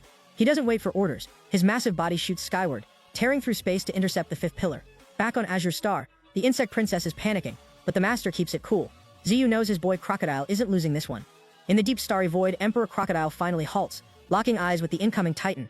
The boss fight is officially about to begin. The Titan of the Mountains is cruising through the void when he suddenly hits the brakes. He spots a blinding streak of light closing the distance, and in the blink of an eye, Emperor Crocodile is standing right in his path. The two pull up for a high-level staring contest. The Titan is genuinely surprised that a beast this strong is chilling in a trash region of space, but Emperor Crocodile isn't there for the small talk. He demands to know who's trespassing in the master's territory. The Titan fires back that he's here for revenge and tells the croc to back off unless he wants to get buried. An ancient heavy pressure erupts from the Titan's body, and while the aura surprises Crocodile for a second, it only hypes him up. He lets out a thunderous roar, his killing intent exploding. He's finally found an opponent worth going all out on. The Titan realizes he can't sleep on this beast. They clash, and the impact sends violent shockwaves ripping through the void, shaking the entire sector. Yuziyu emerges from a crack in space with the insect princess to watch the show, and the master makes it clear this is only the beginning. The two heavyweights trade fierce blows. The Titan hurls a massive meteor at the croc, but instead of dodging, Emperor Crocodile catches the space rock midair like a pop fly and tosses it aside. Golden Anne is watching from the sidelines, absolutely floored by the flex. The Titan charges through the debris, shattering the meteor with a single punch, but Crocodile's tail is already mid-swing. It connects with the Titan's head and smashes him down onto a nearby planet, sending up a cloud of dust that covers the horizon. Bull Demon is watching from afar, impressed that the croc is getting more terrifying by the day. Meanwhile, Zhao Ling is riding on White Tiger's back, wondering if their boy can actually pull this off. But White Tiger is just munching on a pastry, completely checked out of the drama. The dust clears and the Titan of the mountains walks out of the crater completely unharmed. He lets out a roar of pure fury, demanding to know if the croc understands who he's dealing with. The fifth pillar deity of the Titan God clan. It's a we don't care moment for the croc. Before the Titan even finishes his speech, he's already charging in. Linghua turns pale as she realizes Crocodile isn't dodging. He's meeting a Titan's fist head-on. The clash makes the entire void tremble. Emperor Crocodile lunges forward and sinks his fangs into the Titan's wrist, piercing through a defense the Titan had taken pride in for eras. Alarmed, the Titan launches a desperate punch at the croc's throat. There's a massive boom, and Emperor Crocodile is blasted back toward a giant asteroid, blood spraying everywhere as he roars in pain. He rises defiantly, but the Titan has a literal respawn mechanic for his limbs. His shattered arm rapidly heals, and his aura surges even higher as he reaches his absolute peak. Behind the Titan, a massive illusion of mountain ranges emerges as he closes the distance. He slams both fists directly into Crocodile's chest, sending blood spewing from the beast's mouth. The Titan isn't finished. He starts throwing non-stop haymakers, turning our boy into a literal punching bag until he's hurled into a massive asteroid. The rock explodes on impact, shattering into fragments and burying Crocodile in the smoke. Not gonna lie, bro looks absolutely cooked. Mountain Titan doesn't waste time gathering peak power into his arm to clock Emperor Crocodile with a blow that sends him cratering into the planet below, shattering the surface on impact. Crocodile pulls himself from the wreckage looking bloodied and dazed, while the Titan hits him with a standard lecture about staying out of his way. That was the Titan's first mistake. Our boy snaps and goes absolutely feral, blindsiding the Titan with a berserker-level move that drives a clawed arm straight through his stone chest. Looking completely unhinged and dripping in blood, Emperor Crocodile roars that he's already mapped out the Titan's limits. With his target still pinned through the chest and unable to move, the crocodile charges a massive energy blast in his jaws. The Titan is stuck in a terminal lockdown, screaming as a point-blank beam erupts and tears through the void, deleting a distant planet from the map in the crossfire. Yuziyu watches the fallout, noting that the crocodile is officially playing for keeps and shutting down the Titan's arrogance.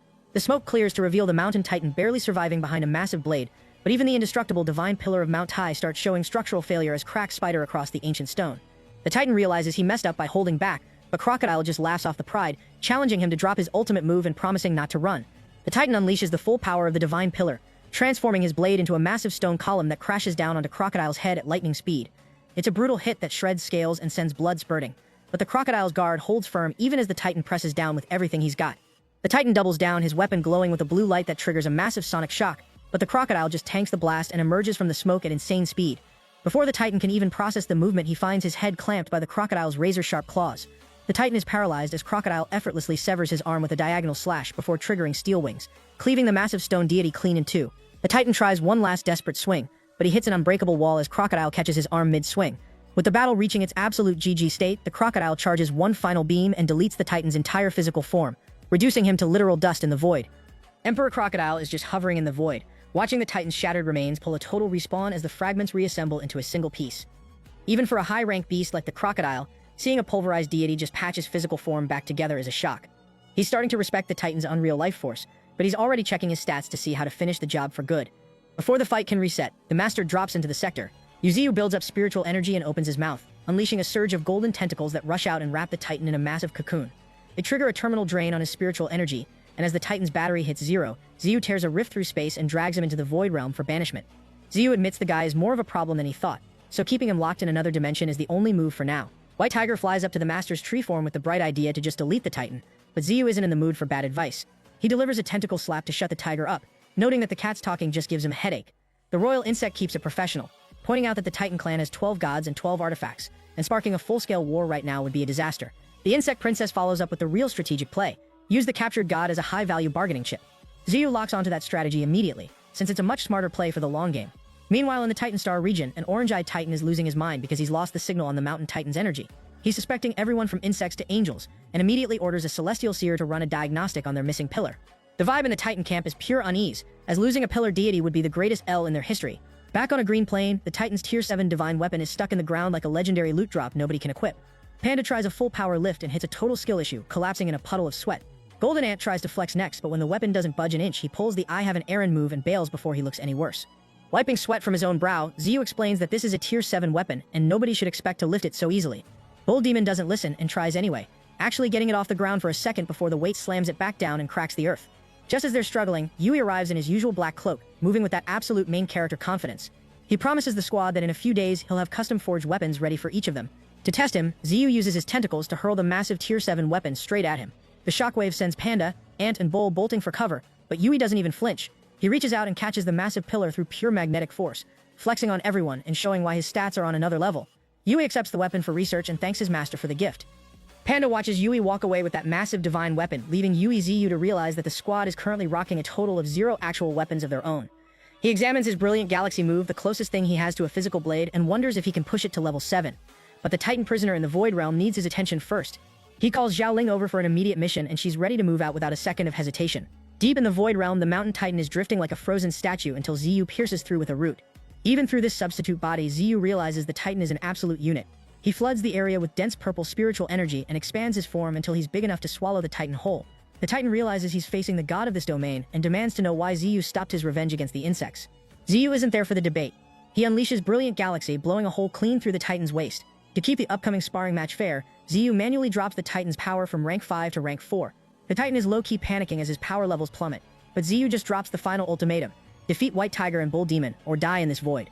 While the Titan is occupied, Xiaoling is riding Zhu Yan toward the tunneling device. With Phoenix and Bloodcrow on the wings, she folds her arms with that boss fight confidence as they head toward the Titan Star region to start a galactic incident. Back in the void, White Tiger is going ham, but the Titan is built different and tanks a full energy wave without a scratch. They've been grinding for 15 days straight, and even at early stage rank 5, the Titan is a problem, launching counterattacks through the smoke that keep the beasts on high alert.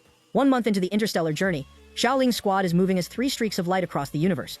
She's amazed by the view until a massive Titan hand tries to grab them all in one motion, slamming into a planet below. Zhu Yan pulls a clutch dodge by veering to the side, and a colossal Titan looms over them like they're ants, calling them pests for trespassing. He starts charging a massive energy ball in his palm, enough power to delete the whole squad, but Xiaoling doesn't flinch. She boldly announces that the Mountain Titan is already in their hands. The Titan freezes mid-action, but then a second Titan steps out from behind him to join the standoff. Xiaoling stiffens and starts sweating, clenching her fists as she realizes the negotiation just got twice as dangerous. Xiaoling's squad is out in space, staring down 2 absolutely massive Titans, and the vibes are tense as hell. The Titan who tried to grab them earlier starts booming his voice across the void, and his entire body pumps out an insane aura. He's clenching his stone fist so hard you can actually hear the rock cracking. Man is clearly ready to throw hands. Xiaoling stays on Zhu Yan's back and looks him in the eye without flinching. The Titan is still unsure if they really caught the Mountain Titan, but Xiaoling hits him with the facts. They've allied with the Insect Clan now. She makes it clear the bugs are officially beasts under her master's command, and the Titans better start showing some respect. The Titan is baffled, asking if they're here to start a war, but Xiaoling stays calm and tells him they're here to cooperate. The giant lifts a hand to his face like he just heard the most absurd thing ever, calling them arrogant for talking about peace after kidnapping his kin. But then his eyes start burning with rage, and he demands to know if they're friend or foe. Xiaoling acts like she doesn't even notice he's pissed and just says they aren't enemies right now. The Titan goes quiet, weighs his options, and finally tells them to follow him. Both Titans raise their hands and press against a massive barrier, tearing it open with their bare hands with a thunderous boom. Beyond the breach is the Titan Star domain. Xiaoling gives the word to move out, and Zhu Yan, Phoenix, and Bloodcrow streak through the passage toward a massive glowing planet in the distance, Titan Star. Low-key, even Xiaoling is starting to feel the pressure. Back at home base, Ziyu is just floating there calculating. It's been half a month since the squad left, so they should be at the Divine Realm by now. But Ziyu can't even focus because Zelian and the Royal Insect are going absolutely ham on each other nearby. They've been sparring for 15 days straight, moving so fast they're just yellow and green streaks in the air clashing with deafening booms. Ziyu is annoyed as hell, using his tree roots to cover his ears and sweating bullets because the constant primal roaring is giving him a massive headache. After a powerful explosion sends columns of smoke into the air, both fighters separate, looking completely exhausted. Ziyu checks the system and sees Zelian just hit Transcendent rank 5 with a skill list that is officially stacked. He's got Evolution to nullify defense, Void Step for short-range teleports, and After Image Blink to create illusions, along with a dozen other buffs like Dragon Scales and Regeneration. Ziyu is surprised Zelian pushed past his limits to close the gap, but when the 2 warriors start making primal noises to go for another round, Ziyu hits his limit. He grabs them both by the neck with his roots and yeets them through a spatial rift, telling them to go fight in another dimension before he loses his mind. With peace finally restored, Ziyu checks his 200 million evolution points. His body is still stuck at early rank 6, so he tells the system to drop 100 million on a physical enhancement. Blue light wraps around him. reshaping his body and transforming his aura into something way more powerful. The upgrade unlocks Ancient Tree Awakens, giving our boy plant-based necromancy where he can summon the hidden souls of ancient forests to form a literal army. UZU sees the system notification for Ancient Tree Awakening and realizes this ability could be a total game changer. Sweating a bit as he wonders about the potential power of these tree warriors, he slips through a spatial rift back to the Vitality space, where his massive tree trunk reappears. He decides to run a live trial and pulls the trigger on the ability immediately. A giant tree crashes into the ground, shaking the entire zone. Zhu Yan is completely shook and shoots into the air while several monkeys perched on the branches get caught off guard and flung down by the shockwave. One gray monkey slams into the ground at the base of the massive trunk and shouts, demanding to know what just happened. The ancient trees transform into living warriors, bowing to Yuziyu and shouting in unison, "Greetings, divine tree." Our boy counts over 30 of them right away. The system confirms they are a permanent new race with the ability to cultivate, sporting branches for arms and roots for legs. Ziyu singles one out for a test, pointing a thick root at a large rock and giving the order to smash it. The tree warrior roars and charges, but he's still getting used to his mobile body. He trips over a stone, face plants, and starts leaking blood from his nose.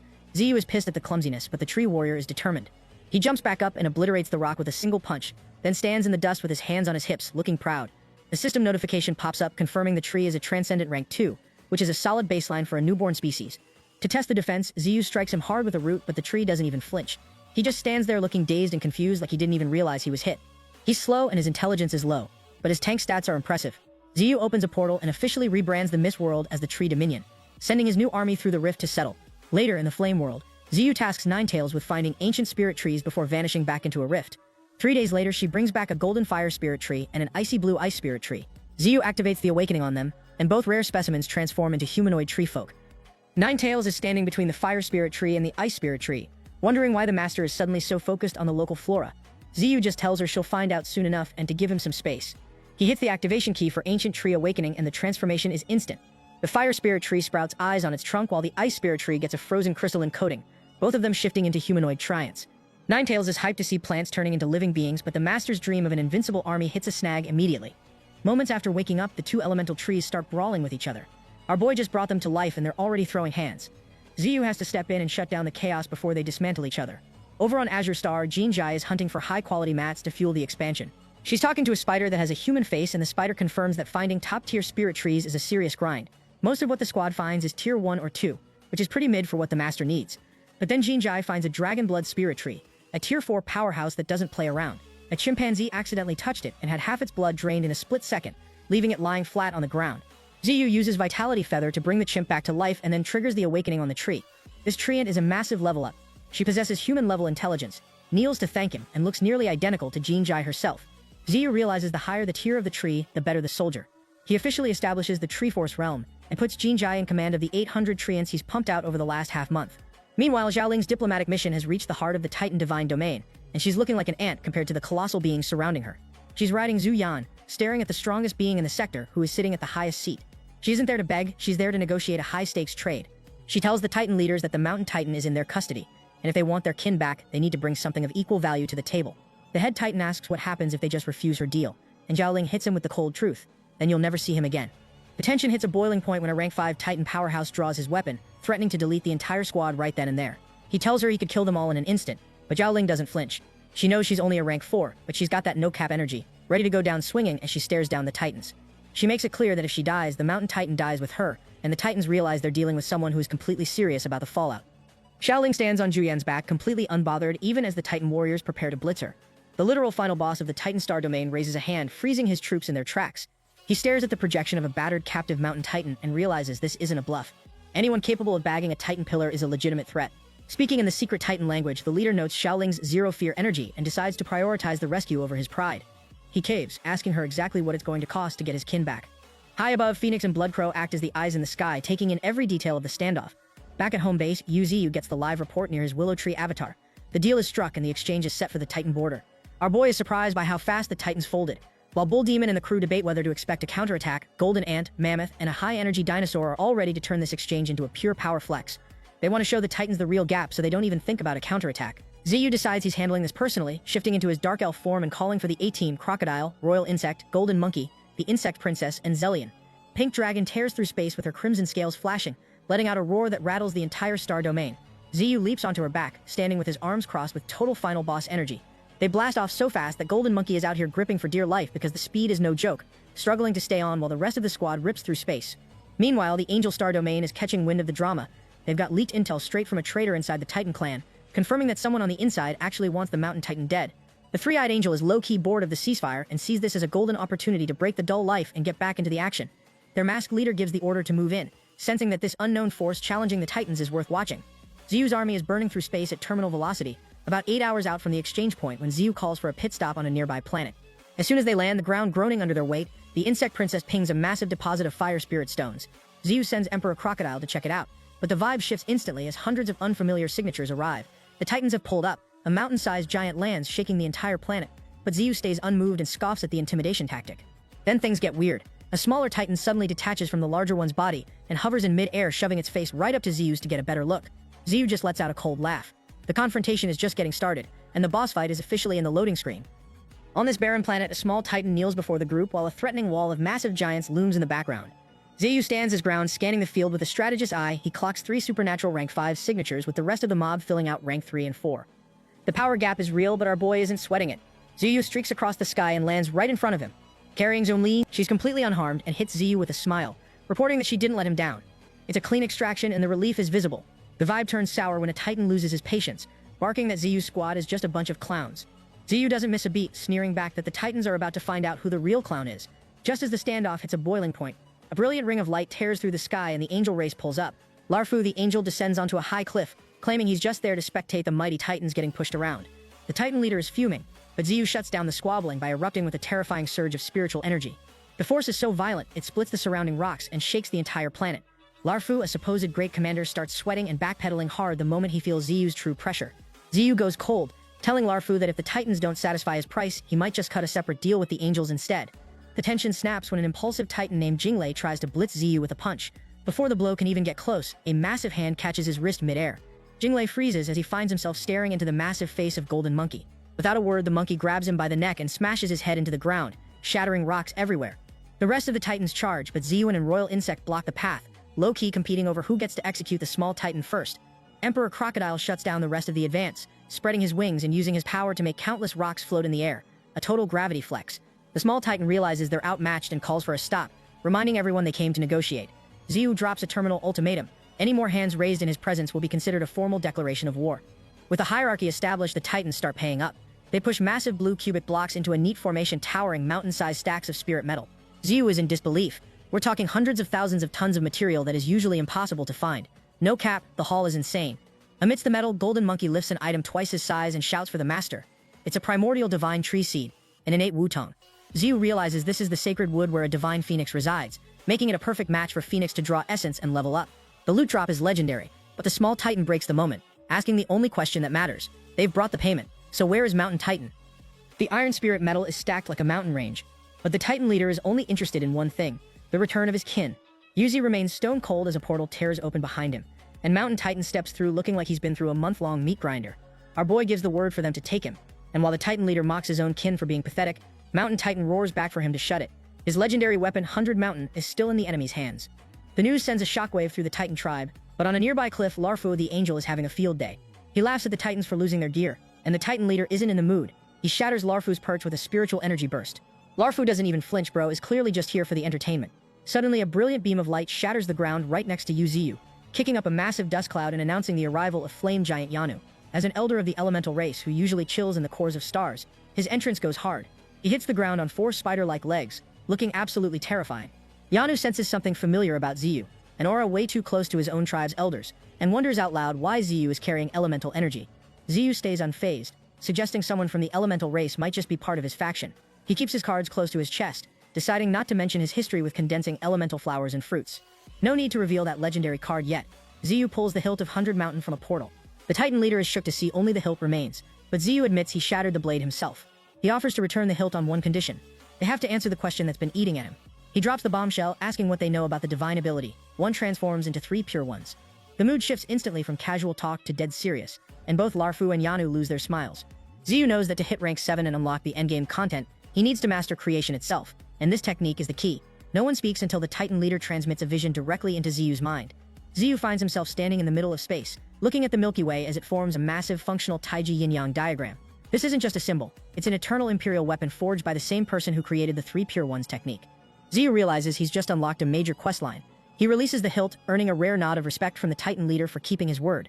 The Titans vanish through a portal with Mountain Titan promising a rematch once they're both at full power. Ziyu smirks, he'll be waiting.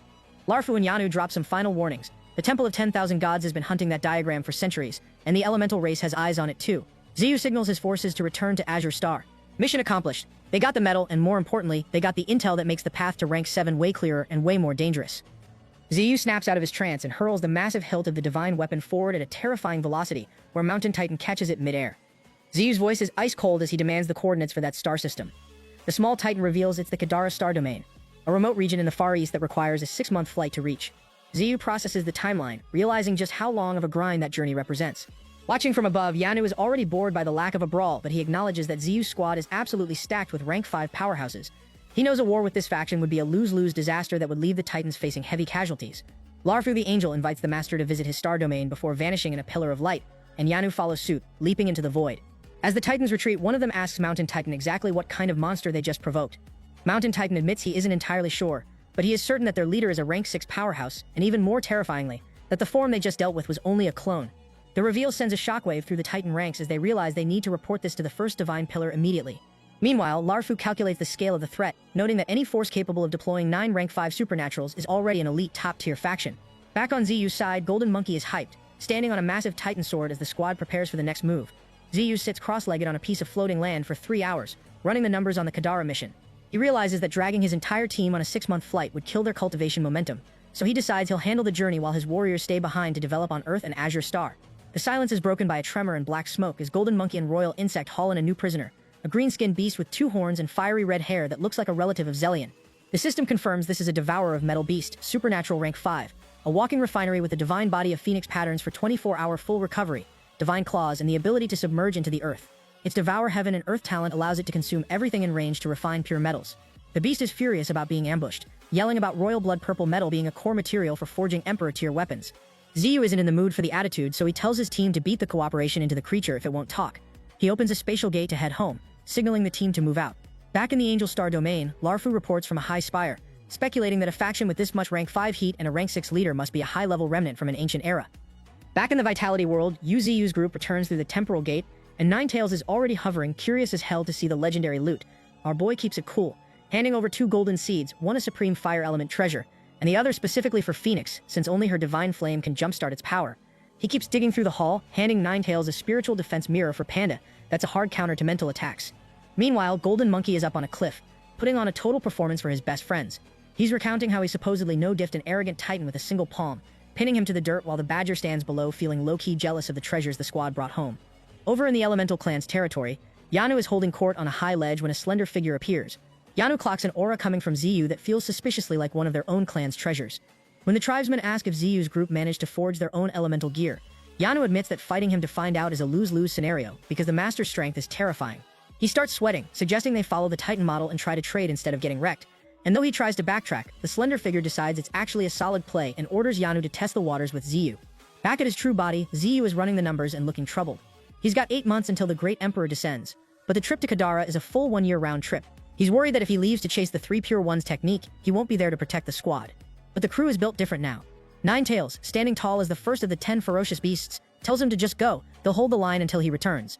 Bull Demon, Golden Ant, Mammoth, and Dinosaur all step up, declaring they've leveled up since the war with the darkness and are ready to protect Earth and Azure Star. Emperor Crocodile and White Tiger are already in ride or die mode, shouting that they'll never abandon the territory. Panda closes it out with an emotional speech, promising they'll wait for the Master so they can drive the Great Emperor out of the galaxy together. With his resolve locked in, Ziyu thanks the squad and shoots into the void with terminal velocity. While Ziyu streaks through the stars, the heaven-piercing tree is advancing through the void, heading straight for the blue planet. In another corner of the universe, a mysterious girl mentions the divine tree to an enigmatic figure, showing Ziyu is already on the radar of some deep space power players. On Titan Planet, the first divine pillar isn't taking any chances. He identifies Ziyu as a rank 6 threat and puts him on the Tier 1 watch list, ordering an immediate ban on provoking him. As Ziyu's true form streaks past Titan Planet and the Angel Star domain, the leaders of both realms are left shook by the sheer scale of the spiritual pressure he's putting out. Our boy is officially on the move, and the path to the endgame has begun. Ziyu is a total blur in the starry void, realizing he can't waste a single second if he wants to hit the Taiji Diagram star domain on schedule. For the next 6 months, he is going all out, traveling day and night without a break. He's pushing the pace by swapping out dragons, using the Tonki and Violet Zhao as a stand-in for the Azure Dragon to keep the momentum. The Zhao slams straight into the void, activating void piercing and shattering space to carry Yuziu through the spatial rift between reality and the astral void.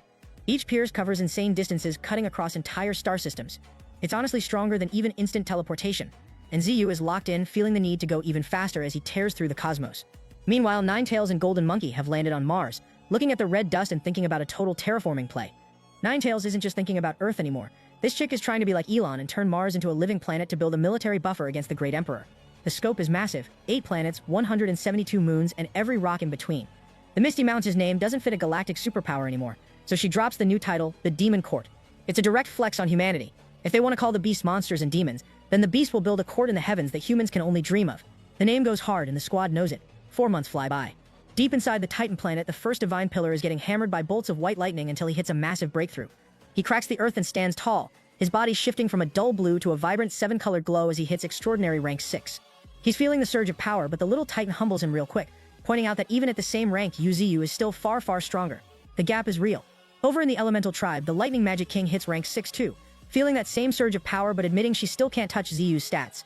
The Angelic Star Domain is watching all of this, realizing a new golden era is starting as powerhouses across the universe start leveling up at once. Back on the grind, Ziyu is still tearing through the void, losing track of time but refusing to slow down.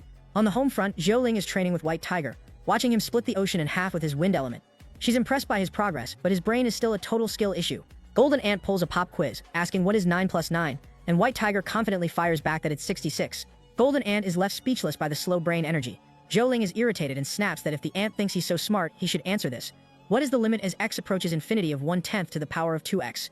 Golden Ant doesn't even pause, dropping E superscript 2 as the answer. He's been hitting the books, Sun Tzu, leadership guides, and calculus, realizing that to protect the squad from the Great Emperor, he needs the intellect to match his physical gains. He's determined to level up everything before the assault begins later this year. Xiaoling is standing by the water when a giant foot crashes down from the sky, sending massive waves splashing in every direction. Mammoth has officially entered the chat, standing on White Tiger's back and looking like an absolute unit. Xiaoling is stunned because Mammoth is clearly on a serious bulk. He's already bigger than Emperor Crocodile now, which is a wild stat to process. Dinosaur joins the party with a thunderous roar, and Xiaoling realizes he's also gone through a terrifying growth spurt. Golden Monkey notes that everyone is getting buffed in their own way, and Xiaoling can only nod in agreement, realizing all these gains happened in only a single month. The squad is moving at double XP speed, and the progress is honestly insane. Over on Firestar, the terraforming project is in full swing. Exotic beasts are pulling double shifts, with one spewing water and the other conjuring ice to keep the fresh water flowing around the clock. Mammoth is doing the heavy lifting, stomping the earth to shatter rock and soil to carve out trenches while the icy rivers channel the water into proper streams. They're planting Titan seeds infused with the Master's life essence, and the result is basically a high-speed time-lapse as trees burst out of the ground and grow at astonishing speeds. Xiaoling looks up at the gloomy sky, but she knows the vibes are shifting for the better. Between the beasts of Earth and Azure Star, everyone is finally united and grinding together to turn this new world into a fortress. The peace is interrupted when Emperor Crocodile looms close, his massive golden eye glowing as he grins at Xiaoling. He points a claw toward his head, where Jinshi is perched and looking for trouble. She's on a mission to find the Slacker Squad, Panda and those lazy badgers. Xiaoling admits she hasn't seen them at the job site, and Jinshi hits the ceiling, realizing those good-for-nothing slackers probably bailed to go play on Earth. Back on Earth, Panda is having the time of his life. He's standing on a platform, dramatically ranting about how he'll never hand over his stash of 1,000 bamboo shoots and insisting he'll never bow to an unfair deal. While he's out here acting like a revolutionary leader, Golden Monkey is pushing a wild boar on a swing, and a badger is joyfully hitting the playground slide. Panda is full of smug main character energy, declaring himself the strongest beast in the Misty Mountains, but his ego trip is cut short. A divine punch comes crashing down on his head, nearly flattening him. Jinji shows up, ties up the whole slacker squad like a set of groceries, and awkwardly apologizes to the human spectators before dragging the team back to work. Meanwhile, Yuziu's journey took a terrifying turn. He accidentally drifted into a dark region beyond the star systems, a place with zero light where his GPS basically hit a dead zone. It takes 3 months of wandering in the dark before the Tonkan Violet Zhao finally uses void piercing to rip open a path. They finally arrive at the edge of the Kadara star domain, a place that makes the Milky Way look like a starter zone. It's at least 100 times larger. Ziyu roots himself on a blazing red planet to catch his breath, but he immediately notices energy fluctuations across his 9 minor worlds. He breaks through space and finds himself in a frozen world where a blue vortex is literally creating the soul of a world. Similar vortices are popping up in all his realms, each birthing a unique world spirit. The first to emerge is a young boy from the snowy world, and the system check is mind-blowing. Origin world spirit, extraordinary rank 4. This kid is basically a weather god in a toddler's body, rocking the elemental sovereign talent. His kit is a full Ice Mage build, including Blizzard Blade Tempest for shredding enemies and Frost Mirage for summoning clones. Ziyu is genuinely moved, feeling like he's witnessing the birth of his first child. He names the boy the eldest of the 9 realms, and assigns the Ice Spirit Tree as his permanent guardian. However, while Ziyu is distracted with the birth of his new world spirits, a threat is closing in on his true body back in the Red World. A filthy red exotic beast from the blood demon tribe is creeping up, drawn by Ziyu's massive spiritual energy. They think they've found a titan to kill, and the leader gives the order for the pack to move in for the elimination. Ziyu is still deep in the snowy realm, completely unaware that a group of killers is currently knocking on his front door. The Kadara Starfield is home to the Blood Demon clan, a race with tens of billions of members and a history of producing planet-eating behemoths. Back in the day, it took an entire alliance of high-level beings to almost delete them from existence, but they've spent that time rebuilding a terrifying army for a new invasion. Unfortunately for them, Ziyu chose their planet as a rest stop. When they decide to ambush him instead of letting him nap, Ziyu gets irritated and starts casually wiping out the clan. They pick the absolute worst day to try and flex. As Ziyu slaughters his way through, he realizes this isn't the dead world he assumed it was. Red slime starts morphing into humanoid behemoths, forming a massive army that tries to assert dominance with earth-shaking roars before charging. Ziyu just sighs and dives into the horde, leaving radiant afterimages as he slaughters wave after wave. Suddenly, a flying sword radiating destructive power streaks toward him like a lightning bolt. Ziyu catches it mid-flight with his roots, wondering if there's actually an intelligent player on this planet who knows how to use a real weapon. Out of the dust comes a woman wrapped in white mummy cloth and a black cloak, rocking a crescent moon sigil on her forehead. She roars for her blood to stain his body, and her sword actually manages to slice through Ziyu's steel-hard roots to break free. She sends it back as a golden streak of light aims straight for his head, but Ziyu just flicks his finger and intercepts the blade mid-air. Easy work. He counters by twisting massive roots into a giant spiral and slamming her into the ground. She's pinned and spitting blood, but Ziyu is busy checking out the loot. The system reveals he just picked up a grade 7 demonic sword, the Blood Slaughter Sword. This thing is cracked, forged from 1,000,000 lives and imbued with pure essence blood. Its kit is OP, featuring Blood Feast to steal power from enemies, Blood Laid to make wounds bleed in reverse, and Blood Burst for a temporary explosive stat boost. Ziyu realizes this planet has some elite blacksmithing potential, so he pockets the sword and approaches the captive woman with full rank 6 pressure. She grits her teeth, claiming anyone trespassing in the Blood Demon Star has to die, showing just how xenophobic this race really is.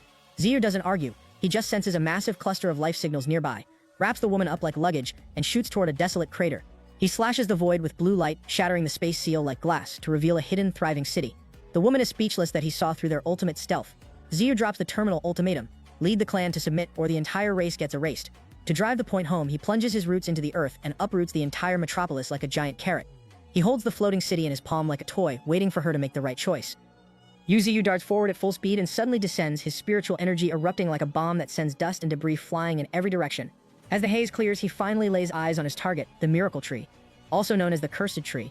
This rank 4 entity is essentially a biological cheat code with a strange, wide-open mouth on its trunk, capable of absorbing various races and producing unique fruits that grant their specific traits to whoever eats them. Ziyu notes that he could sense this thing's aura while he was still out in the cosmos. The Cursed Tree tries to catch him slipping, lunging with massive roots, but Ziyu doesn't even move. A flash of white light from his spiritual pressure crushes the roots to ashes before they can touch him. He looks at the blood demons he captured earlier and tells them there's no rush because he brought them a gift. The tree immediately snares the captives, dragging them into its blood-red mouth and clamping shut. A dazzling white light surges across the tree's body, and a moment later, a bright red fruit looking like a pouch of blood emerges on the trunk. Ziyu uses his spiritual roots to pluck the fruit and hands it over to the ice spirit tree, telling it to swallow. As a red glow envelops the tree, it transforms into a muscular version of itself adorned with red streaks. The system confirms the birth of a new race, Tree Folk. This rank 4 evolution features blood demonization, allowing the tree to transform into a blood demon and gain its physique and abilities without losing its original ice powers. Its inherent ice spirit body can freeze the land and even a cultivator's nascent spirit, stacking OP abilities on top of each other. Ziyu is impressed, realizing the synergy is beyond what he imagined. After testing a reversion command, he decides to push the experiment further by feeding the tree elemental ore. Hours pass under the blazing red sky, and soon Ziyu has 2 tree folk standing before him, one ice-based and one that has taken on the hue of the ore it consumed. The realization hits him that he can develop an entire legion fueled by corpses and ores, so he uproots the cursed tree soil and all, and stashes it in his life space. With the factory secured, Ziyu turns his attention to the next objective. Back in the uprooted Blood Demon City, the king is sitting high and panicking because his best scouts can't trace the origin of the massive roots holding their kingdom hostage. A mysterious figure in a black cloak reports that the roots are invincible. Trying to cut them would just cause the whole kingdom to collapse. The king is still processing this when a violent tremor shakes the hall. Ziyu has arrived. He strides into the center of the hall, letting his spiritual energy roar like a storm. In one motion, he snatches the crown right off the king's head, spins it on his fingertip, and takes a seat on the throne. With the captured daughter still bound at his side, Ziyu asks if they're ready to submit. The king folds instantly, kneeling and offering the clan's treasures in exchange for mercy. 3 boxes appear. The first holds the Blood Flame Crimson Lotus, a rank 5 flower that triggers bloodline metamorphosis. The second contains the Blood Demon Stone, the very object responsible for terraforming this world into a red wasteland over time. But the final box is the real prize, the rank 7 demonic sword, Slaughter. This blade is the twin to the one Ziyu took from the princess earlier. It's imbued with primordial killing intent, an invisible aura of slaughter that allows every strike to sever souls and obliterate spirits. The sword actually levels up the more it kills, and its divine ability, the Annihilation Beam, is a heavenly light capable of vaporizing anything in its path. Ziyu pulls the sword to him and examines the red blade, comparing it to the princess's sword and realizing he has successfully completed the twin set. Ziyu gives the slaughter sword a quick once-over, acknowledging that the craftsmanship is actually high tier. He tightens his grip and channels a surge of spiritual energy into the blade before letting out a single swift slash. A massive, blindingly red arc of sword chi erupts, tearing through the floating city of the Blood Demon clan like it's made of paper before crashing into the planet's surface with violent force. Ziyu plants the sword in the ground and looks at his handiwork. The city is split down the middle with a massive scar as a permanent reminder of his power. The Blood Demon King is staring at his ruined metropolis in total horror, devastated by the casual destruction of his home. A quick stat check on the slaughter sword confirms it's a 7th grade demonic beast of a weapon. It's got innate killing intent baked into the metal, making the blade a perfect fusion of murderous will. The coiling death chi allows it to steal the souls and spirits of anyone it touches, and since it feeds on death, it literally levels up the more you use it. To top it off, the Heavenly Severance divine ability lets out a heavenly sword light that can split the heavens and delete gods. It's a god-tier soul-eating machine, so Ziyu decides to keep it for his personal rotation and stores it away without a second thought. Ziyu traces a black and white Tai Chi symbol in the air, asking the local king if anyone in the Kadara Star region recognizes the mark. The king's face goes pale. He knows that mark. It's the sign of an emperor weapon that flashed in the deep reaches of the star region 10 years ago, accompanied by a roar so powerful it shook the entire universe. The king vividly remembers the absolute catastrophe. A crimson lake rippled, and every powerhouse in the vicinity was instantly turned into a blood mist by that single sound. Ziyu doesn't care about the history lessons. He wants coordinates. When the king tries to say it could take years to track down, Ziyu sets a hard 1-month deadline with 0 extensions. He dangles a few elemental fruits from his roots, prizes that can force a breakthrough to peak Transcendent rank 5, and drops the ultimate incentive: whoever finds it first becomes his personal disciple. The king is stunned by the offer, but Ziyu's expression darkens to let him know this isn't a polite request. He's personally overseeing this mission, and his tone carries the weight of a planetary execution. If they act half-heartedly, or try to play him, the Blood Demon clan is getting deleted from the census, and the entire planet is getting glassed. The king bows in total submission, and within hours, the deep crimson sky is filled with warships. Every captain in the fleet is losing their mind with confidence, laughing like a maniac because they all want that disciple spot. Ziyu isn't done with the planet yet. He's impressed by the tech and wants the rest of the resources, so he asks if there are other players on the field. The king admits there are 6 other Blood Demon kingdoms scattered around. Ziyu decides to speedrun the conquest of the entire world. In one lavish city, a fat pig-like blood demon is busy inhaling a feast when the ground starts shaking so hard his soup bowls are toppling. Before he can even process the earthquake, a loud explosion shatters the floor and Ziyu emerges from the dust. The fat demon orders his elite guards to attack, but Ziyu doesn't even break a sweat. He sends 2 roots coiling around the guards, rendering them immobile in a total shutdown. His strongest defenders are handled in a single move, and the fat demon can only watch in confusion as his palace collapses and his men groan in the dirt. Over the next few days, the planet is filled with booming explosions as Ziyu systematically conquers every nation on the map. The fleet of warships grows to hundreds of ships, all of them frantically scanning the Kadara Star region in a massive, desperate treasure hunt. One crew finally hits an anomaly on the radar and alerts their captain, who starts celebrating like he's already won the disciple spot. But the hype is cut short. A blinding white light sweeps across the ship, and in a flash, the entire warship is deleted from existence. The light transforms into the Tai Chi symbol Ziyu has been hunting. Standing at the center of the phenomenon is a silver-bearded old man radiating overwhelming power, warning the invaders that they've just stepped into forbidden territory. The king of the Blood Demon clan isn't even done with his report before Ziyu is ready to bounce. A warship pinged a location and then got wiped from the map, erased by an unknown force before the signal could even finish. Ziyu doesn't waste time with theories. He demands the coordinates and preps for a jump. When he arrives, the sector is a total graveyard. We're talking twisted scrap metal, lifeless husks of blood demons floating in the void, and a fleet that looks like it went through a blender. Ziyu tears through space, a white beam of light slicing the starry sky as he zeroes in on the wreckage to see what kind of smoke the squad just ran into. Ziyu boards the ship that sent the ping, exploding through the hatch in a cloud of golden energy. He finds the captain in a bad way. The man is covered in wounds and his severed arm is literally floating beside him in the 0G. Ziyu doesn't say a word, but his expression is dark. He hits the mangled captain with the essence of life, a soft green glow that patches him up and drags him back from the brink. The first thing the captain does is confirm the kill. They found the target. He warns Ziyu about a group of Tao protectors from the Heavenly Court who have been camping in a secret realm. Worst of all, they knew Ziyu was coming. The king starts panicking, but Ziyu stays icy. He tells the crew to rest. He's taking over the controls and handling this personally. Meanwhile, at the secret entrance, a massive Taiji diagram rift in space. The Blood Demon troops are howling and throwing hands, bragging that their master is on the way to delete everyone. A mysterious spearman is holding the bridge, slicing these demons in half like he's playing Fruit Ninja. But even he's getting frustrated by the sheer numbers. That's when the silver-haired elder steps in to assist. This guy flexes a horsetail whisk that expands and spirals into terrifying whirlwinds, vaporizing the demons on the spot. The whisk is so cracked it even reaches through the rift to wipe out the reinforcements on the other side. It's a total squad wipe. The elder tells his crew to seal the gate and move the secret realm to another star domain to go off the grid. The elder thinks he's slick, reset the exit coordinates and watching the Taiji diagram fade from the void. But just as the rift is about to seal, Ziyu decides the private server is open for business. A massive hand bursts through the closing space, forcefully tearing the rift wider. The space shatters like glass as Ziyu's golden eyes glow through the tear, staring down the Tao protectors. He makes a total final boss entrance, standing on a massive tree root and surveying the hidden utopia they tried to hide. It's a verdant paradise tucked between dimensions, just like Dragon Island. The Elder realizes he's staring at the master of the Blood Demon clan, but Ziyu is already locked onto the real prize, a golden pavilion guarding exactly what he came for. Ziyu stands face to face with the Elder, releasing a suffocating spiritual pressure that blankets the entire space. It's an absolute aura check, and everyone can feel it. One guardian with 3 heads and 6 arms is literally shaking because the power level radiating off Ziyu is completely off the charts. The old Elder tries to keep his composure, pressing his thumb and index finger together to form a dazzling golden light like he's prepping a high-tier move. He asks Ziyu if he even knows who he's messing with, but Ziyu shuts that down before the Elder can even blink. He tells the old man not to waste his energy. He's already signal jammed the entire secret realm. No messages are going out and no backup is coming. The cord has been cut. Ziyu isn't here for a chat. He demands they hand over the Supreme Taiji diagram immediately. One of the guardians loses his temper, shouting about how Ziyu dares to threaten the heavenly court. But Ziyu doesn't let him finish the sentence. In a brutal display of force, a streak of spiritual power shoots forward and tears one of the guardian's arms clean off. As the guy is clutching his bleeding shoulder and the others are staring in horror, the Elder asks if Ziyu is really trying to start a war with the entire heavenly court. Ziyu just looks down at him like a human looking at an ant and asks, "So what if I am?" It's a direct declaration of war that leaves the guardians absolutely stunned. Since they refuse to hand over the foundation of their sect, Ziyu decides to just take the whole map. He gives the command and the Tonkian flood dragon beneath him lets out a roar that shakes the heavens. In an instant, the dragon enlarges until the guardians look like tiny insects. The plan is simple: swallow the entire place. The dragon gathers its spiritual energy, a purple glow radiating from its jaws as it begins to vacuum the dimension. The Elder tries to activate a defensive barrier, but the suction force is so overwhelming his body won't even obey his will. He realizes too late that Ziyu isn't just attacking them, he's literally eating the entire secret realm. The dimension starts flying toward the dragon's mouth. A white light flashes and the jaws snap shut. The Taiji barrier shatters like a mirror, leaving the starry void empty. The secret realm is gone. Back in the Vitality world, Ziyu is examining his loot, a dazzling white shard known as the Yin-Yang Dust Crystal. This thing is a dimensional anchor packed with the powers of time and space.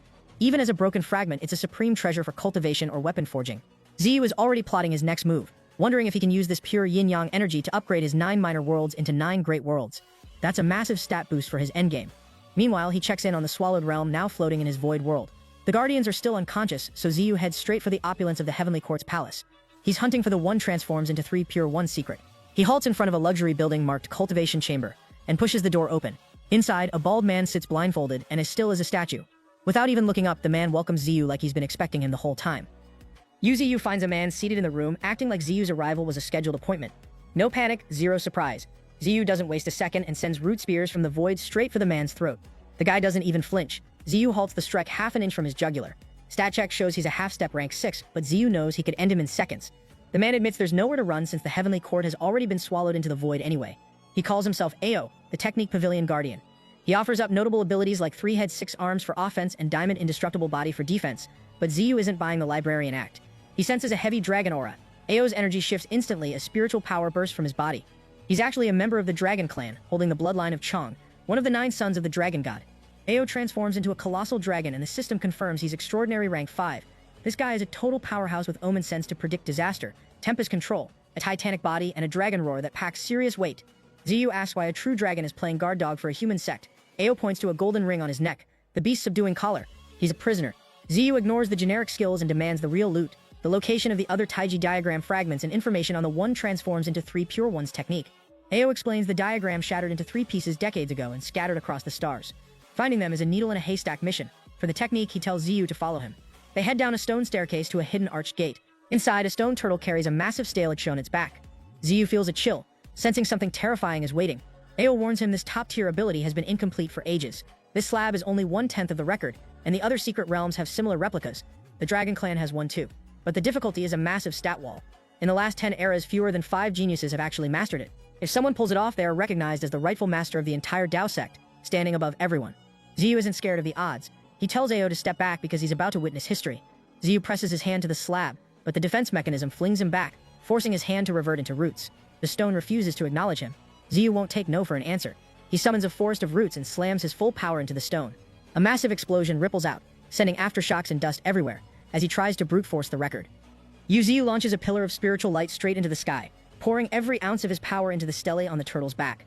He's pushing so hard that cracks start splitting his own body and blood leaks from the wounds, but he's too stubborn to relax for even a second. Ao has been watching for 10 days straight, seeing Ziyu covered in fresh injuries and bleeding out, making him wonder if our boy has hit his limit. Suddenly, Xiu's eyes snap open as the force from the stele tries to blast him backward. He refuses to give an inch, and even as he spits blood, he just wipes it away with a grin. He's officially hyped. Ancient golden runes start swirling around him, putting his mind through a blender. Even with rank 6 stats, the pain is tearing him apart and his mind is close to snapping. But he just challenges the stele for another round. His spiritual power erupts in a blinding golden flash, shaking the entire palace and burying the area in dust. Xiu's flesh is literally breaking down under the pressure, but he won't retreat. Ao is stunned. He admits he spent 10 years guarding this pavilion and has seen countless geniuses fold to fear the second they see the stele. Xiu is still standing tall after 10 days of torture, and Ao is finally starting to feel hopeful. Xiu feels his soul getting ground to pieces until space shatters like a mirror. He's finally cracked a piece of the code for one transforms into 3 pure ones, realizing his spirit can now tear reality apart. He figures out the technique is about creation and opportunity, not just raw power. This stele covers 4 layers: soul division, soul nurturing, body molding, and enhancement. That 4th layer is exactly what he needs for a massive power-up. Xiu summons the purple and azure dragons to his side, taking their power to enhance his own form as he aims straight for rank 6 peak.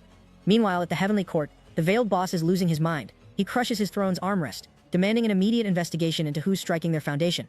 He orders his subordinates to contact the Red Emperor and Heavenly Venerable Howling, but warns them to choose their words carefully. If those guys lose their tempers, the entire starry sky goes into chaos. The boss is in a blind rage because they spent hundreds of years building this foundation in secret, only to lose a third of it in a single night. Back at the slab, Xiu's body is being ground to dust. Ao is frozen in shock. Convinced Xiu failed as the body is consumed bit by bit. Just as only a trace remains, the fragments pull together and start regenerating. His arm is back instantly. It's not destruction, but a total reforge. The stone stele finally hits its limit and shatters into pieces. As the dust settles, a white-haired Xiu walks out of the wreckage. Golden spiritual power surges around Xiu. And when the haze finally clears, he emerges in a pitch-black form with crimson-red eyes. The pressure inside the stone stele hits its limit, and cracks spread rapidly across the surface until the entire structure shatters. Rocks scatter as a pillar of golden light shoots into the sky, and when the dust settles, Xiu is revealed in a completely white form. Roots begin pushing out from his flesh as he clenches his fist, sensing a massive shift in his internal power. Aos is sweating and stunned because our boy actually pulled off the impossible. Xiu raises his hand, realizing his senses have hit a universal scale. He can hear every vibration, from the flow of spiritual energy to the movement of dust and wind. Literally everything at once. Xiu turns to Ao and demands the locations of the other 2 hidden realms and the Dragon Clan's star domains. Ao admits he's been in the slammer for hundreds of years and doesn't have the current coordinates, suggesting Xiu squeeze the info out of the prisoners he already bagged. Ao warns him that now that he sees this part of the Heavenly Court, he doesn't even need to look for them. Howling and the Scarlet Emperor will definitely come to eliminate him. Xiu isn't bothered at all. He figures it just saves him the trouble of a search mission if they deliver themselves to his front door. Meanwhile, back on Earth, the human-faced spider and Ninetails sense 3 terrifying sources of spiritual energy blitzing toward the planet. The Lightning Dharma King leads the pack wrapped in blue spiritual light, flanked by the Angel Clan's strongest warrior in a golden aura, and the first Divine Pillar, who has already stepped into rank 6. This trio from 3 different races is closing in fast, but they're suddenly blocked by a massive spiritual phantom of Ninetails that roars a warning for them to stop. The visitors raise their defensive barriers as Ninetails demands to know their business. She recognizes the lineup: the Thunder and Lightning Dharma King of the Elemental Tribe, the Angelic Monarch of the Angel Tribe, and the first Divine Pillar of the Titan Tribe. Their tribes have been expanding aggressively lately, so Ninetails is on high alert. High above, the Golden Ant flies out to scout while Ninetails repeats her question. The Angelic Monarch apologizes for the abrupt visit but asks if the Divine Tree is available. Ninetails tells them the boss is in closed-door cultivation and they can deal with her instead. The first Divine Pillar gets straight to the point, reporting a cosmic life form at the edge of the star system that's turning every planet it touches into a graveyard. He's personally seen the destruction and reveals the creature's title, the Emperor. This news sends a chill through Ninetails. The Dharma King warns that if this thing isn't deleted soon, everyone's star domains, including Ninetails, are getting wiped out. They want to join forces with the Divine Tree to stop the threat. Ninetails promises to relay the message once Xiu is out of seclusion, and the trio vanishes back into the void. As the phantom fades, Ninetails is left looking at the sky, clearly concerned about the arrival of an Emperor-class threat. Just as things settle, a rift of emerald light tears through space above a cliff on Earth. A mutated octopus creature crawls out of the tear, floating in midair and staring down at the green landscape. It's finally found what it was hunting for beneath the land. A blue octopus touches down on Earth and immediately takes a spiritual energy blast to the face. It tries to block with its tentacles, but one gets deleted instantly. Zalian pulls up, the severed limb still on her blade, demanding to know why this void dweller is trespassing. The octopus is furious, but losing a limb doesn't slow it down. It claims to be the 67th Void King, a sovereign bearer of truth. A quick stat check reveals this is a rank 5 void creature with a kit that's actually cracked. Its knowledge talent lets it categorize any info, while its ray of explanation can deconstruct the nature of anything it hits. It's also packing a purple light of annihilation, weakness detection, and void travel for stealth. Its divine ability, observation, is the real problem. It can literally interfere with reality through sheer knowledge. Total cheat code. Zillian isn't looking for a conversation. She erupts with power and dives in. After a brief scrap, the king is left a wounded mess. Panda actually pulls out his phone to record the L, documenting the guy's downfall for the records. Zillian reports to Ninetails that this guy is a general under a fallen titan, sent here to track the Void Emperor. Ninetails tells the king to look up. His earlier confidence completely evaporated. He begs to see the master, but Ninetails shuts him down.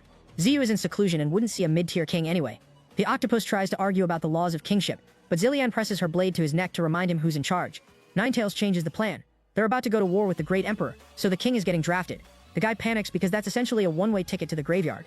Meanwhile, Ziyu is testing out some new endgame loot, 12 rhombus-shaped spatial crystals. These form a spatial gate that lets the master traverse star realms. He waves his hand and the crystals link up to rip a circular hole in reality, a direct portal that doesn't need to cross the void or even use GPS coordinates. It's the ultimate fast travel mechanic. Ziyu realizes these things are physical embodiments of spatial law. If he launches one, it acts as a dimensional slash that tears space apart. He tries to guide the gate to Earth, but the connection fails and causes a massive explosion. Even with the setback, Ziyu sees the potential. Once he produces more of these, he can move entire planets across the universe. His roots from the one transforms into three pure ones, technique, stretch out in every direction as he continues to push his limits. Out in the deep void, the real heavy hitters are gathering. Colossal beasts with fangs out are prepping for war, including a blood-red monster covered in grotesque eyes. They debate waiting for the Titan clan, but a blazing red beast says it's too late. It's either a gamble for survival or extinction. The silence is broken when something hits the area at insane speed. The Great Emperor arrives, a towering being whose stomp literally shakes the starry expanse. He opens a slit on his massive trunk, releasing a blinding flash of silver light that lets everyone know the war has officially started. The Great Emperor finally pulls up, and the exotic beast horde is losing its collective mind. One beast at the front roars for a full charge to protect the domain, and 50,000 troops scramble to surround the Emperor. Stat check. They've got 100 transcendent rank 5s and 3 rank 6 elites on the field. The plan is desperate. Even if they can't win, they're hoping to at least heavily wound him. The Great Emperor isn't impressed. He stomps a foot, shaking the entire battlefield, and lets out a roar that has the many-eyed beast on high alert. He unleashes a wave of crimson spiritual power that mows through the front line like a lawnmower. The fodder beasts are literally getting one shot, disappearing into explosions before they can even scream. The many-eyed beast tries to retaliate, firing off tentacle shockwaves while the other two leaders prep their best moves, a black hole burst and a massive fireball. They combine all three into a rank 6 fusion strike, a unified blast of terrifying energy that looks like their best shot. The Great Emperor doesn't even move his body. He just whips out a single blood-red tentacle and slashes through the attack, deleting the entire fusion skill in one swipe. Blinding lights scatter everywhere as the shockwave slams into the cosmic barrier, actually fracturing the wall of reality. The beasts are horrified. Their best combined effort didn't even leave a mark, but the Emperor's casual counter is breaking the universe. The many-eyed beast realizes the gap is too large and roars that it's time to sacrifice its eyes for a desperate final play to touch the Emperor. One of the other leaders steps up to buy time, triggering gigantification and swelling hundreds of times larger. He looks like a titan compared to the surrounding army, grabbing the Great Emperor's head and straining with every ounce of power he has. The Emperor doesn't budge an inch. He just exhales a single breath and the massive beast is instantly suppressed and forced back. Before the giant can even finish a roar of defiance, the Great Emperor launches a casual strike that reduces him to dust. Total deletion. The third leader tries to go flame giant, but he's too slow. A tentacle pierces his head, and in a second, he's being run through and shredded, his internals scattered into the void. The many-eyed beast is watching his elite squad get ripped apart, sweating and trembling because he's completely powerless. He shrieks at the remaining army to stop the Emperor if they don't want their planet erased. The beasts snap out of their shock and start spamming every spiritual attack they have toward the monster. That's when the Great Emperor decides to get serious. A fissure splits open along his trunk, and a single massive blood-red eye snaps open, dropping a crushing pressure that turns the entire battlefield into a suffocating death trap. The beast horde stops holding back and spams their spiritual force at the Great Emperor in a massive simultaneous strike. The Emperor just tanks the explosions like a boss, his towering body taking every hit without a single scratch. The many-eyed leader is sweating, desperately needing more time for his ultimate move, but he realizes the entire army's combined assault isn't even tickling the monster. That's when the blood-red eye on the Emperor's body snaps wide open. He charges up 2 massive spheres of spiritual energy and hurls them into the crowd, miring the void in a blazing force that mows down the horde. The leader barely survives behind a barrier, but he's forced to watch as his entire army is deleted and turned into drifting ash. Just as the Emperor is flex-walking through the debris, several black spiritual rays pierce through his energy and converge on him, trapping him inside a warping black hole sphere. The many-eyed leader starts laughing like a maniac, convinced that because not even light can escape a black hole, the Emperor is finally erased from the universe. He's already planning his retreat to save his own ruined eyes when a faint white radiance flickers from within the abyss. The black hole collapses into a single line and seals shut, but instead of a vacuum, the Great Emperor's thick roots burst through the void. He steps out completely unharmed. The leader is paralyzed with terror. This guy isn't just a powerhouse, he's a literal physics-breaking monster. The beast tries to tear open the void and flee into the nothingness, thinking he's safe, but in the next heartbeat, his body is severed in 2. The Great Emperor walks over to the corpse and ignores the beast's terrified pleas, shutting his massive fangs and swallowing him whole. Back at the Blood Demon Palace, Ziyu is settling his debts. Bashuan, the guy who risked his life to find the one transforms into 3 pure ones info, is kneeling before him. Ziyu is a man of his word. He officially takes Bashuan as his named disciple, mentioning he has a senior martial sister he'll meet later. To get his new student up to speed, Ziyu drops a massive golden spirit stone and begins a full-body upgrade. He uses the yin-yang dust crystal's purifying essence to refine Bashuan's constitution. a process so agonizing it feels like being burned alive. Bashwan's body starts to collapse under the pressure, and he faints from the sheer torment. Ziyu just uses a root to support the limp body, and carries him through a portal to the world of vitality to finish the reforging. While handling the disciple, Ziyu senses a shift in his miniature worlds. In the darkness realm, a new origin spirit is being born in the form of a child. This is a huge milestone. Out of the 9 heavens, 6 now have their own spirits. Ice, light, earth, thunder, flame, and now darkness. Only the mist and void worlds are still lagging behind. Ziyu knows that once the full set is born and entrusted to plant guardians, his minor worlds will evolve into great worlds. He's already tasting the endgame power-up, but the celebration is cut short when the king of the Blood Demon clan feels a presence behind him. A majestic throne has suddenly manifested out of nowhere, with a figure seated on it looking right at them. Ziyu turns his head, his expression turning cold as the newcomer identifies him as the god of Earth. Looks like someone finally tracked him down. The figure on the throne introduces himself through the spatial gate as the fallen titan, Emperor of the Void. Ziyu isn't impressed by the title and demands to know how this guy tracked him. The titan admits his subordinates were scouting for a long time, mentioning how the 17th king, our octopus friend from earlier, got his dignity deleted on Earth. Ziyu doesn't take the threat lightly. He can sense the spiritual pressure is the real deal. The titan explains he was originally just a void parasite that infested a titan's body and built an empire from the inside out. A quick stat check confirms this guy is a transcendent rank 6 problem. His innate talent corruption is essentially mind control that erodes both body and spirit. He's packing a titan body for raw strength, flames of corruption to burn souls, and a massive soul-eroding domain. To top it off, his fallen aspect divine ability is a broken stat multiplier that pumps his speed and defense through the roof. Ziyu wraps himself in a violet spiritual aura, transforms into a colossal flood dragon, and charges through the gate to get face to face. He wants the objective, and he wants it now. The titan reveals the target, the Sky Clan and their dormant imperial weapon, the 16-winged divine. He's pitching an alliance because the Sky Clan is too massive for a solo mission, and they need to bag the weapon before it wakes up and becomes unsubduable. Ziyu considers the move having an imperial weapon would definitely help his odds against the Great Emperor, but he doesn't trust a parasite. The titan offers to let Ziyu take the lead, but Ziyu flatly refuses the partnership. The titan snaps, slamming his hand on the throne and roaring that if Ziyu isn't an ally, he isn't leaving the room alive. Ziyu just tells him to back up his talk. The titan erupts in crimson flames of corruption, looking like a devil straight out of the void. He expands his domain to start rotting Ziyu's soul, but Ziyu doesn't even flinch. He charges straight into the fire. The titan throws a heavy fist, but Ziyu curls his dragon claws and slashes with terrifying force, tearing right through the titan's defense and ripping his body apart. Emerald blood sprays like a fountain, melting the earth into deep pits wherever it lands. The titan's regeneration is cracked, though his chest wound closes in seconds. He retaliates by condensing his flames into a single point and launching a fire fist that levels the entire battlefield into ruins. As the smoke clears, the titan's expression shifts. A massive surge of energy tears through the dust as Ziyu emerges, having swapped forms into the Thunder Dragon. Before the titan can even process the transformation, Ziyu opens his jaws and gathers power into a single concentrated spiritual orb. He unloads the blast at point-blank range. The titan is too stunned to dodge and takes the full impact, crying out in agony as the lightning burns through his defenses.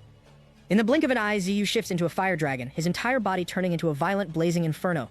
The fallen titan staggers in shock, unable to believe Ziyu has already swapped forms again. Ziyu unloads a torrent of golden fire spiritual power, letting out a roar that this is how fire is actually supposed to be used. The golden flames sweep through the air like a tidal wave, swallowing the titan in a thick cloud of smoke and dust while scorching his flesh. Our boy doesn't let up for a second. Shifting immediately into an ice dragon, razor-sharp ice blades condense around him, and he gives the titan a cold stare, muttering that it's time to cool him down. He rains down a relentless storm of ice, pelting the titan until the guy looks like a literal hedgehog. Ziyu's face darkens, realizing that even with that barrage, he didn't actually pierce the titan's flesh. His defenses are officially cracked. The fallen titan's eyes gleam as he shatters every ice blade in his body with a surge of raw power. He lets out a savage roar and begins a monstrous transformation, twisting into an abomination and releasing shockwaves that try to push Ziyu back. Ziyu stands his ground, recognizing that the titan is finally going all out. The titan blitzes forward with lightning speed, using Ziyu's earth element stone spikes as springboards. He smashes through the barricades, grabs a spike and hurls it like a high-speed spear. Ziyu deflects it with his tail, noting that the titan's strength and speed have hit a massive multiplier.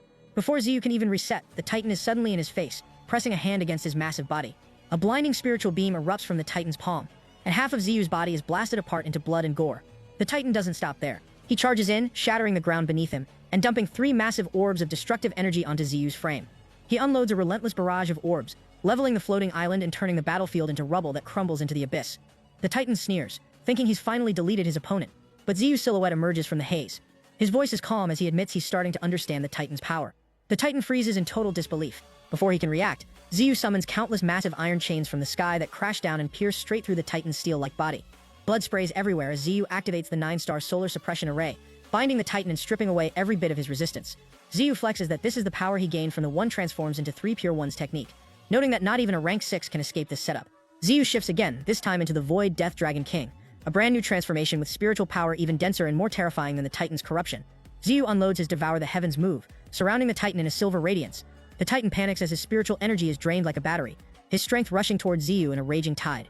The Titan shrieks as his body and power disintegrate into fine dust. The system pings with a massive 200 million evolution point reward for slaying a rank 6 Void Emperor. Ziyu seizes the Titan's heart, which emits a violet glow. It's a Dominion skill that lets him bind rank 5 entities without a struggle. A total upgrade over a standard blood contract. Suddenly, Ziyu's pupils contract as the heart reshapes itself. It transforms into folded angelic wings, shielding a hidden body inside. The Titan's heart undergoes a freak transformation, reshaping itself into the fallen angel Iware, her body wrapped in massive black wings. Ziyu is floored because he can sense the lingering aura of the Void Emperor on her, along with the echoes of countless other Void sovereigns. He realizes the Titan's alliance was a total scam. The guy was already on his deathbed and just wanted to use Ziyu's energy to finish nurturing this angel. Ziyu doesn't take kindly to being used as a battery. He tears the spiritual cocoon apart with a draconic claw, causing a violet explosion that shoots a beam straight into the heavens. Iware spreads her wings, completing her evolution into a true rank 5 fallen angel. A quick scan of her kit shows she's a problem. Her void wings let her unfold wings of nothingness, and she can blast blade wings made of destructive light. She's got mind shift and teleportation for peak mobility, plus a void spear for an arm. Her divine power, Void Radiance, is the real game changer. It converts an enemy's strength directly into void energy. Total cheat code. She lowers her white-haired head and acknowledges Ziyu as her master, which he's surprisingly fine with. Next on the menu is the leftover Crimson Titan's Heart. It's basically a raw concentration of strength that buffs size and defense but kills your speed. Ziyu unloads a swallowhole move and the resulting spiritual energy eruption is so massive it crushes the Titan's secret realm. Ziyu emerges in his Void Emperor form, even larger than before. He unlocks a new skill, the Void Dragon Roar, a summons meant to wake up every void creature in the sector. He tests it out, letting out a resonant dragon chant that ripples through the starry void. Deep in the cosmos, void beasts start freezing up. They realize this isn't just a random ping, it's a summons from the strongest emperor to ever exist. The 18th Void Emperor, the 36th Emperor Wings, and even the 3rd Emperor Endi start moving toward the signal. One old head beast warns that this roar is a declaration of war. If Ziyu can't open a massive enough gate to keep these creatures under control, the void itself will provide a terrifying backlash. Ziyu is still blissfully unaware, spamming the roar until a massive army of every void race imaginable gathers before him, waiting for his command. Ziyu realizes that if he unleashes this horde on the Sky Clan, it'll be a historical slaughter. He opens a massive void gate and orders them into his void world. But he's already thinking bigger. He turns to Iware for the intel. She reveals the Sky Clan is a branch of celestial angels ruled by 4 monarchs, with their strongest breaking into rank 6 a decade ago. But that was just the old report. They've expanded to 7 monarchs now, and the City Lord of Sky City has a massive chance of being a second rank 6. Ziyu assumes the worst-case scenario. He's dealing with multiple rank 6s. He tells Iware it's time to take the stage, and gives her a grim task, help him find a few high-quality corpses. Iware grips a long scythe, her expression turning dark and oppressive like a god of death ready to collect. Ziyu's thinking about the 16-winged Imperial weapon, a former divine heavy hitter for the Sky Clan that's now shattered and rotting with corruption. It's the same reason Iware fell into the void in the first place, taken when the fallen titan saw his opening. In a hidden secret realm, some guy is chilling on a swing under the tree of good and evil while golden light filters through the leaves. The tree notes that Iware is high tier, matching a 4-winged archangel in power, but the guy just laughs it off, calling her a throwaway experiment not worth the mental energy. Iware is currently busy terrorizing a planet made of crystalline spheres, the home of the rank 24 star race. She stands with black feathers fluttering, emanating enough killing intent to set off every alarm in the sector. She unloads a storm of black feathers that turn into deadly projectiles, raining down like a storm of arrows that shreds the star race ranks and levels their crystal buildings. The City Lord tries a sneak attack from behind with a massive spiritual orb, but Iware sidesteps it so cleanly, he ends up blasting his own city into rubble. The City Lord falls out of the sky, completely defeated and riddled with cracks. Iware snags him, telling him his life is still useful before a void portal opens. Ziyu's roots reach through the rift to drag the broken City Lord into the void world. Iware follows up by cleaving the air into a blazing cross-shaped void rift that starts swallowing the entire city piece by piece. A horde of void beasts pours out to start the buffet. But just as the star race is hitting peak panic, Iware senses some persistent ghosts closing in. A powerful surge of spiritual energy forces her to retreat and dip out before she gets pinned down. Moments later, a 4-winged angel arrives on the ruined planet, absolutely fuming that she escaped and deleted one of his cities. He's done playing games. The order is to capture her and force her to reveal the location of the 16-winged Imperial weapon. Back at Ziyu's base, he's admiring the Miracle Tree, or the Cursed Tree, depending on the vibe, which has grown even stronger under his power. He's used the Earth element to expand the area, turning it into a literal farm for high-tier evolution. He plucks a crystal-like angel fruit and hands it to a green-bodied beast, ordering a massive power-up for the Treefolk clan. Our boy is officially building an elite squad from the ground up, and leaving the logistics to his subordinates. Ziyu hands the angel fruit to the Aurora Spirit Wood, and the transformation is instant. Wings explode out of its body as it mutates into a brand new angel beast species right before his eyes. Just then, a massive shadow looms overhead, the literal entire Star Clan city. Iware drops in, confirming she's bagged the target, but Ziyu is actually stressed. He only asked for 4 bodies, and this is the 3rd time she's brought back a whole civilization. She's using the extras as fodder for the Void Beasts and hoping some survivors can tank the corruption to join the Void race. This Star Clan isn't a joke though. They have 5 peak rank 5 experts who can fuse their power for a massive stat multiplier. Ziwa warns her to stay low since people are definitely tracking her, then tosses the bodies into the cursory to fuel his next move. He dives into cultivation using 1 transforms into 3 pure ones to manifest galaxies around him while buffing the Blood Slaughter sword and the Killing sword. While Ziwa is grinding for levels, Iwer hits another star to keep the hunt going. But her stalker finally catches up. A massive explosion erupts where she was standing, and a 4-winged angel wielding a long sword emerges from the smoke. It's a rank 5 transcendent. Iwer is officially done with this guy following her and pulls her scythe, ready to delete him. The angel unloads a crimson cross slash that tears through the air, demanding she pay for her sins. Iwer shatters the attack, but before she can counter, 4 more rank 5 beasts rip through the void to surround her. One of them is a Beastman Royal with a lion roar spiritual assault that hits like a freight train. The shockwave is so heavy, Iwer is forced to block with her wings and ends up coughing blood. The angel realizes the Beastman's royal bloodline roar is the real deal. Iwer counts 5 rank 5s on the field and knows the odds are trash. She needs to break out. But the Beastman Royal doesn't give her a window, launching a terrifying surge of spiritual energy and slamming a claw down on her as the dust and smoke blanket the area. An explosion levels the spot where Iwer was standing, but as the smoke clears, the Beastman Royal finds nothing but rubble under his fist. Above him, a birdman is complaining about the planet getting trashed, while another beast is panicking that if Iwer is dead, their lead on the 16-winged weapon is gone. The Royal thinks he's got her when he sees a black wing fragment sticking out from the debris, but it's a total bait. Iwer appears right behind him, asking if he's still feeling lucky. Before he can even spin around, a violet flash of her scythe tears through his body. The massive lion is left coughing up blood as he crashes into the ground. Aku realizes they just attacked an afterimage and warns the squad to stop underestimating a rank 5 transcendent. The wound on the Beastman isn't closing. The corrupted void power on the scythe is literally devouring his flesh and eroding his spiritual reserves. It's a nasty debuff. The birdman unloads a divine wing slash from the sky, and Iwer meets it with a void-wrapped counter. Violet and golden energy slam together, causing a massive detonation that blankets the area in smoke. Iwer tries to dip out because the numbers are against her, but another beast activates a barrier, locking down the entire city.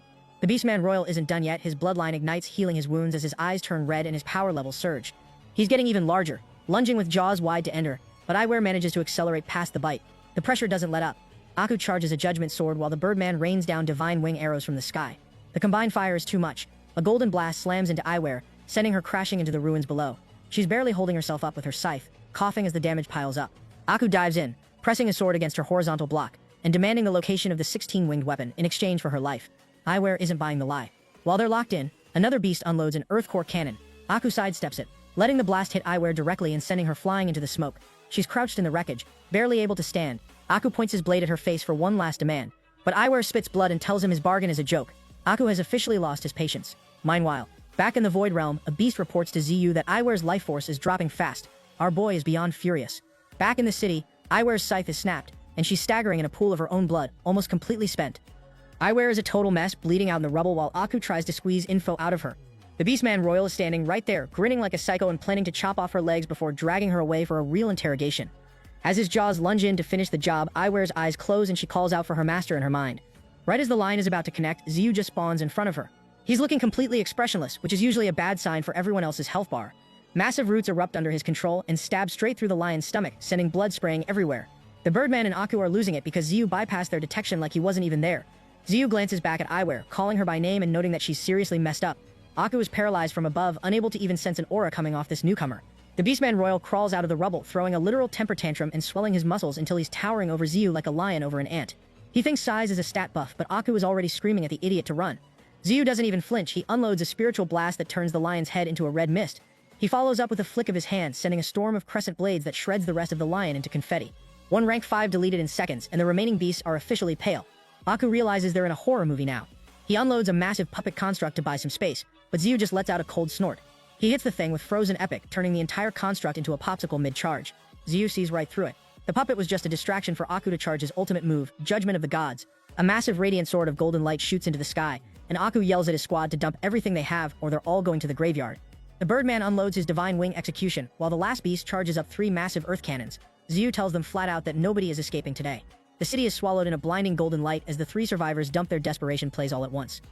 The Cannon Beast, Birdman, and Aku dump everything they've got into a triple threat ultimate, flattening the city and changing the color of the entire sky. They think they've finally achieved something until Ziyu's voice cuts through the smoke from right behind them. Not yet, darlings. The Birdman panics and unloads a desperate spiritual light attack, but a violet root slices through his neck before he can blink.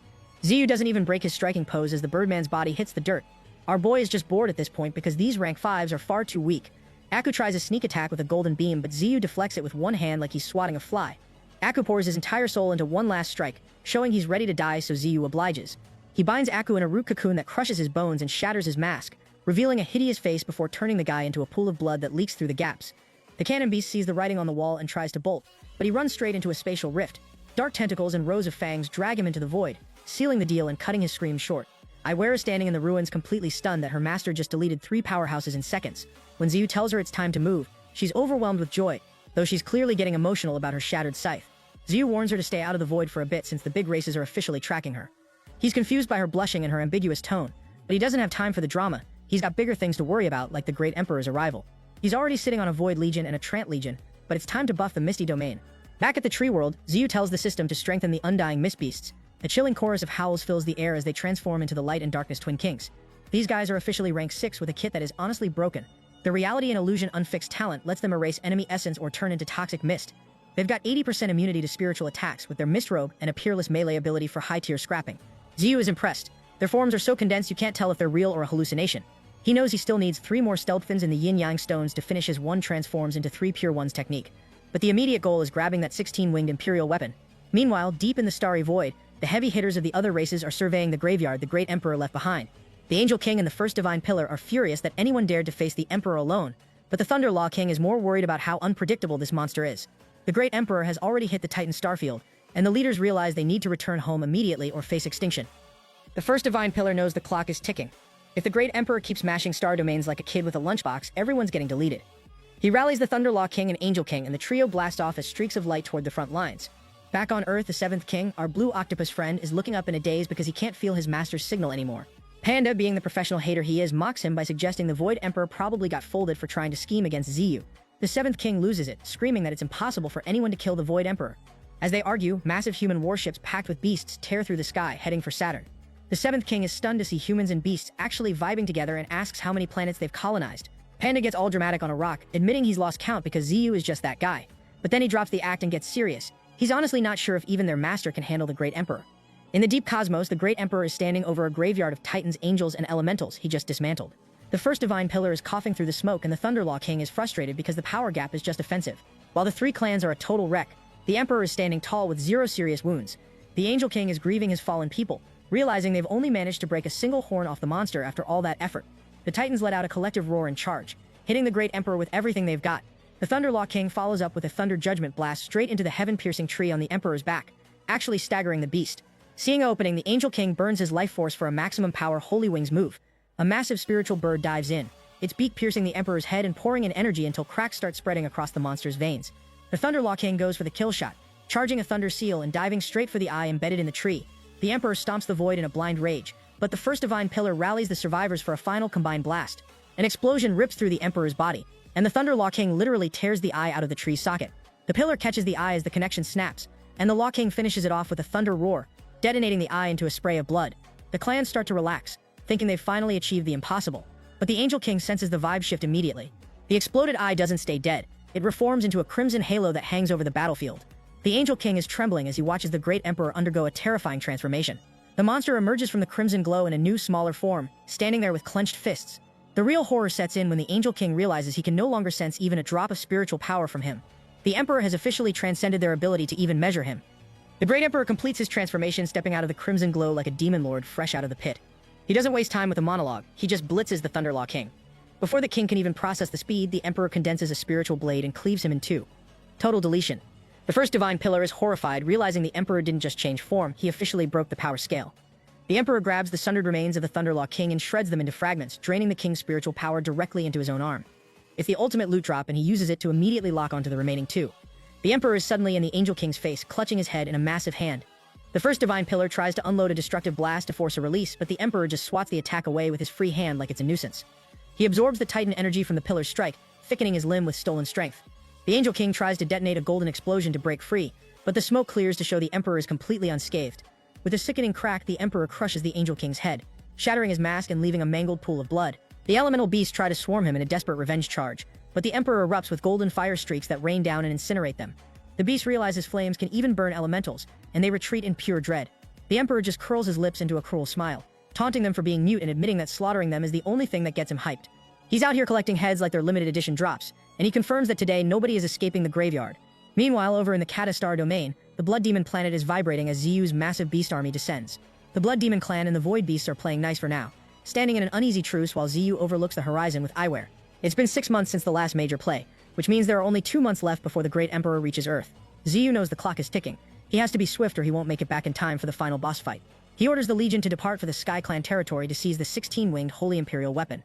Ziyu leads the charge like a flood across the stars, and the space around the Sky Clan's Holy Light planet shatters as they arrive. The war for the Imperial weapon has officially started. The Sky Clan is just doing their daily patrols when a massive rift tears open the sky, connecting their world directly to the Void.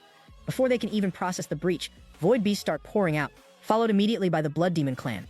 The defenders are losing their minds because seeing these two races running a tag team invasion is unheard of. Buildings are toppling into ruins and the streets are getting buried in white dust as the initial collision levels the city blocks. Ziyu and Iware are floating outside the rift, playing it cool while they overlook the chaos. Ziyu notes the planet's stats. It's 10 times larger than Earth and powered by 3 blazing suns, making it a high-tier radiant star. He isn't interested in the fodder war on the ground. He tells Iware it's time to move so they can find the 16-winged Imperial weapon. While they descend, the Sky Clan tries to rally with spiritual cyclones, but for every octopus-looking void beast they snipe, 3 more lunge from the smoke. There's a straight-up horror movie moment where a red void creature force-feeds itself into a Sky Clan girl, infesting her on the spot. She turns back to her teammates with a gloomy, eerie aura, mechanically claiming she's fine while the parasites take the wheel. Total nightmare fuel. The first wave of Sky Clan defenders gets deleted in seconds, forcing the High Command to wake up. Inside the Grandest Palace, an 8-winged angel learns that 10 cities have already been overrun. He stops playing around and deploys the entire city guard along with the 4 archangels. These elites move as golden streaks of light, blitzing toward the front lines. One struggling soldier is about to get his health bar emptied when the archangels spawn behind him. The leader charges a blazing golden sphere and unloads a blast that vaporizes a massive lane of void creatures in an instant. The heavy hitters have officially joined the chat. The 4 archangels are officially cleaning house, rotating through an elemental kit to delete the invasion force. One unloads a windblade that carves through void beasts, while another uses earth fracture to turn the ground into a forest of stone spears, skewering the Blood Demon clan. There's even a water dungeon specialist trapping beasts in high-pressure cages until they're snuffed out. The Blood Demon King is forced to pop a blood shield just to survive a divine strike from the Grand Archangel, and he's clearly feeling the pressure now that the Sky Clan's elite squad has joined the lobby. While the fodder war rages, Ziyu and Iware track down a glowing 6-pointed star formation. The literal X marks the spot for the 16-winged Holy Imperial weapon. But before they can start digging, a 6-winged angel spawns in to gatekeep the area. He's a rank 6 transcendent with a massive chip on his shoulder, immediately calling out Iware for being a traitor. Her black wings are all the proof he needs that she's fallen. He offers them a chance to retreat, but Ziyu isn't interested in the mercy of a mid-boss. He tells the angel to stop spouting nonsense and get ready to back up his talk. The angel doesn't hesitate, unloads a crimson thunderbolt strike that should have leveled anyone in its path. The impact is so heavy it shatters the ground and collapses the 6-pointed star formation, but Ziyu just tanks the hit. He's encased in a silver-white barrier that didn't take a single point of durability damage. The angel is stunned and pivots to his ultimate, Holy Cross Light Sever. It's a massive golden explosion that obliterates the nearby city and carves a bottomless chasm into the earth. Iware is blinded by the radiance and left coughing in the wreckage, while the angel prepares to finish her off. Suddenly the vibe shifts. The angel feels a spiritual pressure so suffocating it makes his face twist in horror. He looks up to see the crimson clouds roiling as a massive clawed hand tears through the sky. From the smoke, Ziyu finally reveals his true form, a colossal violet dragon. He's looming over the battlefield with glowing eyes, looking every bit like the final boss the Sky Clan wasn't prepared for. Ziyu is fully shifted into his dragon form, radiating endgame content energy that makes the entire starry void want to bow in dread. He unloads a void dragon's breath at point-blank range, a massive energy dump that levels the area and carves a bottomless chasm into the earth. The high-rank angel barely survives behind a golden barrier, admitting his health bar almost hit 0. Ziyu runs a quick stat check and sees he's dealing with an early rank 6 who went for a full order build. The guy has unbreakable light swords and nigh indestructible shields, but the real banhammer is his divine ability, Gate of Heaven. It's a reality deletion move that expels you from existence. Ziyu realizes that if he gets clipped by that move, it's an immediate GG. Away from the main scrap, we meet a green-haired kid named An, who's chilling on a swing under a tree like he's just spectating a casual match. He's got that smug max-level Smurf energy laughing while the tree confirms the Void Emperor is a peak rank 6 monster. An decides it's time to stop spectating and awaken just as Iware pulls up through a void rift. He calls her the 16-winged Holy Imperial weapon and mocks her about the torment he put her through in the past. Iware isn't there for a chat. She's on a full-blown revenge tour and unloads a horde of void beasts behind her to back up her talk. An's amusement turns into bloodshot fury. Playtime is officially over. Back on the main stage, Ziyu is relentless. He warns the Archangel that the planet is going to snap if they keep going, but the angel has reached burn the server levels of salt. He's willing to let the world break as long as he takes Ziyu with it. Ziyu escalates by opening a massive void gate in the ground, ordering his beast to tear the angel apart. The Archangel is busy shredding the fodder, but he notices the void corruption is spreading through the planet like a virus. Ziyu tries to negotiate, offering to withdraw the Legion if the angel just drops the 16-winged Imperial weapon loot. The angel is the ultimate gatekeeper and refuses to yield, vowing to protect the world even at the cost of his life. Just as the pressure peaks, a massive wave of angelic war beasts crashes the server to provide backup for the Archangel. Just as ZU is settling in, the Sky Clan decides to crash the party with a massive reinforcement wave. We're talking anywhere from 500,000 to a literal million angelic war beasts stretching across the horizon. ZU runs the numbers and realizes the lobby is officially over capacity. He didn't expect the reinforcements to hit these numbers this fast. One beast thinks focusing the purple dragon is the winning play, but ZU just opens the floodgates. His Void Legion spawns in to meet the charge, turning the sky into an absolute blender. The High Angel unloads a spiritual beam that hits the Dark King dead on, but the King just hits the undo button on the damage and regenerates with frightening speed. He follows up with a crushing fist that sends the High Angel coughing blood. The Angel realizes ZU has been running a mad scientist build, fusing the bodies of fallen Sky Clan members with tree folk to create grotesque hybrids that carry the aura of his own kind. The Angel is absolutely livid, calling it an unforgivable sin, but ZU just gives him that indifferent look from above, treating the desecration like a minor clerical error. Back at the Sky Clan HQ, the reports are coming in like a list of disasters. The City Lord's forces are being suppressed, and the tree folk are currently speedrunning their way through the northern cities toward the central stronghold. The Sky Clan leader has to panic deploy the Divine and Holy Sword legions just to try and stop the bleeding before their civilization hits zero. Meanwhile, over on Annan's side of the map, he's acting like he's the main character in a low-level dungeon. He's mocking Iware while he stabs her with a blade of light, sneering that she's just as weak as ever. He's talking about carving open her heart like a total psycho, but Iware just smiles through the blood. She lets him know he's got the mission objective wrong. She didn't come here to kill him, she came to corrupt him. On cue, the surrounding void corpses start swelling like overcharged batteries and explode into a toxic miasma. This isn't just a basic debuff, it's a master-level toxin ZU personally refined to eat through divinity. On tries to hide behind his indestructible holy shield, but the defense starts spiderwebbing until it shatters like cheap glass. On is officially caught in a corrosion loop, watching his own flesh and soul get eaten away while Iware looks on with zero sympathy. Arvin's body starts to fade, but it's just a shell. A new stitched-together nightmare named Sarif tears his way out of Arvin's dissolving face like a parasite. Sarif is a rank 6 problem, and he doesn't waste time, immediately ripping open the void to hunt. Meanwhile, the real Arvin is still lounging on his swing, completely untouched by the poison gas. He admits ZU's toxin is strong, but to a system admin like him, it's nothing. He sends Sarif to go have some fun with the Master, and the Stitched Angel streaks across the sky like a crimson bolt. On the main battlefield, ZU is leading his legion when he senses a massive lag spike in reality. Sarif bursts from a rift and hits ZU with a speed blitz so fast it bypasses his active frames. ZU actually vomits blood and crashes into the dirt. Leveled by the impact, the high-ranking angel is stunned to see Sarif, realizing the creature has officially inherited the power of the 16-winged Holy Imperial weapon. ZU rises from the rubble, noting that even with his perception he couldn't clearly follow Sarif's movement. He tries a massive grab move, but Sarif just mocks the effort, shooting upward and smashing a black spiritual fist into ZU's face. Our boy is getting ragdolled through mountain ranges, realizing his massive dragon form has a hitbox disadvantage against a target this small and fast. Iware is losing her mind as she watches ZU get torn apart, but ZU is actually checking the spectator list. He realizes Ian is watching the entire fight through Sarif's eyes like a livestream. ZU calls him out, asking if he's enjoying the show, which makes Ian go pale with irritation. Sarif loses his temper and unloads a barrage of spiritual energy spheres that flatten the nearby mountains before folding his wings to trigger a massive shredding vortex around ZU's frame. ZU is getting diced, blood circling him as the whirlwind tightens, but he just throws his head back and laughs. He hasn't met an opponent this meta in a long time. Instead of panicking, he gets that predatory look in his eyes. The stronger this 16-wing power is, the more he wants to add it to his personal collection. Anan is officially unsettled because even while ZU is being shredded into ashes, he's still acting like he's the one who already won the match. The whirlwind coiling around ZU scales up until it's a massive tornado reaching the heavens, trying to shred him into confetti. ZU isn't bothered, he mocks the idea of a simple vortex trapping him and hits the Titan's heart buff. His weight becomes so astronomical that his feet shatter the earth, and his growing frame literally rips the tornado apart, sending the recoiling winds back at a shocked Sarif. ZU notes that this move doesn't just scale his size, it puts his durability on an entirely new level. He lets out a roar that acts like a full health reset, making every wound on his battered body vanish instantly. The high-ranking angel is officially panicking, unable to even identify ZU's race as the purple spiritual force makes him look like a celestial deity descending for a wipe. The angel and Sarif realize they need to stop his momentum before he unloads a major technique. They coordinate a third-party strike, combining angelic radiance and a crimson blood Hulk cleave. It's a massive gold and red energy dump aimed right at ZU's frame, but he just overpowers the whole thing with a spiritual explosion. He makes it clear that the weak perish, blasting the angel back and leaving Sarif in disbelief. Iware watches from the sidelines as ZU gathers energy into a massive sphere that engulfs everyone on the field, allies and enemies alike. It detonates like a violet tactical nuke, deleting the mountain ranges and leaving nothing but an endless smoke-filled crater. Sarif is left with half his body severed, and Anne, still spectating through Sarif's eyes, admits that even two rank 6s are getting completely outclassed. The survivors go for one last desperation play, merging their golden light to summon the Sky Clan's peak technique, the Cross Purification Rite. A massive golden monument of a crucified man materializes in the sky and transforms into a colossal golden entity that charges ZU. The Dark King has to bubble Iware just to keep her safe from the shockwaves of the strongest move in the Sky Clan's kit. ZU welcomes the challenge, meeting the golden figure head-on with a surge of violet power. The golden body is forced to a halt, but it can't tank ZU's raw output. He pours even more spiritual energy into the strike, until the golden entity dissolves into nothingness. The High Angel is left broken in the ruins, and Ziyu stands over them while his roots ensnare what's left of Seraph. He makes it clear that they aren't worthy of the 16-winged Holy Imperial weapon. He's the only one qualified to take the loot. Seraph is officially skewered on Ziyu's roots like a kebab, blood dripping as he hangs there completely spent. The high-rank angel isn't doing much better, slumped against a boulder with a massive X-shaped chest wound and his life force fading out.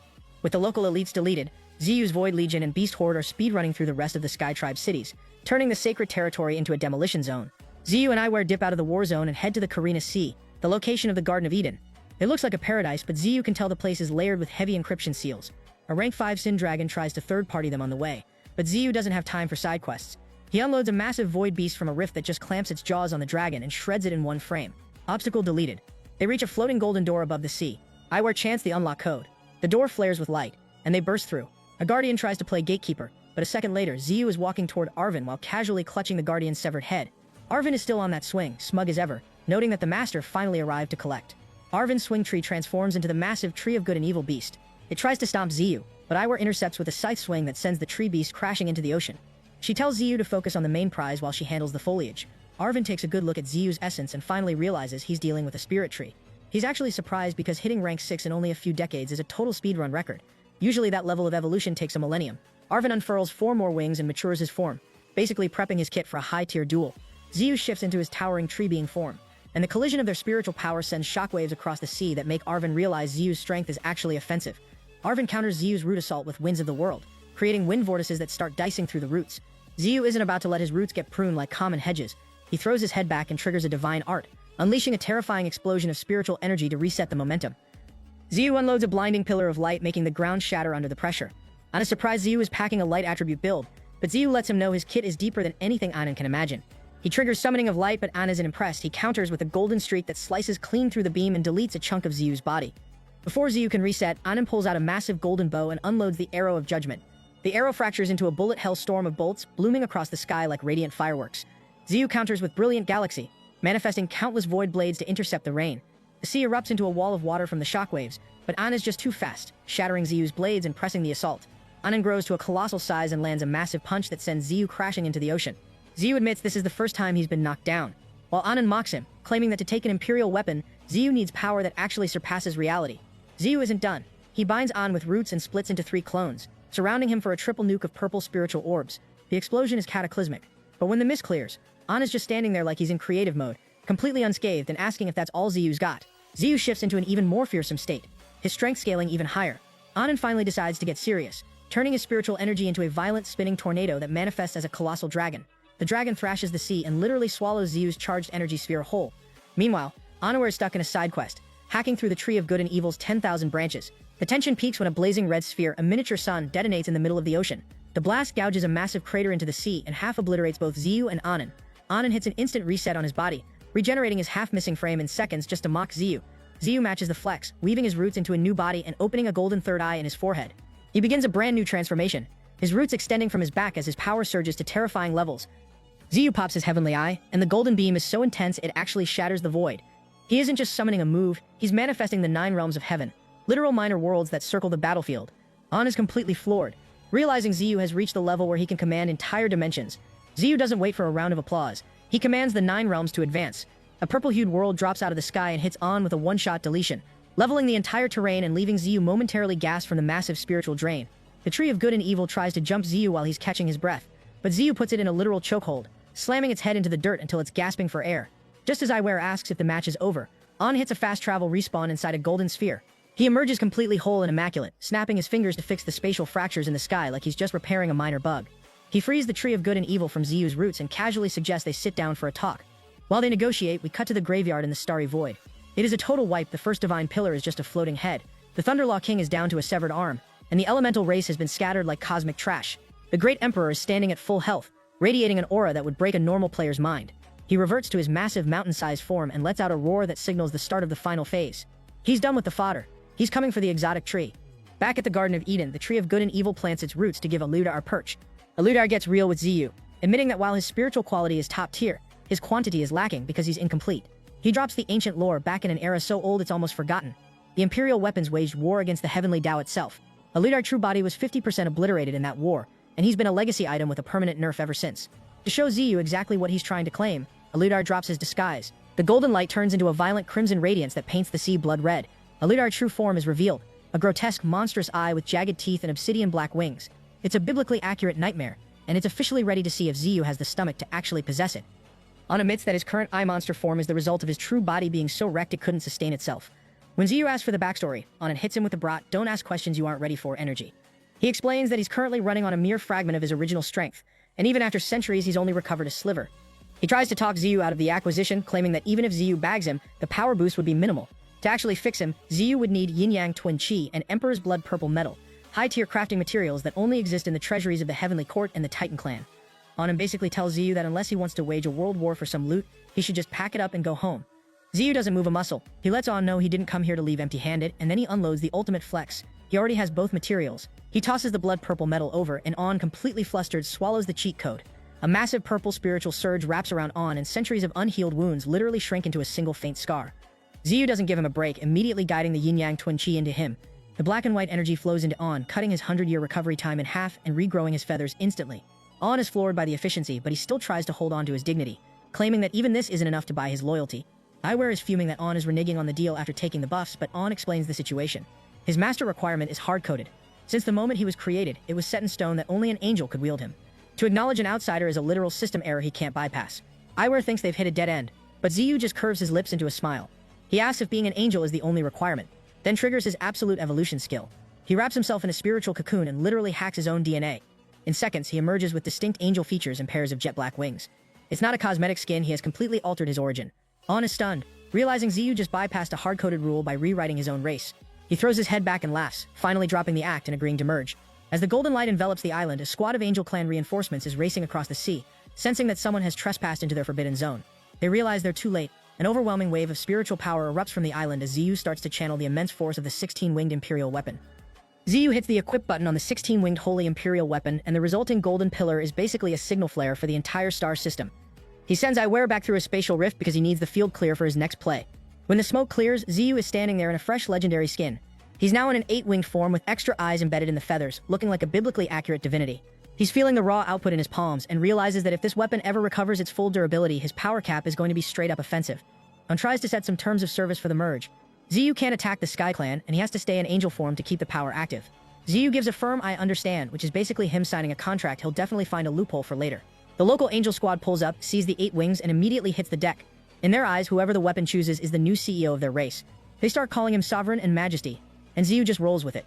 He also picks up a new skill drop, Wings of the World, a move designed to delete barriers and rend space in an instant. The angels beg Ziyu to help them stop the alien invaders.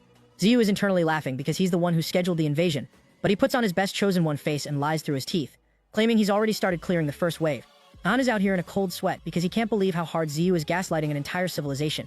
They head to the capital, which is currently a demolition zone. Void beasts are trampling buildings, and the tree beings are crushing angels into a red mist between their fingers.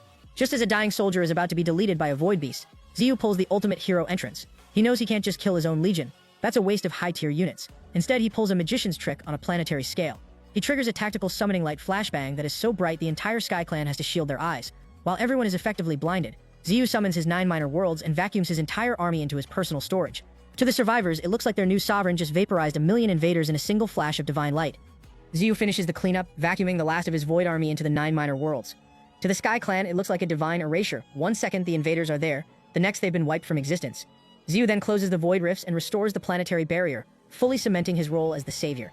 But he doesn't stop at just winning the war, he decides to win the PR battle too. He triggers the minor world of life, dropping a golden rain that hits the resurrect button on every fallen Sky Clan member. Even the gatekeeper he personally decapitated earlier is suddenly rubbing his neck and wondering how his head is back on his shoulders. It's a masterstroke of gaslighting. He's effectively revived the very people he just slaughtered, ensuring their eternal loyalty. Among the resurrected is Seraph, who clearly didn't learn his lesson the first time. The moment he sees the 16-winged Imperial weapon merged with Ziyu, he loses his mind and tries to third-party the exchange. He charges Ziyu with a blood-red punch, but Ziyu's counterframes are too fast. He slices Seraph's arm off mid-swing and then follows up with a vertical cleave that turns the traitor into cosmic dust. Ziyu made a deal not to harm the Sky Clan, but a rogue agent trying to steal his loot is a free pass for deletion. The high-ranking angel is left in a state of shock, realizing that Ziyu can move behind him in the blink of an eye. Before Ziyu hits the exit, he drops a summoning feather as a unique loot item, telling the angel that if the race ever hits a crisis they can't handle, he'll show up to carry the match. Ziyu hits time acceleration and blasts off the planet as a golden streak, heading straight for Earth. He's officially completed the 1 transforms into 3 pure 1s requirements and bagged the 16-winged Imperial weapon. He runs a quick stat check on his new gear, and the numbers are honestly offensive. It's a mid-tier Supreme Emperor armament that comes with World Breaker for army wiping and Winds of the World for deleting entire maps. The most broken part of the kit, however, is the Against the Current Divine Art, when Ziyu's speed transcends the temporal limit. He can literally move upstream through time. Even though half the weapon's skills are currently sealed due to damage, it's still a game-changing power spike. Anan is yapping in Ziyu's ear about how 16-winged actually refers to 16 different weapon forms, not just literal wings. He's acting all proud of his stats, but then he gets curious. He asks Ziyu why a rank 6 monster would go through all this trouble to farm an Imperial weapon. Ziyu's gaze hardens as he looks toward Earth. He admits there's a being currently heading his way that makes all this prep necessary. Anan is genuinely taken aback. He can't imagine what kind of nightmare would force a peak powerhouse like Ziyu to look for extra insurance. Zibio is tearing through the vacuum like a golden shooting star, clocking speeds that make his previous travel times look like a joke. Anarn is still yapping in his ear, but the mood shifts instantly when Zibio names the target, the Great Emperor. Anarn loses his mind, screaming that the Emperor is nothing but a lackey of Heaven's Tao. This is a massive lore drop. Anarn is a legacy weapon that's been in a year-long deathmatch with this guy before, trading wings for wounds in a fight that leveled half a star system. While Anarn is processing the fate of a rematch, Zibio is doing the math. He's been gone for 7 months, but with his new 16-winged engine, he's going to turn a 5-month return trip into a 1-week sprint. Back at Earth, the lobby is full. The Insect Princess, the Royal Insect, the Tiger Brothers, and the Golden Ant have assembled a beast army that would make most civilizations quit the game. Even the humans have their warships in formation, the captains sweating bullets as they stare at a spatial rift that makes the planet look like a marble. Then, the World Eater himself arrives. The Great Emperor's head emerges from the rift and he is literally larger than a planet. His roar is a physical force that shatters the defenders' formation, but Ninetails doesn't flinch. She steps up as the interim boss, telling the Emperor that her master is on the way, and she's the one he has to go through first. She gives the all-in signal, and every warship and beast unloads their entire kit on the Emperor in a desperate attempt to hold the line. A week later, Ziyu finally drops out of the void at the edge of the solar system, and the vibe is immediately wrong. He's looking at the familiar map, but there's a new planet that shouldn't be there, and the asteroid field is a mess. Anan senses the corruption before Ziyu can even scan the area. They look toward the center of the system and realize the Great Emperor didn't just attack. He started the harvest phase. Grotesque, massive creatures are literally coiling around the sun, draining the life of the system like cosmic parasites. Anan's voice is cold as he drops the worst possible news. They might be too late. The heart of the solar system is already being strangled. The sun is being eaten alive. Massive mutated parasites have plunged their tentacles into the solar surface, draining Earth's star like a battery. Anan drops the grim news that they're officially too late. Ziyu lands on a lifeless, silvery sphere that he quickly realizes isn't Earth, it's the moon. He finds the remains of the laurel tree, charred all the way to its core, and tucks the brittle roots into his life space with a silent promise to revive it. Then he starts a tour of the solar system that looks more like a post-match report of a total server wipe. Mercury is split in half. Venus has a gaping hole in its center. Saturn is shattered into fragments, and Mars is missing an entire hemisphere. Anan confirms the vibe. This is the Great Emperor's signature style, cleaving planets like they're minor obstacles. They drift into a massive graveyard where the mass grave energy is suffocating. Wrecked warships and mountains of beast corpses are floating in the void, a silent testament to the absolute slaughter that took place while Ziyu was away. Amidst the wreckage of a split insect nest, Ziyu finds a faint pulse. It's the Insect Queen, barely clinging to life. She doesn't even recognize Ziyu in his new angel skin until she feels his spiritual aura. Ziyu unloads a stream of life essence to mend her shredded wings and carapace, then demands an update. The news is a nightmare. The 10 great beasts were completely deleted, and the Great Emperor didn't just win, he literally took Earth away. His next target is the Azure Blue Star. Ziyu pulls the queen and her nest into his life space for protection, his silence turning into a terrifying heavy pressure. Within seconds, his spiritual power explodes like a supernova. The fury in his golden eyes is so intense it triggers the mutated creatures on the sun. They break free from the solar surface and fuse mid-air, forming a colossal abomination that lunges at Ziyu to shut down his leg in the spiritual field. The explosion of their collision sends shockwaves through the void, while thousands of other golden-eyed parasites lift their heads from the sun, sensing a new high-tier prey has finally arrived. Ziyu gets eaten by a tentacle made of thousands of fused worms, but he doesn't even flinch. He pops a golden barrier and triggers a deep freeze that travels all the way back to the solar surface, shattering the frozen limb into wet chunks of ice. An is trying to jump in and help, but Ziyu is in full solo mode, telling the weapon to sit this one out. The parasite finally stops playing hide-and-seek and materializes, trash-talking Ziyu about being a leftover toy while the Great Emperor has already finished the main quest. Ziyu decides to switch his loadout, transforming into a dark elf form despite An's warning that the skin doesn't support his 16-wing power. Ziyu isn't listening. He unloads Brilliant Galaxy, dicing the monster into heaps of debris. The problem is the parasite has an infinite respawn passive. It literally tells Ziyu that its cell count is infinite, and even the sun's fire can't burn it, making it effectively unkillable. It retaliates with demonic horns and super flame orbs, eventually forming a massive tentacle fist that punches Ziyu across a rock ledge. The monster is laughing, thinking Ziyu is just another mid-tier player dreaming of challenging the Emperor. Ziyu emerges from the smoke looking chillingly calm. He tells the monster that if it really can't be killed, that's perfect, because he won't have to hold back. He summons a divine forest of thick roots that fill the entire battlefield, reaching across the void to literally rip the parasite off the sun. The solar parasite phase is over. The sun returns to normal as Ziyu deletes every single cell, holding the creature's severed head in a suffocating rage. While Ziyu is cleaning up the solar system, the stakes just hit a new peak. The heaven-piercing tree, the Great Emperor's true form, is currently holding the Azure Blue Star hostage, opening a massive blood-red eye and demanding Ziyu show up before he deletes the planet. Back on the ground, the Golden Monkey and his squad are staring down two fresh mutated creatures that have already marked them as their next meal. The parasite that spent the last chapter claiming it was immortal gets a front-row seat to its own deletion, thrashed in a sea of flames while its cells literally evaporate. Ziyu doesn't even blink, he just tosses the monster's severed head back to the 16-winged weapon like he's feeding a stray. Anin catches it midair, but after a crunch and a spray of viscera, he starts gagging and complaining that the head tastes like a disgusting freak. It's a grisly start to what's becoming a dark mission. Down on Azure Blue Star, the vibe is straight up apocalyptic. The Great Emperor has parked his crimson roots deep into the planet, draining the world's vitality until the land is just a graveyard of dust. The Misty Mountain trio, Badger, Boar, and Golden Monkey, are completely cornered, bleeding and bruised, barely dodging jaws until Panis drops in like a precision sniper. She unloads a spiritual arrow to clear a path, followed by the Golden Dragon, who unloads a laser so wide it almost wipes his own teammates along with the enemies. Just as a massive indigo beast tries to ambush them from underground, Yui appears. He doesn't just attack, he unloads a red energy grid that wraps around the monster, turning it into perfectly divided cubic chunks of meat in a single frame. They retreat to the ruins of Dragon Island, a place that's basically a field hospital now. The dragon-shaped peak has had its head sheared off, a permanent reminder of the beatdown they just took.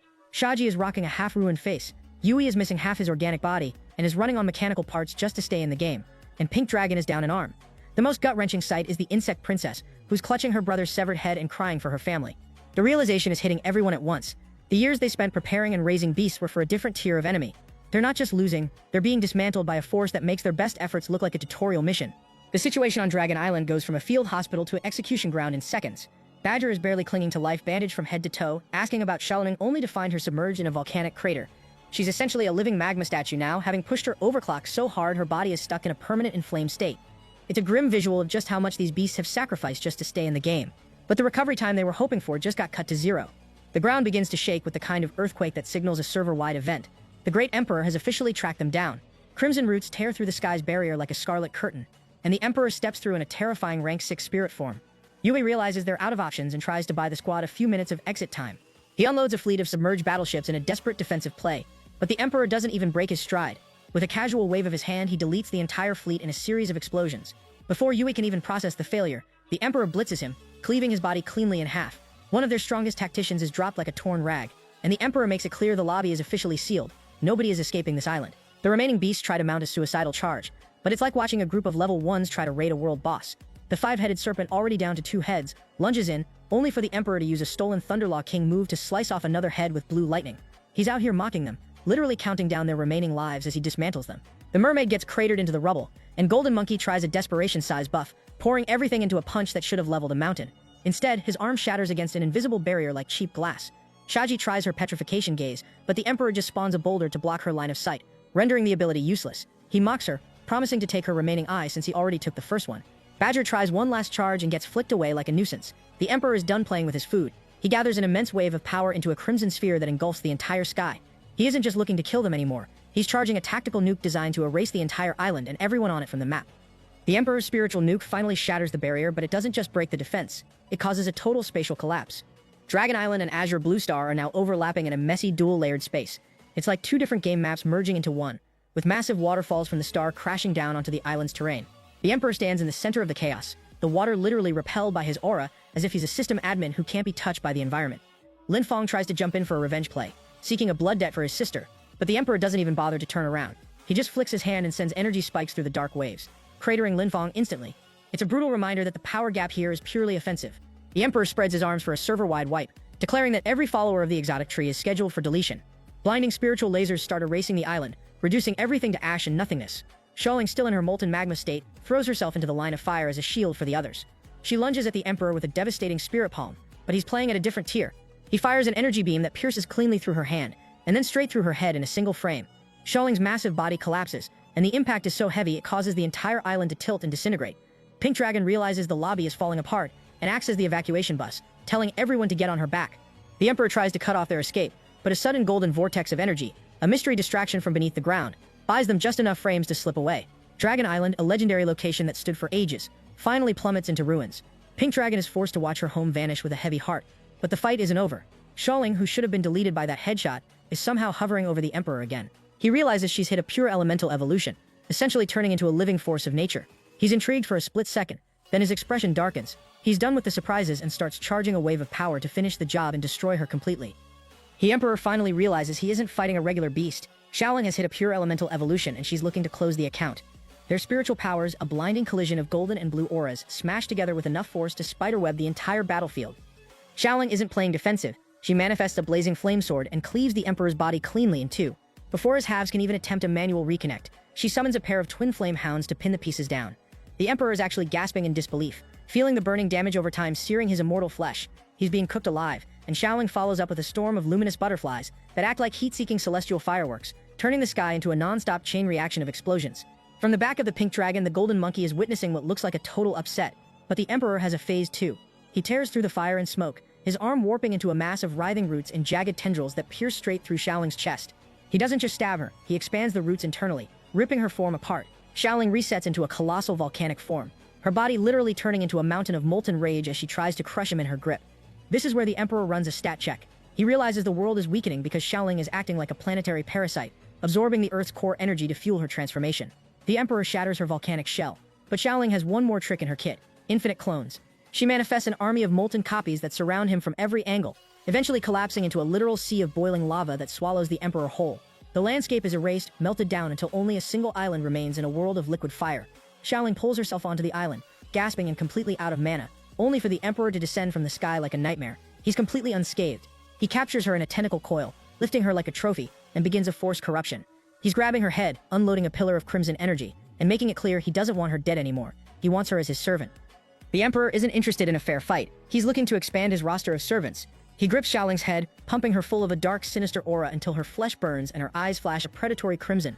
The corruption patch is complete. Xiaoling is now a pitch-black puppet, and her first directive is to delete her own teammates. She moves with a speed that defies imagination, shifting from an ally to a one-woman kill squad in a single frame. Golden Dragon tries to act as the frontline tank, shielding the pink dragon and the rest of the survivors. He recognizes the look in her eyes, the same mind control that once crippled the Dragon Clan. But he doesn't have time to strategize. Xiaoling hits him with a spiritual slash so powerful it cleaves him cleanly in half before he can even proc a defensive move. She follows up by dicing his remains into countless pieces with blazing blades and burning the ash to ensure there's no recovery. Phoenix tries to third-party the fight with a storm of fiery arrows, but Xiaoling just raises a barrier and counters with a golden beam that pierces straight through Phoenix's chest, sending the avian beast plummeting with a fading consciousness. The massacre continues as Xiaoling charges a massive energy sphere, a tactical nuke aimed directly at the pink dragon. The impact is a direct hit, sending the evacuation bus and everyone on it crashing into the sea of molten lava below. Golden Monkey is thrown into the dirt, his body twisted into a grotesque shape by Xiaoling's follow-up strike. He's battered, covered in dust, and staring at a game-over screen. Badger tries to play the friendship card, rushing forward to shield the monkey and pleading for Xiaoling to stop, but she's fully submerged in the dark aura. She unleashes a meteor-sized energy sphere directly at the two of them. Just as the explosion is about to erase them from the map, the Master finally logs in. Ziyu appears in a flash of golden light, neutralizing the entire blast in a single frame. His long white hair flutters in the wind as he stands protectively over his broken squad. Badger is in tears, realizing their carry has finally arrived to save the run. The Great Emperor isn't annoyed, he's actually hyped, letting out a booming laugh because the exotic tree has finally shown up for the main event. Ziyu doesn't say a word, but his aura is erupting with a terrifying pressure that makes it clear the Great Emperor just made this personal. Ziyu stands before the Great Emperor like an immovable mountain, his arrival shifting the entire energy of the battlefield. While the Emperor unloads an obnoxious maniacal laugh, Ziyu is already at work, moving his fingers like a conductor to sweep up his broken squad. He uses his roots to retrieve the golden monkey, the badger, and the mangled remains of the five-headed serpent, now down to its last head. He gathers everyone, including the unconscious Phoenix and the scrap metal remnants of his dragon allies, and zips them into his space of vitality. He's essentially clearing the lobby so he can handle this 1v1 without any distractions. The Emperor tries to force a friendly fire scenario, ordering the corrupted Xiaoling to eliminate the retreating beasts. She lunges like a giant fire monster, but Ziyu treats her like a low-level mob, casually snatching her out of the air and instantly purging the malware dark aura from her system. The Emperor is visibly stunned by how easily Ziyu handles the corruption, but Ziyu doesn't waste time. He sends the restored Xiaoling to safety and turns his focus back to the main boss. He asks the only question that matters: where is Earth? The Great Emperor reveals the ultimate planet-sized hostage situation. He points to the heavens, where the heaven-piercing tree is tightly constricting azure blue star. He opens the tree's blazing red eye to show Ziyu the grim reality. Earth has been swallowed whole and is sitting right inside the pupil of that monstrous tree. To add salt to the wound, the Emperor confirms that the corpses of the Golden Ant, the Bull Demon, and the rest of the fallen vanguard are currently rotting on that swallowed planet. Ziyu doesn't say a word, he just deletes the distance between them. He moves with a god-tier speed that bypasses the Emperor's reaction frames, piercing him with a golden laser beam that cleaves him in half. He follows up with Galaxy Brilliance, dicing the Emperor into countless pieces before using Call of Light to vaporize those remains into fine dust. It's a total erasure, but the Emperor hits the instant respawn, regenerating from a single speck of red flesh. He admits Ziyu has evolved at a terrifying rate, but he remains confident that the small exotic tree is still destined to die. Both players finally drop the masks and prep for the final phase. Colossal beast heads manifest behind them as the surrounding space begins to crack, unable to handle the raw power of their true forms. The final showdown is officially live, and the server-side lag from their combined spiritual auras is enough to split the sky. Ziyu and the Great Emperor aren't just trading blows, they're trying to delete each other's existence. The collision of Ziyu's golden energy and the Emperor's crimson aura triggers a massive explosion that sends shockwaves through the sea of lava below. The Emperor unloads a high-speed claw strike, but Ziyu catches the fist with a massive tree root hand before bracing against a planet-crushing stomp that fractures the surrounding space. Ziyu isn't playing defensive for long. He merges his roots into a singular high-pressure drill that bypasses the Emperor's flesh-beast shield and pierces straight into his main body. The Emperor is visibly shaken, realizing Ziyu just managed to bypass his defensive meta in only 2 moves. Ziyu seizes the opening, landing a pale golden power punch directly to the Emperor's cheek that sends him plummeting into the lava like a falling star. Ziyu doesn't give him a second to reset. He carpet bombs the lava surface with multicolored spiritual energy spheres, targeting the Emperor's exact location beneath the surface. The Emperor emerges from the depths in a grotesque new form, rocking a sleek black tail and a monstrous beast head, screaming about his immortality. Ziyu isn't buying the invincibility tag. He reminds the Emperor that everyone who claimed to be immortal before him is currently out of the game. He triggers Fire Dance Drunken Wings, unloading a barrage of golden beams that turn the lava surface into a series of massive detonations. The Emperor counters with a triple claw strike that actually slices Ziyu's current form into several pieces. But Ziyu hits absolute evolution, his roots coiling around the Emperor in a massive cocoon before he transforms into a giant dragon. He wraps his dragon frame around the Emperor in a suffocating bind and unloads a dragon's breath at point-blank range. This isn't just heat, it's soul-burning damage that erodes the Emperor's defense until his raw red flesh is exposed. The Emperor retaliates by shooting fire tentacles through Ziyu's dragon body to break the hold, then flies into the sky to charge a world-destroying energy beam. He unloads the full nuke, splitting a mountain in half and cratering Ziyu into a deep pit. The Emperor thinks he's secured the kill, but a blinding counterlight shoots up from the dark pit, catching him off guard and sending him into a scream of agony as the fight hits a new level of intensity. Ziyu's laser beam doesn't just hit, it shreds one of the Great Emperor's wings and shoots straight through the atmosphere into the deep cosmos, lighting up the silent universe like a flare. Ziyu has officially mastered the one transforms into 3 pure ones technique, and even the Emperor can't hide his excitement, veins bulging on his face as he realizes he finally has a peer on the field. Ziyu isn't here for the ego trip. He's here to protect his world. He shifts into a humanoid warform, rocking spiky armor and blazing golden energy, and then unloads his new broken kit. He manifests an army of clones in various forms, a multi-instant strategy that has the Emperor gasping in amazement. The Emperor decides it's time to show off his Dominator of the Universe form, wrapping himself in a crimson cocoon before emerging and inviting Ziyu to take the first shot. Ziyu doesn't hesitate. He sends a dragon clone to unload a dragon's breath, which the Emperor counters with a casual spiritual stream. But that was just a distraction. Ziyu teleports a second clone behind the Emperor, landing a golden-wrapped punch that sends the Emperor crashing through rocks and debris. The hit is so heavy that Ziyu's own arms shatter from the recoil. The Emperor's skin has basically hit the defense cap, turning Ziyu's own momentum against him. The fight shifts from technical to industrial. Ziyu lifts a mountain, transmuting the material into a steel mountain and hurling it like a projectile. The Emperor counters by inflating his body like a balloon and blowing out a massive fire-release surge that melts the steel into falling lava. Before the heat can even dissipate, Ziyu drops a fog cloud on the field, summoning a horde of unkillable fog monsters to swarm the Emperor. While the Emperor is distracted dicing up the minions, a Thunder Dragon clone strikes from above, staggering him into a kneel. Ziyu's forehead eye snaps open, firing a golden light streak that pushes the Emperor all the way into the depths of the ocean. Ziyu pursues immediately, the impact of his descent splitting the sea into a deep trench. He lands in the center of the abyss, his gaze locking onto the Emperor's neck, the only weak point left to exploit. Ziyu unloads a golden lightning storm that tears through the atmosphere, forcing the sea into violent, meter-high surges. He isn't just attacking, he's terraforming the battlefield, instantly flash-freezing the trench into a sub-zero lockdown that traps the Emperor in a prison of ice spikes. The Emperor tries to counter meta by manifesting a colossal water avatar from the sea, but Ziyu drops a tree realm descent, spawning an ancient forest barrier that turns the water creature's explosion into a harmless downpour. In the middle of the rain, Ziyu triggers a dark barrier, deleting the light from the sky and blinding the Emperor's senses. This is where the combo string gets disrespectful. Ziyu hits him with an ice and snowstorm that petrifies half the Emperor's body, then teleports behind him with thunder control to pierce through his chest. He follows up with a heavy earth element pillar that stabs down from the clouds, severing one of the Emperor's wings. The assault hits a peak when Ziyu traps the Emperor in a sphere of blazing feathers shatter.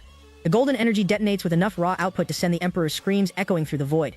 Ziyu's true form then begins hammering him with countless tentacles, crushing him into the crust of the planet. There's a moment of eerie silence before a massive explosion levels the entire mountain range. The Great Emperor wakes up in the rubble on the complete opposite hemisphere of Azure Blue Star, absolutely stunned. He realizes Ziyu just landed an intercontinental ballistic punch that sent him clean through the planet's core. Ziyu and his clones all now buffed to peak rank 6 strength thanks to the 3 Pure Ones technique. Track him down instantly to this new peaceful landscape. Ziyu tells the Emperor that this picturesque location is officially going to be his grave. The Emperor just laughs, leaning into his nihilistic legacy boss persona. He's lived for tens of millions of years and claims his life is eternal, telling Ziyu that if he actually manages to kill him, it'll be the first time he's ever felt the sensation of living. He's done being the actor and starts his final planet-wide transformation. Crimson tentacles erupt from the ground as the Emperor manifests his true heaven-piercing tree form, plunging his roots deep into the planet's core to integrate with Azure Blue Star itself. It's a total map-wide takeover, and he's daring Ziyu to see who's going to be the one to end the other's run. The Great Emperor has officially merged with the hardware of Azure Blue Star. His blood-red roots have tunneled through everything from the deepest forests to the ocean floor, turning the entire planet into his personal battery. Ziyu watches in astonishment as the Emperor hits a new evolutionary stage, growing into a horned titan that towers over the battlefield. The Emperor isn't just transforming, he's essentially consuming the planet's spiritual energy to fuel his form, leaving the air completely depleted of mana. He reveals his true nature as a cosmic parasite, a being that achieves immortality by jumping from world to world, draining them dry and moving on.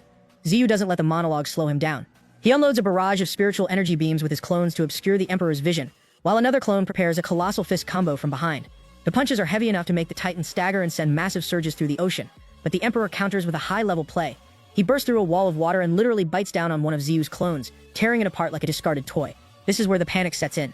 Ziyu realizes the black energy from the wound is blocking his auto-heal. He can't regenerate. Before Ziyu can adjust his strategy, the Emperor lands a single punch that sends another clone flying through several mountain ranges before cratering into a seaside cliff.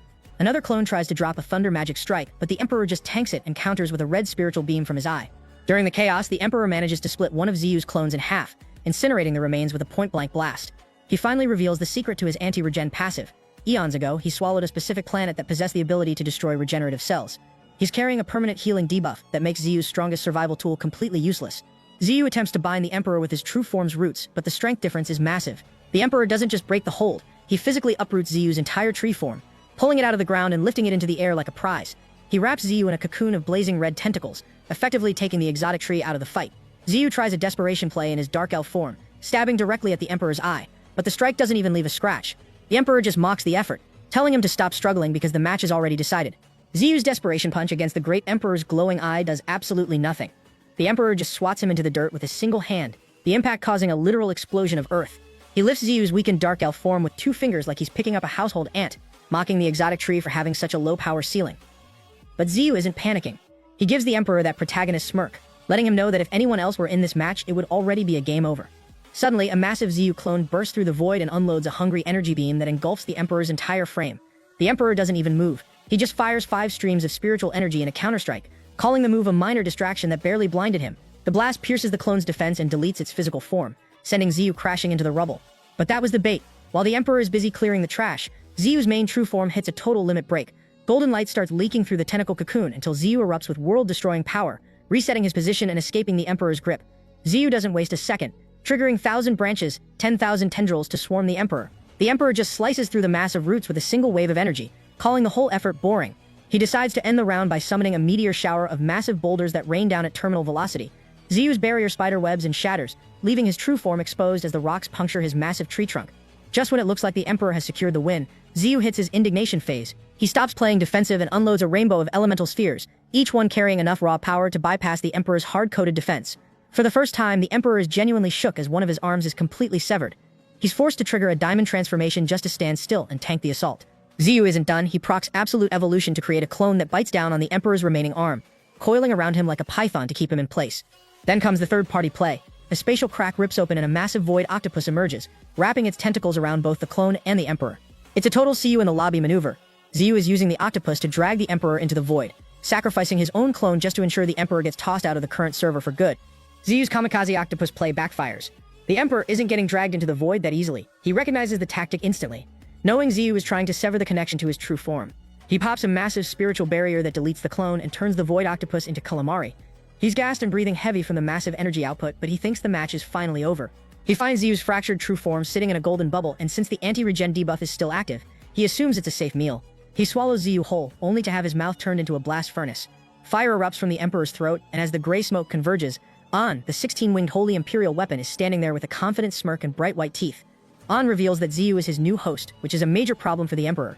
The Emperor tries to talk trash about the scars he left on An in the past, but An is only interested in smashing his brains out. They trigger the fusion. Ziyu's white hair turns golden, massive angel wings unfurl, and his defense and power stats hit the ceiling. This is officially the start of round 2. While the Titans gear up for another clash, we get a bleak look at Earth currently trapped inside the eye of the heaven-piercing tree. The planet is a total graveyard. Buildings are rubble, and the civilization has completely collapsed into a pile of dust. The vanguard beasts like the mammoth are just lifeless corpses scattered across the wasteland, and the nine-tailed fox stands frozen like a statue under a sky filled with red flames. Everything seems to be at a permanent standstill of death. But then a mysterious robed figure appears in the ruined city, walking through the silence with a cold light flashing in their eyes. On Earth, or what's left of it inside the tree's eye, a mysterious girl in a purple cloak is walking through the graveyard that used to be a city center.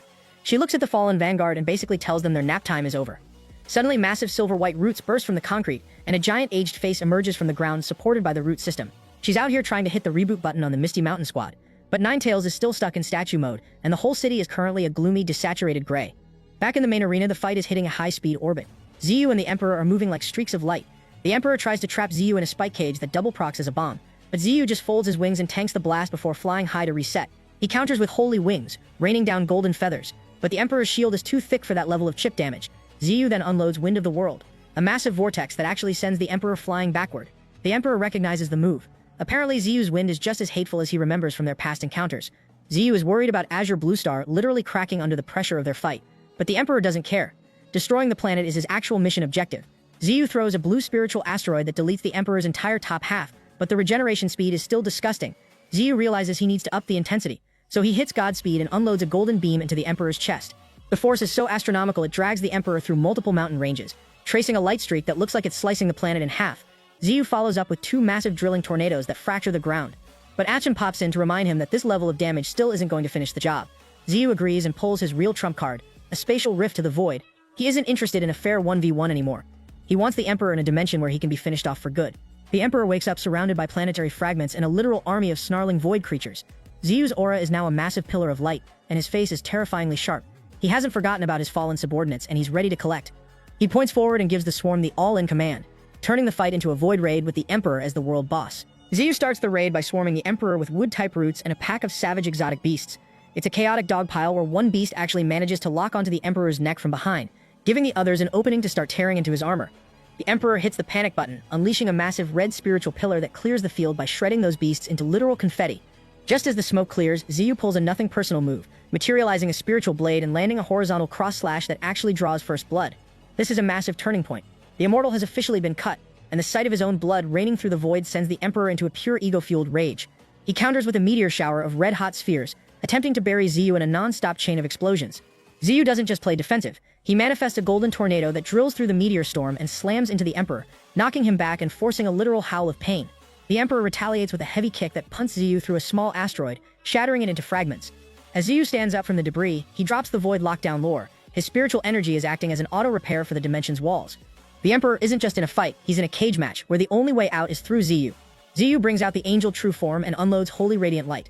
As Ziyuden's shouting in his ear to stop conserving mana and go full glass cannon mode to finish the run. Ziyu unloads everything he has, and the relentless barrage of golden feathers finally shatters the Emperor's strongest barrier, eroding his physical form until his secret weak point, a blazing red core crystal, is exposed to the air. As Ziyu points out the target, and Ziyu locks in the Arrow of Judgment, a golden nuke designed to delete the target's data. The beam corrodes the Emperor's physical form and shatters the core into fine dust, even as the Emperor is still screaming about being the universe's apex creature. Ziyu and his angel form pour the last of their spiritual energy into the move, ensuring the core is completely incinerated and turned to ash. Ziyu's finishing blow leaves nothing but a red blood mist where the great Emperor stood, turning the surrounding asteroids into rubble. For a second it looks like the fight might be over, but the mist starts vibrating and pulling toward a single point like a magnet. The Emperor's body regenerates into a form so hideously warped it's impossible to recognize him as a cosmic being. He's just a writhing mass of tentacles and pure rage, screaming about how a little tree like Ziyu could ever push him to this point. Anna realizes the Emperor is looking for an exit and tells Ziyu to keep him pinned, but Ziyu is running on empty. That last attack drained his spiritual energy to the point where he can't repair the void's barrier in real time. The Emperor spots the cracks and starts slamming his tentacles into the glass, forcing his way out. Ziyu tries one last desperation beam, but the Emperor counters with a blast from his mouth that cancels the attack. The Emperor dives through the spatial rift and slips back into the real world, leaving Ziyu gnashing his teeth in a shattered dimension because his recovery speed couldn't outpace the Emperor's commitment to destruction. Back on Azure Blue Star, the Emperor goes full heaven-piercing tree and plugs his roots into the planet's core. He's essentially treating the world like a massive fast-charging station. Ziyu is forced to watch as the continental plates start snapping like crackers under the pressure. The sun is blocked out by red roots, the sea is violently agitated, and the entire planet is eventually crushed and devoured by the Emperor's tentacles. We shift to the vast silence of deep space, where the great Emperor emerges from a supernova-level explosion of light, looking like he just finished a legendary meal. He's standing in the vacuum, overflowing with stolen planetary power that makes the local galaxy tremble. Enen's voice drops because he realizes the warm-up is officially over. The Emperor has hit his final phase, and with a whole planet's worth of energy in his system, he's finally getting serious. The Emperor is officially in his final form, rocking the heaven-piercing tree on his back and greeting Ziyu with a roar so loud it creates a physical sound wave. Ziyu doesn't flinch, he just grits his teeth and triggers a size-shifting transformation, matching the Emperor's massive stature frame for frame. Anna stands by his side, making sure to let the Emperor know that even after several eras, he hasn't aged well in the looks department. The Emperor isn't here for the banter, he's self-satisfied after devouring Azure Blue Star, claiming he's the peak of existence and that planets are basically his meal prep. We get a massive lore dump during the standoff. Ziyu asks about the Dark Race, and the Emperor explains they were essentially his cosmic farmers. They would trigger spiritual tides to ripen planets, making the life energy more delicious for when he eventually showed up to eat. When they tried to resist his harvest, he simply deleted their entire race and planet. He even blames Ziyu for killing the last Dark Race member on Earth, who was supposed to be breeding the next crop. Ziyu isn't hearing it. He's sick of the villain monologues and ready to end the run. An reminds him that keeping this colossal size is a massive mana drain, so he needs to aim for a quick victory before his spiritual energy hits zero. The Emperor decides to play a high-stakes game of planet dodgeball. He reaches out with his tentacles, grabbing multiple nearby planets and hurling them at Ziyu with terminal velocity. Ziyu is momentarily stunned by the sheer scale of the attack, but Aun steps up, using his light speed to orbit the planets and force them into a mid-air collision. In the chaos of the explosion, Ziyu charges in with galaxy brilliance, but instead of a blade, he condenses the light into a massive streak that looks like a Star Wars lightsaber. He swings the blade, striking the trunk of the heaven-piercing tree, but the Emperor counters by piercing Ziyu with countless tentacles. Round 3 is officially a bloodbath. Back on the ruins of Earth, the survivors are on a forced marathon. Ninetails leads the pack, while Panda is lagging behind, panting with its tongue out and complaining about the cardio. The mysterious purple-cloaked girl is struggling, coughing up blood from the strain, but she keeps pushing. They finally meet up with the guardian beasts of Earth, including a massive elephant with white tusks who's been waiting ages for this play. They locate the target, a bizarre braided root structure that acts as the Emperor's core on the planet. If they can destroy this anchor, they might actually have a chance to finish the Great Emperor for good. The Great Emperor essentially left his backup drive in the middle of a fog-shrouded city on Earth. These red braided tentacles form a massive trunk covered in grotesque eyes, drawing life straight from the planet's core. The mysterious girl explains the logic. The Emperor was betting on Ziyu's mercy, assuming the divine tree would never attack Earth. By leaving his heart here, he thought he was untouchable. He just didn't expect a girl from the Earth's core to start hitting the revive button on the very beasts he just finished off. The raid on the Emperor's heart begins, but the organ has its own consciousness. It realizes the Misty Mountain Squad is closing in and starts sprouting barbs and a protective barrier. To make things worse, it begins spawning its own DIY army. Tentacles split into segments, grow toothy mouths and arms, and transform into a sea of mutated beasts. It's a full-on beast hide, and the squad has to fight through the mob to reach the center. Panda is out here doing his best, but is clearly over the cardio, while Golden Ant is in full Slayer mode, dicing through anyone who blocks the path. Emperor Crocodile unloads a destructive stream of energy to thin the crowd, and Ninetails eventually clears the lobby with her flame body skill. She drops a massive spiritual nuke that incinerates the mob and leaves a path of lava in its wake. With the front line cleared, the 3 guardian beasts of Earth take the opening. They combine their power into a single blinding energy sphere and launch it directly at the heart's trunk. The impact is a direct hit, severing the connection between the Emperor's heart and the planet. Bull Demon is already celebrating the win, but the mysterious girl is still on high alert. She's staring at the severed trunk, likely realizing that when a raid goes this smoothly, there's usually a phase 2 waiting in the wings. The guardian beasts combine, nuke connects, and the trunk containing the Great Emperor's heart takes a direct hit. It loses its connection to the planet and collapses into the city like a falling skyscraper, leveling several blocks in a massive cloud of rubble. Out in the cosmos, the Great Emperor is in the middle of a high-speed spear toss exchange with Ziyu when the system failure hits him. His 7 orifices start leaking blood, and he vomits a strange red gas, realizing his physical anchor on Earth has been compromised. It's a massive internal injury that Ziyu watches with confusion, not yet realizing the ground team just landed a critical hit. On the ground, the dead trunk isn't actually out of the game. The tentacles wiggle and merge into a mutated freak, essentially a half-built creature with 1 arm, 1 leg, and 1 wing. Despite its botched appearance, it hits like a truck. It blitzes the Thunder Dragon, stabbing a spiritual blade into its abdomen before punting it into the mammoth and dinosaur. The impact is heavy enough to send all 3 crashing through several buildings, turning the area into a graveyard of concrete and dust.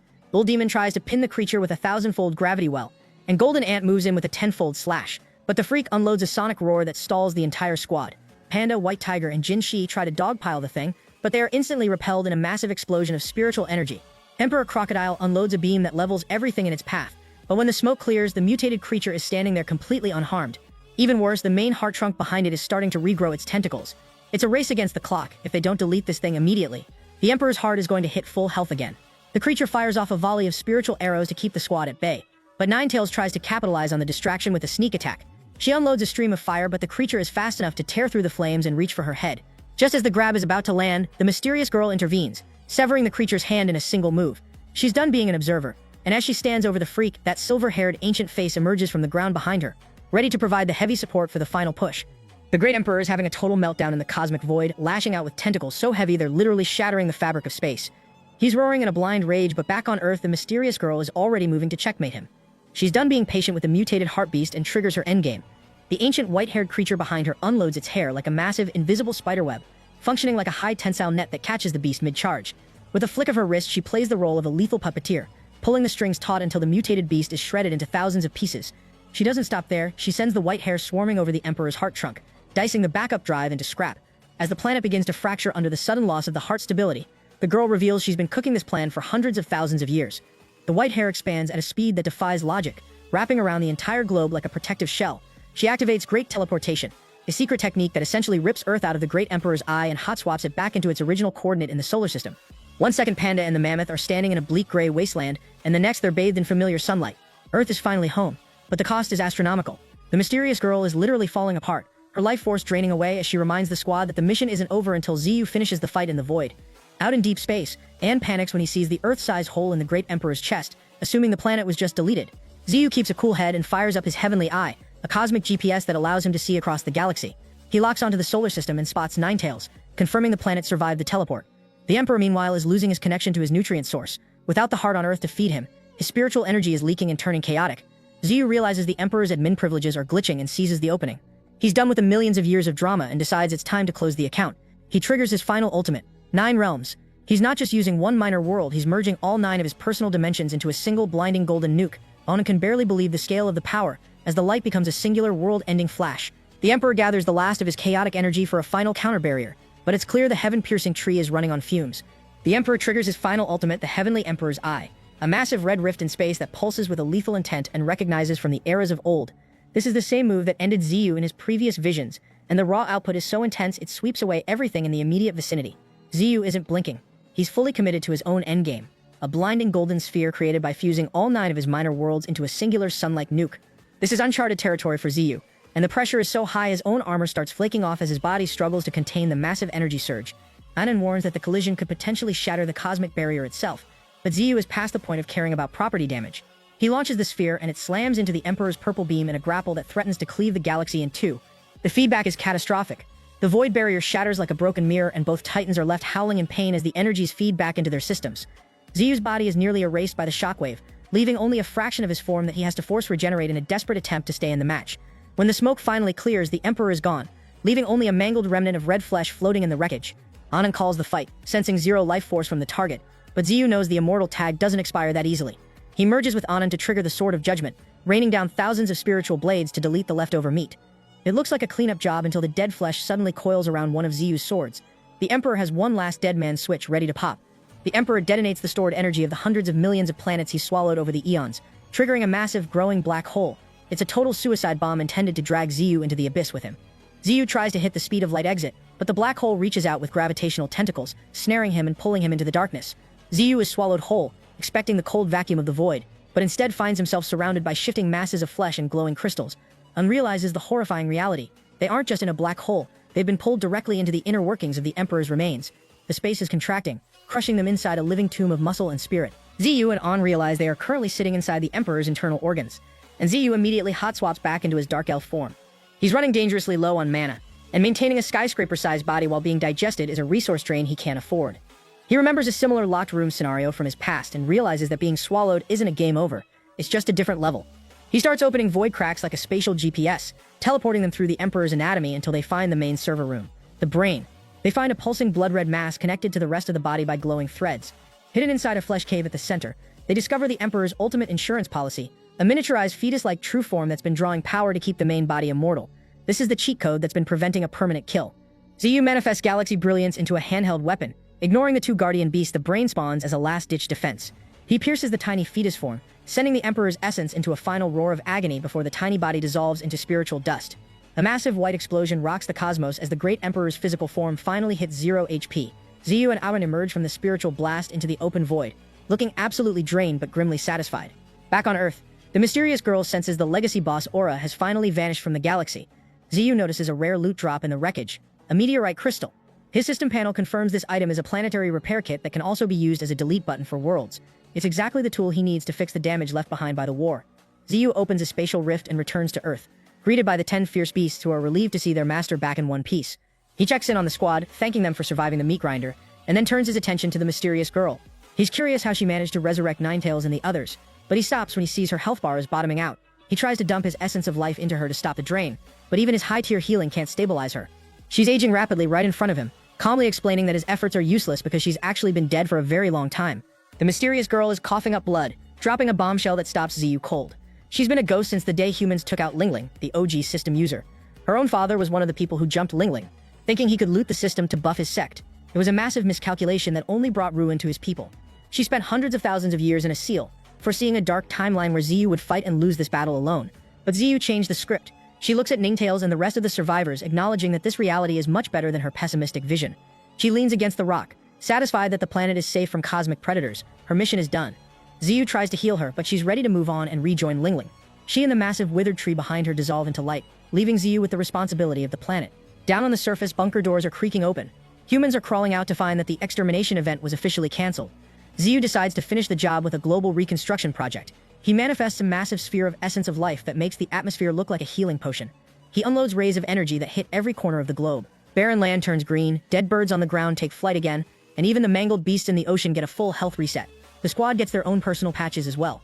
Shaji's face is fixed, Golden Monkey is hyped, and Shiroling's volcanic body is finally stabilized. The war is over. Earth is still on the map, and humanity is already starting to rebuild. Ziyu spends the next few weeks acting as a cosmic janitor, repairing other planets damaged in the crossfire before finally heading home to Earth to look at the sky. Ziyu's willow form stands firmly rooted under the vast sky, a majestic landmark for the world that's finally starting to breathe again. High up in the canopy, the white monkey stares into the distance while troops of monkeys huddle on the massive branches, and the human-faced spiders gather in silence. Above them, the Zhuang clansmen circle in a deep blue sky that actually feels safe for the first time in eras. The rest of the exotic beasts, like the windwolves, have retreated to their own territories, but everyone's eyes are still fixed on the center of the map. Xiaoling and Ninetails are standing on one of Ziyu's colossal roots, looking at a landscape that's finally green again. Xiaoling is hyped, noticing that Ziyu's aura has hit a new tier now that he's unlocked one transforms into 3 pure ones. She's already calling his rank 7 advancement, but Ziyu is humble about the upgrade. He admits he's only managed to download a partial version of the technique. He's not planning a star-hopping expedition just yet. He needs a minute to let his spirit recover after the absolute marathon of a battle he just had with the Great Emperor. While Ziyu is enjoying the quiet, the rest of the universe is running a massive threat assessment. Over on the Titan planet, the resurrected First Divine Pillar is making it a public proclamation. The entire universe officially owes the Divine Tree a favor. The elemental race is reaching the same conclusion. The Thunder Lightning Archmage is basically telling her squad that Ziyu's power has hit an unshakable level, and that starting a fight with him is the worst possible career move. Even the Angel race is pivoting, with their monarch looking to team up with the Sky race because the old hierarchy has been deleted. Meanwhile, at the edge of the cosmos, the Dream Illusion Dragon, a red dragon so massive you can't even see the end of it, is playing detective. It senses that the Emperor's spiritual energy has vanished, and suspects the Angel race has produced a once-in-an-epoch talent. It's a lot of speculation for a dragon coiling around a planet, but it shows just how much the server's power balance has shifted. Ziyu is currently deep in his own system settings, inspecting the 16-winged Holy Imperial weapon. He's enveloped in a golden light so strong it's putting pressure on everyone nearby. The system notifications are a bit of a mixed bag. The weapon is shattered, and most of the wings are sealed, but even at mid-grade status it's a total game-breaker. He's looking at reverse flow, which allows him to bypass the shackles of time, and light speed, which essentially turns him into an atomic particle. Ziyu calculates that once he restores all 16 wings, his movement speed is going to be 3 times faster than it is now. In a rare moment of reflection, the holy light settles, and Ziyu realizes something that feels like a throwback to a different life. He remembers that before he was a cosmic tree, he was actually a human. He doesn't let the nostalgia distract him for long, though. He calls in Ai Wei and sends her on a mission to the Misty Minor world to run a statistical assessment on the Titan race's casualties. Once she's gone, Ziyu decides to do a real-world stress test. He summons 4 of the 16 wings, his current maximum, and turns into a golden streak of light. He's moving so fast he enters a space jump, piercing through the galaxy to see how long a trip to Azure Blue Star takes. He hits the atmosphere with enough force to startle the golden monkeys, but as the smoke clears, he's standing there with a stopwatch in his head. The result, a star system jump in exactly 1 minute. Ziyu stands majestically amidst the settling smoke, his new angelic aura catching the golden monkey completely off guard. The monkey is visible shaken, staring at the divine light radiating from his master with a look of pure disbelief. Before Ziyu can explain the angelic upgrade, and the 16-winged Holy Imperial weapon decides to make a dramatic entrance. He pops out of Ziyu's shadow, sticking out a long crimson tongue and loudly announcing that he's essentially haunting Ziyu's body now. This sends the golden monkey and the badger into a full-blown panic. Their hair stands on end, and they start screaming like they're watching a horror movie, even as they pull their staves and try to act tough against the wicked creature. Shadow steps in as the voice of reason, appearing behind the frantic pair to let them know that Anne isn't a parasite but a legendary ally. The vibe shifts from exorcism to a family reunion as the monkey and badger realize Shadowling is back from Earth. The monkey, never one to filter his thoughts, looks at the legendary Imperial weapon and asks if this ugly thing is really supposed to be a top-tier artifact. Anne is instantly triggered, shouting back at the stinky monkey, and Ziyu has to physically push his sentient weapon away before a brawl breaks out in the middle of the street. Ziyu realizes Shadoling beat him to the star by a day to oversee the new construction project. The construction turns out to be an absolute flex, the great gate of the monster race. It's a massive gilded HQ that's going to serve as their primary base of operations. The main hall is an absolute hangar so big that even the Emperor Crocodile could live inside without feeling cramped. Shadoling leads the tour through the different functional wings until they reach the flower garden. However, Ziyu gets hit with a restricted access sign. Linghua and Jing Bandai block the entrance, with Linghua looking pale but determined to keep Ziyu out because he has a bad habit of secretly looting all the spiritual herbs the moment they ripen. Ziyu takes the L and retreats, realizing his subordinates have officially put him on a herb raiding ban. Ziyu eventually finds his way to his personal throne, but there's a major aesthetic issue. The chair is sized for a titan, and Ziyu is currently in his dark elf form. He looks like a toddler in a king's chair, and the golden monkey makes the mistake of laughing out loud, calling his master an idiot. Ziyu's eyes flash with a cold light. He doesn't argue, he just unleashes a mass of gnarled roots that snatch up the hecklers and give them a high-speed, root-based, non-consensual roller coaster ride until they're dizzy and sprawling on the floor.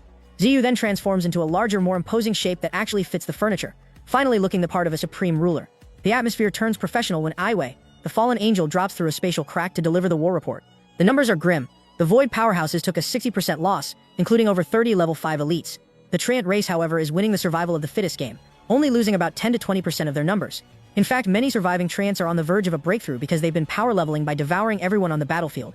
Ziyu realizes the Treants are actually more brutal than the Void race when it comes to resource consumption, and he starts calculating the threat level of a rapidly evolving plant army.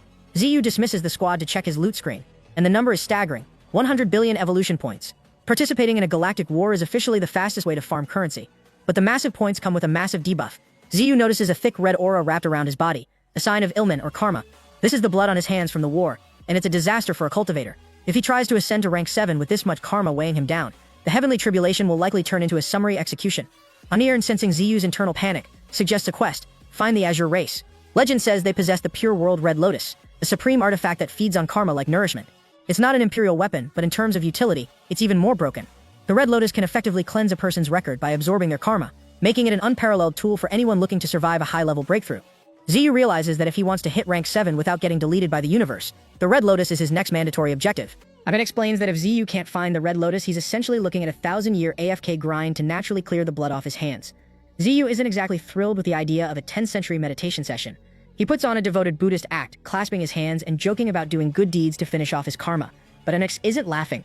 He warns Ziyu that if he tries to hit rank 7 with his current murder points still active, the lightning tribulation will be a total hard counter that could delete him from existence. To cool the tension, Anan offers a new side quest. Once his true form recovers, he'll lead Ziyu to the hidden dwelling of a legendary clan that specializes in karma cleansing. Ziyu offers to nourish An with the world origin from his 9 realms, effectively putting An's recovery on the fast track. An is so hyped by the offer that he drops a return gift he's been holding back. The actual secret method for one transforms into 3 pure ones. Ziyu is instantly agitated, wondering why An sat on the most important file in his inventory for so long. An's excuse is a classic stat check. Ziyu's current build wasn't tanky enough to handle the information download without his physical form collapsing. Ziyu doesn't waste a second and hits the yes button on a 20 billion point body reinforcement. He's essentially min-maxing his physical stats to meet the requirements for the new skill. An immense surge of power cleanses his system, leaving his eyes flashing with a brilliant golden light as his body hits its new cap. He doesn't stop there. He drops another 20 billion evolution points to buff the Azure Dragon, a companion he's been neglecting while focusing on the Cosmic War. It's a 40 billion point investment into his own squad's power level. The scene shifts to the Katastar domain, where the Blood Demon planet has become a total war zone. Golden Ant is standing on a rock amidst a sea of corpses, staring down the celestial soldiers of the Heavenly Court. A celestial commander tries to talk trash, calling the ant a trivial insect, and unloads a massive spiritual nuke. Golden Ant doesn't even flinch. He just unloads a punch so heavy it shatters the commander's energy sphere and deletes the guy's entire torso in a single frame. A corpse shouldn't make a sound, and Golden Ant ensures this one is permanently muted. The Blood Demon King realizes the Heavenly Court is finally losing their patience because Ziyu looted their most sacred technique. The squad, including a newly evolved dinosaur and the Bull Demon, isn't worried. They're actually itching for a full-scale war. They're done being the underdogs and want to show the galaxy that they can handle the Heavenly Court's elite. Meanwhile, in the sacred grounds of the Heavenly Court, an angry old man is having a full-blown meltdown over his dead commanders. He'd send a planet-leveling army right now if the Dragon and Phoenix clans weren't currently gatekeeping him. To make his intent clear, the Heavenly Court territory has literally parked itself right next to the Blood Demon planet's orbit, preparing for the inevitable collision. The universe is essentially a color-coded map divided into 5 massive star domains. The east is a cluster of rainbows, the west is a deep purple, the south is a shimmering galaxy, and the north is veiled in a faint blue. At the center sits the most prominent planet in the cosmos. In the west, you've got the heavy hitters like the angels, titans, elementals, and the monster court. Meanwhile, the Dragon Clan holds the east, separated by a distance so vast that even a rank 6 powerhouse can't cross it without a serious travel time. In the Heavenly Court Abyss, an old man is running a risk-reward analysis with his top commanders, Demon Suppressor and the Crimson Emperor.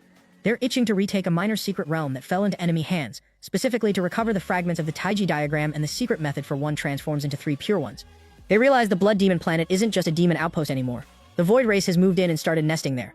The old man decides it's the perfect time to launch a full-scale reclamation before the situation gets even more out of control. Ziyu is completely oblivious to the Heavenly Court's surveillance, busy min-maxing his current build. Even though he's only at peak rank 6, his raw stats are enough to trade blows with mid-stage rank 7 elites. He's basically that one smurf in a high-level lobby. He pulls out the stone tablet Owen gave him, the third layer of the secret method focused on body refinement. He knows the first layer for the soul is still sitting with the soul race, but he's focused on the task at hand. He shatters the seal on the tablet, and instead of a normal instruction manual, the Angel Divine script inside literally comes to life. The characters fly out and swarm Ziyu, wrapping his true form in a blinding golden light that manifests as a colossal angelic silhouette. The exotic beasts on the ground have zero respect for the divine aesthetic. White Tiger sees the majestic glowing figure and immediately roasts him by calling him a birdman. Inside the Vitality world, Owen is watching the progress and realizing that Ziyu is speedrunning the cultivation at a pace that makes other heavenly talents look like they're lagging. He's convinced that once Ziyu officially hits rank 7, there won't be a single force in the galaxy capable of putting him on a cooldown. While the golden light is still processing, Ziyu senses a disturbance on the Blood Demon planet. He doesn't wait for his cultivation to finish before acting. He summons Bashun Linfeng and the Insect Princess for an immediate deployment.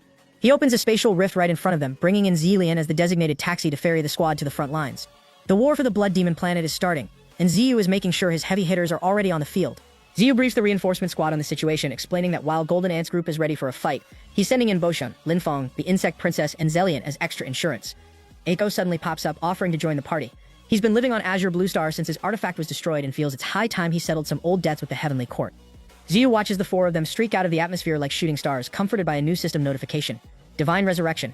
It's essentially a 24-hour insurance policy that lets him revive anyone or realm weaker than himself, if he acts within a day of their death. On the Blood Demon planet, the atmosphere is thick with smoke, fire, and pure hatred.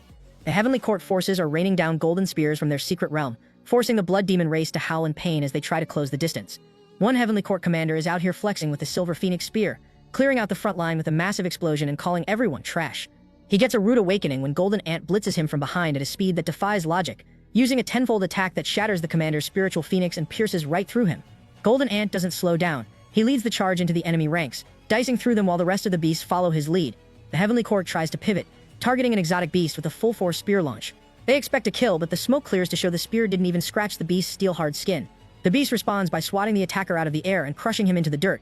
A masked figure in the back starts realizing that the White Tiger and the Ant are serious problems, but they have a bigger issue right in front of them, the Bull Demon. He pulls a stealth play, appearing right in the middle of the Heavenly Court's army with a terrifying grin. Before they can even process the retreat command, he detonates a spiritual pillar that wipes out the entire unit in a single frame.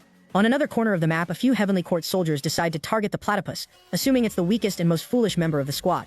It's a classic bully the small guy mistake. The platypus gets triggered instantly, its eyes flashing red as it unloads a violent burst of golden spiritual energy. The resulting explosion clears the area, leaving the soldiers who underestimated it as motionless piles of rubble. The platypus stands there slightly mollified, while the battlefield continues to burn. A massive shockwave turns the city into a gravel pit, leveling buildings and leaving the ground shrouded in a thick layer of smoke. It's a visceral scene. An exotic beast dangles a victim from its jaws while wounded heavenly soldiers stand frozen in terror. High above, the undying Blood Fong is running a vampire castle play, filling the sky with clones that dive-bomb the defensive lines. People are getting torn apart by shark-like beaks, leaving the ground stained with the human cost of this invasion. A silver-haired man from the Heavenly Court drops onto a rooftop with enough force to shatter the structure, fixating his cold gaze on the original Blood Fong. He's the law and order type, unleashing a surge of spiritual energy and blasting the bird out of the sky with a golden nuke. The Blood Fong slams into the city ruins but immediately spreads its wings to reset. The silver-haired man is on it instantly, blocking the path and punting the bird back into the rubble. The bird is grounded and spitting blood, but the silver-haired man isn't interested in a fair fight. He reveals the Heavenly Court's hand. They've deployed 80% of a secret realm's military force for this all-out attack. He claims the planet is officially their property, and prepares a golden pillar of light to finish the job. The Blood Fong just laughs in his face. It has zero fear, summoning a massive black clone and inviting the man to see if he actually has the skill to kill a god. A waterfall of golden energy cascades from the heavens as Golden Ant enters the fray. He charges straight into a close-quarters weapon clash, sparks flying everywhere, as he intercepts the silver-haired man. The man powers up, black markings spreading across his face like war paint as he unloads a massive golden wave. Golden Ant remains unfazed, easily knocking the man back even as 5 more Heavenly Court reinforcements surround him. He looks at the new arrivals like they're just another swarm of insects crawling out of a hole. Ronka's up on the Heavenly Court's secret realm. Crimson Emperor is doing a full pre-raid analysis of Ziyu's vanguard. He's got the scouting report down. Bull Demon handles gravity, The dinosaur is the designated most vicious melee threat. Golden Ant covers speed and DPS. The platypus is a walking AoE melt zone. And the Bloodfong has the clone spam. He realizes he's looking at over 10 fearsome powerhouses, but his subordinates are already starting to talk trash. The 12 primordial spirits, the Heavenly Court's elite unit, think the Emperor has been in seclusion too long. They're arrogant, claiming their combat strength is unrivaled, and that Ziyu's monsters are just a warm-up. A Minotaur spirit is specifically looking to test his strength against the Bull Demon's gravity manipulation, to see who the real heavy hitter is. Crimson Emperor gives the order to advance. The 12 spirits are moving in, brimming with battle intent, and eager to show Ziyu's team what a real elite squad looks like. The Blood Demon planet's sky has turned a deep bruised red, and the heavy silence is suddenly ripped apart by a void rift. Linfong steps out with the calm energy of someone who's done this 1,000 times, followed by the rest of the squad: Bashwan, Zelian, and the insect princess on her massive mobile nest. They're standing on a mountain ridge looking down at the city, which is currently a massive cluster of smoke and fire. Linfong recognizes this as a total elimination match, where neither side is going to stop until the other is deleted. They try to join the fray, but the insect princess hits the brakes. Her sensory stats are off the charts, and she picks up 2 massive power signatures closing in on their position. Right on cue, Demon Suppressor and Crimson Emperor land in their path, hitting the ground with enough force to send rocks flying like shrapnel. Crimson Emperor is already talking trash, calling the group foul insects and bugs, while Demon Suppressor dismisses them as a bunch of brats. Demon Suppressor doesn't wait for a dialogue box. He transforms his arm into a spiritual drill and aims it straight for the insect princess's nest. Zelian pulls a high-tier support move, dashing forward to intercept. There's a massive spiritual explosion, and when the purple and green smoke clears, Demon Suppressor is left with a major question mark in his head. He realizes Zelian is a void user who can blink in to save his teammates, moving beyond a standard melee fighter. Zelian makes it personal, telling the Suppressor that he is enough to handle this fight solo. Linfong matches up with Crimson Emperor, transforming into a massive cloud of black mist that looks like a prehistoric beast. While those two are locking horns, the Insect Princess and Bashwan take the opportunity to bail toward the city to back up Golden Ant. Crimson Emperor tries to snag them with a giant spiritual hand, but Linfong is too fast. He blocks the arm with a mist spear that clings to the Emperor like a persistent debuff, preventing him from chasing the others. Crimson Emperor finally stops underestimating the stinking insect and reveals his full transcendent rank 5 cultivation to match Linfong's output. Down in the city ruins, we have a battle of the brutes. Bull Demon is staring down the Spiritox, who's currently bragging about being ranked 2nd among the 12 primordial spirits. Bull Demon remains unimpressed. He swings a massive axe and lets the ox know that he is also ranked 2nd among the Misty Mountain's great ferocious beasts. They agree to skip the small talk and fight until someone hits 0 HP. Back with Zelian, the speed gap is becoming a real problem for Demon Suppressor. Zelian is moving like a blur of green light, weaving in and out of the void to stack wounds on the Suppressor's body. The Suppressor realizes he's being kited and decides to stop chasing a ghost. He pulls a hidden counterplay, blowing out a massive cloud of white smoke to coat the entire area. It's a classic anti-stealth move designed to track Zelian's location every time he pops out of the void. Zelian's speed usually makes him a ghost, but the thick smoke acts like a motion sensor. His high-speed movement leaves a distinct trail in the haze, giving Demon Suppressor a perfect lock on his coordinates. The Suppressor shifts his arm into a mass of purple tentacles and snares Zelian mid-flight, punting him into a cluster of crystals like a cannonball. Zelian is battered, but his eyes are still full of lethal intent, even if his pride took a bigger hit than his ribs. Demon Suppressor isn't impressed by Zelian's resilience. He triggers his Berserker transformation, sprouting spiked pillars from his arms and venting white smoke like a boiling pressure cooker. He's officially abandoned every defensive stat to max out his raw speed and attack power. Before Zelian can even process the change, the Suppressor teleports into his personal space. Zelian tries to argue that no one can match his speed, but the Suppressor proves him wrong by appearing behind him and sending him flying with a single blow. The Suppressor follows up by embedding Zelian into a massive crystal and delivering a kick that disintegrates the entire structure. Zelian's Vanguard is coughing up blood and taking a massive amount of chip damage, but he manages to land a desperate counter. He unloads a blinding spiritual beam from his mouth at point-blank range, catching the Suppressor in the face. The explosion leaves the Suppressor's beard soaked in blood, but he just laughs it off. He's enjoying the fact that he's finally found someone who can take a punch. On the other side of the map, Linfong is spamming shadow entities at Crimson Emperor, but he's running into a brick wall. The Emperor is basically hitting the delete key on every attack, shattering Linfong's black mist with raw physical strikes, while yelling useless like a broken record. Linfong tries to go all in with a shadow sword, but it grinds to a halt against a spiritual shield. Crimson Emperor is done playing defense. He activates his connection to the earth, causing the mountains behind him to shake and rise from the ground as he prepares to drop the literal environment on Linfong's head. Crimson Emperor starts the exchange by dropping the literal environment on Linfong's head. Massive chunks of earth soar through the air, encircling Linfong as he pulls his dense mist into a desperate defensive barrier. The pressure is astronomical, and the barrier starts thinning out as the Emperor laughs at the struggle. It looks like a burial, but Linfong manages to find the gaps between the rocks, shooting out streaks of black matter that shatter the boulders and allow him to rise back up. He doesn't give the Emperor a chance to reset, immediately turning that black matter into a weapon. The Emperor is unimpressed, crushing the black matter with a single punch and demanding to see some actual skill. He's talking a lot of trash, threatening to gouge out Linfong's eyes and hack off his limbs, but Linfong remains icy calm. He compresses the black matter until it manifests as the Shadow Puppet, a massive, terrifying exotic beast that binds the Emperor in a web of tentacles. Linfong unloads a purple spiritual blast into the trap, But the Emperor is built different. He tears through the energy and the tentacles with raw strength, delivering a punch so heavy it triggers a magnitude 10 shockwave through the forest. He puts a literal hole in the shadow puppet. But Lin Feng's creation is like a virus. The remaining black matter coalesces into a hardened spear that pierces the Emperor's skin, drawing blood for the first time. Across the map, the elite 12 primordial spirits are having a rough day. The dinosaur is currently using one of the spirit dragons as a chew toy, leaving it coughing up blood in the dirt. Another primordial spirit is getting absolutely jumped by a pack of beasts, and has the nerve to complain about the lack of 1v1 honor. The beast leader basically calls it a skill issue and tells the squad to finish the job. It's funny how these invaders expect a fair duel when they're the ones breaking into someone's house. Meanwhile, the bull demon and the spirit ox are locked in a brain cell erasing contest of pure strength. Both are covered in blood, but the bull demon is already asking for a rematch before the ox can even catch its breath. Golden Ant is currently standing on a literal mountain of heavenly court corpses, holding a severed head like a trophy. He's got that final boss aura until he suddenly senses Zillion. His close comrade Quo is in deep trouble. Deep in the void, Zillion is essentially a walking injury, vomiting blood while trying to outrun Demon Suppressor. He's driven to a desperate Void Spike's play to keep the distance, but the Suppressor just mocks the effort. Zillion is exhausted and running on fumes, while the Suppressor is barely breaking a sweat. The Suppressor decides to end the game, deploying a dense web of shimmering silk threads that surround Zillion from every angle. He calls Zillion's void walking a parlor trick, and prepares to shred the insect into 1,000 pieces. Zillion is officially caught in the web, and unless Golden Ant clears the distance in record time, Zero's vanguard is about to lose its primary scout. Demon Suppressor thinks he's about to close the file on Zillion, tightening his purple silk threads to shred the insect into 1,000,000 pieces. He's got the arrogant posture of a guy who thinks the fight is already over, but Zillion is busy triggering a massive limit break. His eyes flash with a brilliant golden light as he starts gorging on void energy, pulling so much power into his system that it erupts into a pillar of light reaching into deep space. The influx is astronomical, looking almost like a suicide play as Zillion screams in agony while his power levels redline. His resolve is absolute, and he unloads a void slash with enough raw destructive force to actually scar the spatial barrier, forcing the Suppressor to abandon his ego and dive for cover. The Suppressor realizes the situation has shifted from a hunt to a horror movie. Zillion is radiating the aura of an Asura straight out of hell, trading his sanity for a massive stat boost. He moves with godlike speed, appearing behind the Suppressor before the man's eyes can even track the frame. There's a flash of light and a splatter of red, and suddenly the Suppressor is missing an arm.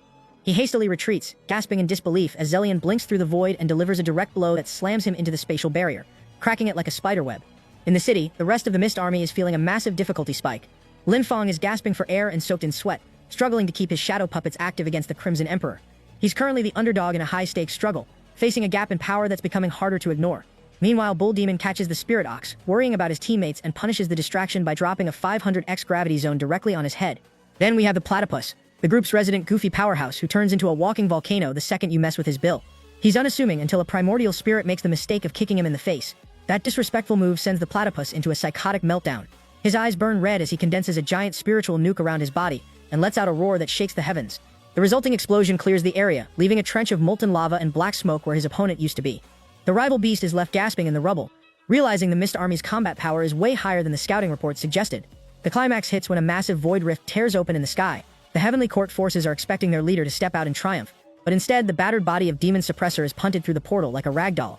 He's missing a limb and covered in blood, a sight that sends the nearby soldiers into a state of sheer panic. As the dust settles, Zillion steps out of the rift, drenched in the blood of a life-and-death struggle, looking every bit like the new king of the void. Zillion stands tall as the smoke clears, staring down a broken Demon Suppressor with eyes that look like they're glowing with a sigma level of intensity.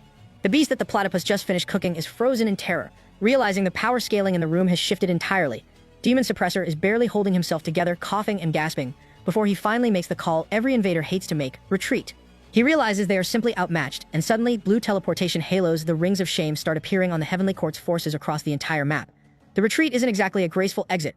One beast tries to leave a final threat about killing the lightning rat next time, only to get hit with a "don't run away if you're so tough" comeback. Crimson Emperor is mid-fight with Lin Feng when his halo pops up, leaving him momentarily confused.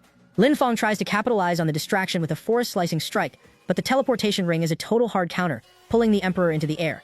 He leaves with a laugh, acknowledging Lin Feng's strength and promising a rematch, while Lin Feng is left gnashing his teeth at the bizarre spectacle of a planet-wide mass extraction. As the blue light clears the field, the silence on the Blood Demon planet is deafening. Golden Ant and Bull Demon watch the grand army of the Heavenly Court vanish into the sky. Back in the Halos, the survivors are running a roll call and realize the Spirit Serpent is officially off the roster. It's a massive loss for the 12 primordial spirits, but Crimson Emperor keeps his cool. He lets them know this was just the scouting phase. The tutorial invaders and the actual Grand Army is still being prepped for an all-out war. On Azure Blue Star, Zayu gets a spiritual text message from the Laurel Tree via a golden script. He learns that the Blood Demon planet is safe for now, but the victory is short-lived. He realizes the Heavenly Court is preparing for a round 2 that will be much bigger than a simple skirmish. Zayu decides he can't let this war drag on, so he looks toward a distant desert and prepares to move his most dangerous pieces, the giant serpents. It's time to stop playing defensive. Xiaoyu hits the confirm button on his own evolution, spending 15 million points on body molding to push himself toward rank 7. According to the data, a rank 6 breakthrough like this can actually grant the physical stats of an intermediate rank 7. As the high-level evolution starts, Xiaoyu is enveloped in a pillar of blue light, giving off some serious Evangelion vibes as his old bark shatters and falls away. Inside the light show, Xiaoyu realizes he's hitting a developer bottleneck. He has too many high-level laws: thunder, vitality, absolute evolution, and they're clashing like a messy codebase. Instead of trying to force them into one form, he decides to min-max his build by splitting them into separate avatars. He creates bodies for thunder control, absolute evolution, and everlasting proliferation, among others. The plan is to let each avatar evolve in its own direction first, then merge them back into a single god-tier body later. It's a high-level strategy that's going to make him exponentially more dangerous once the merger is complete. Yuziu is a radiant beacon of golden energy, sending tectonic tremors through the landscape as he finishes a total system overhaul. Every single avatar thunder, instant, vitality, and absolute evolution has officially crossed the threshold into rank 6. His true form isn't lagging behind, having locked in rank 6 everlasting proliferation. This 5-pillar setup is the foundation for his next move. He has successfully split the 5 destinies for specialized training, and is now eyeing the integration process to fuse them back into a single, flawless entity. The roadmap leads straight to rank 7, the level where a cultivator officially joins the pantheon of immortal deities. Reaching this peak demands a massive trade-off. He needs a period of absolute silence to adapt to the power. This is the longest seclusion Yuziu has ever faced. He has to ensure the demon court stays upright while he is off the board. He calls Ninetales and Xiaoling into a meeting to finalize the transition of power. Ninetales is confident about hitting rank 6 soon, yet Xiu is playing the long game. He knows raw power is only half the battle when you're managing an empire. He appoints Xiaoling as the executive lead and puts Ninetales in the enforcer role. He is incredibly blunt about the risks. Right now, he is the only thing keeping rival factions from tearing the place apart. If he disappears for a full century, the court could easily fracture or collapse. Xiaoling feels the weight of the crown and locks in with a rock-solid resolve to keep the peace. Xiu ensures she doesn't leave empty-handed. He hands over the innate yin-yang dual qi to feed her guardian spirits and unloads 10 drops of holy liquid he secured from the Sky Clan. Each drop represents the lifetime faith of over 100,000 believers. He commands her to drink it so he can personally rebuild her body using his high-tier tempering and 3 Pure One's knowledge. Xiaoling downs the liquid and triggers a metamorphosis that looks like a solar flare. A golden pillar of light pierces the sky. She has to mentally survive the agony as her marrow is rewritten. Xiu uses his tentacles to stabilize the vortex, shielding her while she cooks in heat, so intense it even makes a fire specialist like Ninetales sweat. When the golden haze finally clears, Xiaoling descends with hair that has turned a brilliant fiery red. The demon court is officially under new management. Xiaoling is officially transitioned into a divine tier being. Her new red hair is a clear signal that the Holy Spirit liquid did its job, scrubbing every impurity from her system. She is essentially a walking mana sponge now, absorbing spiritual energy from the atmosphere on autopilot. Yuju is satisfied with the results, though he reminds her that having a divine body is only half the battle. The rest comes down to how she masters that power. With his work finished, he gives the final order for his commanders to withdraw so he can focus on his own evolution. Yuju relocates to the Void Minor world for his rank 7 attempt. This is a tactical necessity because Azure Blue Star would likely fracture under the shockwaves of a rank 7 breakthrough. He roots himself in the Void, where red lightning executions are the standard security protocol for any creature trying to interrupt his session. He sets up the heaven-piercing star array, a mental formation that hits harder than standard heavenly thunder. He acknowledges the array is still a work in progress, but it is already enough to threaten the stability of the entire dimension. He finally locks in, enveloping himself in a golden pillar of light that signals the start of the long sleep. The war in the Katistar sector has devolved into a grueling stalemate. Golden Ant and Bull Demon are holding the line, but the Heavenly Court is playing for territory, successfully planting flags on half the planet. White Tiger is leaning into his own hype, shouting from a window about how he is too powerful for the spirit ox, tiger, and horse combined. While some are calling him a noisy cat, the actual work on the ground is becoming a meat grinder. The Heavenly Court's 28 mansions have intervened, turning what should have been a cleanup into a bogged-down conflict where 3 of their lords have already been sent to the graveyard. The squad is looking for any leverage they can find. Ao admits that after centuries in a Heavenly Court cage, his contacts with the Dragon Clan are essentially cold leads. Shaolin is looking at the map with a grim perspective. This is no longer a quick skirmish. If they do not land a decisive blow soon, the Heavenly Court's deeper resource advantage will start to crush them. They are banking everything on Shaolin and Ninetales, who is clearly the favorite child in terms of raw power, to navigate this crisis while the big tree is off the board for his rank 7 grind. Inside the Heavenly Court, the mood is equally dark. Demon Suppressor is reporting historic losses with 7 rank 5 divine generals and 3 mansion lords permanently off the board. Crimson Emperor is still coughing up blood, a visual reminder that Golden Ant nearly deleted him in their last exchange. Even the Heavenly Court's elite are rattled by the raw combat power they are facing. They are now pinning all their hopes on the arrival of the 4 Heavenly Kings to salvage the operation and reclaim their momentum. The Heavenly Court is currently navigating some internal friction as one of the 12 primordial spirits plays armchair general. It's questioning why the Great Emperors haven't just nuked the Blood Demon planet from orbit already, arguing that a 5 Emperor gang squad would have ended this war months ago. Demon Suppressor has to shut that down. The Heavenly Court is a massive bureaucracy, and the top-tier emperors have their own sectors and responsibilities to manage. The objective is fixed: coordinate with the 4 heavenly kings to shatter the planet and reclaim the Taiji diagram fragments along with the 3 Pure One's secret method. While the high-tier powers plot their next move, the 9 Netherworld dragon snake is gliding through the cosmic void, coiling its massive body like a celestial masterpiece. It's specifically looking for the heaven-chosen Ziyu its sister mentioned. Meanwhile, the monster court is undergoing an industrial revolution. They're leaning heavily into scientific technical legions, building warships and asteroid fortresses to maintain their grip on the sector. In a spiritual power lab, the 17th King and Yui are running a mad science project. They're essentially overclocking void creatures by pumping them full of raw spiritual energy through massive infusion streams. It's a brutal process that involves high-pressure blisters and localized explosions, but it gets results. They successfully force a void creature into a rank 3 transcendent form. Yui realizes that while this process would turn a human or an ordinary beast into a red mist, void creatures can tank the infusion because their biology is built for devouring and corruption. The 17th King is already eyeing rank 5 mass production. 6 months into his seclusion, Yui is still a solid pillar of golden light in the void. Ain is absolutely stunned. Yui hit a state of deep enlightenment the moment his eyes closed. It's the kind of natural talent that makes even a 16-winged holy weapon feel like it's watching a once-in-an-epoch anomaly. Yui is completely locked in, focusing every ounce of his being on the rank 7 upgrade while the clock continues to tick. On the planet of an ancient high race, a pillar of light descends as the god of the underworld Min completes his breakthrough. His people are kneeling in a massive ceremony, but the real intimidation factor comes from his companion, the Underworld King, a rank 6 dragon that shatters the bedrock just by landing. This race is officially back on the board as a top-tier power no less dangerous than the Titans or Angels. The scene shifts to the Angel Planet for a massive power-scaling conference. You have rank 6 elites like the Flame King, Purple Mist, and the Mountain Titan all taking their designated spots. Then Nine Tails walks in. Despite being a rank 5, she takes the highest seat in the room with an aura that hits like a physical weight. The room is buzzing with rumors because everyone knows the Monster Court is currently the only faction with enough backbone to trade blows with the Heavenly Court. Nine Tails doesn't even acknowledge the gossip. She just drops a cold, indifferent glance that settles the entire room. Nine Tails is sitting on high with absolute composure while the gallery fills with hostile whispers. These people are questioning how she has the leisure to show up for a meeting while a major war is raging.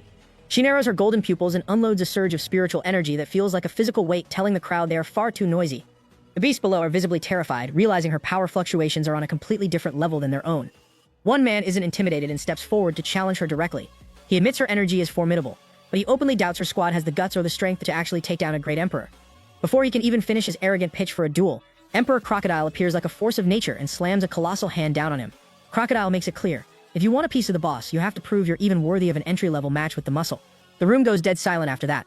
Not a single soul wants to be the next example. Back on Azure Blue Star, Panda is throwing a tantrum because he didn't get an invite to the Angel Planet. Linghua tries to comfort her husband, but Xiaoling shuts down the drama instantly. They are there to work, not to play. Xiaoling reveals a map of the Western Great Star Sector, and the scale is a major reality check. They have explored less than 1% of the vast star sector.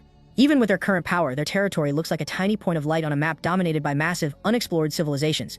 Xiaoling makes it clear that while they are currently a small dot, one day the entire map will belong to their domain. In his seclusion, Yuzu is busy engineering a new tier of assets, Lightning Strike Divine Trees. These are low-grade divine trees with a rank 6 and rank 8 talent for thunder control. They can summon 10,000 thunders, bind enemies with thunder chains, and transform into spiritual lightning beasts for maximum offensive power. He's coiling his roots around a specimen that's pulsing with electrical currents, feeling that high-level satisfaction as the project meets his expectations. On, the 16-winged holy weapon pops up to ask if the seclusion is over. Yuzu thinks it's only been a single night, but On drops the news that 6 months have already passed. It's a shock that hits like a physical blow. On, who has lived for over 220,000 years, gives him the grim truth about immortality. Every time you wake up from a deep sleep, the scenery remains the same, but the people you know are gone. Strength always comes with absolute solitude. Everyone Yuzu knows is eventually going to die before him, and he has to learn to live with that loneliness. Ziyu locks in with a look of iron determination, accepting the trade-off. He erupts into a brilliant pillar of light, continuing his push toward rank 7 in the long, solitary timeline ahead. Ziyu has been AFK for a solid decade, letting his absolute evolution script run in the background while the galaxy basically loses its mind. The Demon Court didn't just sit in the loading screen during those 10 years. They went on an aggressive expansion spree. They've locked down 3 major star sectors, the Milky Way, Azure Blue, and Centaurus, turning them into the brightest hubs in the void. The Centaurus race tried to stage a rebellion, which turned out to be a spectacular speedrun to extinction. Sherling personally showed up with a fleet of warships and turned their entire gathering ground into a charcoal pit. Their leader was left gasping in the rubble, realizing too late that he just brought a toothpick to a planetary orbital strike.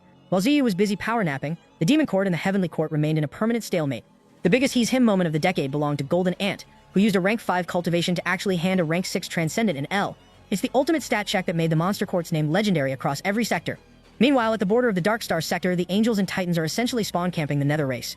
The Angel Sovereign made it clear: step 1 foot out of the dark and you're getting deleted. The Nether race had to tuck their tails and retreat back into the shadows for a bit. The solar system finally hits a major milestone as a blinding golden light pierces the atmosphere. Ziyu's true form manifests as a massive silhouette in space, a Dharma body so gargantuan that Panda can see it from the surface of Earth without even trying. Ziyu is rooted in the void, surrounded by his personal army of lightning strike trees, and his entire root system is glowing with enough energy to power 1,000 suns. Xiaoling is watching the sky, realizing her master is finally back online. Even the Titan First Pillar is sweating, wondering if Ziyu has already cracked the rank 7 meta. The Titan Crown, a sentient imperial weapon, has to calm everyone down, explaining that a real rank 7 breakthrough would have wiped out half the star sector just by waking up. Still, it admits Ziyu's current vibes are hitting rank 7 levels regardless of the technicality. Ziyu's 5 avatars have been starved of spiritual energy for 10 years, and he's finally ready to start the harvest. Purple lightning is striking his crown, and massive fruits are literally popping out of his branches as his instant and vitality trees hit their next evolution tier. He's currently busy condensing 5 divine forms to maximize his success rate for the actual rank 7 trial. It's a high-level play, but it has attracted the attention of some very ambitious trash mobs. The god of the underworld Men is watching Ziyu from the dark sector with the type of confidence you only see in a villain about to get clapped. Men's plan is the definition of a dumbass play. He wants to jump Ziyu during the exact moment of his rank 7 tribulation, thinking he can catch the tree while the defense is down. The Ghost King is actually worried because even the Titans are scared of the Demon Court. But Men pulls out a secret weapon, the Nether Imperial weapon. He thinks this artifact is a cheat code that will let him see Ziyu and turn the tide for the Nether race. He's essentially betting his entire race's future on the idea that Ziyu hasn't left a single guardian behind to watch his back while he levels up. Men is ready to step out of the dark, convinced he's about to pull off the ultimate gank. Ziyu is currently trying to merge his 5 divine forms into one god tier build, which he realizes is a mechanical nightmare. He estimates he needs at least 10 days of perfect uptime to finish the fusion, but the process is grueling and potentially lethal. Just as he is getting into the rhythm of the merger, some random spiritual energy strikes his roots. It is the ultimate griefing move. Someone is attacking his base while he is locked in a high-stakes evolution menu. He is livid, scanning the void for the troll who dared to interrupt his rank 7 progress. Before he can even retaliate, a girl pops into the frame. It is Laurel Tree, who has finally unlocked her human form and hit rank 5 Transcendent. She gives him a quick smile before switching into a lethal combat state, acting as the VIP guard for his seclusion. She makes it clear that anyone coming for the Divine Tree has a death wish. The attackers aren't hiding anymore. A literal swarm of the ghost race emerges from the void. These guys are salty about the Demon Court's aggressive expansion and think they can just elite Ziyu while he is vulnerable. Their leader claims his master is eager to see the Divine Tree perish. But Laurel Tree shuts him up by binding 2 ghost warriors with her roots and crushing them into a mess of red pixels. 2 of the ghost race try to pull a pro gamer move, using a smokescreen to kite Laurel Tree away so they can rush Ziyu's main body. They are mid-laugh, thinking they found an exploit in his defense, when a massive sky-eclipsing hand comes out of nowhere. It flattens them into the bedrock with enough force to fracture the entire area. While the ghost race tries to use their massive numbers to overwhelm the site, the rest of Ziyu's elite vanguard arrives to clear the lobby. Ninetales leads the charge, incinerating a whole unit with a fire attribute blast. Emperor Crocodile starts spamming sonic blades that turn the battlefield into a literal slaughterhouse. Golden Monkey is out there with his staff, landing lethal headshots and growling at anyone who dares to breathe near his master. White Dragon brings the temperature down to absolute zero, turning a massive pack of ghosts into ice sculptures before the Thunder Dragon and Phoenix finish the job with a lightning fire combo. The Ghost Race tries to play the infinite respawn game, flooding the area with black creatures, but the Monster Court's technical fleet arrives to settle the score. The warships fire high-powered spiritual beams that disintegrate the swarm in seconds, forcing the survivors to log out and flee. Once the useless minions are cleared out, the god of the underworld finally steps into the arena. He is radiating pure rage, tired of watching his fodder get dismantled by Ziyu's subordinates. He acknowledges the growth of the Demon Court's team but decides he has to handle the final boss work himself. He charges up a terrifying surge of spiritual energy in both hands and prepares to fire a direct shot, convinced that he is the only one with enough DPS to actually take down the Divine Tree. Men finally decides to stop spectating and launches a high-powered spiritual beam directly at Ziyu's main trunk. The blast is a total whitewash, swallowing the tree in a flare so bright it looks like Ziyu just got deleted from the server. His subordinates are absolutely losing it. Golden Monkey and Crocodile are screaming for their master, but things get even worse when the Cosmic Tribulation Lightning decides to enter the lobby. Massive dragons of pure energy rain down, and Ninetales warns everyone to clear the blast zone because this lightning is the stay-dead variety. The bolts shred what is left of Ziyu's body until he is just a charred stump. Men is cackling like Kamala, convinced he just secured the easiest kill steal of his life against a defenseless target. Men decides to flex by summoning the Netherworld Divine Armor, which is some cursed high-level gear that eats the wearer's flesh for a massive combat buff. It is a parasitic demonic suit that eventually hijacks the host's brain if it isn't fed enough souls.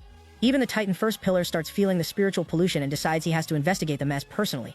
Men is so confident in his new gear that he reaches into the crater to grab the willow stump, treating Ziyu like a trophy he has already won. He acts like the god of the sector, though his ego blinds him to the fact that he just walked into a massive trap.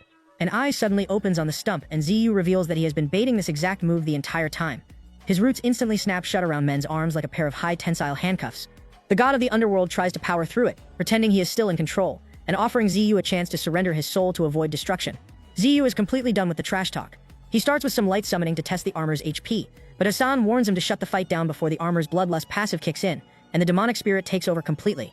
Kromvosti decides to weaponize the environment, breaking every rule of the game. He ignores the standard strategy of dodging the cosmic lightning and instead reaches up to gather the tribulation into his palm. He crafts a colossal lightning spear out of the energy meant to kill him, the ultimate reverse Ono card. He launches the spear at point-blank range, dismissing Men as an arrogant fool. The explosion is a total system reset.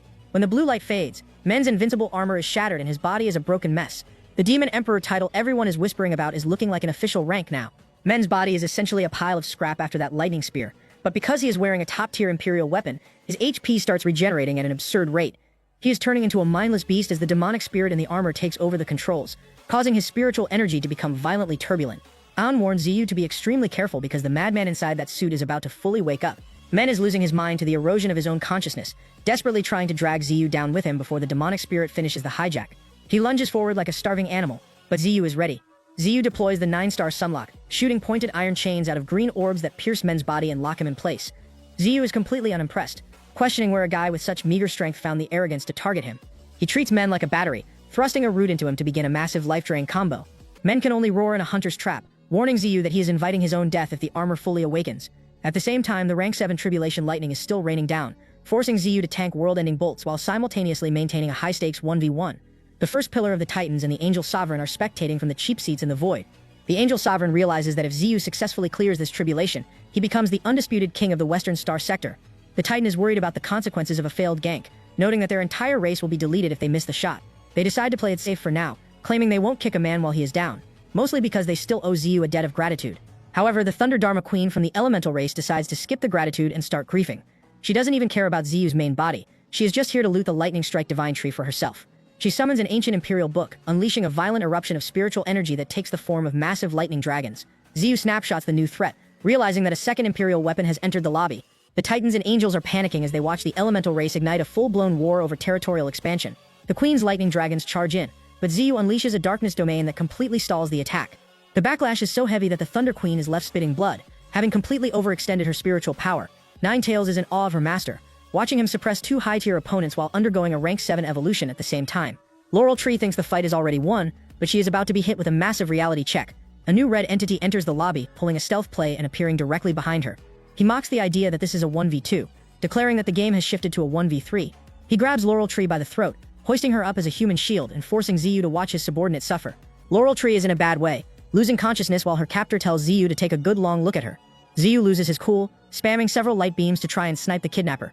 The red entity just curls his lips into a sinister smile, firing back a crimson beam that shatters Ziyu's light shield like glass.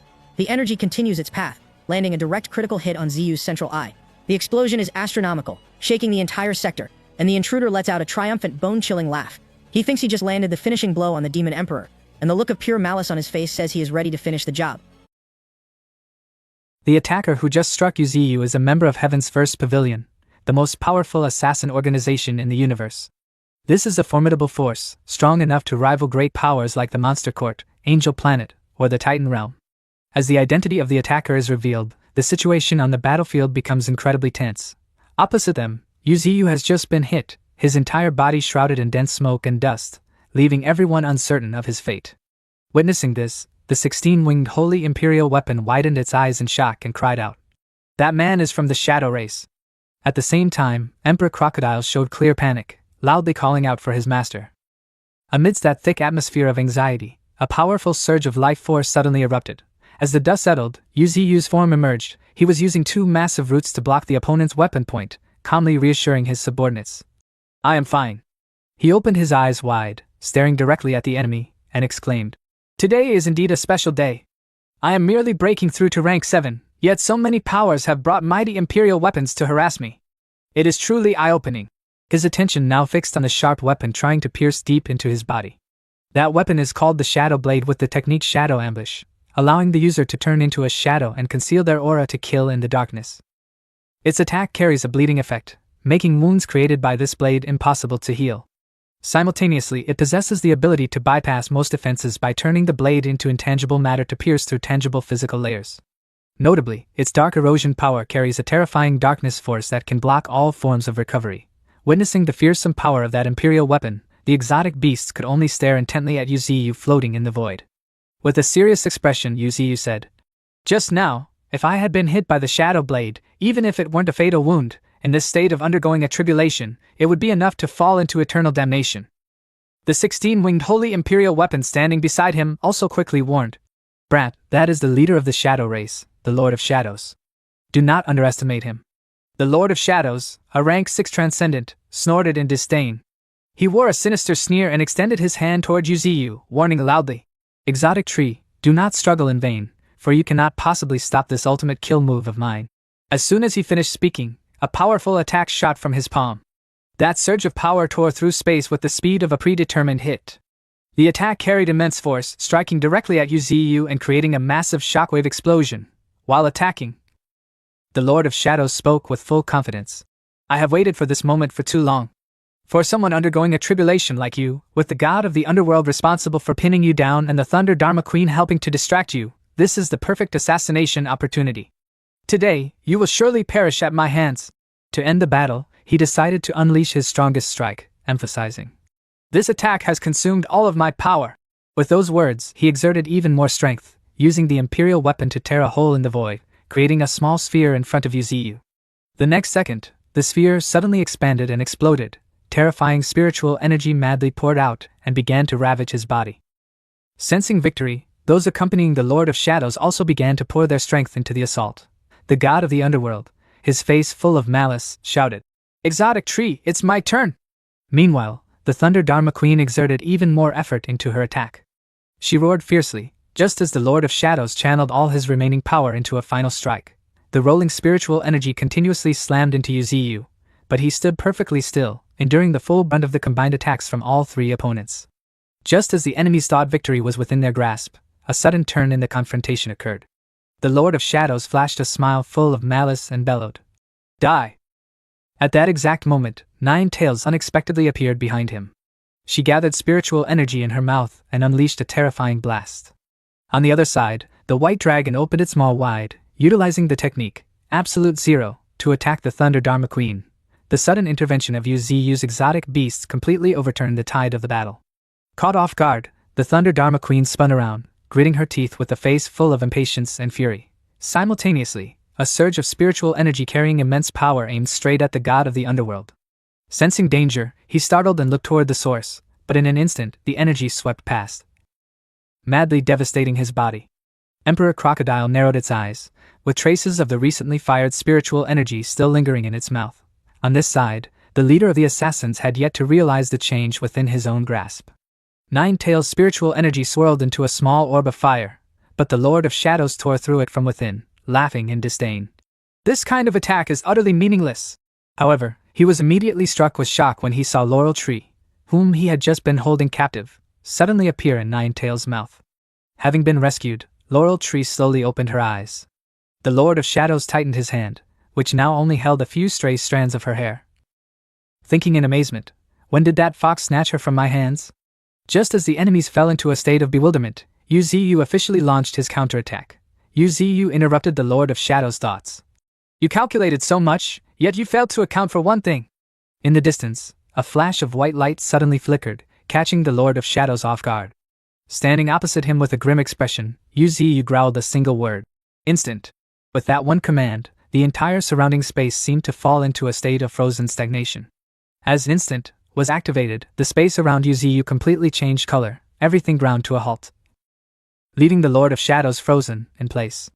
The god of the underworld was startled into a daze, unable to move, while the Thunder Dharma Queen was pale with terror, her face distorted by fear. The next second, a surge of spiritual energy carrying terrifying power was unleashed. The erupting force dealt a heavy blow to the leader of the Shadow Race. With a thunderous boom, the energy slammed into the Lord of Shadows. Unable to resist, his body was swiftly pierced through. The Lord of Shadows spat out a mouthful of blood, the many eyes on his head widening as his pupils contracted in shock. My rank 7 Shadow Soul armor was actually pierced. Damn it! The fury of being heavily wounded caused the attackers to cast aside all caution, deciding to settle this battle as a matter of life and death. With a portion of his body destroyed, the Lord of Shadows' face darkened as he growled.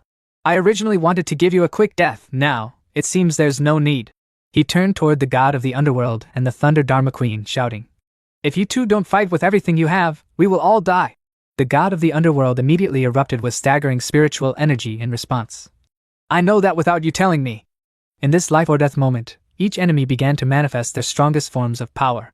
The Thunder Dharma Queen wasted no words and began chanting incantations, causing the Imperial weapon book beneath her feet to burst with a terrifying aura.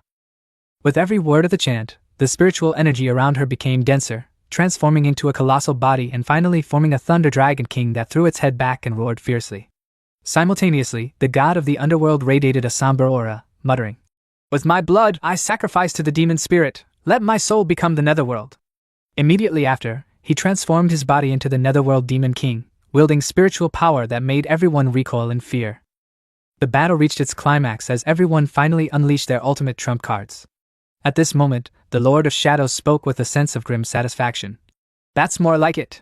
You've been hiding your true strength this entire time. Did you really think you could just sit back and reap the rewards of my efforts?"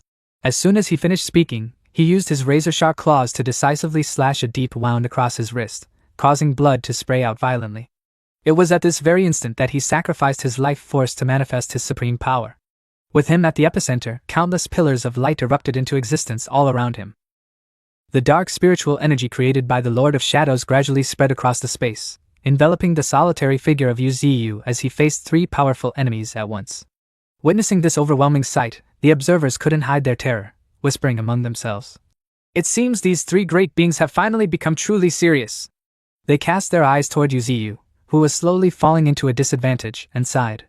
"The position of the master of the monster court will likely be vacant after this battle." While the crowd was absorbed in predicting the outcome, the appearance of other mighty entities in the distant void behind them made the atmosphere even more suffocating. On a massive crystal shard floating in the void, a majestic dragon gazed precisely toward the fiery battlefield. It was the Nine Netherworld Dragon Snake, an entity whose eyes flickered with cold, contemplative light. A moment later, it spoke in a low voice, expressing regret for a genius. "A divine tree with such staggering talent, yet in the end, it must still fall." The Nine Netherworld Dragon Snake then turned to a sphere radiating a faint light beside it and asked, "Does Senior Sister feel he can survive?" But it only received an ambiguous answer from the sphere. "I cannot say for certain." An eye as bright as a starry sky suddenly appeared on the surface of the sphere. It was the Dreamy Dragon. It floated gently beside the Nine Netherworld Dragon Snake and calmly assessed, "Right now, the three imperial weapons of the opponents have fully recovered their power." Its gaze fixed on Yuziyu and the three trapping him. "This master of the monster court possesses terrifying strength." Watching Yuziyu completely covered by the lightning tribulation and forced into a passive stance, it continued firmly, "But he no longer has a chance for an easy victory." In the midst of this dire situation, the 16-winged holy imperial weapon floating beside Yuziyu spoke up with clear concern. "Brat, do you need my assistance?" In response to this goodwill, Yuziyu's eyes flashed with a cold light. He remained calm and decisively refused. Looking at the golden bolts of the lightning tribulation roiling in the sky, Yuziyu continued, "The longer the lightning tribulation gestates, the more horrific its power will be when it strikes. Therefore, I want to borrow the very power of these three enemies as a stepping stone for myself." As soon as he finished, Yuziyu stretched his branches high as if to embrace the entire sky. Radiant golden spiritual energy suddenly exploded, swirling around his body to create an incredibly magnificent scene. Yuziyu began to transform back into his original primordial form, secretly resolving to use this power to break through directly to a new realm. Once the transformation was complete, Yuziyu's expression turned somber. He stared straight ahead with a boiling will to fight and declared, "I shall begin to be a bit more serious." At the same time, the silhouette of another colossal dragon suddenly appeared in the void. That dragon's massive body served as a pedestal, carrying Yuziyu's great true form on its back. The confrontation officially erupted as the Thunder Dharma Queen struck first, casting a lightning-type forbidden spell to command the Thunder Dragon King to charge. The lightning dragon opened its wide maw, lunging aggressively toward Yuziyu as if to swallow him in one gulp. Sensing the formidable power of the opponent's attack, Yuziyu roared in assessment. "The area of effect attacks of the elemental race are indeed terrifying, but that is still not enough to subdue me." Immediately, he used the technique. 10,000 branches and leaves, creating countless sharp tentacles that shot forward with great force. Those tentacles wove together to form a fortified wall, completely halting the Thunder Dragon King's advance. Seeing her technique nullified, the Thunder Dharma Queen, with a somber expression, let out a loud cry. She exerted even more power, desperate to shatter Yuziyu's wall of tentacles. Lightning attribute spiritual energy exploded violently right before her, yet the countless tentacles remained densely intertwined. Pushing back the Thunder Dragon King and drawing closer to her, some tentacles even pierced through her protective spiritual barrier, lunging directly at her and catching her completely off guard. From afar, the 9 netherworld dragon snake witnessed this reversal and exclaimed in surprise. The divine tree's opponent has been suppressed. Just as the Thunder Dharma Queen's situation turned dire, the god of the underworld erupted with a terrifying surge of spiritual energy to rescue his ally. He transformed into a colossal demonic beast, multiplying both his offensive power and defensive capabilities several times over. In the next heartbeat, he lunged straight forward, seeing the enemy strike. Yuziyu unleashed his thunder control, directing the 9 heavens tribulation lightning straight at his foe. With an earth-shattering boom, the giant demonic beast collided with Yuziyu's lightning. A tense stalemate ensued, with either side gaining a definitive advantage. Seeing the deadlock, the Lord of Shadows let out a cold, contemptuous snort, clenching his fist as dark spiritual energy coiled around his arm. Suddenly, the energy around the Lord of Shadows exploded, forming countless razor-sharp shadow spikes. He waved his hand, sending them darting toward Yuziyu at a terrifying speed. Faced with this sneak attack, Yuziyu calmly gathered spiritual energy within the maw of the dragon he was riding. Its eyes flashing with a cold light. Almost instantly, a blast of energy shot from the dragon's mouth, meeting the shadow spikes head-on and creating a massive spiritual explosion. The Lord of Shadows gritted his teeth, using every ounce of his strength to shatter the energy blocking him, roaring in fury at his opponent's formidable power. However, a second later, the fierce spiritual energy flared even stronger, completely obliterating the shadow spikes. The beam continued its path toward the Lord of Shadows, sweeping over him. Yet, through a bizarre technique, he suddenly reappeared right beside the dragon's head in an instant. The Lord of Shadows wore a chilling smile as he swung his hand down, delivering a vicious slash to the dragon. The razor-sharp strike sliced across the dragon's body, causing Yuziyu's mount to throw its head back in an agonizing roar. Yuziyu's pupils contracted in shock. He hadn't expected the man to be able to counterattack in such a situation. Staring at the brilliant red gash on the dragon's chest, where dark energy still flickered around the wound, Yuziyu couldn't help but mutter about its deadliness. He realized that anywhere struck by that blade suffered a severe weakening of both recovery speed and spiritual energy. Even the dragon's life essence was steadily draining away. Yuziyu's gaze fell on the Lord of Shadows, who was also coughing up blood from the previous impact. He thought to himself, if the opponent today weren't me, the Lord of Shadows would have likely won this battle long ago. Yuziyu's face turned grave as he assessed. This is truly a terrifying imperial weapon. As he was momentarily distracted, the demonic beast of the god of the underworld lunged forward with a thunderous roar. He commanded the beast to bite hard into the neck of the dragon Yuziyu was riding. Because it happened so fast, Yuziyu couldn't react in time, and a large chunk of flesh was brutally torn from the dragon's neck. Seeing his mount mutilated, Yuziyu was consumed by a towering rage and bellowed. You are seeking your own deaths! He immediately commanded his powerful roots to lash out, striking the demonic beast square in the face and sending its massive body tumbling aside. Having taken a heavy blow, the god of the underworld could no longer maintain his beast form and was knocked back into his original shape with a cry of pain. After a thunderous crash, his body slammed deep into a floating crystal shard in the vast void. The impact felt as though his internal organs were being shattered, and he coughed up mouthfuls of fresh blood. Amidst the wreckage, Yuziyu suddenly erupted with a spiritual aura even more terrifying than before. As the god of the underworld struggled to rise, his face twisted with insane fury, and he screamed, I will kill you at any cost! The god of the underworld suddenly threw his head back, howling frantically as he underwent a horrific transformation. In the next heartbeat, razor-sharp spikes erupted from his body, and the tongue in his mouth lengthened unnaturally. The witnesses were paralyzed with dread. The 16-winged holy imperial weapon widened its eyes in shock, its expression turning grim as it shouted a warning. The demon god state has awakened! It is devouring both the flesh and the consciousness of the god of the underworld. By now, the god of the underworld had fully transformed into a ferocious demon god, his roars echoing throughout the void. Sensing that the divine tree's danger was escalating beyond control, the god of the underworld's allies acted immediately. The Thunder Dharma Queen, standing on the same front, screamed to bolster their resolve. If he doesn't die, then it is we who shall perish! Driven by her urge, the Lord of Shadows lunged forward once more from another flank in a fierce assault. Faced with pressure from all sides, their opponent maintained a terrifying composure. Yuziyu narrowed his eyes, his face somber yet filled with arrogance as he declared, If this is what you want, then come at me all at once, so I can have a truly satisfying battle. Just as the challenge left his lips, a colossal natural upheaval shifted the tide. The lightning tribulation from the void sky suddenly crashed down upon Yuziyu, creating a massive explosion that sent a crimson spiritual light erupting and spreading across the surroundings. 9 Tails, standing not far away, held her ground despite being swept by the radiance, refusing to retreat from the battlefield. The power of the blast sent a wave of fear through even the idle spectators.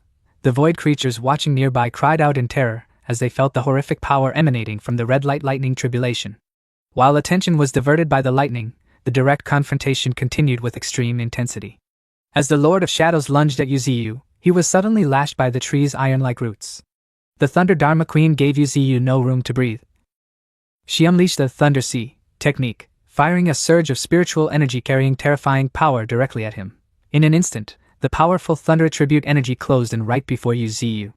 The coordinated assault between the factions was relentless, leaving no openings. The god of the underworld, in his demon god form, also charged, his maw clamping down hard on one of Yuziyu's massive roots. Despite the effectiveness of the enemy's strike, Yuziyu remained undaunted. In a flash, the root, once thought indestructible, was bitten clean through by the demon god, causing Yuziyu to let out a cold snort. He narrowed his eyes, his expression turning terrifyingly dark as he reevaluated the enemies before him. His gaze was razor-sharp, sweeping over each opponent to identify their weaknesses.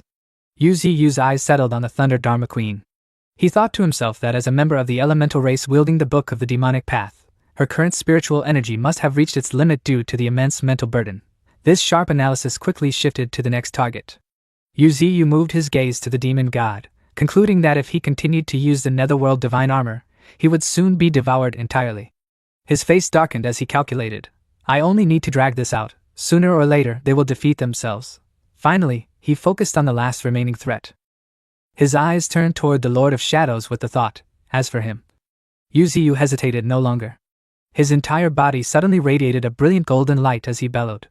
Though the limits of this one's power are still unclear, all who dare disrupt my tribulation must die. To fulfill that murderous declaration, a magnificent source of energy began to be summoned. The golden light gradually enveloped Yuziyu as he issued his threat. The 9 realms suddenly appeared above his head, and right in the center, a path of lightning tribulation began to open. This event marked a massive turning point in Yuziyu's power. A second later, the lightning tribulation expanded, carrying a terrifying golden hue with massive bolts of lightning transforming into the shapes of thunder dragons coiling through the air. After a thunderous boom, the destructive power crashed down upon Yuziyu.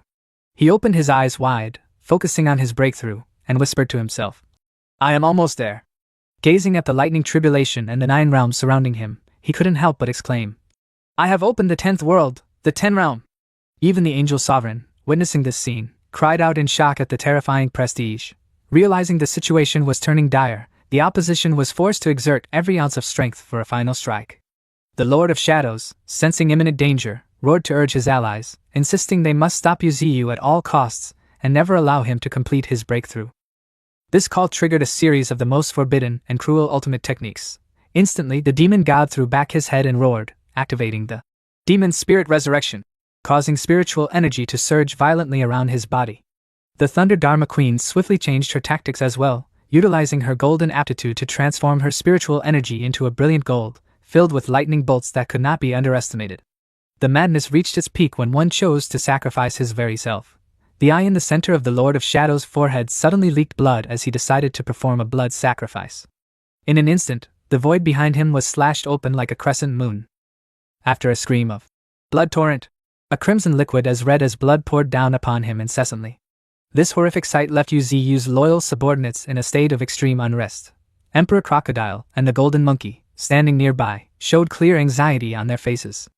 As for Yuziyu, he had prepared a completely new method of retaliation. He narrowed his eyes, radiating a terrifying murderous intent, knowing they wanted to eliminate him at any price. He suddenly shouted, 16-winged! The 16-winged holy imperial weapon floating beside him immediately responded. Finally, it is my turn to appear. A mystical fusion process began amidst the chaotic battlefield. Yuziyu's roots abruptly coiled together, forming a cocoon that enveloped him. Inside that cocoon, Yuziyu's body began to transform and fully merge with the 16-winged holy imperial weapon. However, just as this new power was taking shape, an unexpected interference arrived from the outside. At that moment, a stranger suddenly appeared, chanting an incantation. Spirit Seal, Godhook, Soul Seize. Immediately after, a massive golden ring appeared around Yuziyu and began to constrict, startling him. Yuziyu recognized this magical treasure and was filled with fury at the cowardice of the interloper. He unleashed his spiritual energy to resist, recognizing it as the monster binding ring, the very thing that had once locked onto Ao Yu's neck. He knew in his heart that this was a cruel spiritual treasure capable of binding any living being and draining their spiritual energy if they resisted. Under the pressure of the golden hoop, Yu's hatred for the hidden force behind the sneak attack exploded. Gritting his teeth to withstand it, he roared in fury. Heavenly Court! Taking advantage of Yu being restrained, his opponents launched their finishing blows simultaneously. The Thunder Dharma Queen and the other two lunged at him with high determination. The demon god screamed with his mouth wide open, the Lord of Shadows with his bleeding eye charged frantically, and the Thunder Dharma Queen roared with murderous intent. Seeing their master in a situation hanging by a thread, the subordinates could only cry out in despair. The exotic beasts under Yu all looked worried and shouted, "Master!" A catastrophic explosion occurred as the massive streams of power collided. The ultimate spiritual energy from the coordinated strike of the three hit Yu's golden spiritual energy, exploding in the void and leaving behind small fragments of spiritual remnants. Amidst the ruins, observers began to judge the outcome of the battle.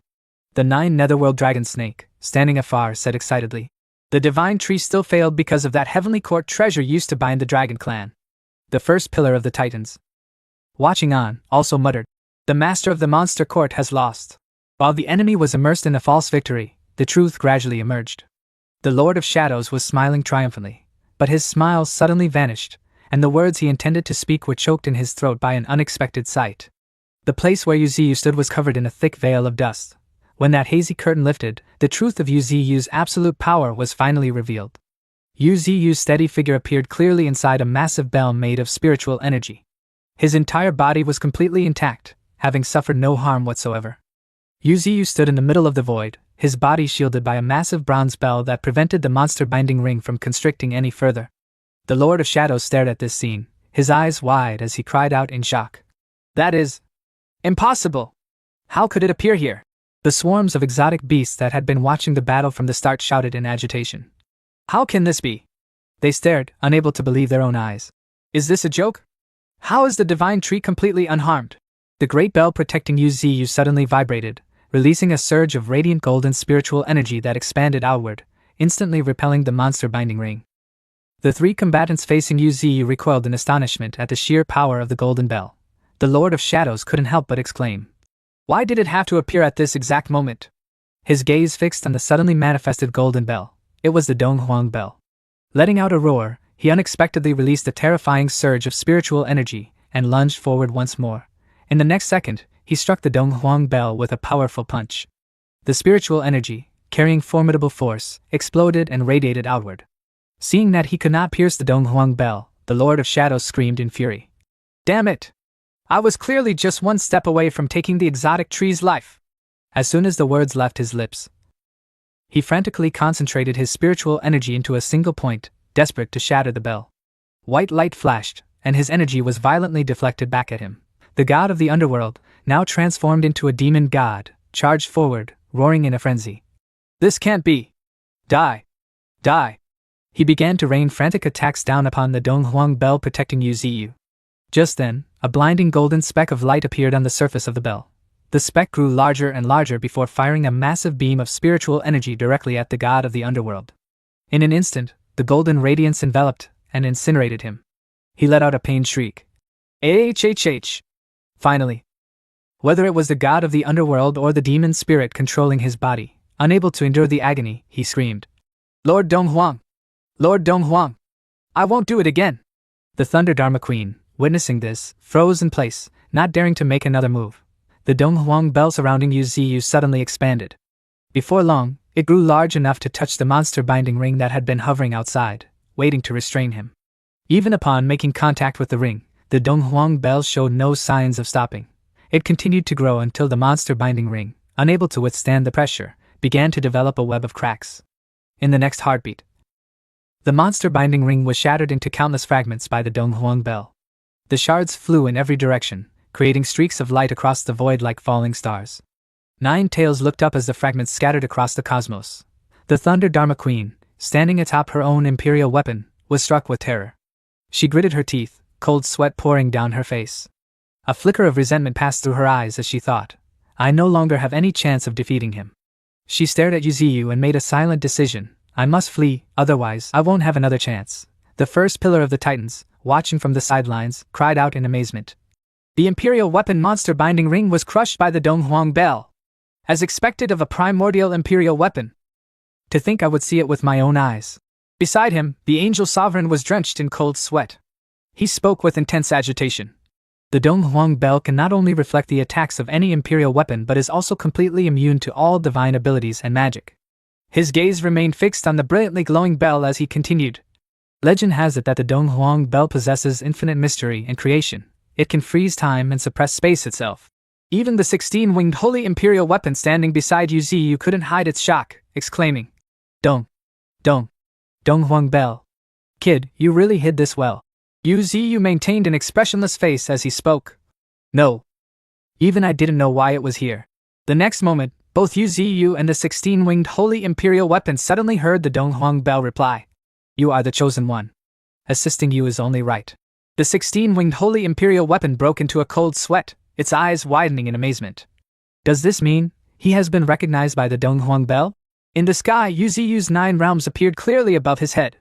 Right in the center, a beam of golden light carrying the terrifying power of the lightning tribulation suddenly descended upon him. The Donghuang Bell on the outside helped Yu Ziyu withstand the immense pressure, vibrating violently. The calm voice of the Donghuang Bell echoed in Yu Ziyu's ear. Today, I will help you once. With those words, a surge of powerful spiritual energy suddenly enveloped Yu Ziyu and began to merge into his body. Yu Ziyu struggled to endure the transformation, letting out a loud roar. In the next second, his massive roots suddenly grew longer. He abruptly reverted to his original primordial form. The 2 fiery red horns on Yu Ziyu's head had grown significantly longer. He narrowed his eyes, feeling the distinct changes within his body. Yu Ziyu's trunk had turned white, and his true form had transformed considerably. He felt his strength increase many times over. Finally, Yu Ziyu successfully broke through to become a rank 7 transcendent.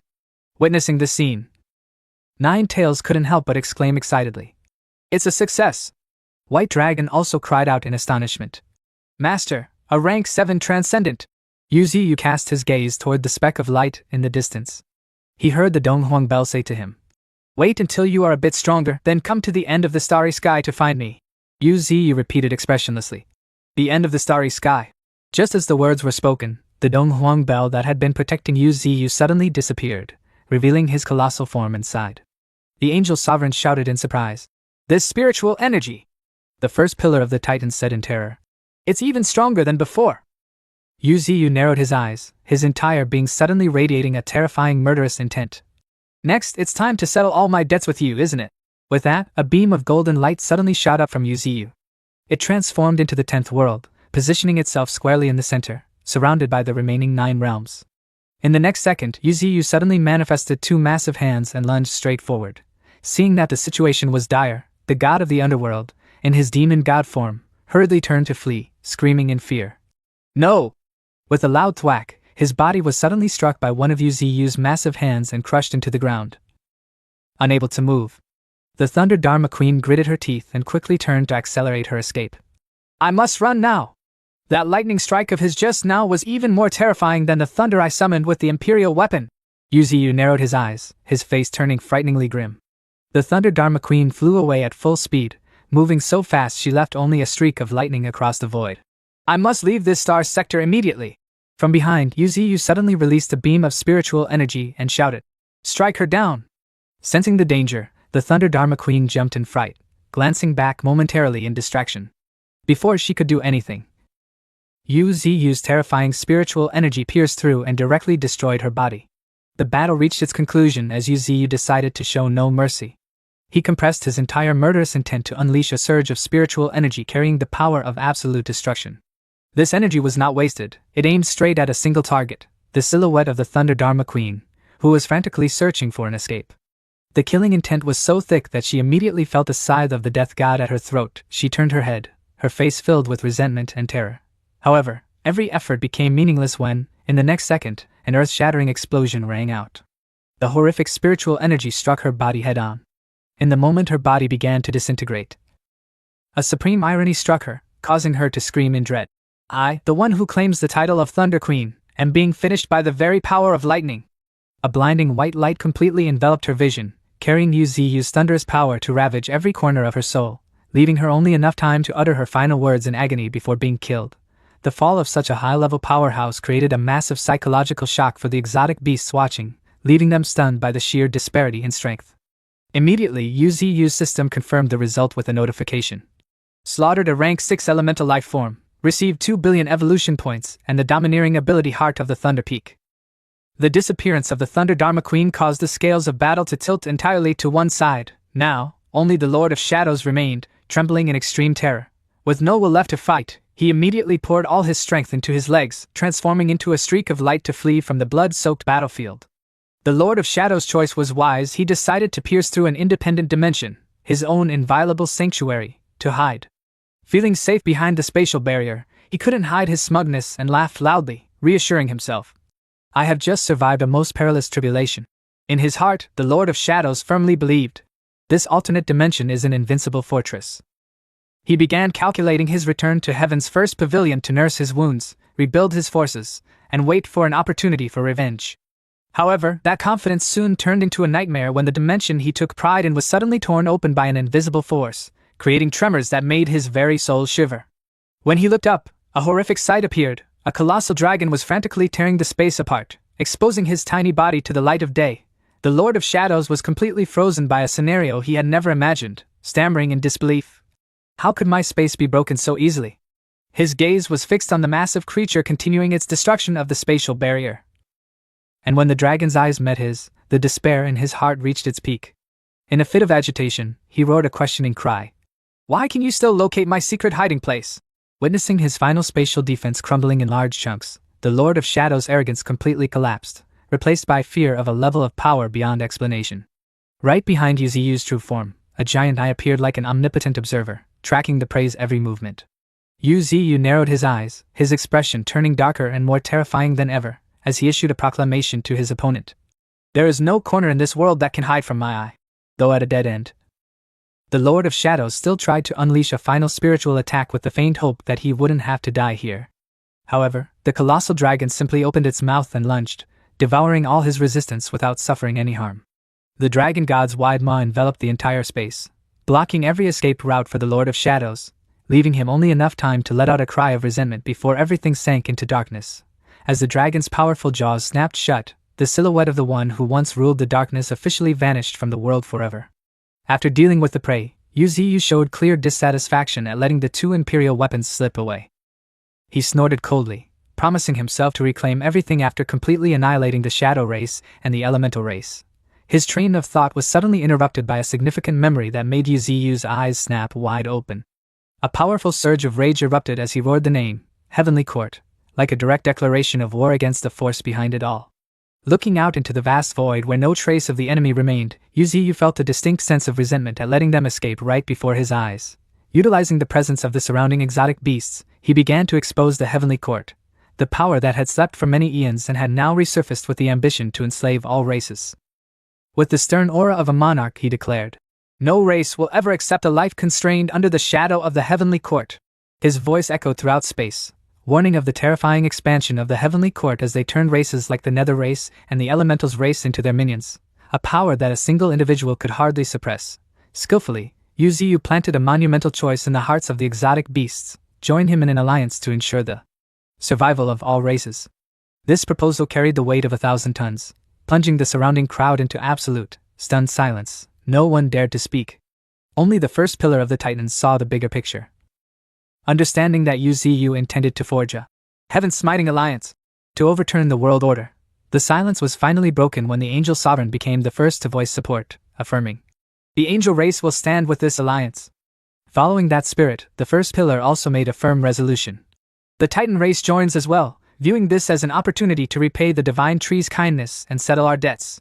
This consensus among the top powerhouses brought satisfaction to UZU, and he nodded in acceptance of their entry.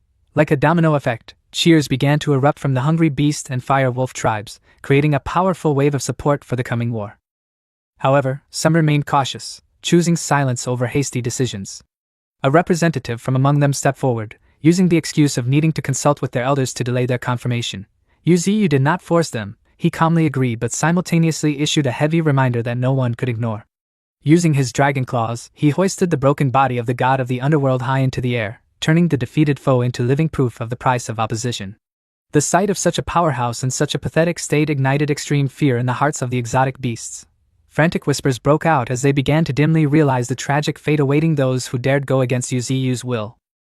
Leaving them no room for doubt, he delivered a steel-hard message. Anyone who opposes me will share this end. As soon as the words left his lips, he coldly tightened his claws, golden spiritual energy flared up and completely ground the body of the god of the underworld into ash. This action brought him an additional 1.5 billion evolution points along with a heaven-defying skill. Resurrection of the dead, further cementing his status as the hegemon. The representative of the neutral faction stood frozen, paralyzed by the cruelty and absolute power of the divine tree. His eyes were wide with terror, realizing that the boundary between life and death had never been so thin. Just as the tension reached its peak, a massive silhouette suddenly glided through the void, accompanied by a hearty laugh supporting those who dared declare war on the heavenly court. This uninvited guest was the 9 Netherworld Dragon Snake, a rank 6 transcendent who had been silently observing from the start. The presence of a high-ranking member of the Dragon Clan caused even Yuziu a moment of surprise. The 9 Netherworld Dragon Snakes showed no courtesy toward the one who wanted to deliberate before joining, mockingly declaring, "Eliminating the heavenly court is a duty, there is no need to waste time considering." To prove its point, it immediately unleashed a surge of destructive spiritual energy, executing the neutral representative on the spot. After this thunderous show of force, it swept its gaze over the remaining crowd as a final warning to any who still thought of making excuses. Yuziu looked at the newly arrived powerhouse and invited cooperation from one who was unafraid to traverse the starry sky to strike the heavenly court. Without needing a second thought, the 9 Netherworld Dragon Snake agreed decisively. It looked straight at Yuziu, officially confirming, "The Dragon Clan will be an indispensable part of this great alliance." We have witnessed Yuziu's sky-piercing prestige, as he not only annihilated formidable enemies but also successfully drew the Dragon Clan into the grand game. However, how strong is the heavenly court truly? That even someone like Yuziu must cautiously gather all races? What role will the newly acquired resurrection of the dead ability play in the coming Great War? After displaying his overwhelming power, Yuziu swept a cold gaze across the groups of exotic beasts still clinging to neutrality, waiting for a final answer regarding their decision to join the alliance against the heavenly court. Having witnessed the ruthless and decisive display of killing the chicken to scare the monkeys by the 9 Netherworld Dragon Snake, those who were previously hesitating were now completely cowed by the absolute strength of the powerful. As expected, the Demon Marrow race and the Centaur race made the timely choice to join, officially becoming part of the followers of this terrifyingly powerful divine tree. To further cement his status after the show of force, Yuziu looked into the distant void and announced, "I have successfully transcended the tribulation and broken through to rank 7 transcendent. Now is the time for me to consolidate my realm." Following this, he issued an invitation that carried the weight of a command. "Therefore, I summon all races that have submitted to the alliance to a banquet at the Monster Court in half a year to discuss the plan against the Heavenly Court. You must be present at all costs otherwise." Immediately after organizing the external factions, he turned to his most trusted subordinate, Nine Tails. Reacting with extreme agility, Nine Tails stood by his side and responded with majesty. "This subordinate is ready to receive Master's orders." At this moment, Yuziu's face turned grim, and his eyes flashed with bone-chilling murderous intent as he issued an order of total extermination. He declared, "I will uproot every last force of the Nether race, the Elemental race, and Heaven's first pavilion within the star sectors we control." The decisiveness of this command, relayed through Nine Tails, signaled that a large-scale expansion plan had been set. Once Yuziu stabilized his realm, the Great Army would immediately set out to conquer the major powers, with the Heavenly Court as the primary target. Seemingly preparing for a long-term war, Yuziu requested a summons for Golden Ant and wanted to review the entire record of the Monster Court's activities over the past few decades. This was a necessary step for a leader to regain control of the situation after a long absence due to seclusion. His monologue about being in seclusion for too long and falling out of rhythm with the cosmic situation showed the caution of a great commander. He did not allow himself any information gaps before the real war began. The scene shifted to Azure Blue Star, the green planet where the exotic beast under Yuziu resided. There, Golden Ant was accelerating at maximum speed, rushing toward his master with absolute loyalty. The act of kneeling before Yuziu's roots the moment he stopped clearly demonstrated the hierarchy and the deep respect Golden Ant held for him. Yuziu, now appearing in human form, greeted Golden Ant as Little Brat, with great familiarity, causing Golden Ant to be unable to hide his joy. Golden Ant smiled sheepishly, radiating pure happiness at seeing his leader return. The remarkable growth of his subordinate also caught Yuziu's attention. He quickly realized that this Golden Ant had reached the rank 6 transcendent realm. Looking up at the sky, he couldn't help but feel emotional about the development of the once weak child. Having previously defeated a rank 6 while only at rank 5, Now that he had truly attained rank 6, Golden Ant was nearly peerless among those of the same level. Without wasting time on pleasantries, Golden Ant immediately reported on the persistent war with the Heavenly Court over the years. Details about White Tiger, Bull Demon, and even Golden Ant himself being heavily wounded multiple times illustrated the sheer brutality of the battlefield. Most notable was the information that the Heavenly Court had begun utilizing Imperial weapons, even if their power had not yet fully awakened. This was a massive variable affecting the global balance of power. This news caused Yuziyu to frown in calculation. He realized the Heavenly Court's armory likely possessed at least 2 more Imperial weapons than he had previously predicted. Golden Ant continued to reveal the evolution of transportation technology as the tunneling device portals were being perfected. These were no longer small, isolated paths but had become star sector gates allowing for transspatial movement between different celestial regions. Recognizing the strategic importance of the tunneling devices, Yuziyu's eyes flashed with a cold light as he saw the tactical advantage. Once these gates were mastered, the Monster Court's ability to deploy troops and counterattack would become incredibly flexible. The order to absolutely protect the tunneling devices was issued immediately, and Golden Ant accepted it with a reverent attitude. I will guard the tunneling devices without a single mistake. To grasp the full strength of his side, Yuziyu shifted his investigation to the names of those who had successfully entered rank 6. The list of top powerhouses included Nine Tails, Emperor Crocodile, Mammoth, Golden Monkey, Thunderous Giant Dragon, and Phoenix. All were the primary trump cards for the upcoming campaign. The final piece of the rank 6 puzzle was the 8-headed serpent, a significant addition to the Monster Court's military might. However, Yuziyu suddenly noticed the absence of a familiar face and immediately questioned Panda's status. He seemingly refused to believe that such a genius had yet to break through. Golden Ant's hesitation when mentioning Panda revealed a less than optimistic reality regarding his cultivation. According to the report, Panda had remained stagnant at rank 5 for many years, spending all his time simply watching the sunrise and sunset on a cliffside, a state that appeared as though he had lost his will to cultivate. The image of Panda silently gazing into the distance created a contemplative lull in the story, leaving one curious about his state of mind. Yuziyu's reaction to this news was merely a soft chuckle, as if he perceived something others could not. He calmly ordered his subordinates not to worry about Panda's current stagnation. With absolute trust, Yuziyu affirmed, "In the future, Panda will be the one to surpass everyone here." This served as a foreshadowing of a character destined to bring an explosive turning point later in the plot. Golden Ant could only listen in silence to the weighty affirmation from his master. All we need to do now is wait for the perfect moment. Returning to reality, Yuziyu looked down at the vast army of exotic beasts and declared, "The time for vengeance has truly begun." The atmosphere became tense to the extreme, ready to erupt into a grand war. Every beast below boiled with the will to fight, the breath of war enveloping the entire space. Amidst the crowd, Jing Chang waited silently, ready to execute even the harshest orders. Jean Bandai was also present, signaling the gathering of all races belonging to the Monster Court for this total offensive. The Black Tiger appeared alongside his kin with a ferocious look, his bared fangs a testament to the cruelty the enemy was about to endure.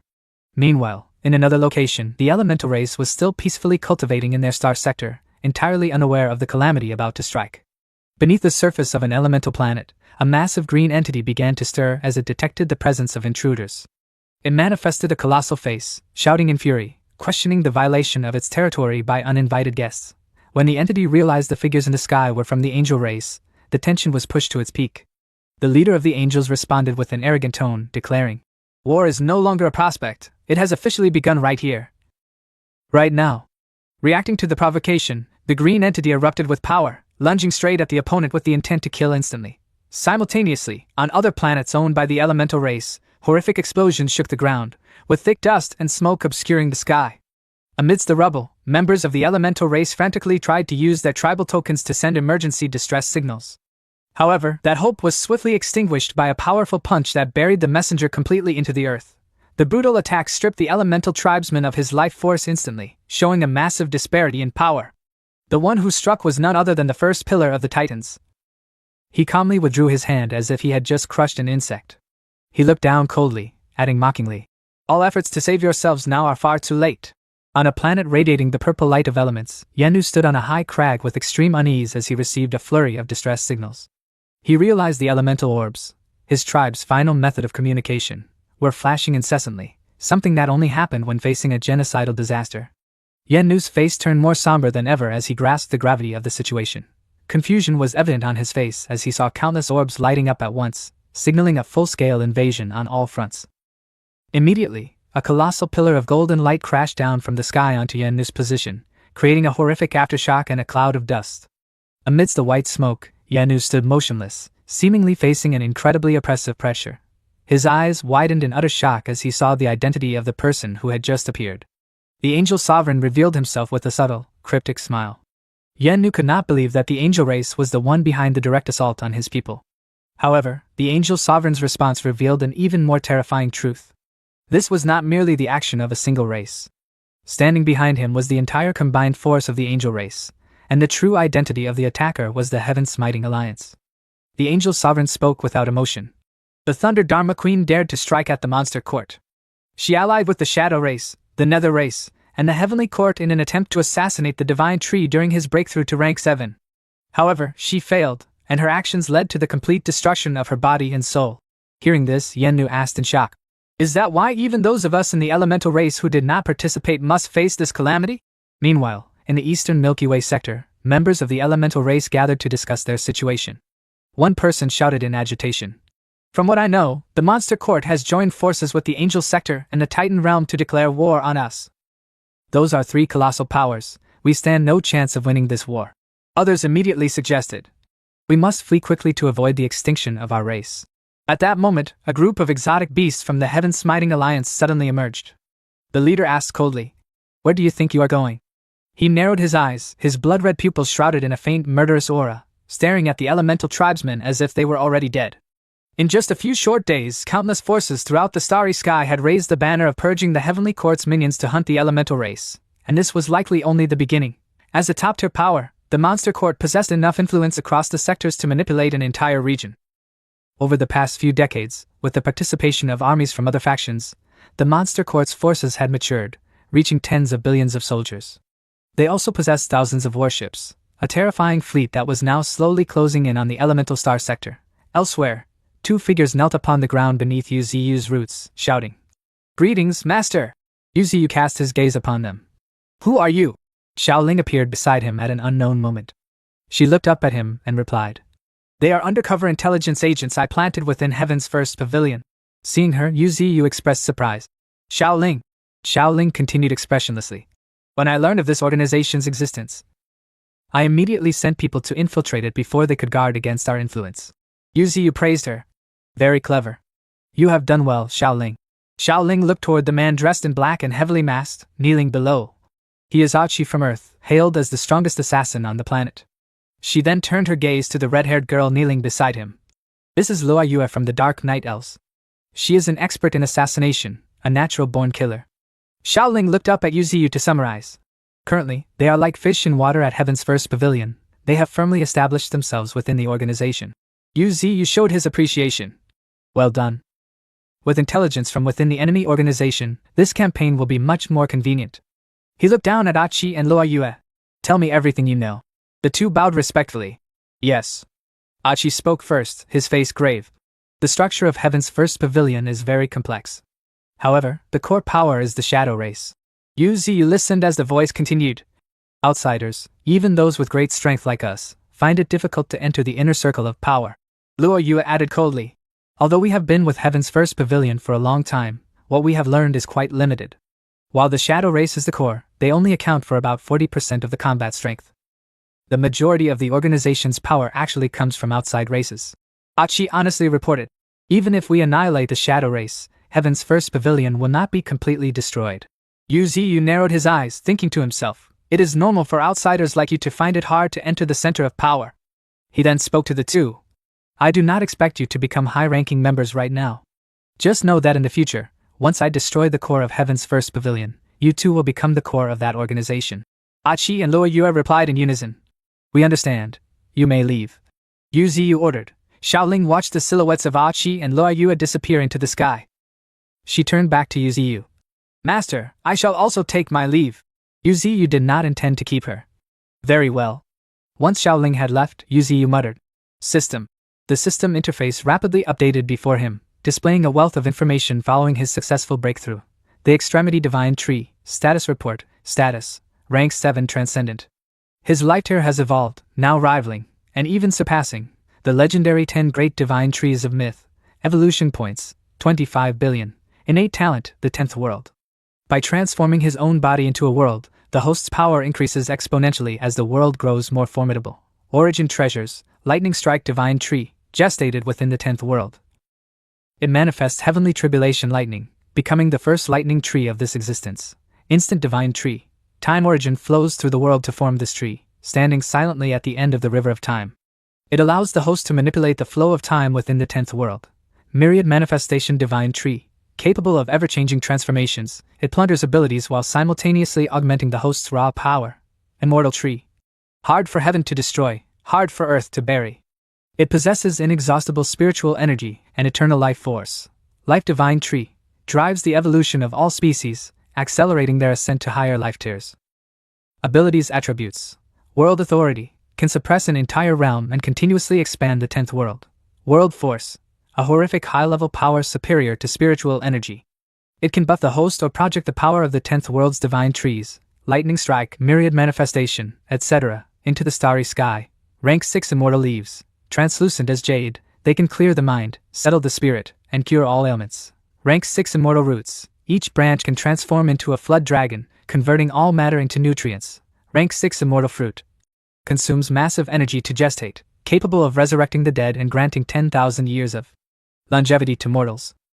Rank 6 immortal mist beasts. Eternal lifeforms born from unshakable white mist, including the twin kings of light and dark.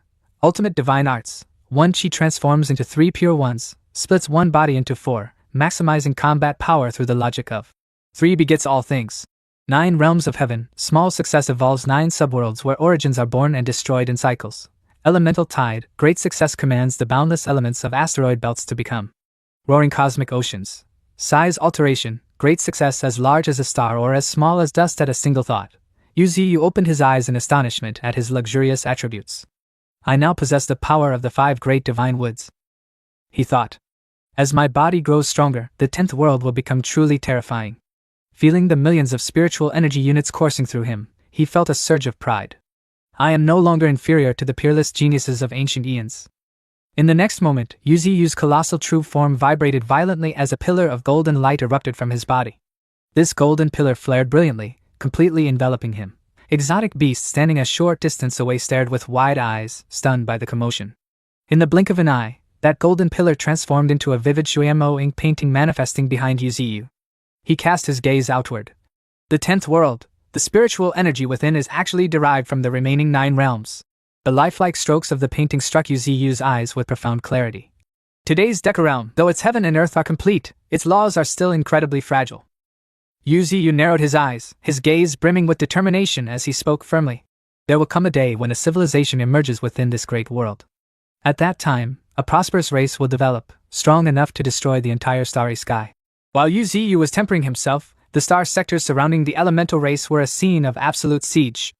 A massive, dense army completely blanketed the planets. In just half a day, the elemental race's sphere of influence had shrunk by a 10th, yet that single 10th was equivalent to nearly half a star sector. Even in previous eons, the elemental race had never faced such a terrifying crisis. Faced with the army before them, the elemental tribesmen were forced into a continuous retreat, their expressions grim. At the same time, within heaven's first pavilion, a silhouette appeared. The figure spoke. This starry sky is indeed unpredictable. Only yesterday, we were a top-tier power. His entire being suddenly radiated a chillingly dark aura, his words echoing through the surroundings. Today, we are labeled an ultimate evil force, suppressed by all races simultaneously. Hearing him, the crowd standing below remained silent, a heavy atmosphere suddenly enveloping the entire place. Finally, a certain exotic beast unexpectedly broke the silence. Perhaps we should leave? Another beast from a different race chimed in. Our relationship with Heaven's first pavilion is merely one of employment. Why shouldn't we leave? These words quickly sparked a wave of desertion among the beasts below. They began to shout one after another. Exactly. Why don't we leave? The shadow race is the shadow race. Heaven's first pavilion is Heaven's first pavilion. One beast, unable to contain its agitation, shouted loudly. The shadow race offended the leader of the monster court. What does that have to do with us? Hearing this, another beast followed up. We only need to clarify the truth to the monster court, turn our backs on Heaven's first pavilion, and prioritize our own survival. Is that not possible? Soon, the mob of exotic beasts turned their fury directly toward the core race of the organization. Their indignant voices rang in the ears of the leader. Just kill the shadow race! Kill them! The atmosphere grew suffocating as the enraged exotic beasts below roared incessantly for the destruction of the shadow race. Standing high above, the shadow race members showed no fear. Instead, they were consumed by fury, shouting insults at the crowd for being deluded by treacherous words. The cruelty of the shadow race reached a peak when their leader decided to strike instantly, unleashing a razor-sharp surge of spiritual energy that executed the ringleader of the riot on the spot. The force of the blow was so immense it sent the beast's corpse crashing down, carving a deep pit amidst the swirling dust, a bloody warning to anyone else who dared resist. Faced with this brutal display of power, the remaining beasts fell into a sudden silence, a heavy shroud of fear preventing a single word from being uttered. Seeing the crowd cowed, the shadow race continued to use their prestige to threaten and force them to abandon all thoughts of desertion. However, the tide turned abruptly when Achi appeared directly behind the executioner, his eyes glowing a murderous red, openly challenging the oppression. The sudden arrival of an unforeseen variable sent a jolt of danger through the shadow member, forcing him to spin around in shock. But Achi was too fast. The sword in his hand flashed in a lethal arc, bisecting his opponent before he could even register a defense. This decisive and violent act by Achi left every exotic beast present stunned with amazement. Amidst the ruins, Achi maintained a chilling composure, his hollow gaze looking down at the wreckage of the one who had just arrogantly commanded the crowd. To further sway their minds, he declared that the partnership with the shadow race was over and there was no reason to sacrifice their lives pointlessly for those no longer worthy of respect. This call received an immediate and enthusiastic response from the various races, who had long admired the reputation of the assassin Achi. With keen observation, he pointed out the actual numbers of the shadow race present, showing the crowd that this was their chance to overthrow years of dominance. Achi offered a tactical choice, suggesting that exterminating the shadow race to claim credit with the monster court was their only path to a peaceful life in the future. Standing before thousands of eyes fixed upon him, he did not flinch, further analyzing the current personnel situation within the monster court. This was the critical turning point as Achi opened up a promising vision of the future, helping the hesitant find a new ideal to follow. Feeling their grip on power slipping away, the remaining shadow members could only use angry words to mask their internal panic.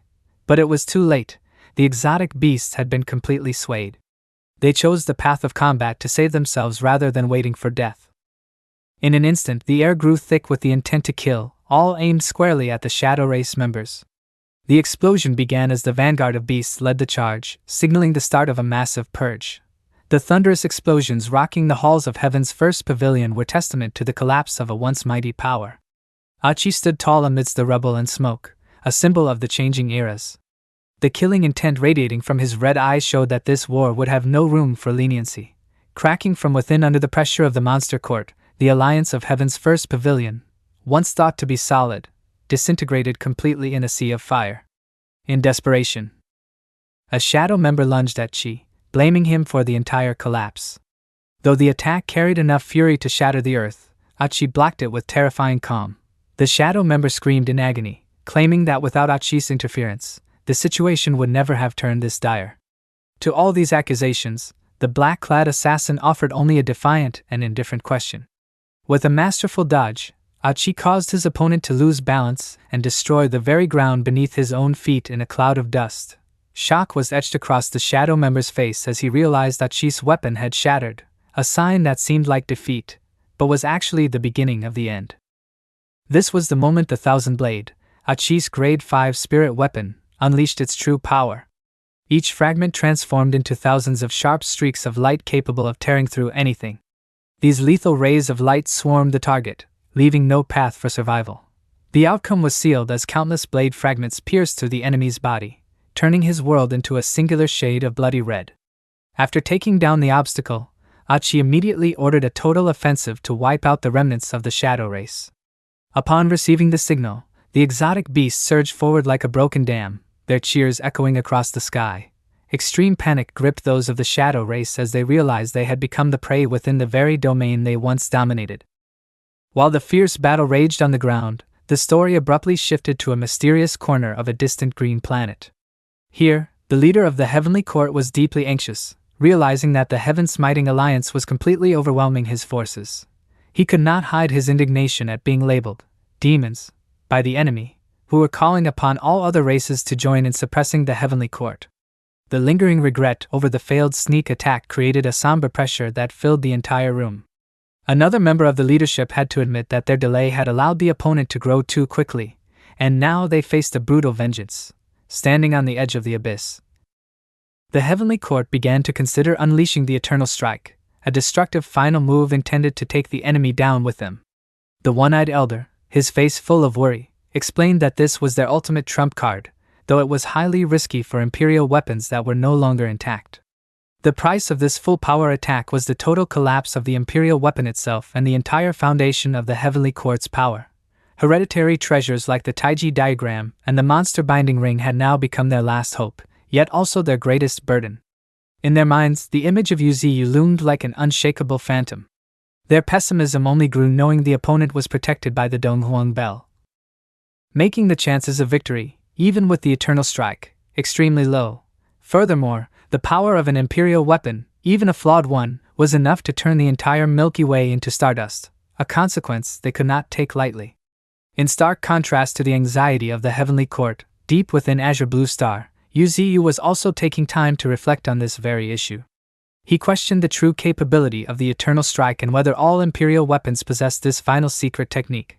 The 16-winged Holy Imperial weapon by his side confirmed it, while also warning of the horrific power that could erase an entire star system. With this information, Yuziyu began to calculate combat scenarios should he decide to attack other major races. The 16-winged weapon appeared rather indifferent to the fate of the races, arguing that the Imperial weapon and the clansmen were two independent entities. He personally wouldn't care if his own kind were annihilated. He emphasized that Imperial weapons, such as the Book of Das of the elemental race, usually would not intervene unless someone proactively provoked them. To reassure Yuziyu, the 16-winged weapon affirmed that with their superior speed, even if the Eternal Strike enveloped a vast region of space, they would still have the ability to escape. The combination of Yuziyu's time laws and the extreme speed of the 16-winged Holy Imperial weapon created an absolute defense against almost any weapon, with one single exception. This piqued Yuziyu's curiosity about the weapon known as the Spear of Longinus, the only thing that could threaten their speed. The 16-winged weapon did not dodge the question, frankly admitting the terrifying power of that spear. The tale concluded with the revelation of the origins of the Spear of Longinus, a peak Imperial weapon holding the power of destiny, the true weapon capable of altering the fate of the entire universe. The 16-winged Holy Imperial weapon adopted an incredibly grave demeanor when mentioning the ultimate weapon of the god race, a high-grade Imperial weapon often referred to as the Spear of Destiny. To clarify the danger, he emphasized that the god race is not merely a species, they exist as the embodiments of universal laws, possessing innate powers that make killing them impossible. One can only use time to erode their life essence through layers of seals. Understanding the true nature of these entities, the 16-winged Holy Imperial weapon could not hide his trepidation before a truly superior level of existence. His fear was so profound that even a powerful entity like him shuddered and broke into a cold sweat mid-conversation. Witnessing this distraught expression, Yuziyu silently realized that his ally was suffering from psychological trauma rooted in a past terror. The story gradually unfolded as the 16-winged weapon recalled the ancient war between the angel race and the gods. The moment he was born and witnessed his creator suffer a bitter defeat despite possessing peerless power. The most haunting image from that tragic end was his master being crucified on a cross by the Spear of Longinus itself, the legendary Imperial weapon wielded by the gods. Emerging from those painful memories, his eyes still betrayed confusion, recognizing the vast gap between a mid-grade Imperial weapon like himself and a true high-grade one like the Spear of Longinus. The presence of that terrifying weapon remained a permanent threat, as it currently rests within the Pantheon, receiving worship. Confronted with this staggering information, Yuziyu began to realize the existence of weapons far beyond his imagination.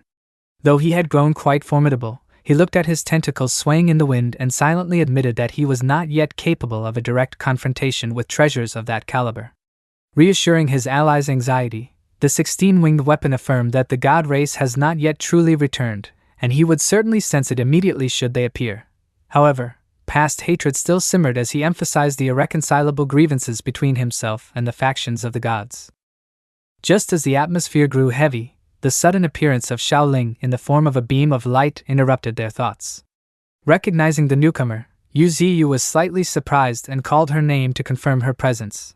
His gaze quickly turned questioning, guessing that some incident must have prompted her to seek him out. With a serious face, Xiaoling reported on the state of the cosmic races. Although they were surrounding the heavenly court, most were mere opportunists who only acted when there was clear profit. Hearing of the cowardice and pragmatism of these forces, Yu Ziyu's face immediately darkened with indignation. Detailing the war situation, Xiaoling stated that the elemental race was being forced into a defensive position. Yet the surrounding races only watched from the borders, no one daring to launch a real attack. Yu Ziyu's anger reached a peak at the profit-seeking and calculating attitude of the wretches encircling the area. Faced with this stalemate, Xiaoling bluntly suggested that her master step forward to suppress the starry sky and shatter this artificial silence.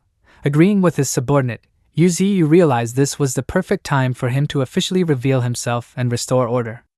Immediately following that decision, a radiant golden spiritual energy began to envelop his massive body. In the next moment, his colossal frame began to shrink and gradually transformed into a majestic human form. His deep-set roots also retracted completely in preparation for the new journey. With golden wings spread wide and feathers drifting through the air, Yu Ziyu's form exuded an indescribable divinity. Having left the ground, he gently embraced Xiaoling for support and signaled their departure with effortless grace. This sudden intimacy left Xiaoling flustered at the close proximity to her master. A clear blush spread across her cheeks as she softly nodded in agreement. Instantly, the two transformed into a golden streak, tearing through the sky at a terrifying speed toward the battlefield. As Yu Ziyu spread his wings further, his flight speed became monstrous, carrying with it a powerful will of suppression. Meanwhile, at the elemental race base, the war fleets initiated their first provocative maneuvers. A monster core battleship began charging its main cannon, preparing for a devastating finishing blow. A surge of destructive energy was then unleashed toward the entrenched planet, signaling the start of the slaughter. To intercept this strike, a colossal six-pointed star formation manifested as the planet's final defensive shield. The violent collision between the cannon fire and the defensive array triggered an earth-shattering explosion. As the smoke cleared, tiny fissures began to spiderweb across the surface of the formation, proving that this defense could no longer hold. These cracks sent the surrounding exotic beasts into a frenzy of excitement, as they loudly praised the horrific destructive power of the monster court's weaponry. The technological and military superiority of the monster court was so evident that it made other legions appear weak and impoverished by comparison. In another sector, the Titan race displayed their own investment with a massive army, where even the lowest-ranking soldiers had reached the transcendent level. Their strength was further bolstered by an army of giants numbering in the millions, creating an immense military pressure. Inside the command deck, when a subordinate asked when to commence the assault, Yui remained calm and demanded they wait for superior orders. He exhibited the vision of a seasoned commander, refusing to let his troops become sacrificial pawns for others in this war. Simultaneously, at the angel encampment, the one-eyed angel watched with contempt at those seeking to profit as the third party. However, the atmosphere suddenly grew heavy as an invisible and incredibly powerful pressure collapsed upon the entire region. The sudden appearance of this aura startled even a veteran warrior like the one-eyed angel. All of his clansmen felt the source of this energy radiating from behind them. It was a blinding ray of light streaking through the void at an unimaginable speed, piercing directly through the encirclement of the great powers. The target of that light was clear. It aimed straight for the heart of the elemental planet. Utterly indifferent to the forces surrounding it, this arrival caused a massive psychological shock to the exotic beasts, leaving them breathless from the mere pressure exuded by the stranger. As the golden light slowed, the identities of those causing the commotion were officially revealed: Yu Ziyu and Xiaoling. Without a moment's hesitation, Yu Ziyu plunged toward the weakest point of the defensive formation shielding the planet. He began to converge a surge of spiritual energy combined with lightning within the palm of his hand, preparing for a decisive strike. That energy quickly took the form of a crimson fire dragon carrying the breath of total destruction. With a mere flick of his wrist, the fire dragon lunged forward under its master's command to fulfill its purpose of annihilation. The absolute power of the hit caused the already cracked defensive array to warp and shatter completely. Massive fissures opened up, allowing radiant golden spiritual rays to shine down upon the planet's surface below. Standing before the magnificent scene of his own creation, Yu Ziyu wore a satisfied smile, for his plan to break the stalemate had succeeded. On the opposing side, Yen Nu, in his flaming lava form, witnessed the entire event in a daze. He could only watch as his final layer of defense was torn to shreds, unable to suppress his boiling rage at this bitter defeat. The moment to decide the fate of an entire race arrived as the final defensive layer enveloping the elemental planet completely dissolved. This event sent shockwaves of disbelief through the besieging exotic beasts. The great guardian array, once the pride of this race, was now nothing more than ruins. Standing before the scene of devastation, Yuziyu responded only with a cold, arrogant snort, an attitude displaying the absolute dominance of one who holds the power of life and death in his hands. Immediately, massive and brutal roots began to stretch out, seizing the barren surface of the planet like an omen marking the end of an ancient era. From below, Elder Yennu looked up at the deathly entities obscuring the sky, feeling the weight of mortality manifesting with every passing second. In a state of utter panic, the elemental clansmen screamed as they witnessed their last hope shatter into fragments. Yennu's gaze grew heavier than ever as he realized that, without the protection of the Great Array, the entire planet sat exposed to the enemy's cruelty. In this life-or-death moment, he made the most painful decision. He ordered an immediate evacuation, ignoring the desperate pleas of his subordinates. Looking at the children clinging to the legs of their kin, Yennu knew that even if the planet were lost, he had to preserve the final spark of hope for his race at any cost, searching for a thin ray of light in the darkness. His eyes fell upon the true spirit of the Imperial weapon, the supreme treasure considered their final pillar. However, even the soul of the treasure could only sigh, stating that the emergence of a genius with heaven-defying power like Yuziyu was a tragedy for anyone standing against him. A bitter question regarding the chance of survival echoed through the air, reflecting the ultimate despair of those on the brink of extinction. The blunt answer from the Imperial weapon's true spirit fell like ice water on their remaining faith. It admitted that even if it recovered completely, it could not stop that monster. The most pragmatic advice was to abandon all futile struggle and focus entirely on preserving the final seeds of the nation's survival. Accepting his fate, Yennu decided to stay behind as the final shield, urging his people to flee to distant star sectors to find a new path to life. The final entrustment of the elder to the treasure was the wish that the younger generations would receive the necessary protection in a turbulent future. Yennu's heartbreaking clarity was further shown when he demanded that posterity not harbor thoughts of revenge, for he knew well that it was a path leading to total genocide. Meanwhile, from above, Yuziyu silently observed the chaos unfolding below like a god standing apart, judging the fate of a world. His indifferent yet oppressive expression caused the surrounding space to freeze, signaling that a purge was about to begin. Sensing the enemy's proximity, Yennu gathered his last remaining strength, launching a suicidal attack to stall the invader as long as possible. Responding to that heroic call, the remaining elemental warriors did not hesitate to charge into death, creating a scene of tragic but desperate grandeur. Yuziyu's arrogant curl of the lip appeared as a mockery of their efforts, as he viewed this merely as a stroll. However, an abnormal sensation suddenly seized Yennu's mind, helping him realize he had grossly underestimated the true power the opponent was about to release. A staggering explosion erupted instantly, releasing a horrific surge of spiritual energy that swept everything away and turned the battlefield into a white void of destruction. As the dust gradually settled, a spiked and dangerous entity stood towering at the center, a testament to a power beyond anyone's imagination. The image of Elder Yennu impaled by sharp thorns, with his life flames slowly fading, marked a sorrowful end to the resistance. Life steadily bled from his body, leaving a silent void as the final pride of the elemental race officially collapsed at the enemy's feet. Standing not far away, Yuziyu coldly witnessed his opponent's final gasps, his eyes showing not a shred of pity or hesitation at the death of a powerhouse. With his final plea, Yennu hoped to trade his life for a thin chance of survival for his remaining people. The tragic cry of, "Do not hunt us to extinction!" echoed through space just as the last members began their scattered migration into the vast void. Under the guidance of the Imperial weapon's true spirit, the remnants of the tribe officially abandoned their homeland, carrying the hope of restoration to a distant place. Yuziyu's brief nod was like a state execution, providing a bit of belated comfort to the one about to depart. With his final wish granted, Yennu peacefully faced death and requested that his opponent end the pain in the most decisive manner possible. Without a moment's hesitation, a powerful surge of spiritual energy was released, turning the elder's body into dust of the void in the blink of an eye. Following the finishing blow, Yuziyu maintained his towering aura, asserting his absolute dominance over the ruins of an ancient race. Witnessing the disappearance of a once mighty tribe, Yui couldn't help but sigh at the ruthless big fish eats small fish rule of this universe. The fall of high-level beings brought Yuziyu a massive amount of evolution points, marking a leap in his strength. The most valuable reward harvested after the battle was a brilliant flame crystal, a treasure containing the essence of a rank 6 life form. Recovering this trophy was not just a material gain but the inheritance of power from those who fell by his hand. Through this treasure, Yuziyu realized that the death of the fire elemental giants was the beginning of a priceless supreme treasure. The value of this crystal lies in its ability to create a shortcut to the peak of rank 6 transcendent for any fire tribute creature.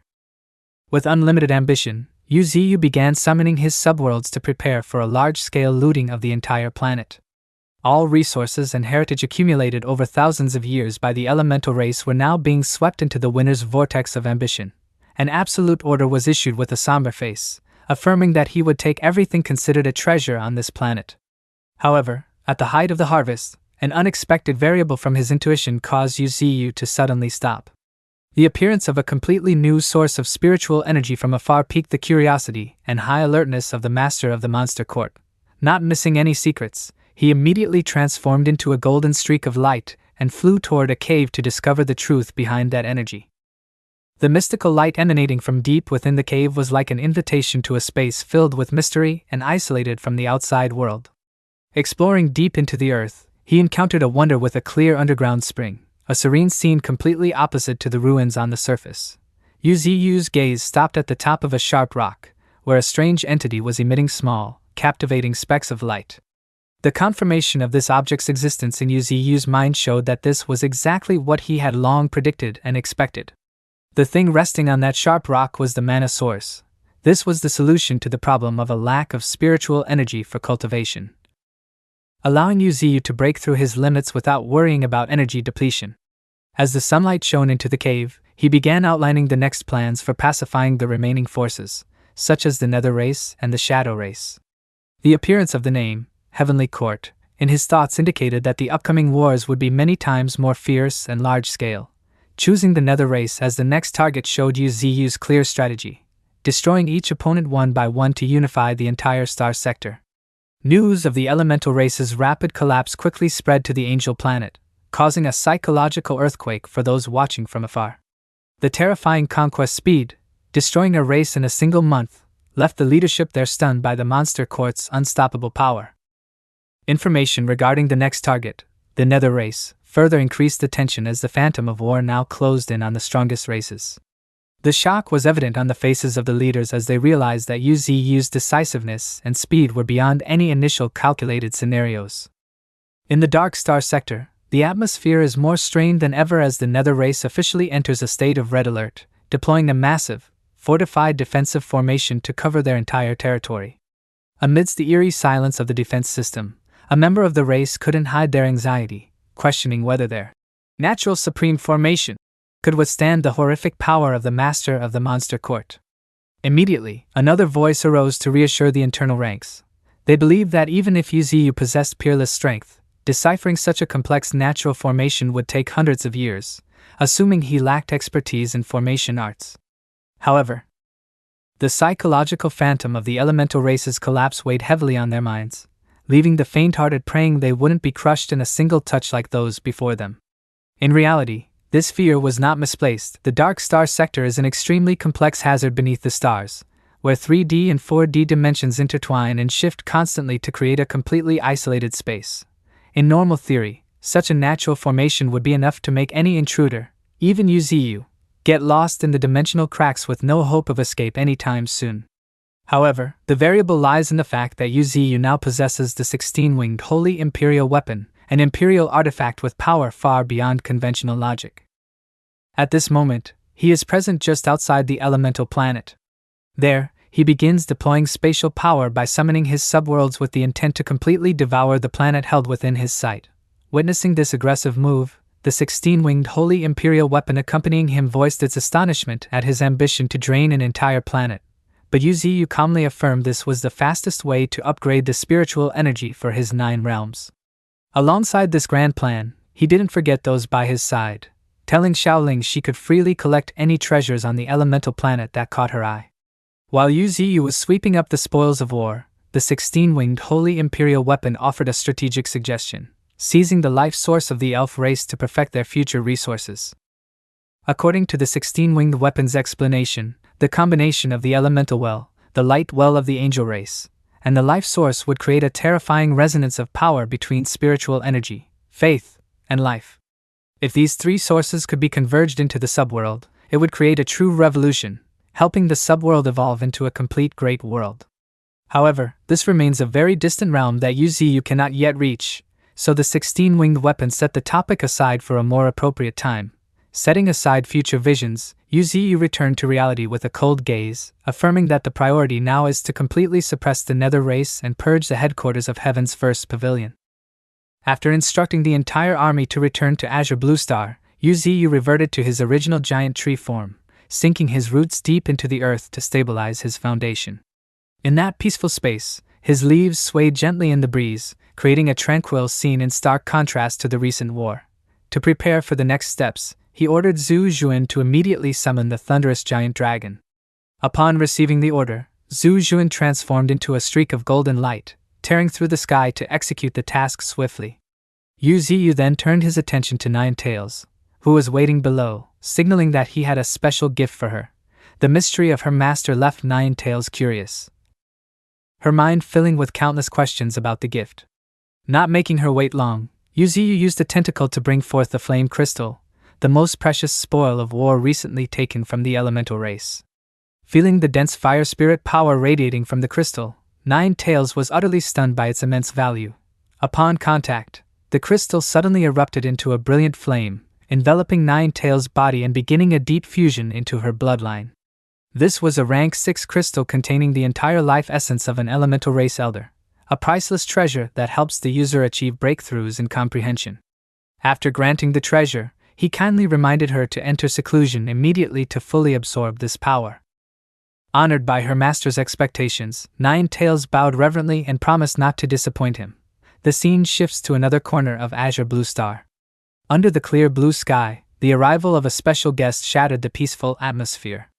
The thunderous giant dragon, moving at a terrifying speed like a heat-seeking missile, dove straight toward Yu Ziyu upon hearing the call. The weight of its massive body created a powerful shockwave upon landing, displaying the formidable prestige of one of the monster court's top generals. Yu Ziyu brought out a brilliant blue lightning crystal, the result of his victory over the Thunder Dharma Queen in the previous battle.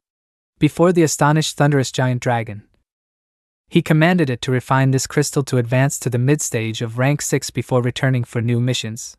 In his heart, Yu Ziyu held great expectations for the dragon, with its existing lightning attributes. Absorbing more than half the spiritual energy of a Dharma Queen would surely cause a profound metamorphosis of its being. He envisioned a near future where the dragon could fully evolve into a purgatory thunder dragon, a legendary existence spoken of in ancient myths. Though the dragon couldn't quite grasp the depth of its master's long-term schemes, its innate loyalty drove it to accept the gift immediately and fly off to find a secluded spot for cultivation. Left alone, Yu Ziyu began to review his system and realized that besides material spoils, he had acquired 2 significant new abilities. The first was the Heart of Thunder, a skill allowing him to store excess electrical energy like a backup battery, helping to compensate for energy depletion after unleashing powerful, explosive attacks. While he judged this useful for maintaining combat stamina, Yu Ziyu felt it didn't yet offer a strategic breakthrough for his long-term goals. However, the second ability piqued his interest far more. It was the power of necromancy, allowing him to summon those who had fallen in battle or lay in tombs, forcing them to rise and fight once more under his absolute control. With his current strength, Yu Ziyu was fully capable of turning an entire planet into a land of the dead, where the undead would serve as an inexhaustible source of manpower for future conquests. The vision of an immortal army of skeletons, tireless and fearless, led him to start planning the construction of a true legion of the damned. Immersed in these dark thoughts, Yu Ziyu's entire body radiated a gloomy, chilling aura. His voice rose with authority, sounding like a god of death passing judgment upon the world. After a moment of eerie monologue, he let out a cold snort to regain his usual composure. He then shifted his attention to the 2 special elemental fruits in his hand and quickly decided how to use them. He chose to bestow these resources upon the Treant tribe, the spiritual children he had personally created and nurtured. Witnessing the tribe's growth to tens of millions of members brought him satisfaction, but it also reminded him of an old acquaintance, Jean Shi. She was still stuck at rank 5, and he told himself he needed to find a way to help her break the shackles of her current realm soon. Time flowed like water. After a full year of dedicated seclusion and cultivation, a pillar of radiant golden spiritual energy suddenly shot straight into the sky, marking a momentous event. The power radiating from the pillar was so intense it swept away everything in its vicinity, creating a magnificent spectacle in the cultivation grounds. At the epicenter of this energy, Nine Tails was undergoing a painful yet glorious metamorphosis to reach a new height of power. From the distant void, Yu's clone appeared to directly observe and evaluate the progress of his most trusted subordinate. Seeing the spiritual energy stabilize, he nodded slightly in satisfaction, knowing the moment of final breakthrough had arrived. Nine Tails threw her head back and let out a roar that shook the sky, releasing all the pressure accumulated over the past year. The energy around her condensed into a massive sphere, causing the ground to shatter and creating a bottomless crater. The heat from the breakthrough triggered underground lava veins, forcing them to erupt through the cracks in the frozen rock. Witnessing this awe-inspiring natural phenomenon, fire attribute exotic beasts from across the region flocked to watch in admiration. At the climactic moment, a radiant figure vaulted from the pool of molten lava. This was the new form of Nine Tails, who had officially manifested her seventh tail, the symbol of her new strength and realm. Standing midair with 7 flaming tails, she radiated such intense heat that even the surrounding space began to warp and distort. In the vast emptiness of the void, a blazing fire erupted like a blooming crimson lotus, gently enveloping Nine Tails' entire body. As the fiery petals gradually retracted and dissipated, her silhouette emerged with supreme majesty. The most striking feature was the fan of tails spreading wide behind her, flaunting her profound spiritual power before all witnesses. Yu narrowed his eyes as he observed her, quickly realizing a core change. The creature before him now possessed 7 tails. Seeing this brilliant success, he smiled and congratulated his subordinate on her extraordinary breakthrough. Nine Tails could not hide her excitement, chirping joyfully that she now possessed enough power to take on a human form. Immediately following that claim, a radiant surge of fire attribute spiritual energy flared up, wrapping around her body like a cocoon of light. In that moment, her golden locks began to take shape, signaling a complete transformation of her appearance. As the process concluded, the massive form of the fox demon had vanished, replaced by the figure of a human maiden. However, she playfully retained her distinctive fox paws. She cast her eyes toward Yu and flashed a mischievous, suggestive smile. Witnessing this sudden transformation, Yu could only stare with his mouth agape, so shocked he was rendered speechless. At her master's reaction, Nine Tails blushed shyly, placing a hand over her lips as she chuckled gracefully, asking if this appearance was beautiful enough. Yu was completely frozen, awkward and unsure of how to properly answer. Before he could react, Nine Tails triggered her abilities again, causing her body to be shrouded in a thick white mist. When the mist cleared, she had returned to her original fox form, easing the awkward tension. Still surprised, Yu wondered if that was a true transformation technique, but Nine Tails casually denied it. Next, she transformed into an exact replica of Yu, save for a pair of fox ears, and explained that this was the myriad forms transformation of the celestial fox tribe, a skill that the world could never predict. Once again, Yu's eyes widened. He paced around, inspecting the duplicate of himself as if looking at a strange creature. It took a long moment for him to regain his composure, standing still with an expressionless face to hide his embarrassment. By then, Nine Tails had retracted the paws, becoming a flawless version of her master. She asked mischievously what he was thinking. Yu reclaimed his stern aura, musing pensively that the little fox from years ago had truly grown up and become immensely talented. Seeing her return to her original form, he reminded her to focus entirely on consolidating her newly attained cultivation. To assist her, he brought out 3 special gourds containing precious treasures, the primordial yin-yang energies, the 9-colored fluid, and the holy light fluid. The gourds hovered in the air as a testament to his favor, accompanied by his explanation that they would grant her decades' worth of additional cultivation.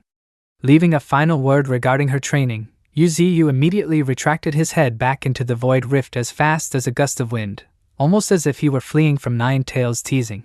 Returning to his true self, Yu took on human form and sat pensively upon a towering branch. He began to calculate his faction's strength, noting that the 10 great ferocious beasts like the bull demon, white tiger, and panda had not yet officially stepped into rank 6. His gaze turned solemn as he thought of dinosaur and mammoth. Despite the treasures he had bestowed upon them, they still needed a final push to break through. With clear determination, Yuziyu stood up, intent on finding a way to help his loyal subordinates reach a new level of power. Standing before a thick, mysterious mist, he uttered a thoughtful confirmation. From within the fog, a pitch-black rift opened, revealing rows of staring beastly eyes, followed by a respectful chorus calling him Master. With his usual calm demeanor, Yuziyu acknowledged the arrival of the one he had been expecting for some time. As the name Eight-Headed Serpent was invoked, the mist gradually dissipated, revealing the massive and grotesque form of an ancient monster. The sight caused Yuziyu to frown in amazement at its colossal size and the ominous aura it radiated. At that moment, the system interface flared to life, displaying the detailed stats of Eight-Headed Serpent, a rank 6 mid-stage powerhouse with the domineering talent, Infinite Fear. Delving deeper into its details were destructive capabilities such as the divine artifact Kusanagi no Tsurugi, the power to manipulate the dream realm, and toxins capable of eroding even ethereal entities. After scanning its nearly immortal skill set and reincarnation abilities, Yuziyu couldn't help but mutter about the rarity of such an eternal inheritance. Eight-Headed Serpent then spoke, its voice a discordant chorus. Asking why its master had summoned it, Yuziyu didn't beat around the bush. He directly ordered it to lead the monster court's legions to purge Heaven's first pavilion. He set a deadline of 10 years to completely erase the organization, his voice ringing with absolute authority. In response, Eight-Headed Serpent released a sky-piercing murderous intent, swearing to make the enemy pay in blood. Meanwhile, at the Shadow Race headquarters, the leaders gathered to discuss the shifting world situation. One member anxiously reported the destruction of the elemental race and the imminent collapse of Heaven's first pavilion, the Shadow Race's golden child. However, another remained indifferent, dismissively stating that the organization was merely a tool for gathering wealth and its loss was inconsequential. He confidently asserted that as long as the roots of the Shadow Race remained, they could rebuild everything from scratch.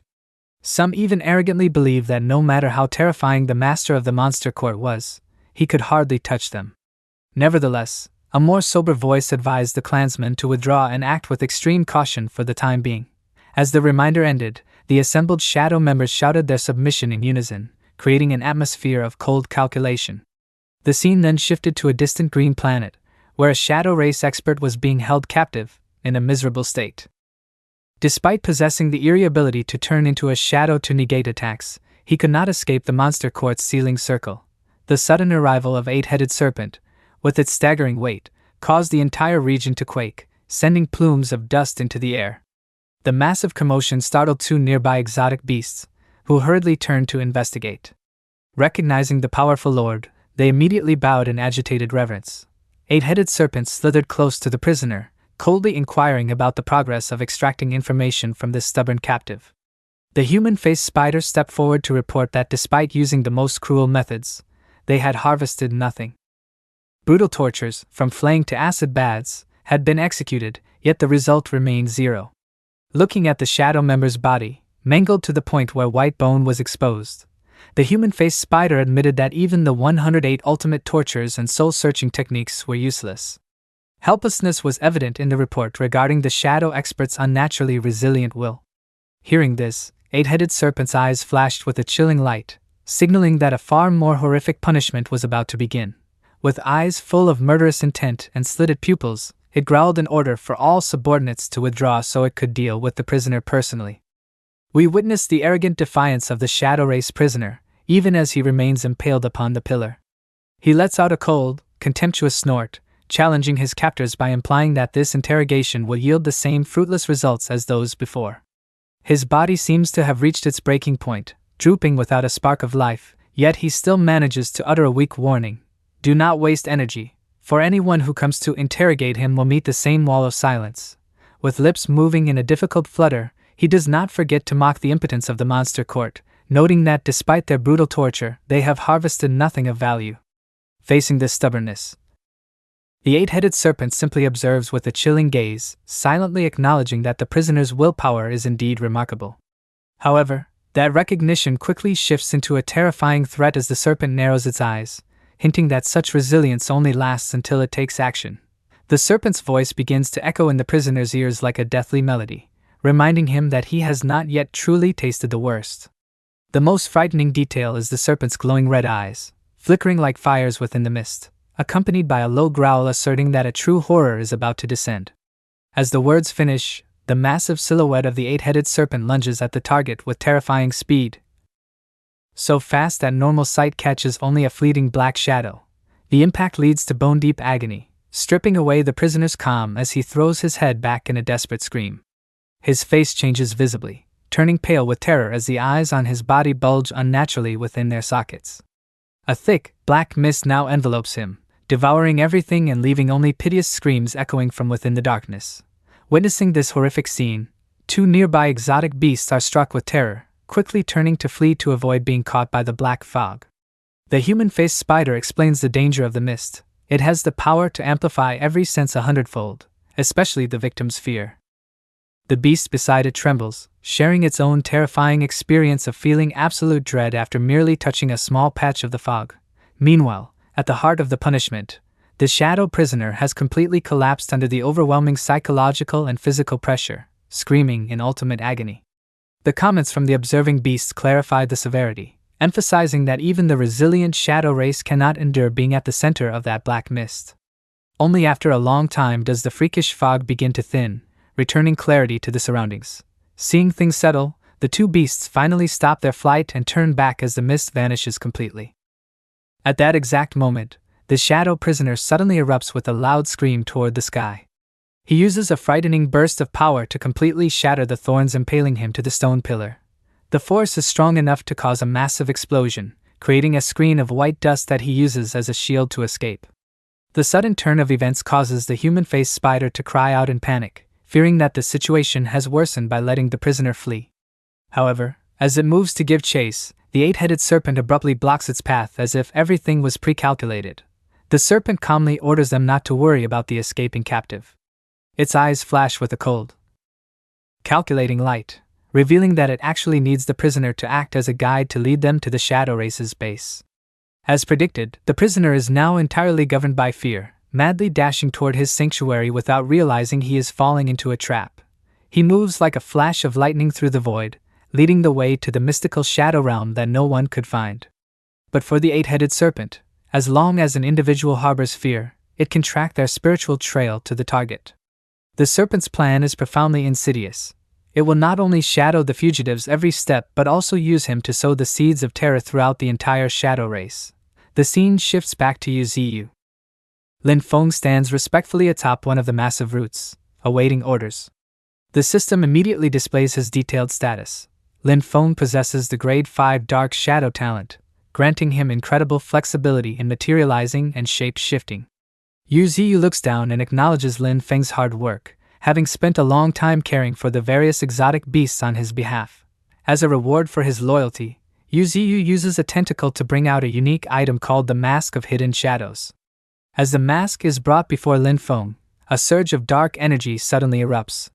The sight of the treasure leaves Lin Feng in awe, just looking at the black mist clinging to it. He can feel a profound and terrifying depth of darkness. Yu Ziyu calmly explains that this mask was created after he devoured the previous patriarch of the Shadow Race, also known as the Lord of Hidden Shadows. Instead of destroying him completely, Yu Ziyu chose to seal the patriarch's soul within this mask for future use. As Lin Feng prepares to receive it, Yu Ziyu reveals that this treasure is on par with a rank 7 divine artifact. Immediately after, a dense wave of darkness erupts once more, swallowing the entire surrounding space. When the black veil gradually recedes, Lin Feng's new form emerges, clearer and more majestic than ever. He now wears the Mask of Hidden Shadows, complemented by a suit of powerful dark armor covering his entire body. Yu Ziyu further explains that this mask possesses 7 different layers of seals for the wearer to gradually unlock. Currently, at the first layer of the seal, it not only significantly boosts defensive capabilities but also allows the wearer to enter a state of perfect invisibility. Overwhelmed by this priceless gift, Lin Feng cannot hide his excitement and loudly thanks his master. Yu Ziyu responds placidly, affirming that it is a well-deserved reward and reminding him to focus on refining the treasure. Lin Feng immediately kneels to show absolute submission before executing his orders. He then transforms into a plume of black smoke and swiftly departs the central area to carry out his mission. Right then, a pitch-black orb unexpectedly appears beside Yu Ziyu and praises Lin Feng's control over the dark element, causing Yu Ziyu to turn toward it with a puzzled look. What appears before his eyes is an orb as black as ink, strange in that it reveals only a single eye. This sudden appearance leaves Yu Ziyu momentarily stunned. However, upon noticing two familiar tails wagging behind the orb, Yu Ziyu is left speechless, asking the entity what kind of prank it is playing now. Once he is certain this is indeed Nine Tails, he calls her name, while the little fox continues to grin happily and wag her tails. A moment later, a white mist erupts, returning Nine Tails to her familiar original form. Yu Ziyu curiously asks why she is here and receives the answer that she has finished her seclusion now that her cultivation has been firmly consolidated. To prove her results, Nine Tails continues to demonstrate her transformation techniques within the surrounding white smoke. Surprisingly, she transforms into an electric oven, her voice full of excitement as she explains that she can now even manifest as modern household appliances. Not stopping there, Nine Tails mischievously transforms into an exact replica of Yu Ziyu to tease her master. Seeing this progress, Yu Ziyu does not withhold praise for her increasingly sophisticated shape-shifting. After reverting to her old form, Nine Tails becomes a bit moody, confiding that she doesn't really want to appear before the public in her true form. Yu Ziyu pays little mind to her complaining. Instead, he notes that her presence is quite timely as he has a task to delegate. He informs her of news received from Emperor Crocodile regarding troubles arising during the purge of the elemental race remnants. According to the report, several mysterious forces have appeared. Though they are not part of the alliance, they intend to eye and snatch the resources of the fallen elemental race.